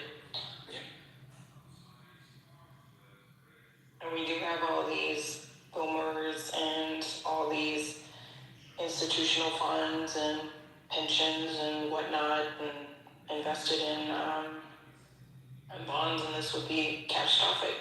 I'm going to try to pull up when Cantor Fitzgerald, some folks at Cantor Fitzgerald accused, I think, Lutnick of trying to manipulate the market with the interest rates. I think this was like last year, if I'm not mistaken, but let me see if I can find it. Damn, the gold is at 5,000. That shit not too quickly. It's not too late. And Mickey, is that you? I have a question. Can you hear me? Yep, I can hear you. I tried to bring up the fact of the private credit issue, and I was told that it's not a big deal. BlackRock has been putting a cap restriction on the amount that investors can pull out. Can you please educate some folks on how significant that is when you've got private credit tightening up to the degree that it is with the current inflation shock with the conflict in Iran? Did you try to bring that up on DTN? And I tried to bring it up here, and I was dismissed. I couldn't even respond. D, great, we was with you. Concrete was not, but. Oh, you can't pay attention to concrete. Yeah, you can't pay attention to concrete. It's not. I'll just say super quickly. It's not even so much that it's BlackRock. It's that it was Blue Owl Capital first, and then there was a Blackstone fund, and now there's a BlackRock fund, and this is all within a couple of weeks period. So this is definitely showing some strain in that industry. It is a problem because, first of all, these funds are supposed to allow withdrawals, and the fact that these are accredited investors makes it more concerning to me. I'll just use an example. If this was Fanbase, I invested in Fanbase. It's like $400, whatever. If I said I want my money back, it was $400. When you're dealing with anything that accredited investors invest in, by nature of the design, it's supposed to be a long-term product, right? It doesn't have much liquidity, meaning you're not really supposed to want to get your money out. That's how those are. But when you have that high net worth demographic that have considerable assets to begin with, or they wouldn't be able to even invest in these private credit funds, especially the BlackRock one, that's really concerning when wealthy people are thinking of pulling their quote-unquote long-term investments out and just retreating to cash. Like I said, so that's my concern actually, because private credit has funded a lot of commercial and industrial real estate and some residential. When alternatives start to show signs of weakness and there's not a lot of liquidity, that is when everyone should start to take notice. So that's just my opinion on that. I know it's not good. BlackRock is literally the #1 asset management firm in the world. They manage trillions and trillions of dollars, but a lot of that is not liquid. So what was also concerning, I'll say about them, not to fearmonger, because y'all already know, I am always 90% convinced the market's going to crash tomorrow just because. They had contributions, I believe, of $400 million, if I'm not mistaken, by employees and other individuals within the firm to provide liquidity for the current withdrawals from that fund. That was more frightening to me than anything, because that's not good at all. That's not good. So that's all. But concrete is concrete. Don't pay any attention to him. He's just contrary for no. Thank you. You're welcome. Also, was that Giannis or Giannis from Canada? I don't think I've heard your voice in a while. I said, I couldn't remember the name. It's serious, right? That's not him. I thought it was. That's not him. Sirius is not Giannis. Damn, that's crazy. He sounds exactly alike. Okay. What up, Daniel? What's going on, Nation? Long time. Yeah. Good to see you. Or hear you. Hey, just breaking up. I just had dinner with a friend of mine. He's a captain in the Air Force, and he did not sound very happy with some of the shits that this administration is doing. He's normally not one to get upset, but he was very upset. That was even without really disclosing too much, but I don't know, man. Well, Danny, let me ask you this. We've been hearing rumors of more deaths than are being reported. Did he allude to that? Yeah, he did. So he said he had a mentee. He didn't disclose where they were, but he said that they were already in that sphere. Let's just say he had some concern for her, her situation, because she was fairly young, and he's about, I want to say, I don't know, 6-7 months close, because he's done 20 years. So he's getting ready to retire, but he was very concerned because of the mentee that he has that is out there. Just, he didn't sound very confident. And again, I've known him for damn near a decade, and he's always been very even keel, and the tone that he had at the dinner, I didn't come away feeling very, very positive, and I wasn't positive even before. Just the other stuff that I've heard from family that was in the Middle East, or were trying to direct their flights to other parts of the world, just from the feedback that they were getting to from folks that were here. You see that NYPD also got over it? Or medical condition, something like that? Yeah, Bangalore last night. Oh, okay, yeah. They call it a medical complication or something to that effect. Yeah.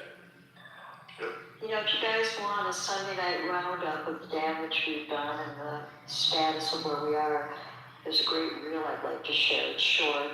It's by a guy named Adam Dunnigan, who is running for Congress in Northern Virginia. He's ex-Marine and ex-CIA, and he really kind of wraps up the whole picture if you give me permission to stream it.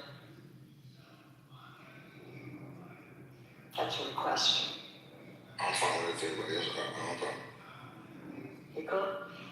All right. Keep going. There's a reason why this war with Iran feels so confusing, so let me cut right through it. My name's Adam, I used to be in the CIA, and we've been doing daily updates on the war. Today, I'll give you the facts from the last 24 hours, but then I'm going to give you the tools to understand strategically why this war is spinning out of control. So, here's what you need to know. Last night, the Iranians hit Azerbaijan's international airport. More explosions reported in Abu Dhabi. The UAE continues to be the hardest hit in the region. There's footage trying to show Iranian ballistic missiles over Jordan. Iran hit the primary oil refinery in Bahrain, which is still on fire, and a missile struck near a U.S. naval installation. A U.S. Navy sub sank an Iranian warship off the coast of Sri Lanka. And finally, U.S. CENTCOM is requesting support for another 100 days of Iran operations. So that's what happened. Now here's why it matters. This is no longer a contained operation between Israel, the U.S., and Iran. This is now a regional conflict involving 17 countries, and those in charge of strategic policy are fundamentally unequipped to handle it. They've also spent the last 15 undermining our diplomatic readiness and our relationships with global allies, both of which are necessary to prosecute this kind of war. Consider, Trump fired dozens of senior career diplomats. Several strategic posts in the Middle East have been vacant for over a year.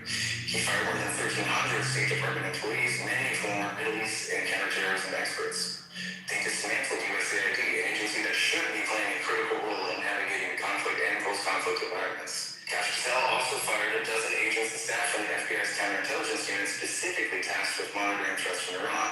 I know firsthand that Iran has a very capable intel service that has networks and cells all over the world. We haven't even seen those networks activated yet, but terrorism, sabotage, assassination, it's all on the table.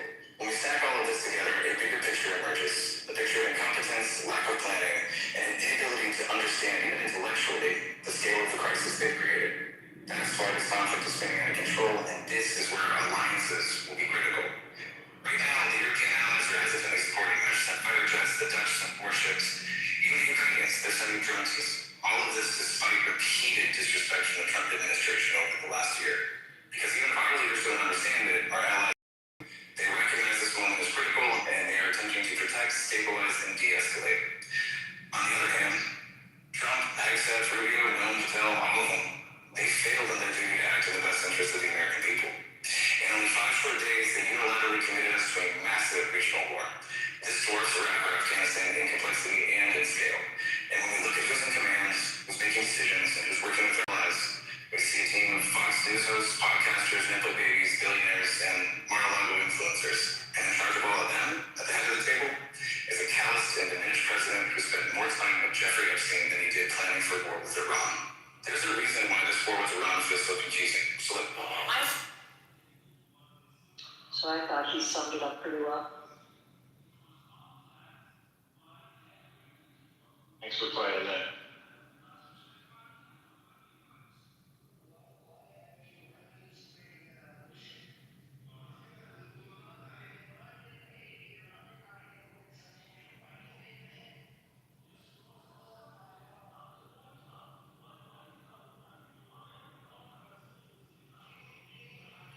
You know, it must make people like this guy just going nuts. I mean, people who are CIA, ex-CIA, who really know what it takes and what the implications of all this are. You know, and then just see the just utter mess that's been created. They must just go nuts. I mean, he was very calm, but you could just sort of feel the frustration.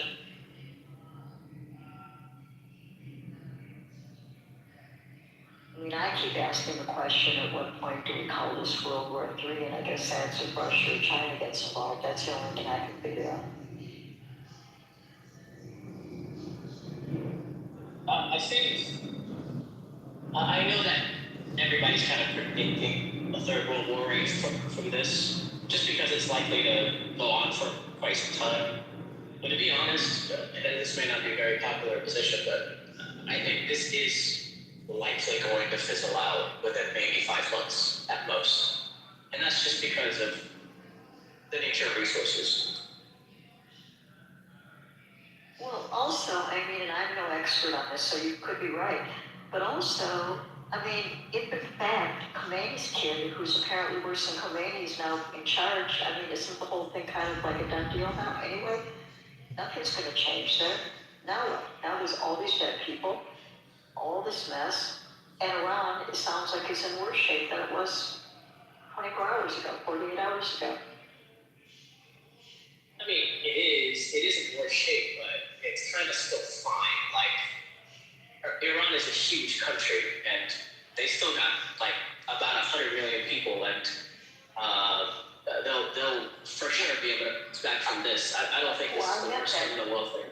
Yeah, I meant that in terms of the Iranian people, that if that's who's going to be in charge, then nothing was even accomplished by killing the elder. For sure. Yeah, that was not going to get us. That definitely, I mean, unless the literal goal was just to take out the most recent Ayatollah, it went nowhere. And honestly, it's probably going to be fizzling out in maybe 5 months or so on both sides. Well, what Olive says, I'm going to call you Olive because that's how I pronounce that word. I agree with you. I think that if it's going to fizzle out, it's going to be on our side because it's in Netanyahu's pleasure to keep it going forever, as long as he can. So I agree with you on that.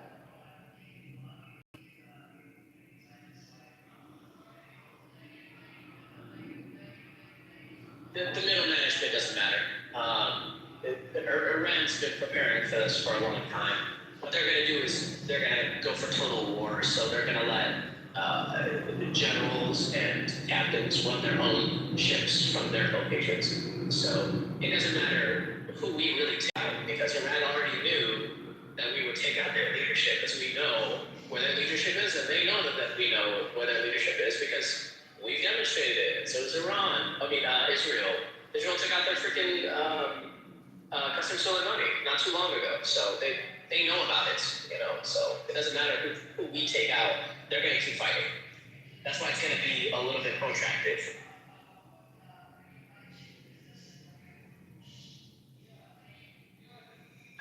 It is really interesting and alarming, though, to see the cascades, like what Bam was talking about as far as the airlines. You know, I mean, you just see, you know, like shipping and then airlines and then oil. You know, it's just cascade after cascade after cascade in a world that was already a bit in shambles. Yeah, it's almost like we live in a globalized economy and we're pretending to be already in an isolationist position, which we obviously are not. So like it's so weird.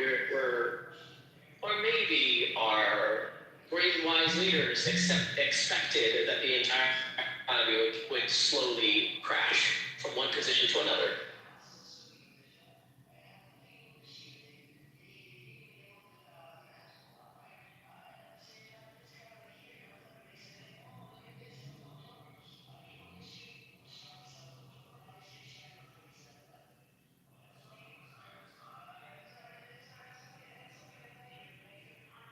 Either way, we've already hit a desalination plant in Iran, and we're probably going to target a few more, and they'll probably target a bunch in the GCC countries, and that'll completely destroy the GCC countries. Then it'll be over, probably, within a few months. Don't we have like some kind of a thing where we have a terrorism level in our country, like a code? I mean, has the terrorism level gone up, like changed from red to purple or whatever it is?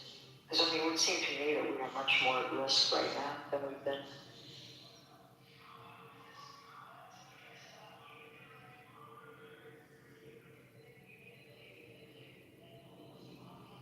And Michael says no colors, but I mean, I really believe that there are already sleeper cells in this country, and I would be more surprised if there isn't serious attacks coming our way, or attempts at all, at least.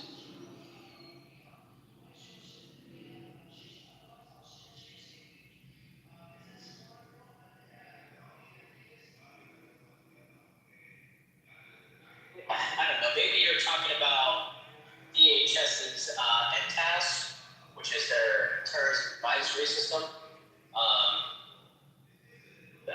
There's no news from NTAS, so I think obviously yes, we're under some threat of terrorism. That wouldn't be surprising right now. Probably an elevated level of terrorism. That wouldn't be surprising. I don't think to most people. I don't think anything's being broadcasted though. To be honest, aside from Fox News or something. Hey Stu, what's the view from Australia?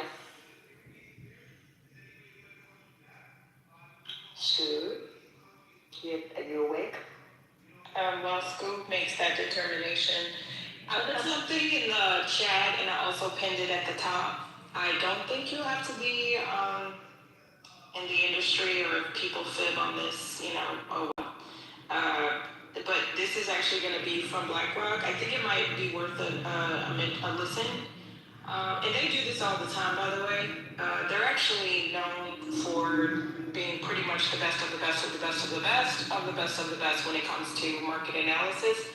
So this is geopolitical risk and focus, market volatility, and investment applications. So it says they're going to have, they call them inside the market sessions, and it's going to be a global macro check-in, latest developments in the Middle East and the impact on the global growth and inflation outlook with a focus on global financial market implications, alternatives in volatile markets, how alternative strategies have navigated recent volatility and heightened dispersion. That is directly speaking to this private credit fund that we've seen the withdrawal halts, and positioning today, finding tactical and structural opportunities across public markets and how sentiment has evolved this year. So if anybody wants to take a listen, I'll probably be listening in myself. You just register and they send you the little webinar thing. Just FYI, I just wanted to Chairman. And no, I am not endorsing, supporting, recommending BlackRock. If I did work for BlackRock, my happy black ass would not be on this app. Just oh,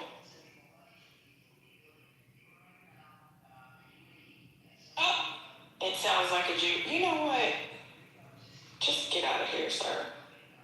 I'm just gonna delete your comment.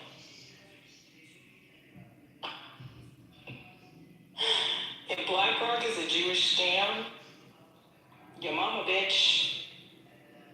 Sorry, I had to get that out. I'm like, you've been doing really good. Thank you. Well, he's the one that's talking about calling names. Crackhead.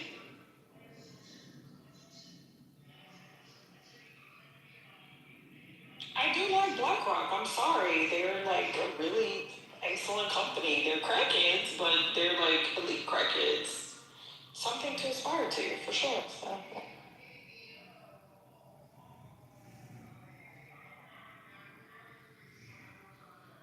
I'm sorry, Al, I was away from the mic earlier when you asked me a question. I think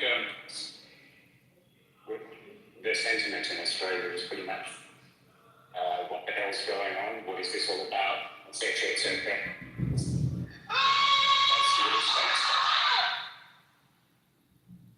I quite like that noise. What is that?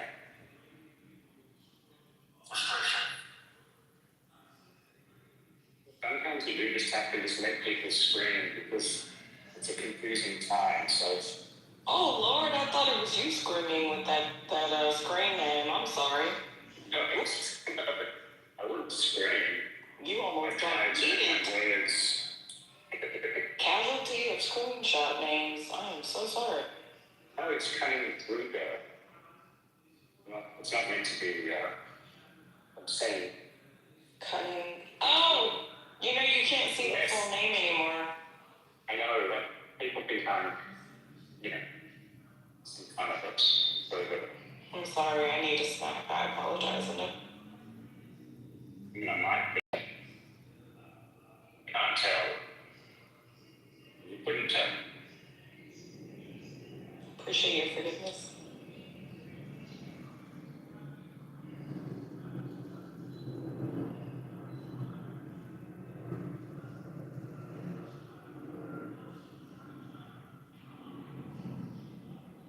Yeah, so I was just asking like what the kind of view is from where you are. Kind of a general sentiment. Yeah, it's just that I think it probably reflected in most parts of the world is that it's highly destabilizing. It's not going to achieve anything. It seems to be deflection and distraction from so many other things that are going on in the world. It's probably going to, it could potentially kill any chance that he had in the midterms, etc., etc. Yeah, there's not many people that think it's a smart move.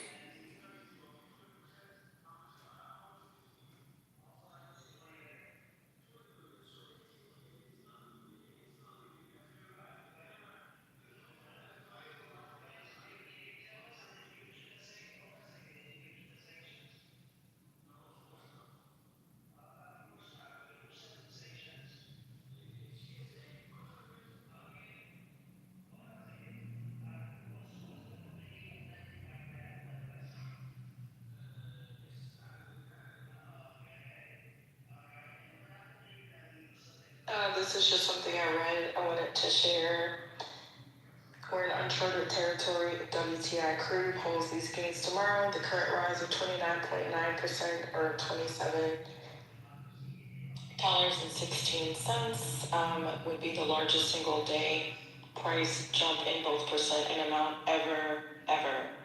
So, gotta give it to Trump. He does like to break records, doesn't he? Have you guys spoken at all about the fertilizer issue, which is probably the larger issue over and above short-term fluctuations in oil price, where the fertilizer thing is actually critical. and won't show up for 3 or 4 months. So we're looking into it. We've talked about it. We talked about it yesterday as well as a little bit earlier today as well. Wonderful.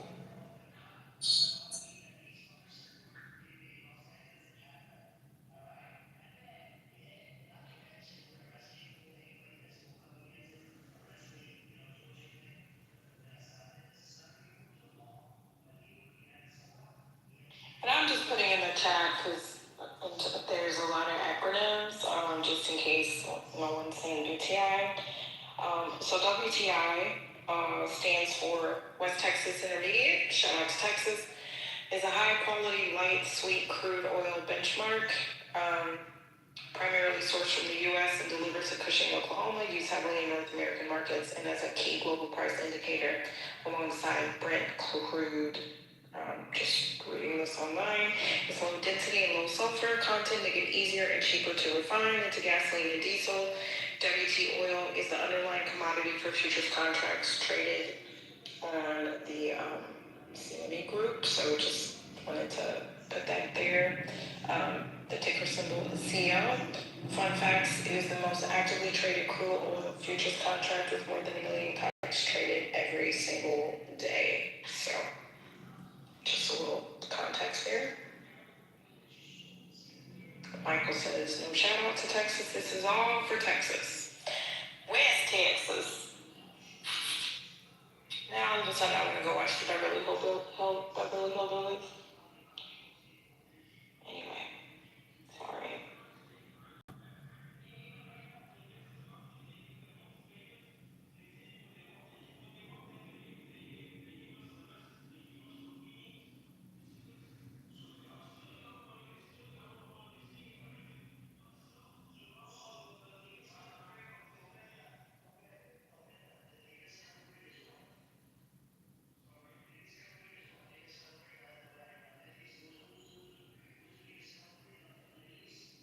Just one more thing, since I've been such doom and gloom. The only thing that makes me think when I'm, calmed down enough to realize this is that there's a lot of money that's in money markets right now because the interest rates are still pretty high considering, and I think that maybe there's going to be some major swoop-ins of buying deeply discounted assets, but let's see, total assets under management in U.S. money market trillion as of early March 2026, reaching new record highs. So that's a lot of dry powder. As we like to say, institutional assets of 4.73 trillion, retail assets of 3.8 trillion, that's you and me. That's a lot of cash. And for a global context, global money market assets were approximately 9.9 trillion at the end of 2023. So shout out to the United States. We basically have as much chilling in money markets and cash as the entire world did at the end of 2023. So it's just kind of an indication of how insane these markets have just been probably the last decade or so. That's the only thing that gives me a little bit of hope that this won't be like, a total wipeout, because that's just a lot that people have been sitting on the sidelines for, redirecting at some point somewhere. So just wanted to share that.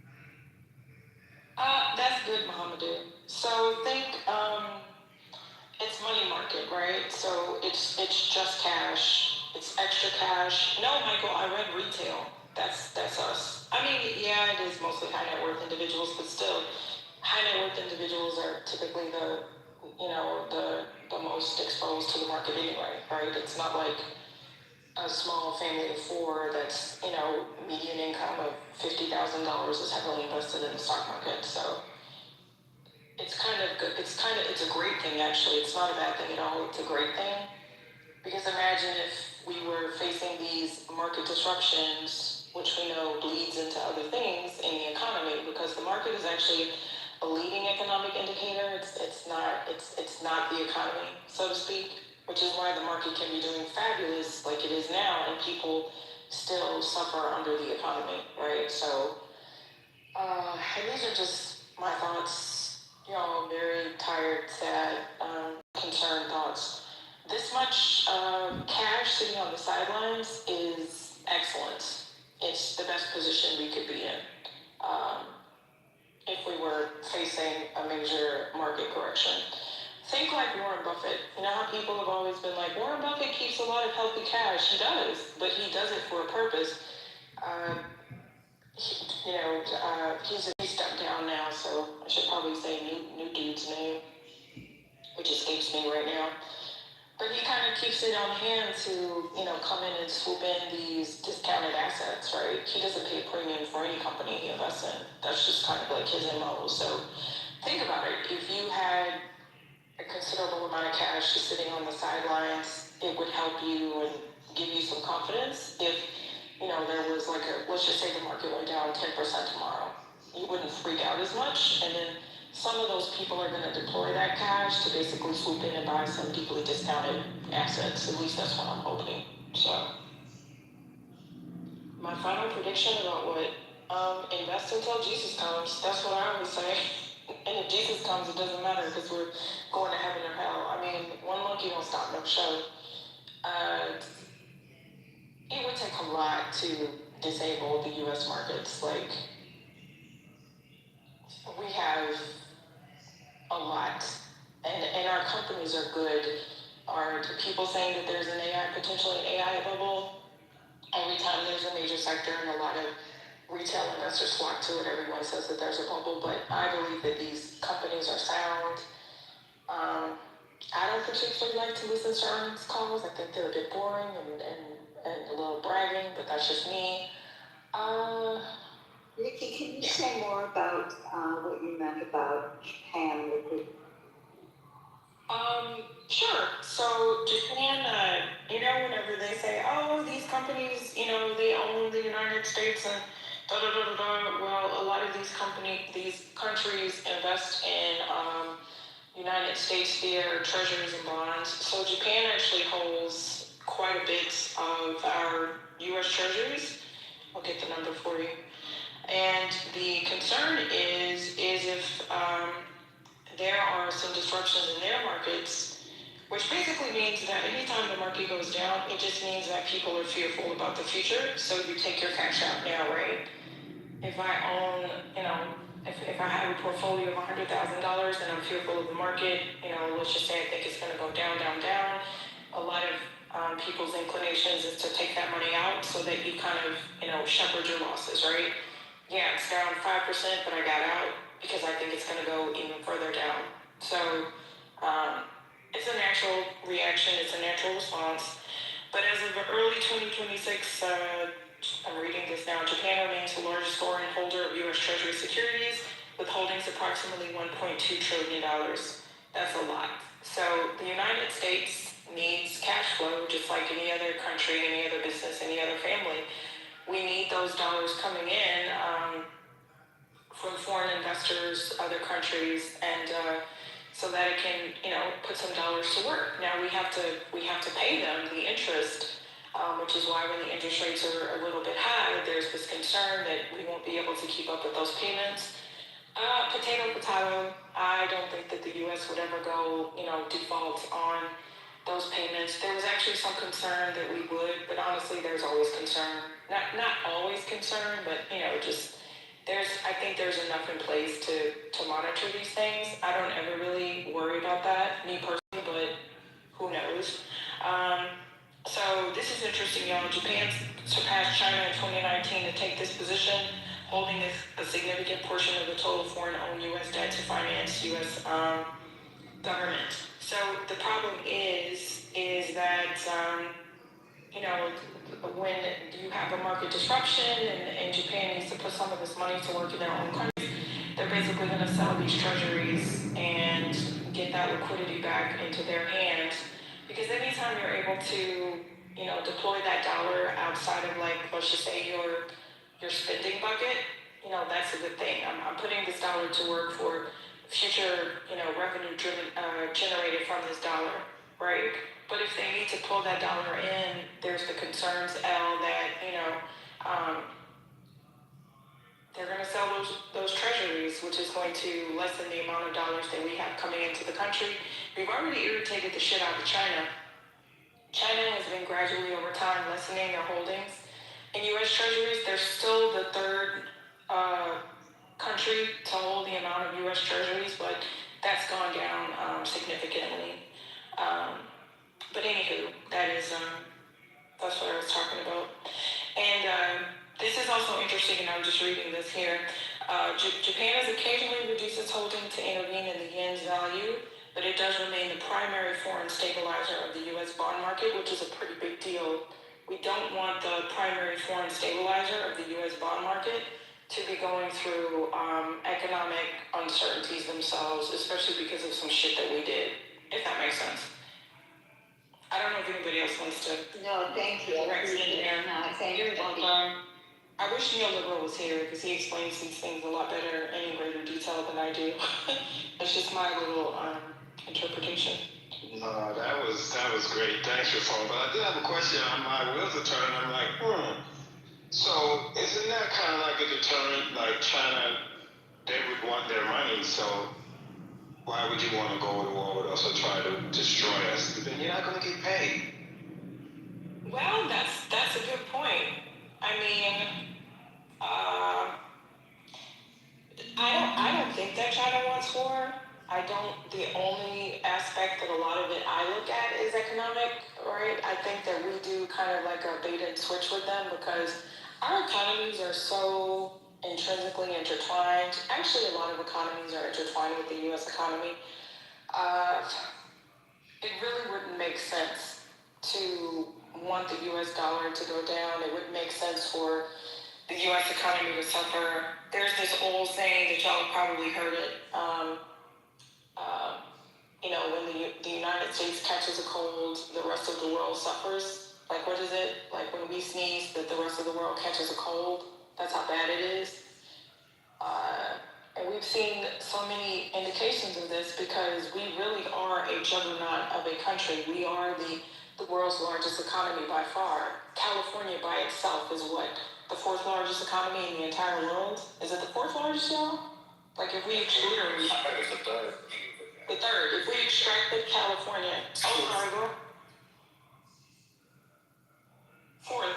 So I think we don't appreciate, like I criticize this country all day, every day, but I mean, we really are that country, right? If you have one state in our nation that is literally the world's fourth largest economy, that's a pretty big effing deal. So we are a juggernaut. We're a juggernaut when it comes to business. We're a juggernaut when it comes to all of these industries, all of these sectors. We have a lot of discretionary funds. Like, we can all attest to, the resilience of the U.S. economy. We actually saw this during COVID because I certainly thought we were going to crash. But for some reason, we were, re-incentivized to go out there and just spend. 70% of U.S. GDP is what you and I spend every day, but we've been able to uphold that, which is why we haven't really seen GDP decline. It's kind of gone down. Decline into the negative, but I'm sorry, I forgot the question. Did that answer it though? But yeah, basically, you're right, Divine. So I don't think China will ever actually just go there unless they're forced to. And when I say forced to, I mean like they really have no choice but to. So it's kind of going to be like, playing footsies under the table, right? Like who's really going to be the dominant one at the end? We still have major corporations that manufacture in China. There's, it's like, you kill one, you kill the other. So what are they really going to do? But what they can do, like they have been doing, Divine, is lessening their U.S. Treasury loads, right? Which Donald Trump pissing off the entire world as if we're not the best outfit in town. And this is another thing, guys. Our economy is on a downward cycle right now, right? Economies are cyclical. Economics is cyclical. What goes up must come down. Sometimes we're not in a period of expansion, which is very normal. Recessions are very normal, right? You kind of need it to reset. You can't just go. What goes up must come down. So you have a lot of other countries that are actually a better bang for the buck. We've just been, let's just say, the easiest outfit in town, right? We're like I was going to make a terrible reference. I won't keep it PC. But that's what Trump is acting as if we're the only outfit in town, and we're literally not the only outfit in town. So Trump making enemies of these countries is basically making them say, hey, we don't need to deal with the United States bullshit. There are other ways that are safe havens for dollars that we can put to work, right? And that's what they're doing. So, yeah. But also the weaponization of terrorists.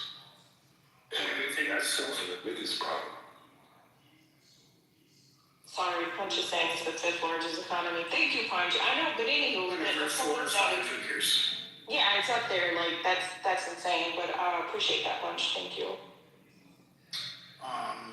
Yeah, this is all self-inflicted. That's something that's really frustrating about this.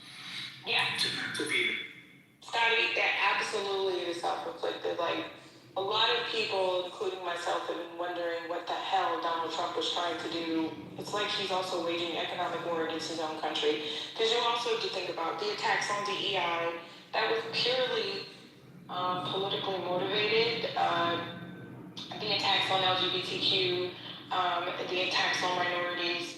Those were corporations that were doing just fine and basically decided to curry favor with the president by getting rid of departments, getting rid of hires, getting rid of scholarships, getting rid of funding, getting rid of research.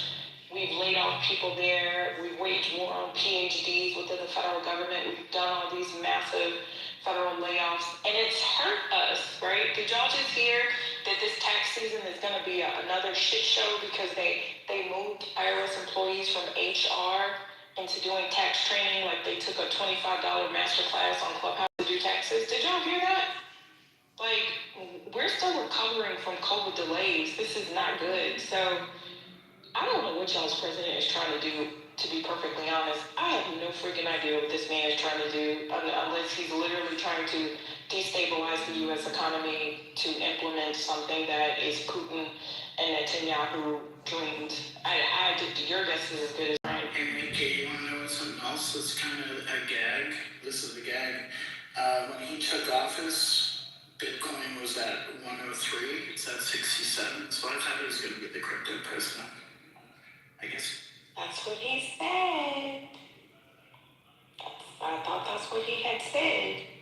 But yeah, shout out to crypto. Now y'all know I'm not a crypto fan, that's because I'm old, but crypto is supposed to be an alternative to the S&P 500 in the market, and what we find is that it actually tends to trend lower than the S&P 500 in the market. So I don't know about that. I thought it was supposed to be a safe haven from market volatility and disruption. So shout out to y'all, Bitcoin people. I can't.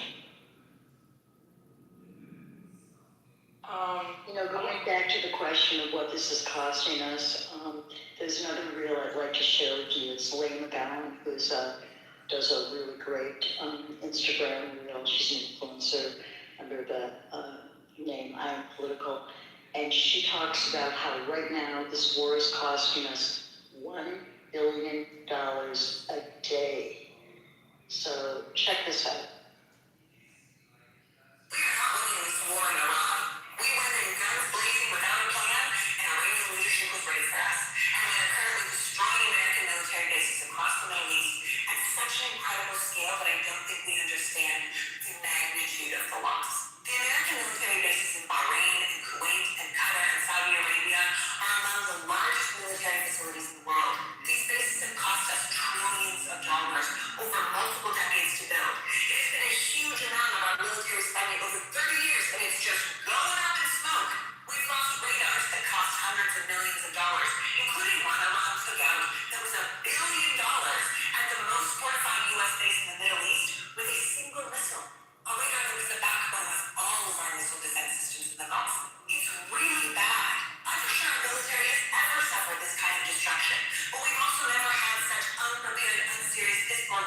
anymore either. The new statistic was costing us $1 billion a day. That's about $40 billion an hour. $11,000 a second. And while this administration is telling us we are kicking ass and they're putting out their high-end America fuck yeah propaganda, in the background, they are summoning defense firms to the White House for emergency meetings and asking for more money from the Department of War.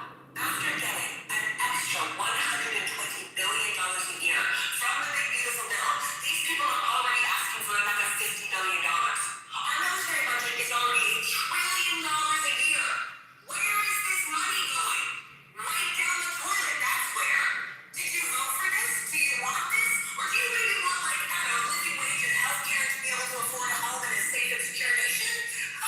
We're not winning. The U.S. and Israel have powerful bombs that can blow up buildings. But as we know now, most of Iran's military infrastructure and weapons are deep underground where we can't get at them. And it appears that Russia and China are sitting on the sidelines just feeding top-tier satellite intelligence directly to the Iranian government and just tracking our every move. We've started something we have no chance of finishing. We don't have an unlimited supply or an infinite arsenal. We don't even seem to have a goal. The question is, how long do we do this? Weekend. How much of our resources are we going to spend, and do we plan to add our children's lives to the mix? When asked if we could expect violence on our own shores from this, Trump was like, well, maybe. I mean, it's war, that happens. Come on! This war was unnecessary and ill-planned and will not make our country or the world more safe and prosperous. We are not winning. All we are doing is bankrupting ourselves while we create even more enemies and ruin our position in the world. You want to talk about waste, fraud, and abuse? Well, here it is.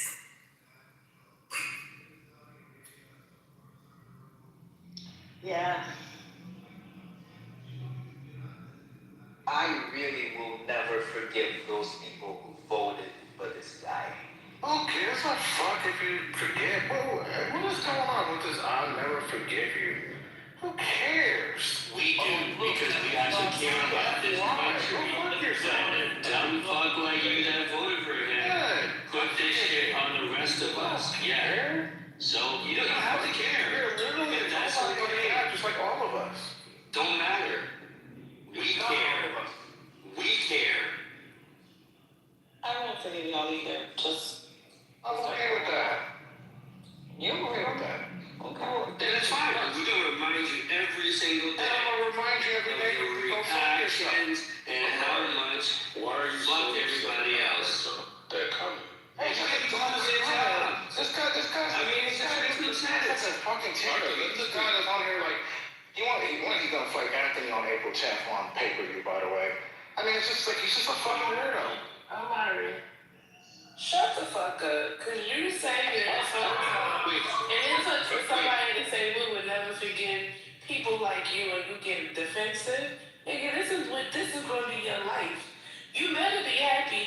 You better be lucky if we don't fucking, when we get out of the fucking office and we don't lock all you motherfuckers up. And you gonna talk about me as a weirdo and you know what's in dick pics? How you gonna talk about me being a weirdo and using the unsolicited dick pics, bitch? Shut the fuck up. That's stupid, you fucking Shut the fuck up. That's what you did. And you gonna call me weird?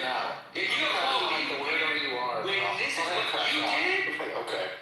Okay, you gonna call me weird and that's what you did. You're talking about fighting on an app and you're like 75 years old. Just stop it. I played that to reinforce the fact that we have people in this country who are hungry, who are homeless, who can't afford health care. $1 billion a day, you guys? God. Can you put the video on the chat, please? I really like that influencer that you played. I've been following her on TikTok for years now. And she's spot on. Yeah, she's really good. Can you post the link in the chat, please? Yeah, she was smart, especially that she was talking about the big beautiful bill. That's been a pain in my ass last few months. And thank you for that. I put some additional information in the chat. I'm sorry, that was interesting. Of course, this is Which part? I'm trying not to laugh. I'm trying to be good. So the numbers matter, but basically the U.S. makes up about 64% of global stock market cap, which is a lot. You take us out, you take yourself out, basically. Total stock market. I love visual capitalists. It's about 261 trillion. That shows you global investment assets, right? So investment assets are, we know what investment assets are, right? Other dollars we're putting to work for future growth and revenue, not total net worth, just, investment assets. So yeah, we hold a pretty big chunk of that. And so it's going to take a lot to dismantle that. I hope and pray that Donald Trump is not going to attempt to do so. But, so anywho, back to you. I wanted to give a quick fun fact regarding, not even fun, just a fact regarding the big beautiful bill and no tax on overtime. Guess what? It's not taxable on the federal side, but the states, well, at least the state I live in, is going to be taxing your overtime. I'm going. Your state is going to be taxing overtime, right? I mean, that is one of the things he passed.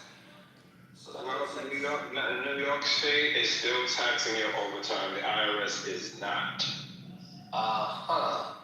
Interesting. Wait, why would the IRS not? Considering that was like one of the biggest, most emphasized things of the big beautiful bill. That's weird. Because he couldn't do it on the state side. He has no jurisdiction. Okay. So for the state taxes versus federal. Again, it's tax free on the federal side, but here in New York, they are still taxing. Right. And yeah, that's not good because I'm sure those people who work those types of jobs, they're gonna lose a lot in taxes. Oh man, that sucks. And I have to point out that similar to the TCJA, a lot of these tax cuts that he has allocated for you and I are temporary and are set to go away at some point. Just FYI, he loves the corporations. Donald Trump loves the corporations as the Republicans do, and their tax cuts tend to be permanent and not ours. Just FYI there. So, yeah. So, part of, the reason as to why, we're going to Iran and asking for help for the counter-UAS and UAS, shit, is because of the beautiful big bill. Because, and I just posted a link of PX explaining, the beautiful big bill being passed and drone dominance. And so, when they signed off, the drone dominance memo, 3 months ago or whatever, I can't remember. They have just been, spending, mad fucking money on, UASs and shit that, they don't know how to operate. And under certain bands that we can't operate in when it comes to frequency-wise. And so, it's this shit is crazy. Because it's we've never needed Ukraine's help when it came to UASs and shit. We've been doing this shit for a minute. And so with this big bill, we're kind of getting lost in all these companies blowing fucking UASs at us.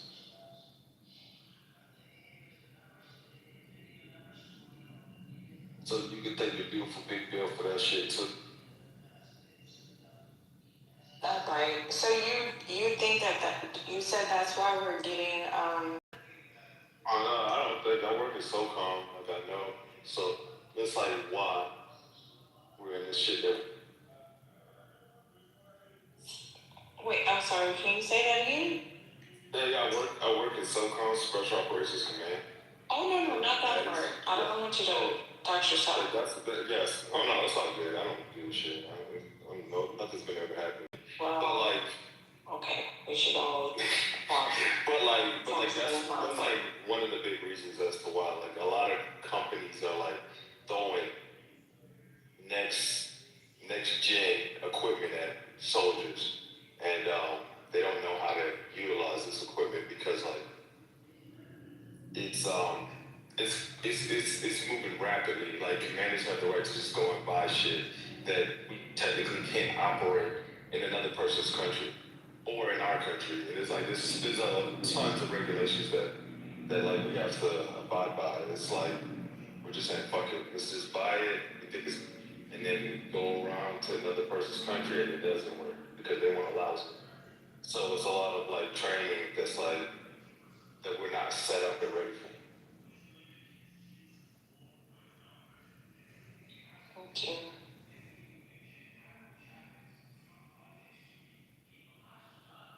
Oh, Prince, if you go ahead, Ellie.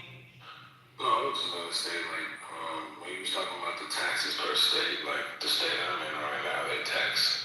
They have the state tax and they have a county tax as well. Like, so depending on where you're located at, it's a different rate of tax depending on the county.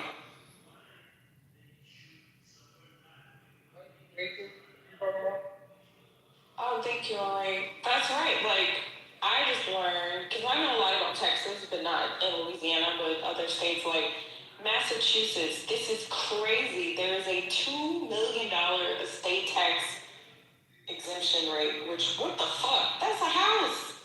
That is a house. I can't wait till what's his name come back on this app so I control it. $2 million?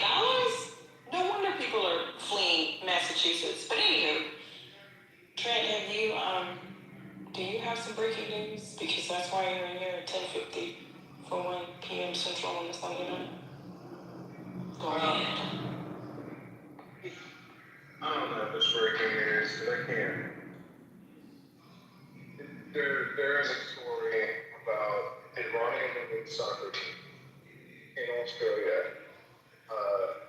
signaling SOS from their team bus as people were trying to prevent their bus from leaving to rescue, if you will. When you slow the video down and you look at it, it actually does look like they use the universal signal for help. Which is like a enclosed can. It's hard to tell it from waving, but there are two of them. When you look at it the way the others were doing, it doesn't look like a wave. It looks like that's it.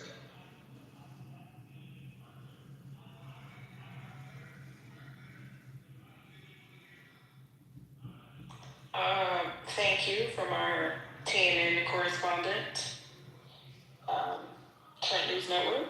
We appreciate that.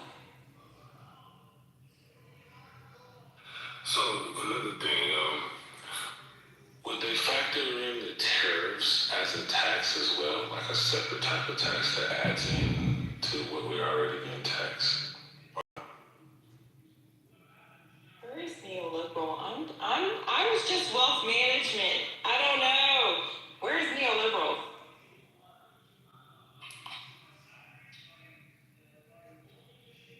And when you say they, you mean like state, county? Correct, yeah. I mean, we end up paying the tariffs for the most part. So I'm saying that that's not included with that tax when you come up with the tax rate per state. No. I mean, They would be the federal government because they're responsible for imports and exports under Border and Customs Patrol. Yeah. They actually work a little bit differently than typical tax. But when they're setting the tax rates, LA, like, they're going to look at whatever I mean, you know what? I've never actually thought about what guides them to set the tax rates. That's a really good question. I've never thought about that a day in my life. Like, why are Texas rates the way that Texas's rates are? Louisiana has a state income tax, Texas doesn't, but we have high property tax rates. California has a state income tax. I know New York has a state income tax. I know New Mexico. Doesn't New Mexico have a state income tax? Like, this is just a fun random fact, y'all. It's like when y'all are R&D age eligible, required minimum distributions for your retirement funds, like your 401ks, 403bs, all that. Some states the state income tax is so mandatory. Like you can't defer that tax. Fidelity or Schwab or whatever system you're using, they won't let you default the tax. Like some people like to just pay their tax at the end of the year, whatever. And some people, when they do mandatory withholding, they like to send a little bit off to the Fed, or they like to send a little bit out to their state. There's some states that are like, nah, F that shit. We want our 10%, 8%, whatever percent now. And that was always kind of interesting to me that, damn, you don't even give the citizen the ability to make a determination of when to pay their tax, treat it like some sort of paycheck or something. But that's all I got. The state law mandates that you can't be exempt from the state tax and the county tax. Only that. Look, for the most part, this is not everything. And I'm specifically related to automotive because that's where a lot of them were paid. Volkswagen and Audi were different. I believe they segregated them and put the tariffs on the Maroni stickers. That's the MSRP sticker. But for the most part, your major companies absorb the tariffs. If it could be reflected if it was broken out and reflected in the price, you would often see it. But for the most part, that was part of the write-down, what many companies did, and absorption for cost, so that it didn't raise prices.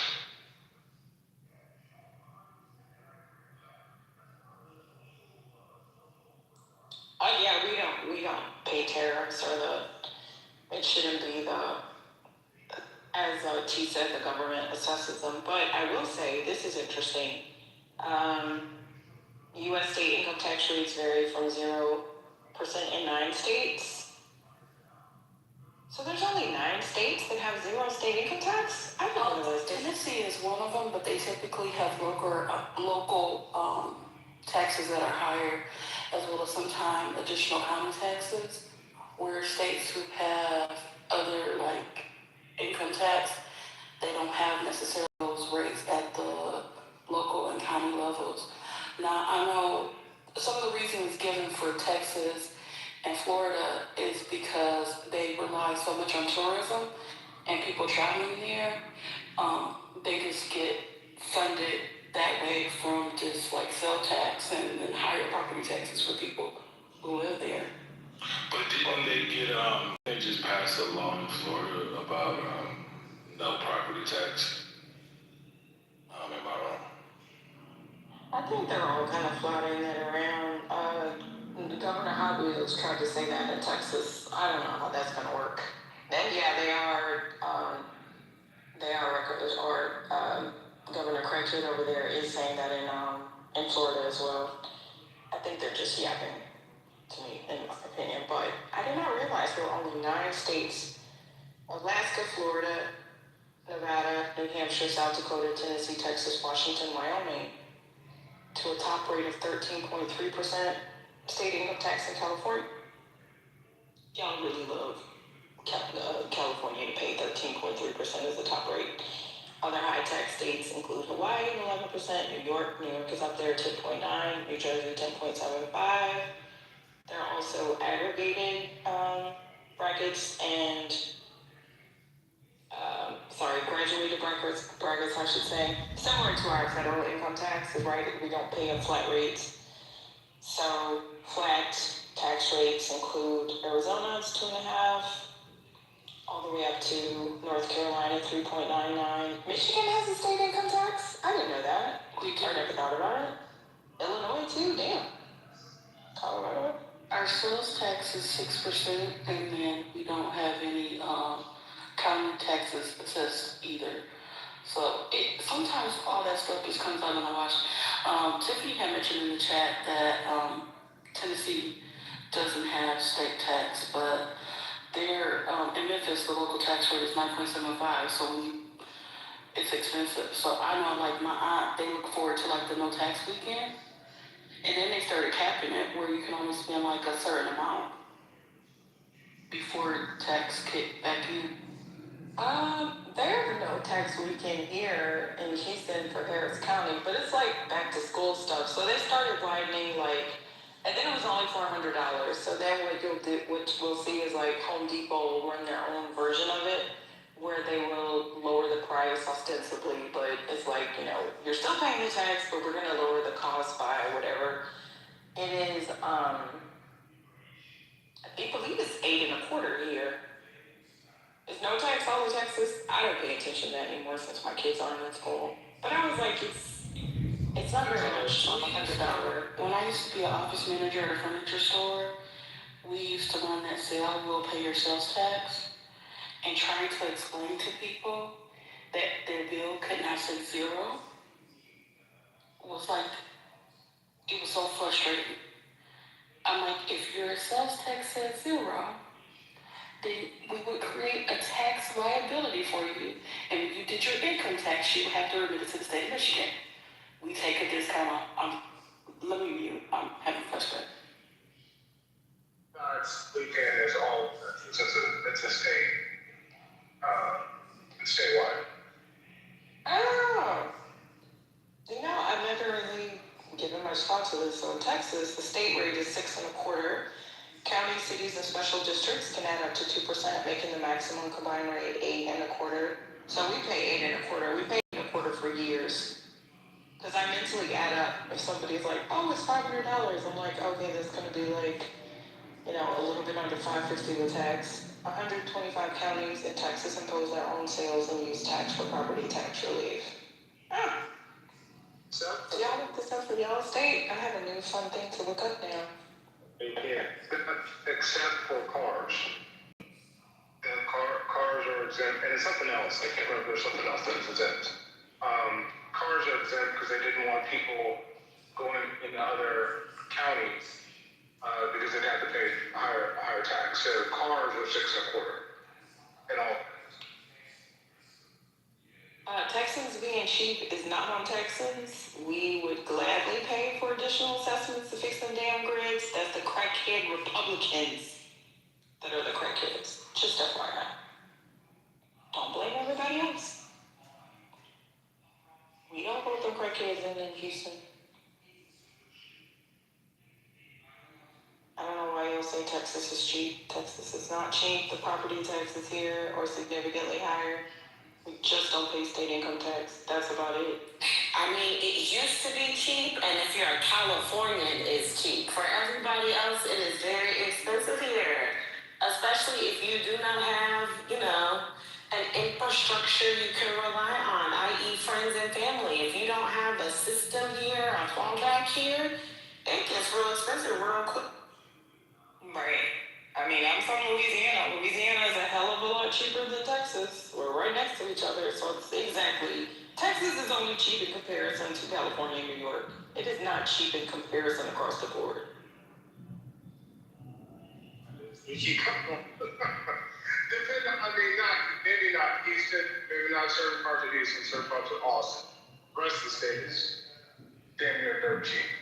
Please, Dallas-Fort Worth, it is not dirt cheap to live here. Your average median home is going to be about $300,000 to $400,000. Okay, it's very hard to find very nice single-family homes that are like maybe between $150,000 to $250,000 that are in the nice neighborhoods that everybody wants to be in or in new code. So please.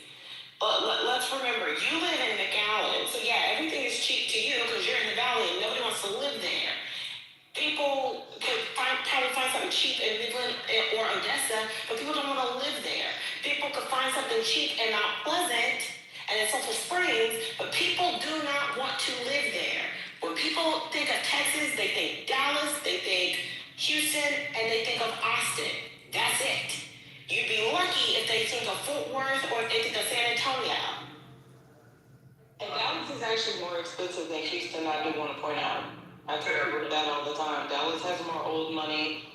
Dallas is way more expensive than Houston.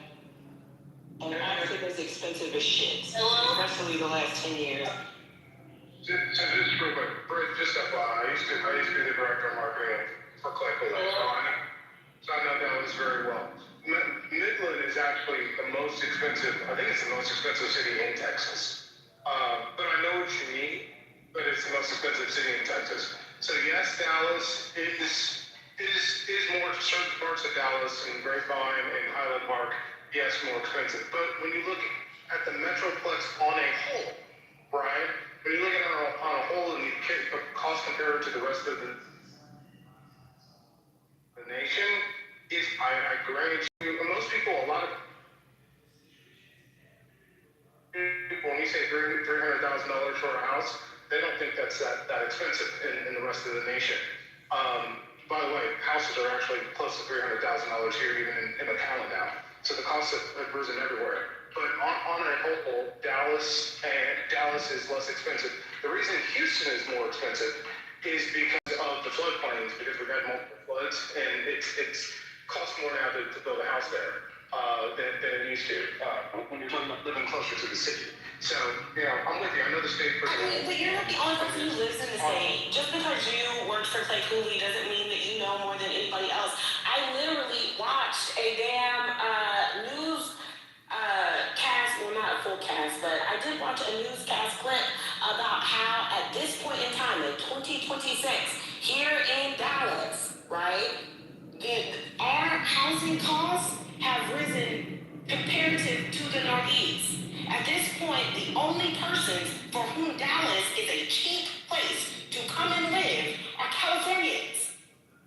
That's the news. That's actual experts who are here in the state talking, who are in the city, not in McAllen talking about it. Right. I used to live in Las Vegas. Okay, and I live in Tarrant County. I lived in Tarrant County. I live in Dallas County. We all live somewhere. You're not special because you lived in Las Colinas. I've been in Dallas. I know Dallas very well. We look at. So does everybody else. So do I. I don't care. That's what I said. Okay. All right. But again, when you look at them, I said what I said. We're done. We're done. It's done. I said what I said. You're not the only one. There's more recent data that's talking about it. That's not what you are, that is in contention with what you are saying. You don't live here now, so don't act like you live here now and you can speak to what the market is here now. You live down south. Ma'am, it doesn't matter where I live. So then why do you keep bringing up that you lived here if it doesn't matter? Right.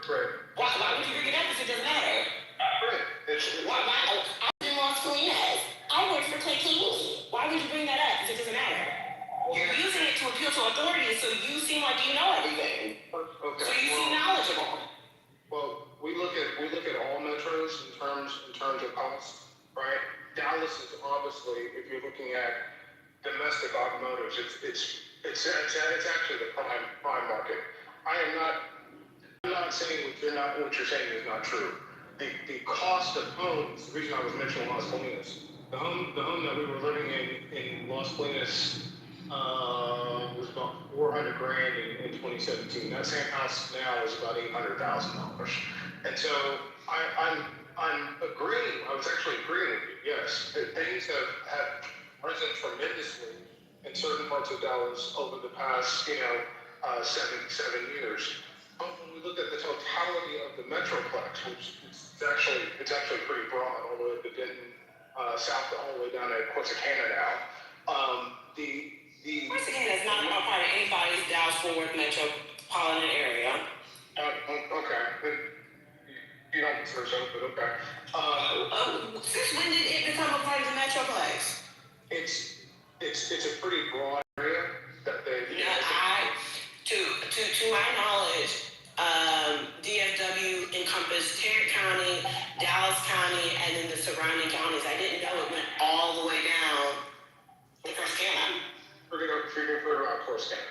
When you consider the broadness and the breadth of DFW, Dallas, Fort Worth, it's a huge metro, and those are defined by. It's actually, people don't recognize, it's not defined by county.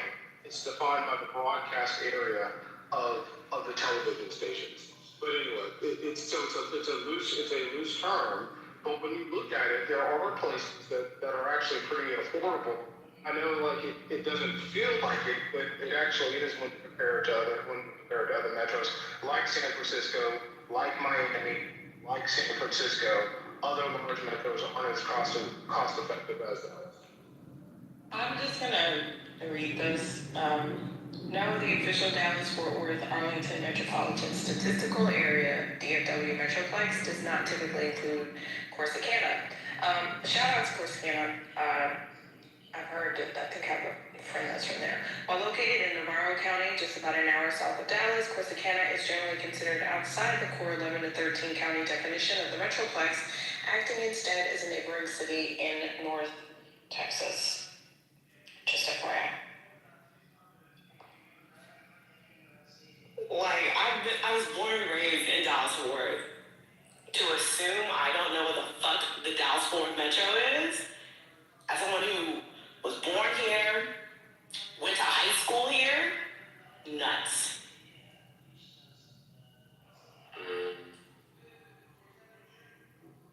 You don't have to tell where you went to school. My wife went to Eastern Hill.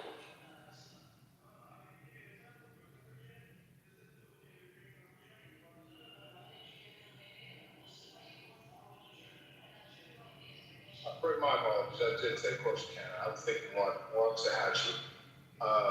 That's my fault. Okay, but it's the definition of the metro is broad. You know, but anyway, the point it's less expensive than it was. I mean, it's less expensive when you compare it to major metros. Do you go into other rooms and you trigger people like this? I don't know. I didn't trigger her. I'm just saying, just everywhere, every time you come in here, you trigger people. No, I mean, we live in a good state. I mean, it is a good state. It is less expensive to live here than it is one places. It doesn't matter, Trent. The people who are living there still are living within, like, there's a cost of living. And if the amount that it costs to live there outpaces what they make, it doesn't matter. Like, there's a point of comparison that you're making that doesn't make sense for the conversation that you're actually having. It doesn't matter that San Francisco is actually like more expensive if we're talking about a numerical value. They don't live in San Francisco and they don't make the money there. They live in Texas and DFW. So the money that they're making has to be connected to how much it costs to live in the place that they are. You're not getting that is weird. I'd say Texas is one of the most expensive places. So it's ridiculous. I mean, it is. To Britt's point, Texas is big as shit, Trent. Texas is huge. Houston is huge. Financial advisor, you're saying that they're telling me? I'm not a financial advisor. Texas is, what does that have to do with anything? Texas is huge. Look, Trent, for example, I don't know shit about any other side of Houston except the southwest side. I don't know shit. You know why? I don't even go over there. I don't go to the north side. I don't even like to go to Bush. I don't go to the east side. I barely go to the west side. Don't ask me shit about the north side. Don't ask me shit about Kingwood. Don't ask me shit about the Woodlands. Don't ask me shit about Conroe. I don't know. Y'all might as well be in a whole other goddamn state. I am so serious. Like, seriously. So for you to just I agree with Britt, for you to randomly say Texas is big as fuck. Like, you gotta be Pacific. And your ass is at the border in McAllen. I'm gonna say this, it's not gonna sound very nice, but you got cheap ass labor over there, bro. Come on now. You can't compare yourself to nobody else. Y'all got border labor. Stop it. Hey, Mickey. You can't get a taco in the morning for 99 cents because somebody's abuela is sending 75 cents back home at the Walmart. Hush, Trent. Hush. So this is a... But hold up. Listen, for me, you know full well, and I don't know if you live in Missouri City or Chicago or where you live, okay? But you know full well, if you look at a cost comparison, because even I'm looking at there are some places in Michigan where Tia lives that I've looked at, and our cost comparison to their cost comparison is still better, and for the most part, like I said, Austin is high coming down. Austin high as fuck. Parts of Dallas are high. Obviously, the Woodlands is high, but you can still find affordability, especially if you're talking about Southwest Houston, Rosenberg, Richmond area. You can still find affordability in those places. Okay. But it's not just affordability, it's also availability. There's not a lot available. Crossing her. Good idea. So this is like a little bit of a pivot, and unrelated to the topic, so I hope everybody doesn't mind. Do you guys know who Egypt Christ is? She is the daughter of Tretch and Peppa. You saw that video? Oh my God. Did you see Tretch's comments though? He's mad as hell. Oh yes. He threatened them. Oh yes. It was bad. That's why I was like, wait a minute. Hold on, let me see if I can get back to it. He was like, this is what happened. Yo. Oh, he said this is what happened when you marry a clout-chasing N-word. He said it's on site for everybody who was involved. She went to sleep. Like, if she was out there trying to fight Krishan. And like, when you seen the girl hit her, I said she was face down on the bed. Oh my God. Yeah, so I guess her husband or somebody set up some sort of a boxing match, and they set his daughter up with like a 2-time Olympian, this white chick, and she just pummeled her. So Tretch basically took it to social media. He called out the husband, and he's like, I'm gonna get your ass. And if anybody know OG Tretch, like, you know, hey, it's probably on site. So yeah, he was not happy. And did you actually see? I just saw the aftermath on T, but oh my God, bless her heart. Everything that girl up to do. It was horrible. I feel like she got just like a 2-piece combo, and then one more hit fell right then. Just face first, face plant. I was like, oh my God. It was bad. It was so bad. And wait a minute, I messed up the quote. To my darling daughter, Egypt, part 1. When you marry a clout-chasing clown like this that brainwashes you to take care of him and to have him train you and set you up, what did you expect? I love you, and as far as him and the team around y'all put my daughter in harm's way. That B, karma, but he spelled it completely wrong, comes back quick. You reap what you sow. Yeah.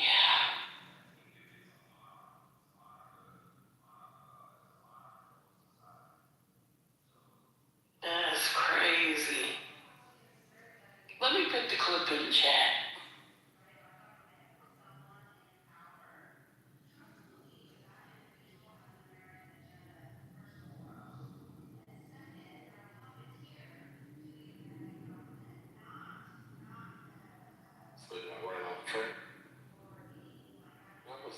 Well, I mean, listen, he didn't know the difference between Ellis County and Navarro County and what constitutes a metroplex. So that's what he did there.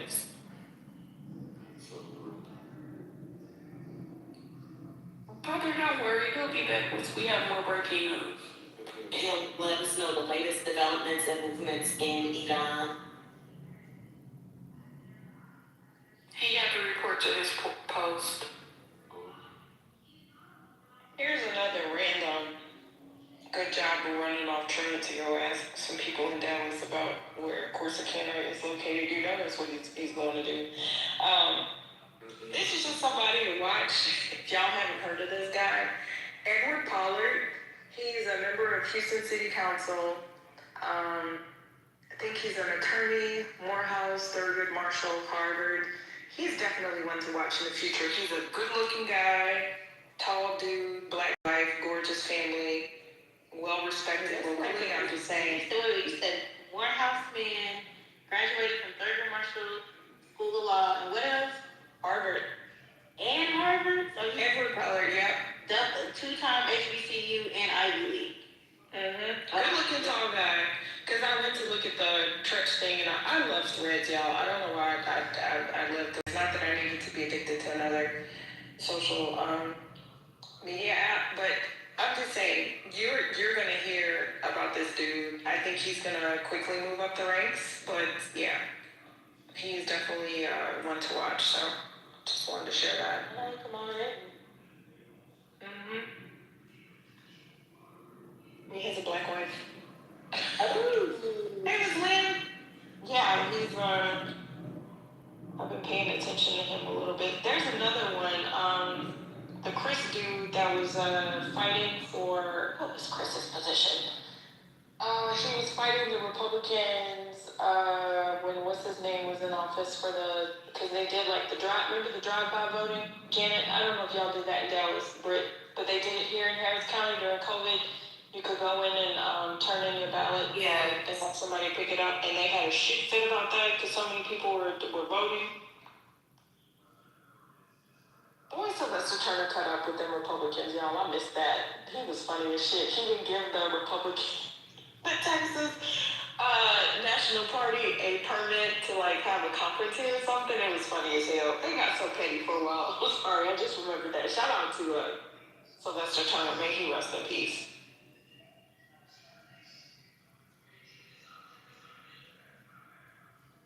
Hey, Miss Lynn. Hope you've been well. I'm kind of sobering up at all of this news, y'all, because if they said they're going to start doing random targets, I mean, I am in Houston, the oil and gas capital of the world, like, I mean, maybe I just won't go out to the Galleria for a minute.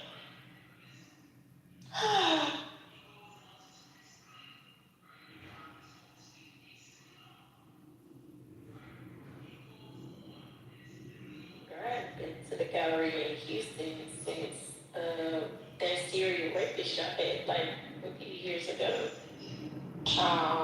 And then the fact that they refused to just announce that y'all have a damn serial killer. Y'all had a body.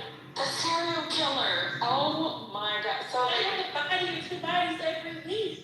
And it's young black people primarily. Young black men, young black women. So I don't know if the old boy just calmed down or they just stopped reporting it. Yeah. That was a little terrifying for a while. Yeah. But it was going on up until November, December. I mean, yeah. So hopefully he dead or something. And they never wanted to say that. Everybody was like, what in the hell? We knew it was like, even everybody knew. We're like, yeah, that's definitely a serial killer, babe. Like, oh, don't be alarmed. We have everything under control. Another body. This just it. Yeah. Crazy how they don't want to announce that shit. Because I never go downtown. I only go downtown if I have to. There are just certain places I just don't like to go. The people that's why like, you know, they have like this nightlife. I don't know if it's like this in like LA maybe, or, you know, even Dallas, I guess because those are party cities, New York City. You know, like you have certain areas, people are just there 24/7. And Houston is so country, y'all. Everything shuts down at 2 o'clock. Like literally 2 o'clock, get your ass out of here. So these people are partying downtown. You gotta walk 10 minutes to the parking garage to get your vehicle. I ain't never did that shit. Absolutely not. That's probably how they be snatching people up downtown. There's no partying going on in New York. Whoever told you that? We don't do that kind of thing. Y'all never take y'all ass to sleep. What are you talking about? It's funny because when I first went to New York, I thought it was amazing seeing the parking lot, how the cars stack on top of each other. Like they have like the different machines that go up and down to move the cars. It was amazing to see. New York City is not a real place, and neither is LA. I said what I said. It's just.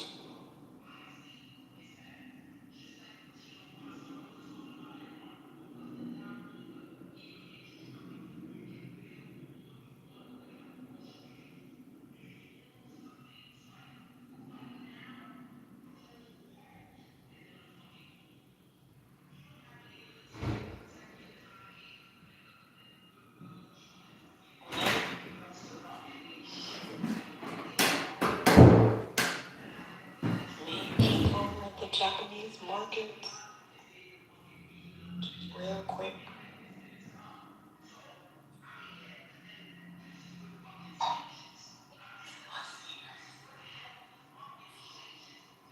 Did she That's like the thing that like people never do. They buy it. Yeah, like